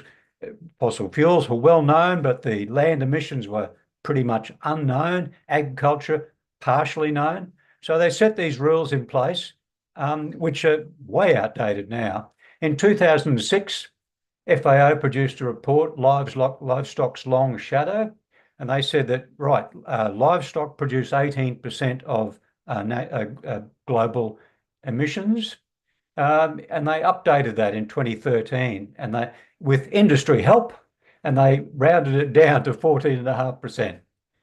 As opposed to that, we've had two major efforts to set the record straight. In 2009, Goodland and Anahang wrote that article for World Watch magazine, saying that livestock, as they said then, are responsible for 51% of greenhouse emissions. And then Salish Rao produced the staggering figure of 87% in 2019 with the white paper, and again in 2021 when it was published. The thing is,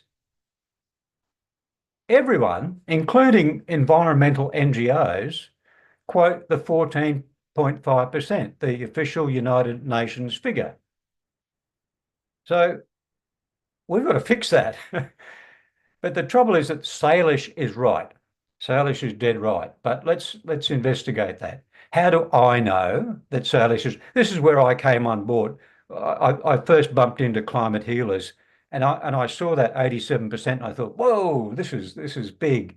But deep down, I know it's right. And the reason I know it's right is this.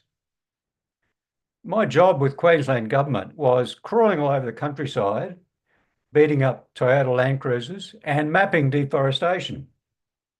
We saw an average over decades. We saw an average of 11 square kilometres a day. 90-something% of that was for grazing, for grass-fed industries. That's 2,500 acres per day for grass feeding. So this is a video, a quick video I'll just show you. This was a news report at the time. This is in the mid-90s. This is how tree pulling, they call it. They literally rip these trees out of the ground. There are about 4,000 trees a hectare on this part of the property, and these two massive dozers are knocking it over about 1 hectare every 20 minutes.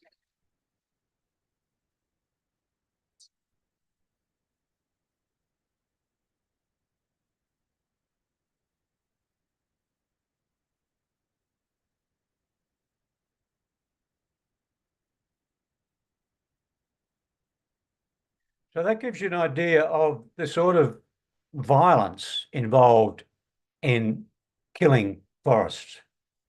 We saw it up close for decades, and it's jaw-dropping. It's breathtaking. You know, the noise of the dozers running flat chat. The dozers can be D11s up to 100 tons each, and the chain between them, you can't even lift one link by yourself. They just destroy as they go. The wildlife, of course, goes crazy. And of course, once you take their habitat away, you more or less kill them, except from a few birds. So after my group produced a few reports that were greenwashing for the beef industry, I left them and I started working on the Beyond Zero Emissions Land Use Plan. And I discovered, this is how I know that Salish is right. I discovered that beef producers were given credits for natural regrowth. Okay, so they're clearing forests over here, but they're given credits for natural regrowth. It's like me taking credit for photosynthesis. It's just nonsensical. One's nature and one's human. And the carbon from burning was not even counted. The carbon from burning off all the dead grass each year. Each year, this is amazing. Each year in the world, we burn on purpose. We burn an area the size of India, 3 million square kilometres. Every year we burn it to get rid of the old dead grass for new green pick for the cattle, and to kill the ticks. But that carbon that's emitted is not even counted on the basis that, okay, it's going to grow again next year. But the trouble is that burning stops the forest from growing. And we've done it for thousands of years. Even indigenous people have been burning to stop forest growing. But there's one study that says in Africa, sub-Saharan Africa, if they stop burning, half of sub-Saharan Africa would turn back to forest because it's high rainfall. So, you know, there's amazing things. They downplayed methane and they understated ruminants. In Australia, they've just done a study that shows that ruminants might be understated. This is cattle and sheep, that the numbers might be understated by 70%. And of course, they ignored the cooling emissions. So that report for Australia, I found red meat and dairy, just red meat and dairy, not all of the farmed animals, but just red meat and dairy, produced from a third to a half of national Australian emissions, depending on how you count methane. And you can't even find that report online these days. They buried it. They invited me to give a talk at one of the openings in a capital city, which I did, and I came down hard, and they didn't invite me back again. So this is ridiculous. This so-called environmental climate focused NGO produced this report, at least they did that, but the results were so damning on the beef industry that they effectively buried it.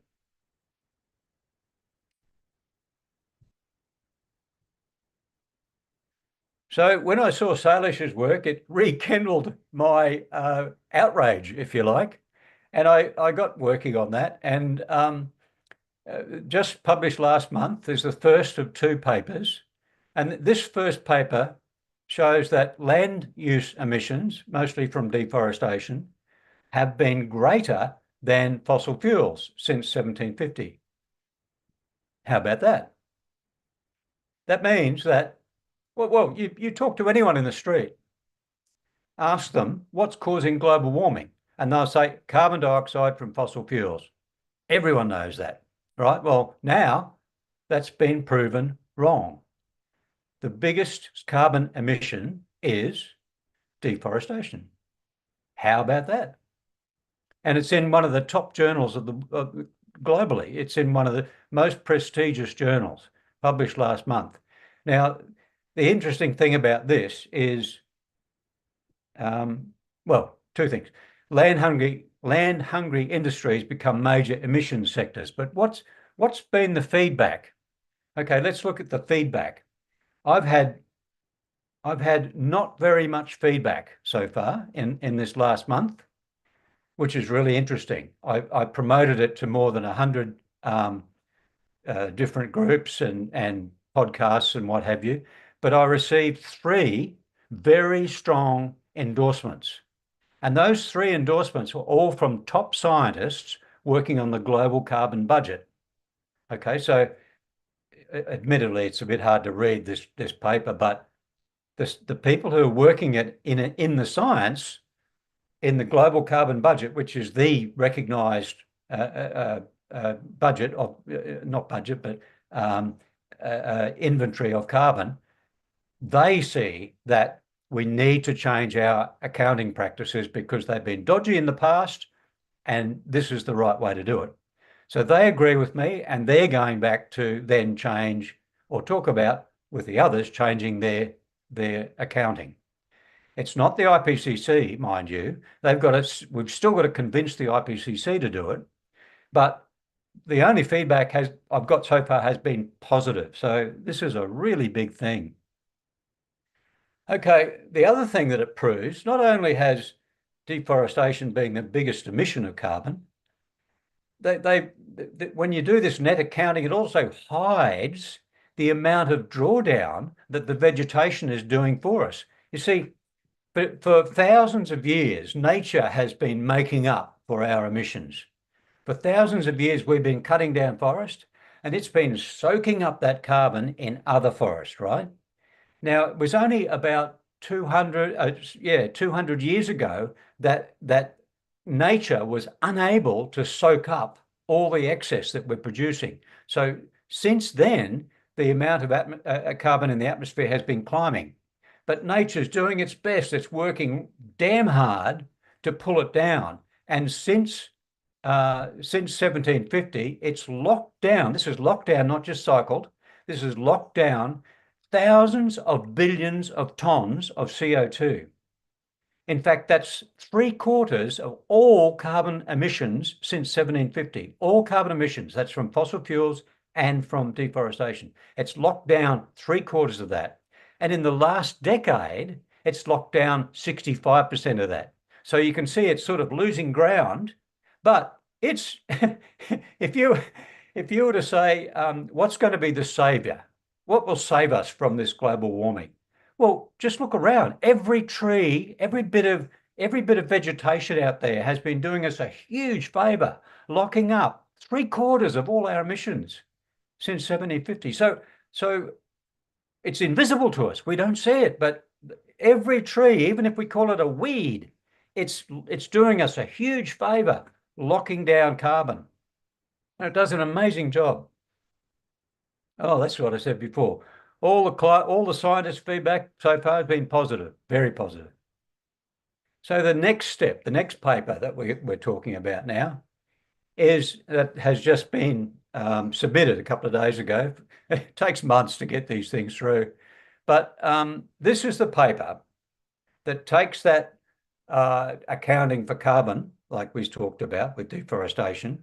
It uses that, it bases its figures on that, and it also looks at all the gases, including the cooling ones and methane, and how to compare that with carbon dioxide. Well, there's a new way to compare methane with carbon dioxide. You see, most of the criticism that Goodland and Anhang got, and Salish got, from his papers was, okay, they might use short-term global warming potentials, if that means anything to you. So they went for 20-year global warming potentials, and the establishment, the IPCC, they used 100 years. So they downplay methane. Okay, well, there's a new measure, there's a new way of comparing it, and it's much more accurate. It's called effective radiative forcing, if that means anything to you. But if you do that, this is what you get. By the way, don't spread this around. This is in the paper, it's not yet published. If you do that, it shows that agriculture produces 70% of global warming since 1750. And of that, 80% is 84%, I think, is from animal agriculture. So animal agriculture is the leading cause of climate change. There we go. Now, why would my figures be accepted and Salish's not? Why? Okay, it's a club. It's such a club that unless you're hiding behind the FAO banner, or you're in a leading journal and accepted by leading scientists, then they don't accept your work. They say, oh, that's fringe. So even the environmental NGOs have been reluctant to quote Goodland and Anhang or Salish's figures. But this time, I'm playing their game. We're playing the game of the science establishment. Okay, so this is it. Now it's got to get through peer review, of course, and peer reviewers are notoriously picky. So it might take a year, okay? But the last one took a year, but this is it here. And so that's why I support Salish's work to the hilt. He is dead right, and hopefully out there we'll have the science community agreeing very soon.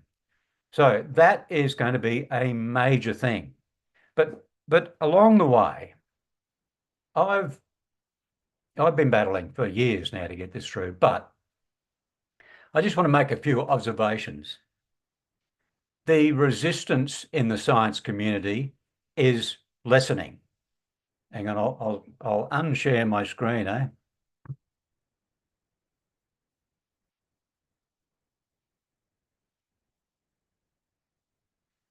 Yeah, I want to make this point, and you know, listen to the founding mothers movement and the vegan grandmothers.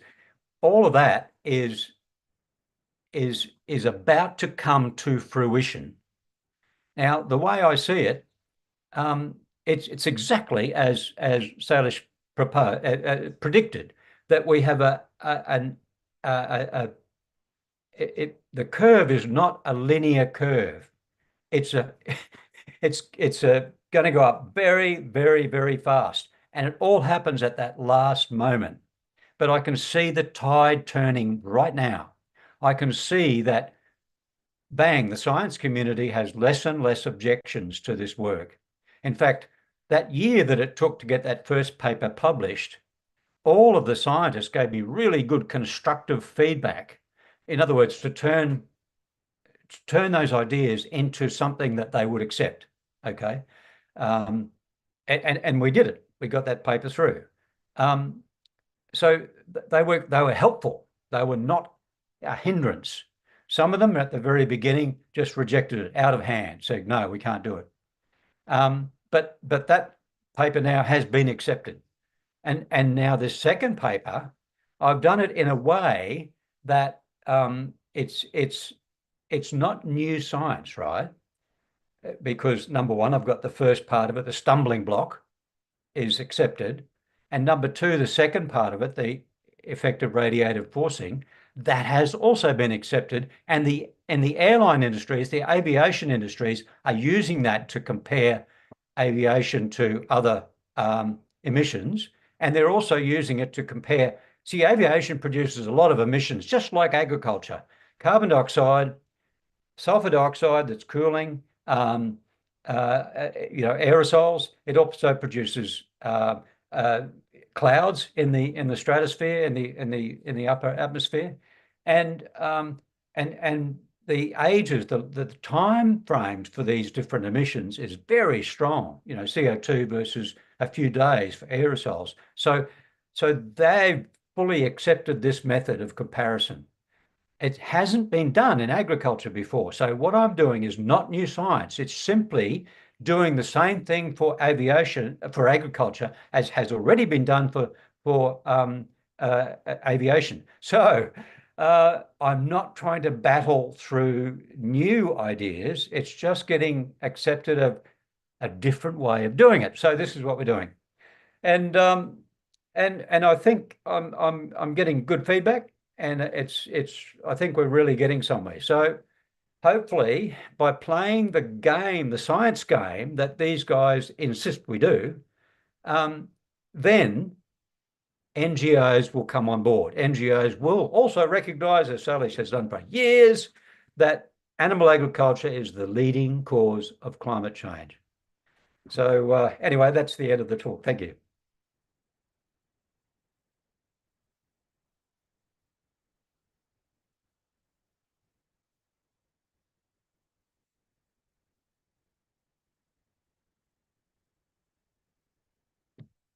I've lost my sound. Oh, okay. Yes, all good. Hi there. Well, thank you so much. Very fascinating discussion, and I just love hearing all about all of the data, facts, and figures that support the work that Dr. Rao does. It brings joy to my heart. Yes, thank you so much. And we have some questions, I think, from the audience and maybe also from the online community. So yes, come on up. Jane? Jane. Yes, there's a bunch of Janes here. I'm Jane, not one of them. Jane, Yes. yes. So thank you for that illuminating talk. My question has to do with the vested interest of a lot of NGOs. And I'm thinking back to Cowspiracy, and how one of the theories proposed there is that environmental NGOs don't want to confront the environmental impact of animal agriculture because they are primarily membership organizations. They don't want to offend their donors. And so I love the idea that if the science gets in line, the NGOs will follow. But I'd like to hear your thoughts about how the persuasive process might happen to get from one step to the next. Yeah, good question. And so far, I reckon the official United Nations figure, 14%, 14.5%, I think that's been ignorable. But when it becomes more than half, it's not ignorable anymore. And they will be struggling to say, oh, we're neglecting it because. They won't be able to do that in the future. So I think, and realistically, if Salish Rao's work had been accepted a few years back, now they would not be talking in those terms either. So this is the turning point, I think, for the science and for we'll put that away in the corner and we'll ignore it because it's only 14.5%, and they can hide behind that. Well, they can't hide behind the majority. Thank you. Thank you so much. And we do have a question from the chat. Yes. May I ask the question too? Hello. Does your work Yes. include opportunity costs? That's the question. So, sorry, can you repeat that, please? Does your work include opportunity costs? Oh, okay, good. Yeah. Wow, an educator. Yes. It's brilliant. But that's another paper for the future. But right now, what I'm looking at is the warming since 1750. So you're taking in all of the deforestation since then. So opportunity cost is like a future thing. Like if you are doing an assessment right now of the climate impact of animal agriculture, the current climate impact, you would also add in the opportunity cost, definitely. And I actually talk about that in the paper. But if you're doing an assessment from 1750, then you don't need to do that because that takes in all that deforestation. Got it. All right. Any other questions out of the audience? Dakota? Me. When did you say your paper might be? Samudra, please put your question in the chat addressed to. Sorry, I didn't get that. When would your paper be out again? Oh, well, the first one was published a month ago. And the second one, the kicker, it might take a year. It might take a year, yeah. Okay, any other questions? Dr. Rao has something to say. All right. And then we do have another question. Let's start from the chat in a moment. Thank you, Gerard, for that wonderful presentation. You know, in my calculations, animal agriculture was responsible for 31% of emissions plus 56% of opportunity costs. So that's how I got to 87%. And you are now coming up with 52% for just the emissions alone, right? Yeah. And yeah. so I see opportunity cost as including not just since 1750, but since 10,000 years ago, because we have been cutting forests for so long. You're quite right. This is why I think it gets bigger and bigger. You know, when you yes, no, you're absolutely right. And my study is a limited time period. You're exactly. He's muted. 1 second. I muted him. I don't think you did it. Can you repeat that? Sorry, I didn't. When is stuck in your? Say again. Yeah. Sorry, I didn't catch. Yeah, I just wanted to make sure that we could hear you. I think we can hear you okay. now. We have a question from the chat. How are the assessments from 1750 accurate? What are they using to measure? How are the what? How are the assessments from 1750 accurate? What are they using to measure? How are the assessments from 1750 accurate? What are they using to measure? Okay, they're not my figures. They're actually produced by the IPCC, believe it or not. But what they do is for this new measure, this new way of saying climate impact, effective radiative forcing, it looks at what happens in the atmosphere. It looks at when methane is emitted. For example, when we emit methane, it breaks down in the atmosphere, but it causes carbon monoxide, which is also another greenhouse gas. It causes carbon dioxide, which is another greenhouse gas, and it has an impact on other things like volatile organic compounds. The atmospheric chemistry is really complex, but what they've done is they've run models, massive. These are their best climate models they've got, including the atmospheric chemistry. And what they've done is they've said for carbon dioxide, this has produced so much effective radiative forcing. For methane, this has produced so much effective radiative forcing. All I've done is taken those and say, okay, how much of those is from fossil fuels, from agriculture, from forestry, etc. So I've just divided it up, but it's their figures that I'm using, so it's really strong. Thank you. And I think we got one more question and we'll wrap it up. How is effective radiative forcing calculated? How is effective radiation forcing calculated? Oh, look, sorry, I didn't catch that. My hearing. How is effective radiation forcing effective radiative forcing. calculated? Yeah. Sorry, I'm the one who's talking about that. Yeah. I don't even. It's such a foreign concept to me. Thank you. It's not something that rolls off the tongue, is it?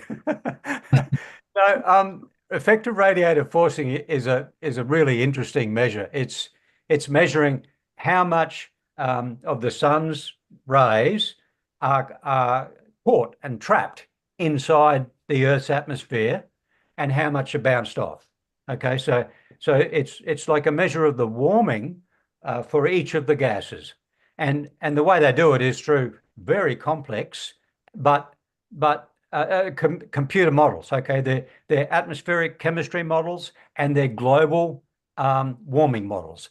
But what they do is they test it on atmospheric composition back to 1750. So it's a model, right? So which is a prediction. But what they've done is they've tested it on past observations. So it's the best science that we have for determining what's causing global warming. It's not my figures, it's the best global models. Great. All right. Yeah, and Dr. Gerard, if you could tell us how everyone could get in touch with you. There's more questions. We just can't get to them all and stay on schedule. So how could everybody here get in touch with you so they could communicate with you? I'll put my email in the chat.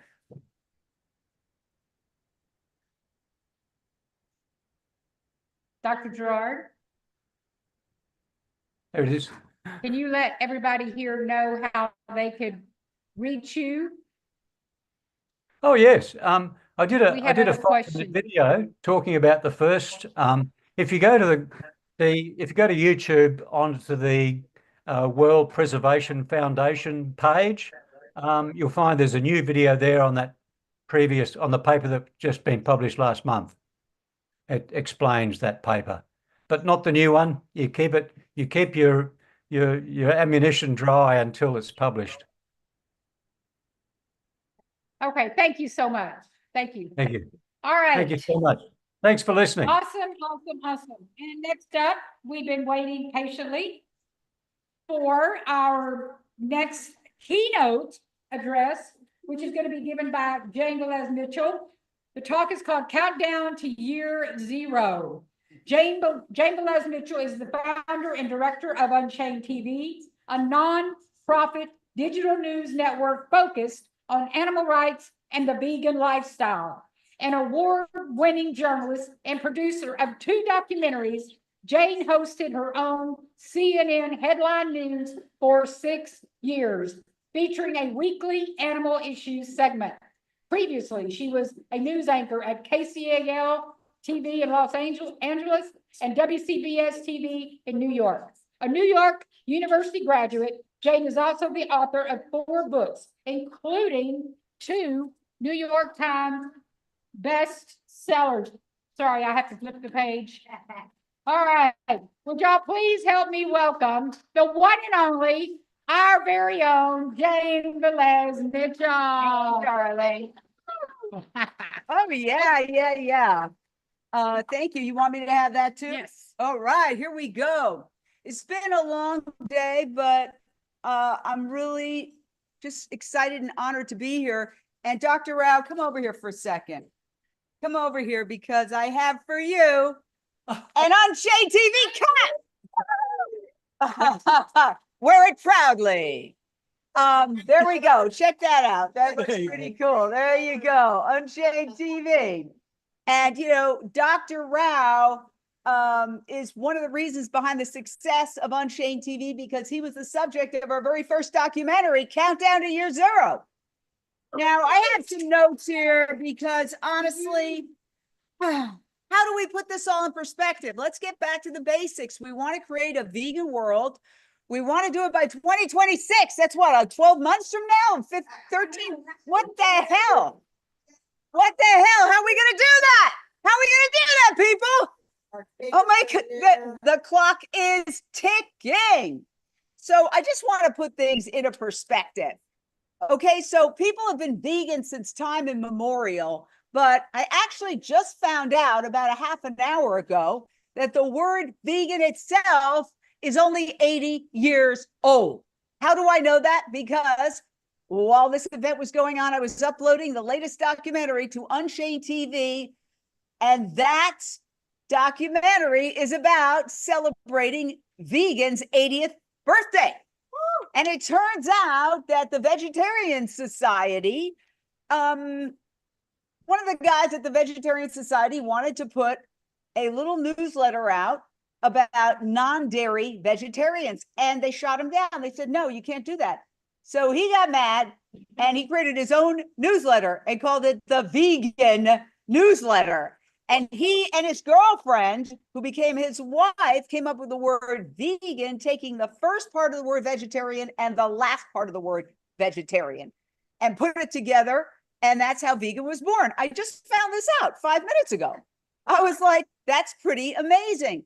Guess what? It was only in 1962 that the word vegan even appeared in a dictionary, in the Oxford Dictionary. So when we're thinking about how far we've come, let's realize like this is not even a blink in the span of geologic time.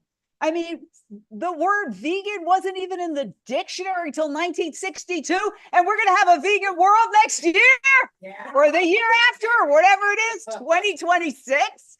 Well done, Dr. Rao. You work fast. Yeah. So let's fast forward to 2017. There I am with Renee King-Sonnen at her sanctuary, the Rowdy Girl Sanctuary.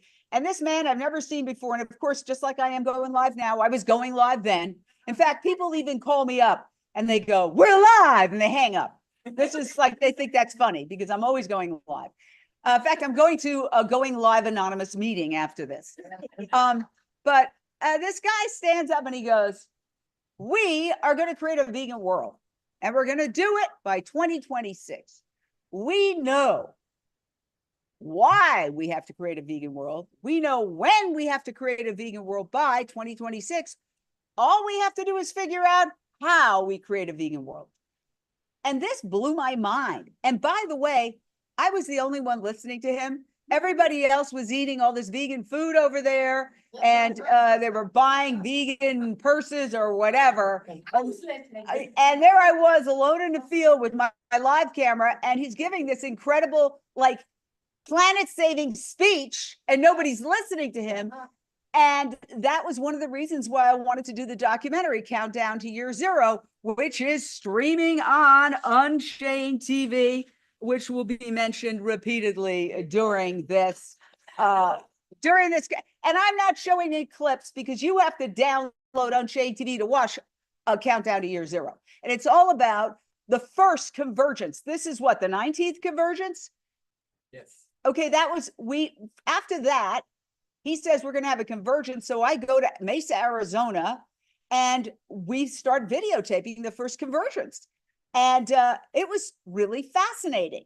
And it basically is, he said, I'm an engineer. And the way we solve problems, the way I accelerated the internet speeds when I worked at Intel was by we had groups and we broke everybody into groups, and then we would tackle specific problems. And that's what we did with the convergence. Then we went to Costa Rica, where he showed us evidence of how quickly an animal farm can be rewilded and become a forest again. So I don't want to give the whole documentary away, but it's really interesting. It's won about 12 awards, and it's streaming on Unchained TV. So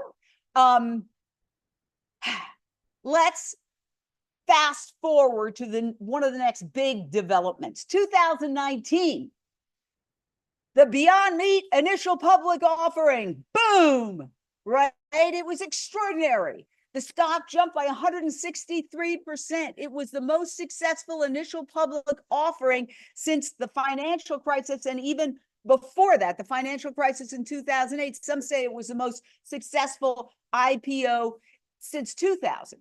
And people who had never given me the time of day, like when I had a show on the network and they kind of were condescending to me about the fact that I was vegan, like, oh, that's lovely. I had a dog too when I was a child. I've had people say that to me as if somehow I'm developmentally disabled because I'm a vegan. Well, all of a sudden, those same people are calling me and like, wow, you were very prescient. We're using a big word, of course. Wow, you were onto something there. The fact that it was making money gave it respect. And to Dr. Rao's point, that is the society we live in.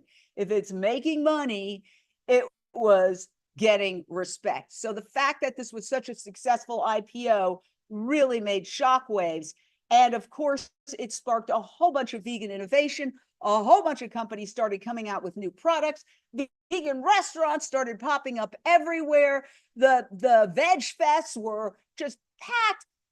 Vegan street fair, you couldn't even hardly get in. I mean, it was just like an explosion, right? And we were on our way, and it would have been pretty easy to have a vegan world by like 2020. All of a sudden, kaboom, the pandemic hit. Okay, that's 2020.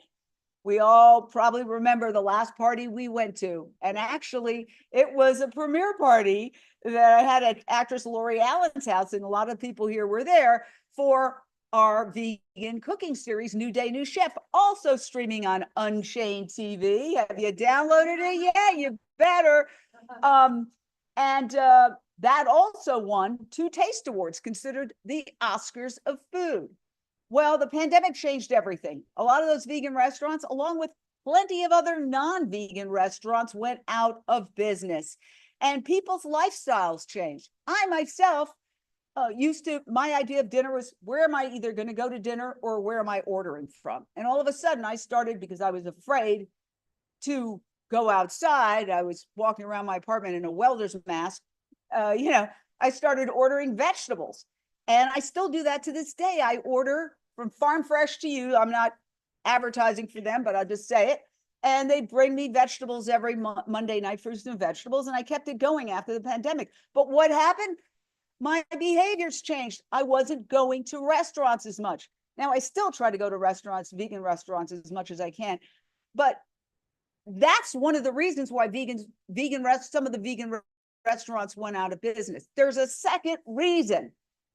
And that is that the meat industry realized that, wow, we are losing ground here. People are going crazy over plant-based, and they declared all-out war on veganism.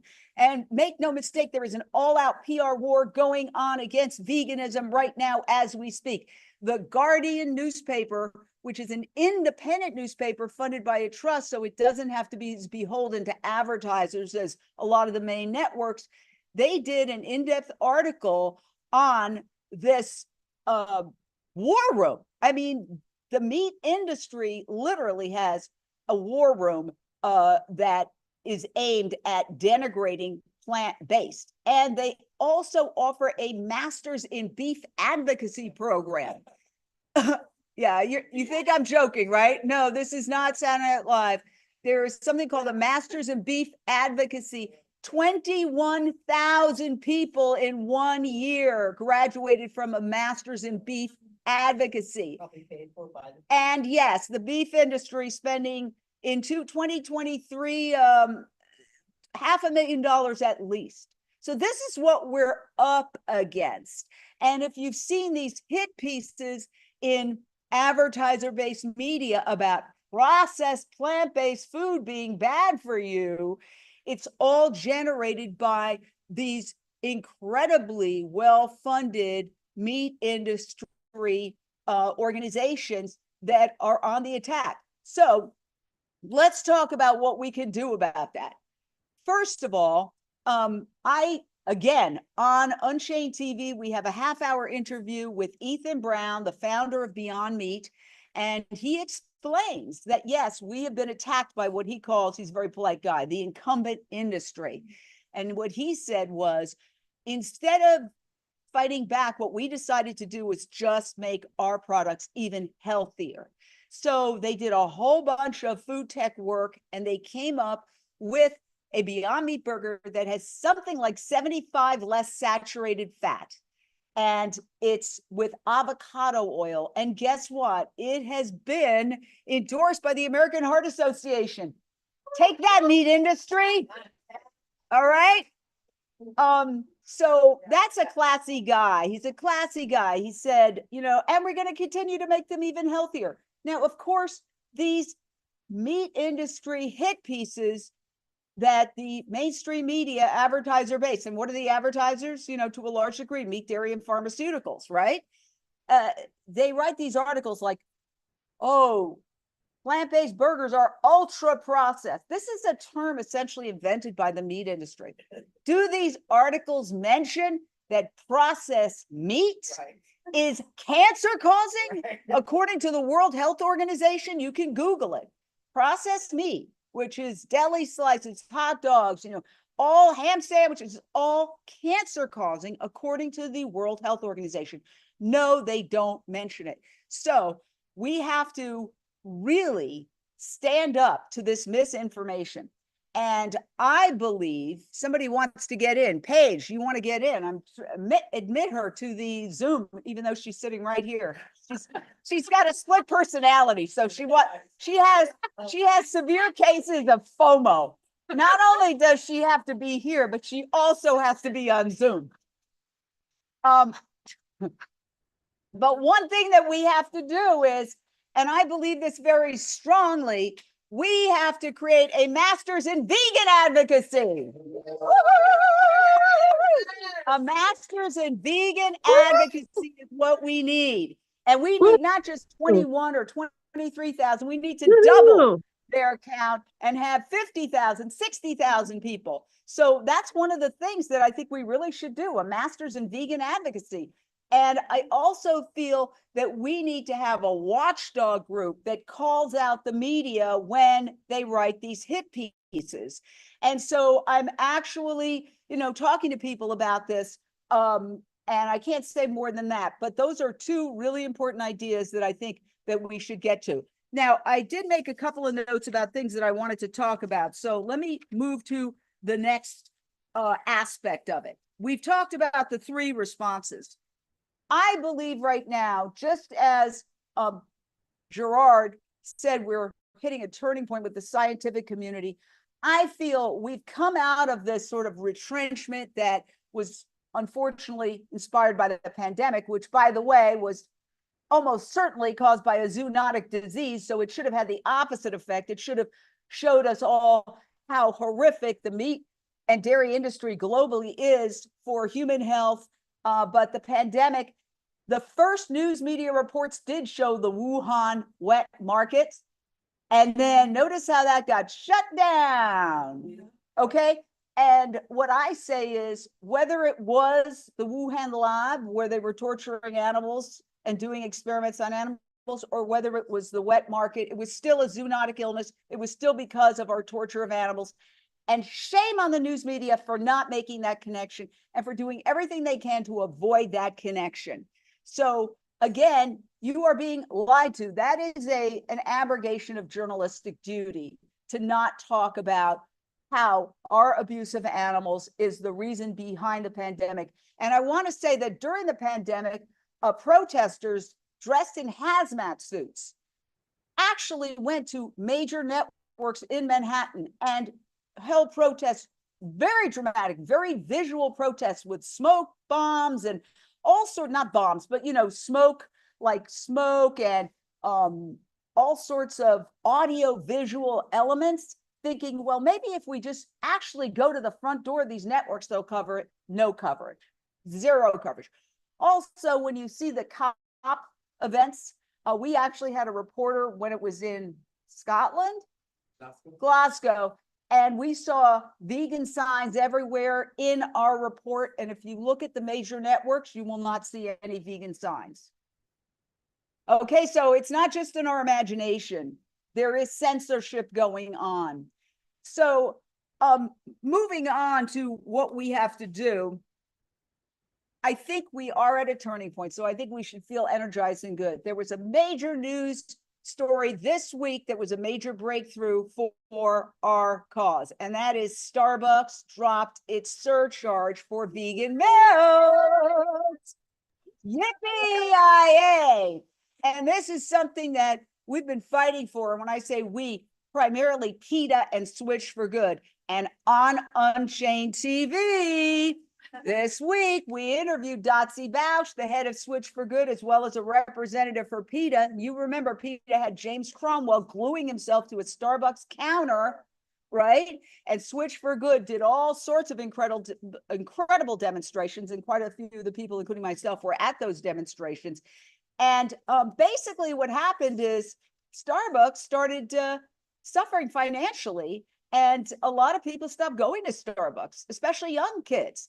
And so there's a new CEO. He was very instrumental in turning, Chipotle into the monster brand it is, which does have a lot of vegan options. And he came to Starbucks to sort of rescue it.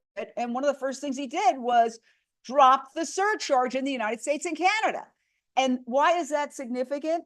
Because according to Dotsie Bausch, who has researched this heavily, and she's the head of Switch for Good, a vegan Olympic cyclist, she says that Starbucks is actually the biggest purveyor of dairy in the United States after the US government itself. Wow. So this is massive. And I feel that we could learn a lot. Let's face it, dairy is probably the most successful aspect of our movement in terms of coming up with dairy alternatives.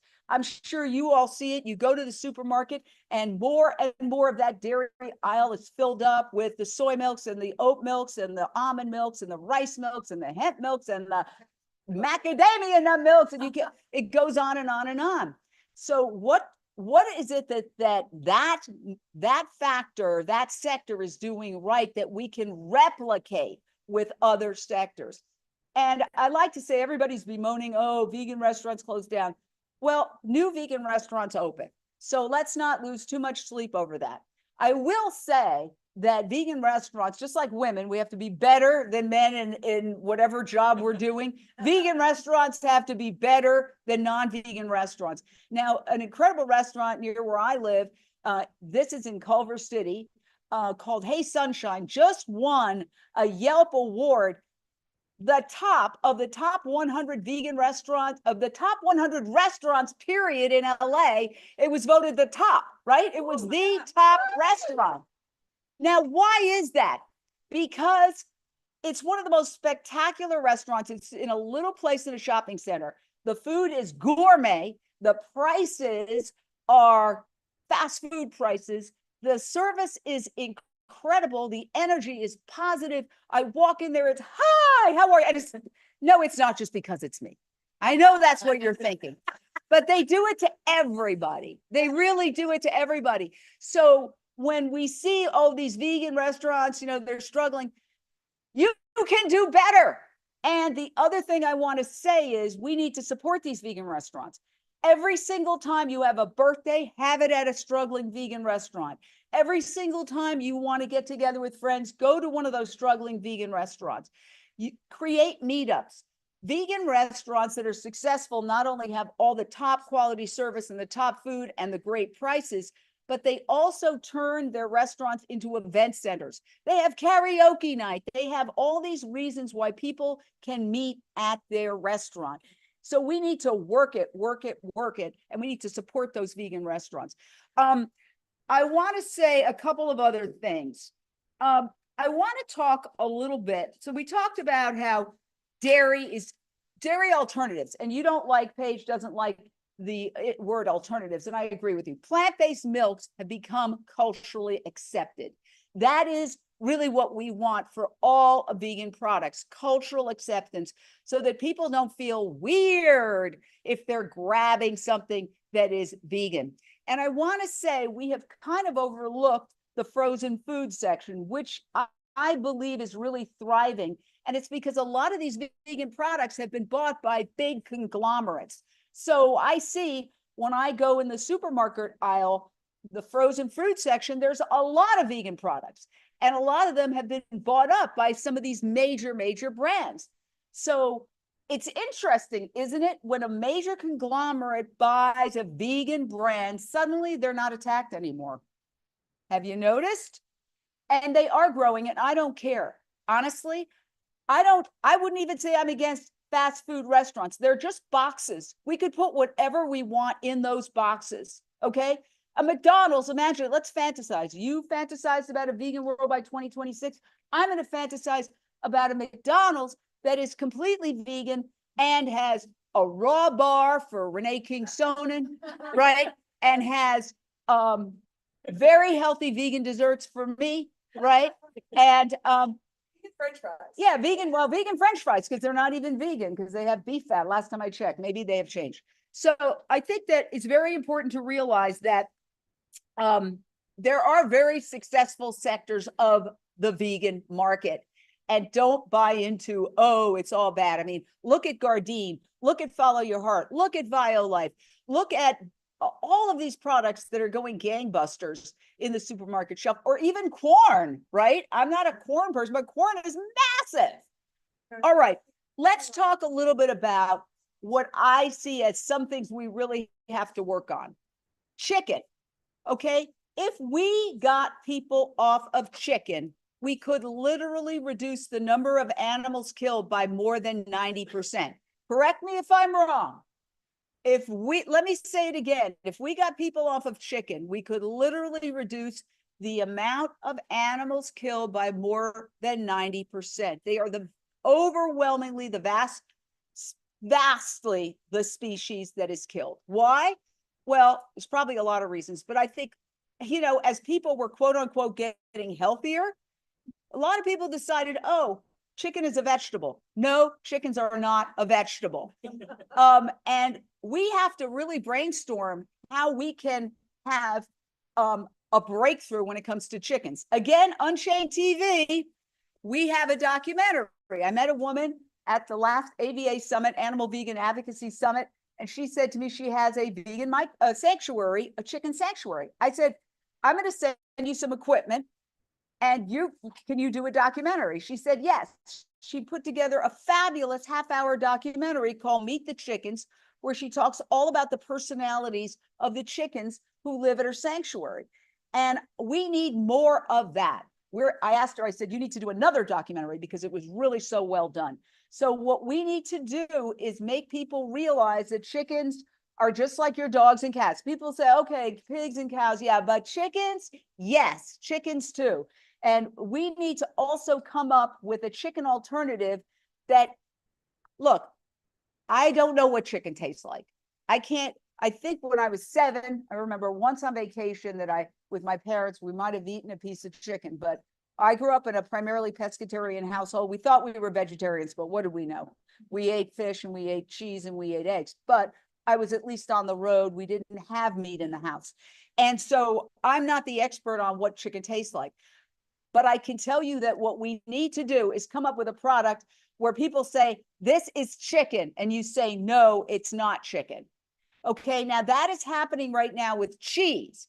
And I want to talk about technological breakthroughs. Again, on Unchained TV, not only can you see Meet the Chickens, but you can also see a profile of Climax Foods. Climax Foods is a breakthrough product. Let me tell you about this. The head of Climax Food used to be, are you sitting down? The chief data scientist at Google. And he is also an astrophysicist. But because he is a passionate vegan, he left those incredibly high profile jobs to create vegan cheese. What? Does that make any sense? Well, when you find out, I'm getting the rap, but I've got the mic and you're not getting rid of me yet. What time is it? I thought I had a half an hour. I had a half an hour. Okay. What do I have? What do I have? 26 minutes. Okay. I'm at 26 minutes. Okay. The guy at Climax Foods has used artificial intelligence to analyze, he said, or I've heard, 100,000 plants. Now I heard from somebody else here, there's 30,000 plants that are edible, but however many, he used AI to analyze many thousands of plants. This is something that would have taken normally years, and he did it in months. And guess what he came up with? He came up with a plant-based version of casein. In other words, like a biologically equivalent version of casein. Casein is what makes cheese addictive. It is what makes cheese gooey. It's what makes cheese cheesy. So when we did a half-hour special and we showed people eating the cheese and I tasted the cheese, I actually had to say, are you sure this isn't cheese? Because I'm a vegan. Because he has created something identical. This is what we need to do with meat products. Now, I know Dr. Rao and I agree on 99.9%. We disagree on things like cultivated meat. Why? Because I know I have family members and friends who I've talked to. I've shown them every video. I've badgered them. Is that species? Is badgered? I've bugged them. Is that species? I've nudged them for year after year. Nothing, right? Those people, just like Dr. Rouse said, heroin addicts might need methadone. Some people kick heroin and they're just done. They just don't have it anymore. Other people have to do methadone. So I do feel that cultivated meat is for those people. Do I want it? Absolutely not. But I do feel like if you asked a cow, would you prefer we take a biopsy of one of your cousins once and make like 100,000 burgers, or would you rather have 1,000,000 cows killed? They'd say take the biopsy. That's my personal opinion. So I think that technology has to be used to come up with these products, because we can talk all we want about lofty ideals and goals. The bottom line is consumers care mostly about three things: price, taste, and convenience. And I'll say it again: price, taste, and convenience. And the final thing I'll say is that, we're a 501c3. We do not get involved in electoral politics, and I'm keeping my personal political beliefs quiet and personal for this, the virtue of this. But we do deal with governments, and we do have an incoming administration that claims to want efficiency. And the first three agencies they need to look at is the USDA, the National Institutes of Health, and the Interior Department, and get rid of all the horrific subsidies. And they also need to stop the Farm Bill, which has not been decided yet. If we could reach these power brokers and get the numbers of the massive amounts of money they could save. I mean, Elon Musk has said he wants to save more than $1 trillion with cuts. We could present a paper to them, not even mentioning animal rights or the environment, that shows $1 trillion in cuts by cutting the subsidies, by cutting all of this nonsensical and horrific torture that's going on, funded by the National Institutes of Health, and the wild horse roundups and the killing of wildlife by the Interior Department. So we have our work cut out for us. I think we are going to have a vegan world by 2026. Thank you, Dr. Rao, for making this convergence happen. Let's do it. Yay! Let's do it. Let's do it. Go to it. Go to it. Let's do it. Let's do it. Go to it. All right, calm down. Well, let's do it. Yes. Vegan world by 2026. We gotta bump. Okay. Anyway, y'all, that was fabulous. We're all just enthralled whenever we hear Jane Velez Mitchell speak to us, her stats, her statistics, the way she embodies her enthusiasm. It just is it's just a sight to behold, and so glad to be here amongst all this. All right, next up, we are here to have do we have questions?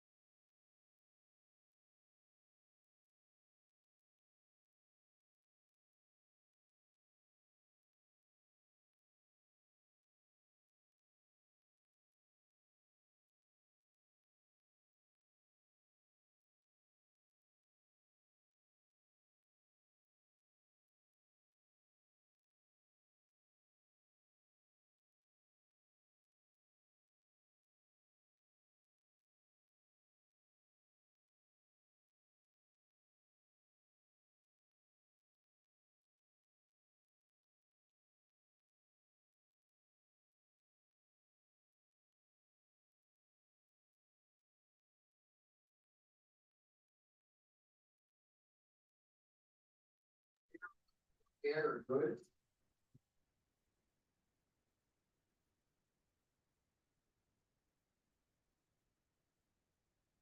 Okay, folks, we're working on getting Renee back. Please be patient. Hang in there with us.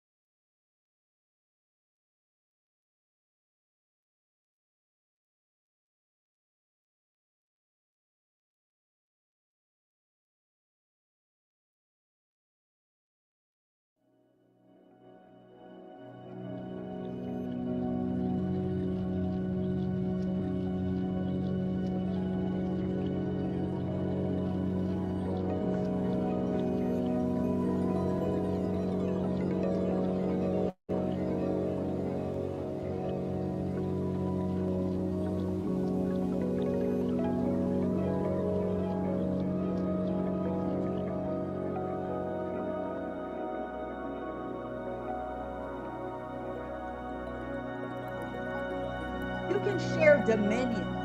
You can share Vegucated. You can share Forks Over Knives. You can share all of these films that have turned so many people vegan. And you can share the cooking shows too. There's hundreds of cooking shows, vegan cooking shows. All right, I'll stop. Thank you. Download it, people. I'm sorry, what? We're about to. All right, okay, so now then, anybody have any other questions for Jen? So we have just a few minutes here. We're going to try to wrap it up here, but I know that we've all heard a lot of wonderful ideas, concepts, new ways of looking at the world, and we want to just take a minute to reflect on, you know, what you've gotten out of this convergence. So if there's something you'd like to share here in the room, if there's something you'd like to share online about the convergence, come on up. Thank you, Renee. Oh my goodness. I'm so moved by all the speeches. Jane, that was so powerful. You interview so many people, you're you know so much and you express it so well. And we need to, and she's getting ready to tell me what I need to do. And I will take her instruction because she knows how to do it. And I think we need a vegan war room. Isn't that what you said? Yeah. Yeah, we need a vegan war room. Yeah. And that means that we're going to have to all get together and come to these convergences and communicate with each other and get on Unchained TV. And I was blown away by the power of a number of topics today, from Carol Monetta's to Gerard Wedderburn Bishop's, and then the funny one of everybody laughing. I mean, so I'm just feeling a lot of gratitude for the day's work and the tech team that put this together. Oh, and the Founding Mothers Movement, so many. I don't want to leave anybody out, but I'm just feeling really grateful for all of you who are helping put this on. So thank you. Oh, thank you. Yes, thank the volunteers. Yeah, we want to thank all the volunteers and Dr. Rath. And I want to thank Rebecca especially for all the work that she does. Week after week, day after day. Thank you so much. So this is a team effort, you know, and really, I think the idea of a vegan war room, that we make sure that, you know, we know how we are going to organize as we go forward, just like they do. And I love the idea of master of vegan advocacy. Yes. Let's get an MBA going. I love the master of vegan advocacy. Man, when you said that, I mean, I actually went on AI and looked up the beef masters program or whatever. It's really a thing since 2009. Good Lord. So yeah, let's do the MBA. And, you know, it's been a real honor to be up here all day. And it's just been a real honor. And I've taken in so much between trying to make sure I'm here between each segment. I've had the opportunity to really listen, and I'm just real inspired and motivated and encouraged, and I look so forward to tomorrow. Does anybody else have anything they'd like to share with us? Dakota. And Dakota is, so are you fixing to do the closing? Is this what's happening? Comment and okay, because I don't want to like assume that nobody else wanted to say something. Okay, yeah. Does anybody else want to say anything about anything? Are you ready to do the closing? Oh, I was just gonna make a comment. Make a comment. Oh, I just want to say I'm so inspired by this weekend as well, and happy to hear all of the speakers. I've been really moved, just like Rebecca. There's so wonderful things happening from the Founding Mothers Movement, and and Gerard Bishop's work, which is totally corroborating with Dr. Rouse, and it's just exciting to finally see. And I really do see that U-turn at the finish line, and we're doing it, and so it's got me fired up. And thanks y'all for being here. Thank you. Well, you just made me see a visual. Imagine for a minute that you are climbing Mount Everest, and you're climbing, and you've been climbing for decades, and you just keep climbing. I mean, who knows how far Jack and the Beanstalk goes, right? And you just keep climbing, and you keep climbing, and you keep climbing. And one day you think you'll never get to the top. It's been a long journey. That mountain is tall, it's treacherous.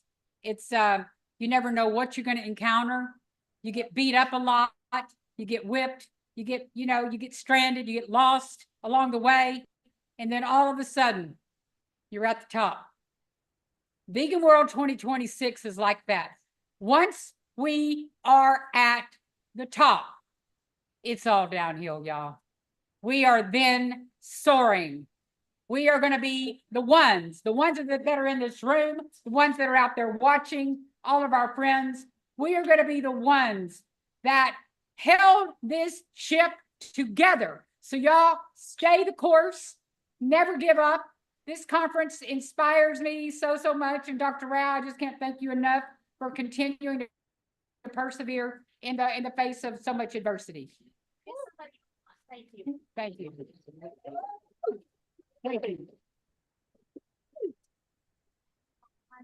want to make a comment. He's asking if he can. Somebody online wanting to make a comment? Certainly. Who is it?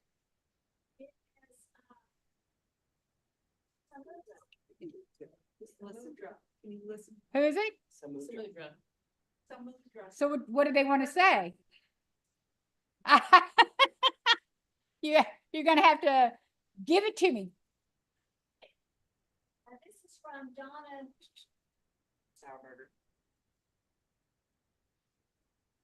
Okay, so this is from Donna B. And she says an important part of this movement is the communities that are formed. Okay, an important part of this movement is the communities that are formed. Make work interesting and fun when possible, and practice self-care. Find inspired allies. Practice self-care. And she wants to thank the people at the convergence. And thank you, she says. Yes, of course. Thank you, thank you, thank you. All right.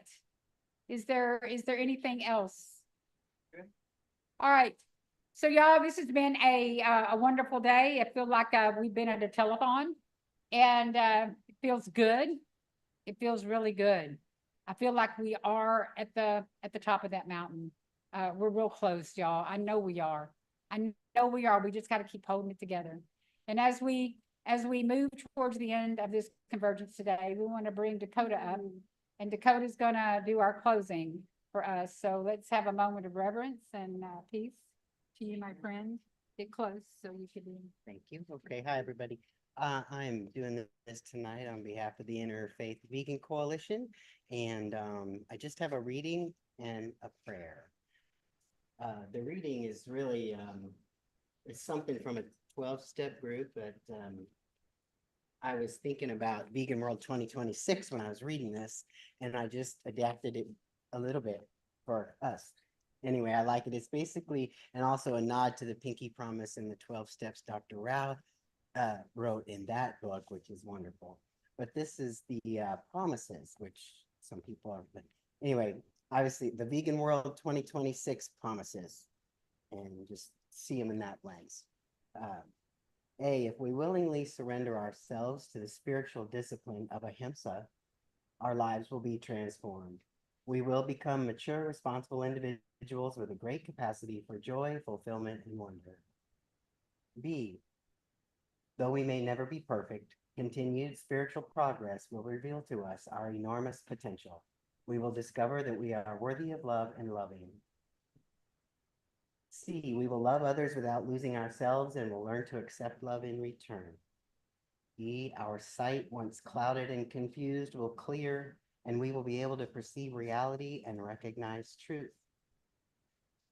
E, courage and fellowship will replace fear. We will be able to risk failure to develop new hidden talents.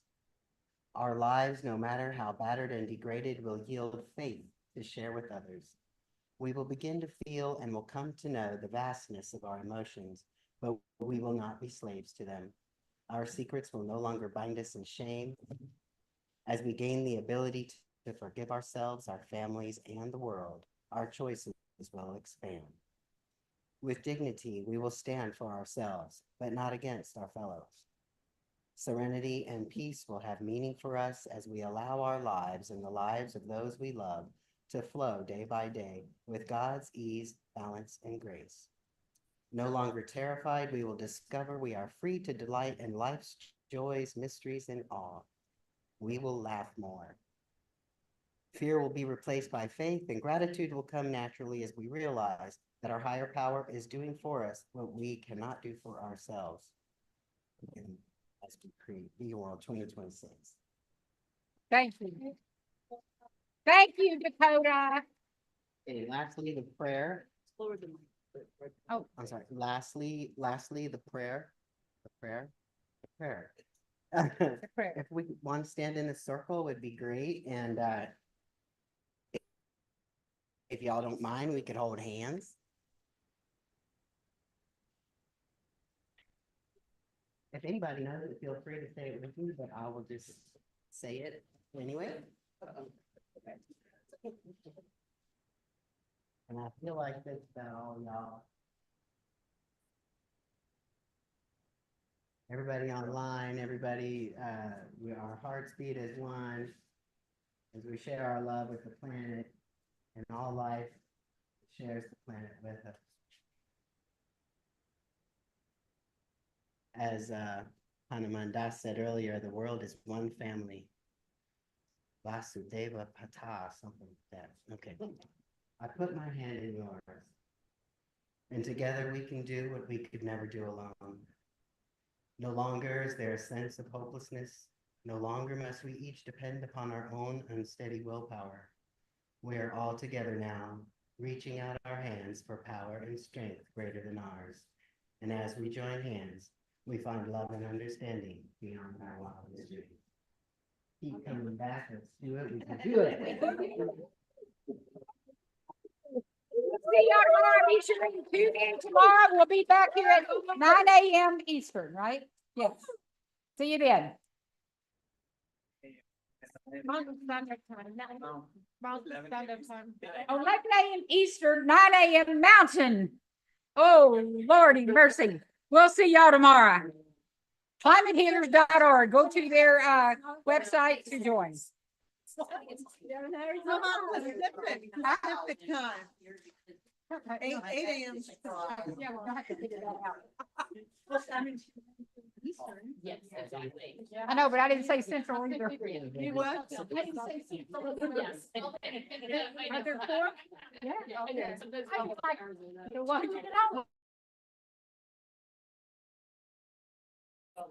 It's popped in your head. Yeah. Oh, I'm exhausted after all that. Yeah. That was a lot. We were at 9. And Stop. It's just go. I started at 9:05. Yeah, so I better be careful. Yes. Yeah, and well, there's opening ceremony. Okay, hang on, 1 second. And then I after that, yeah. So. I thought you said vegan and wine. No. Wine when we get there. No, I don't have wine. That's right. This is still rolling. I want to wait here.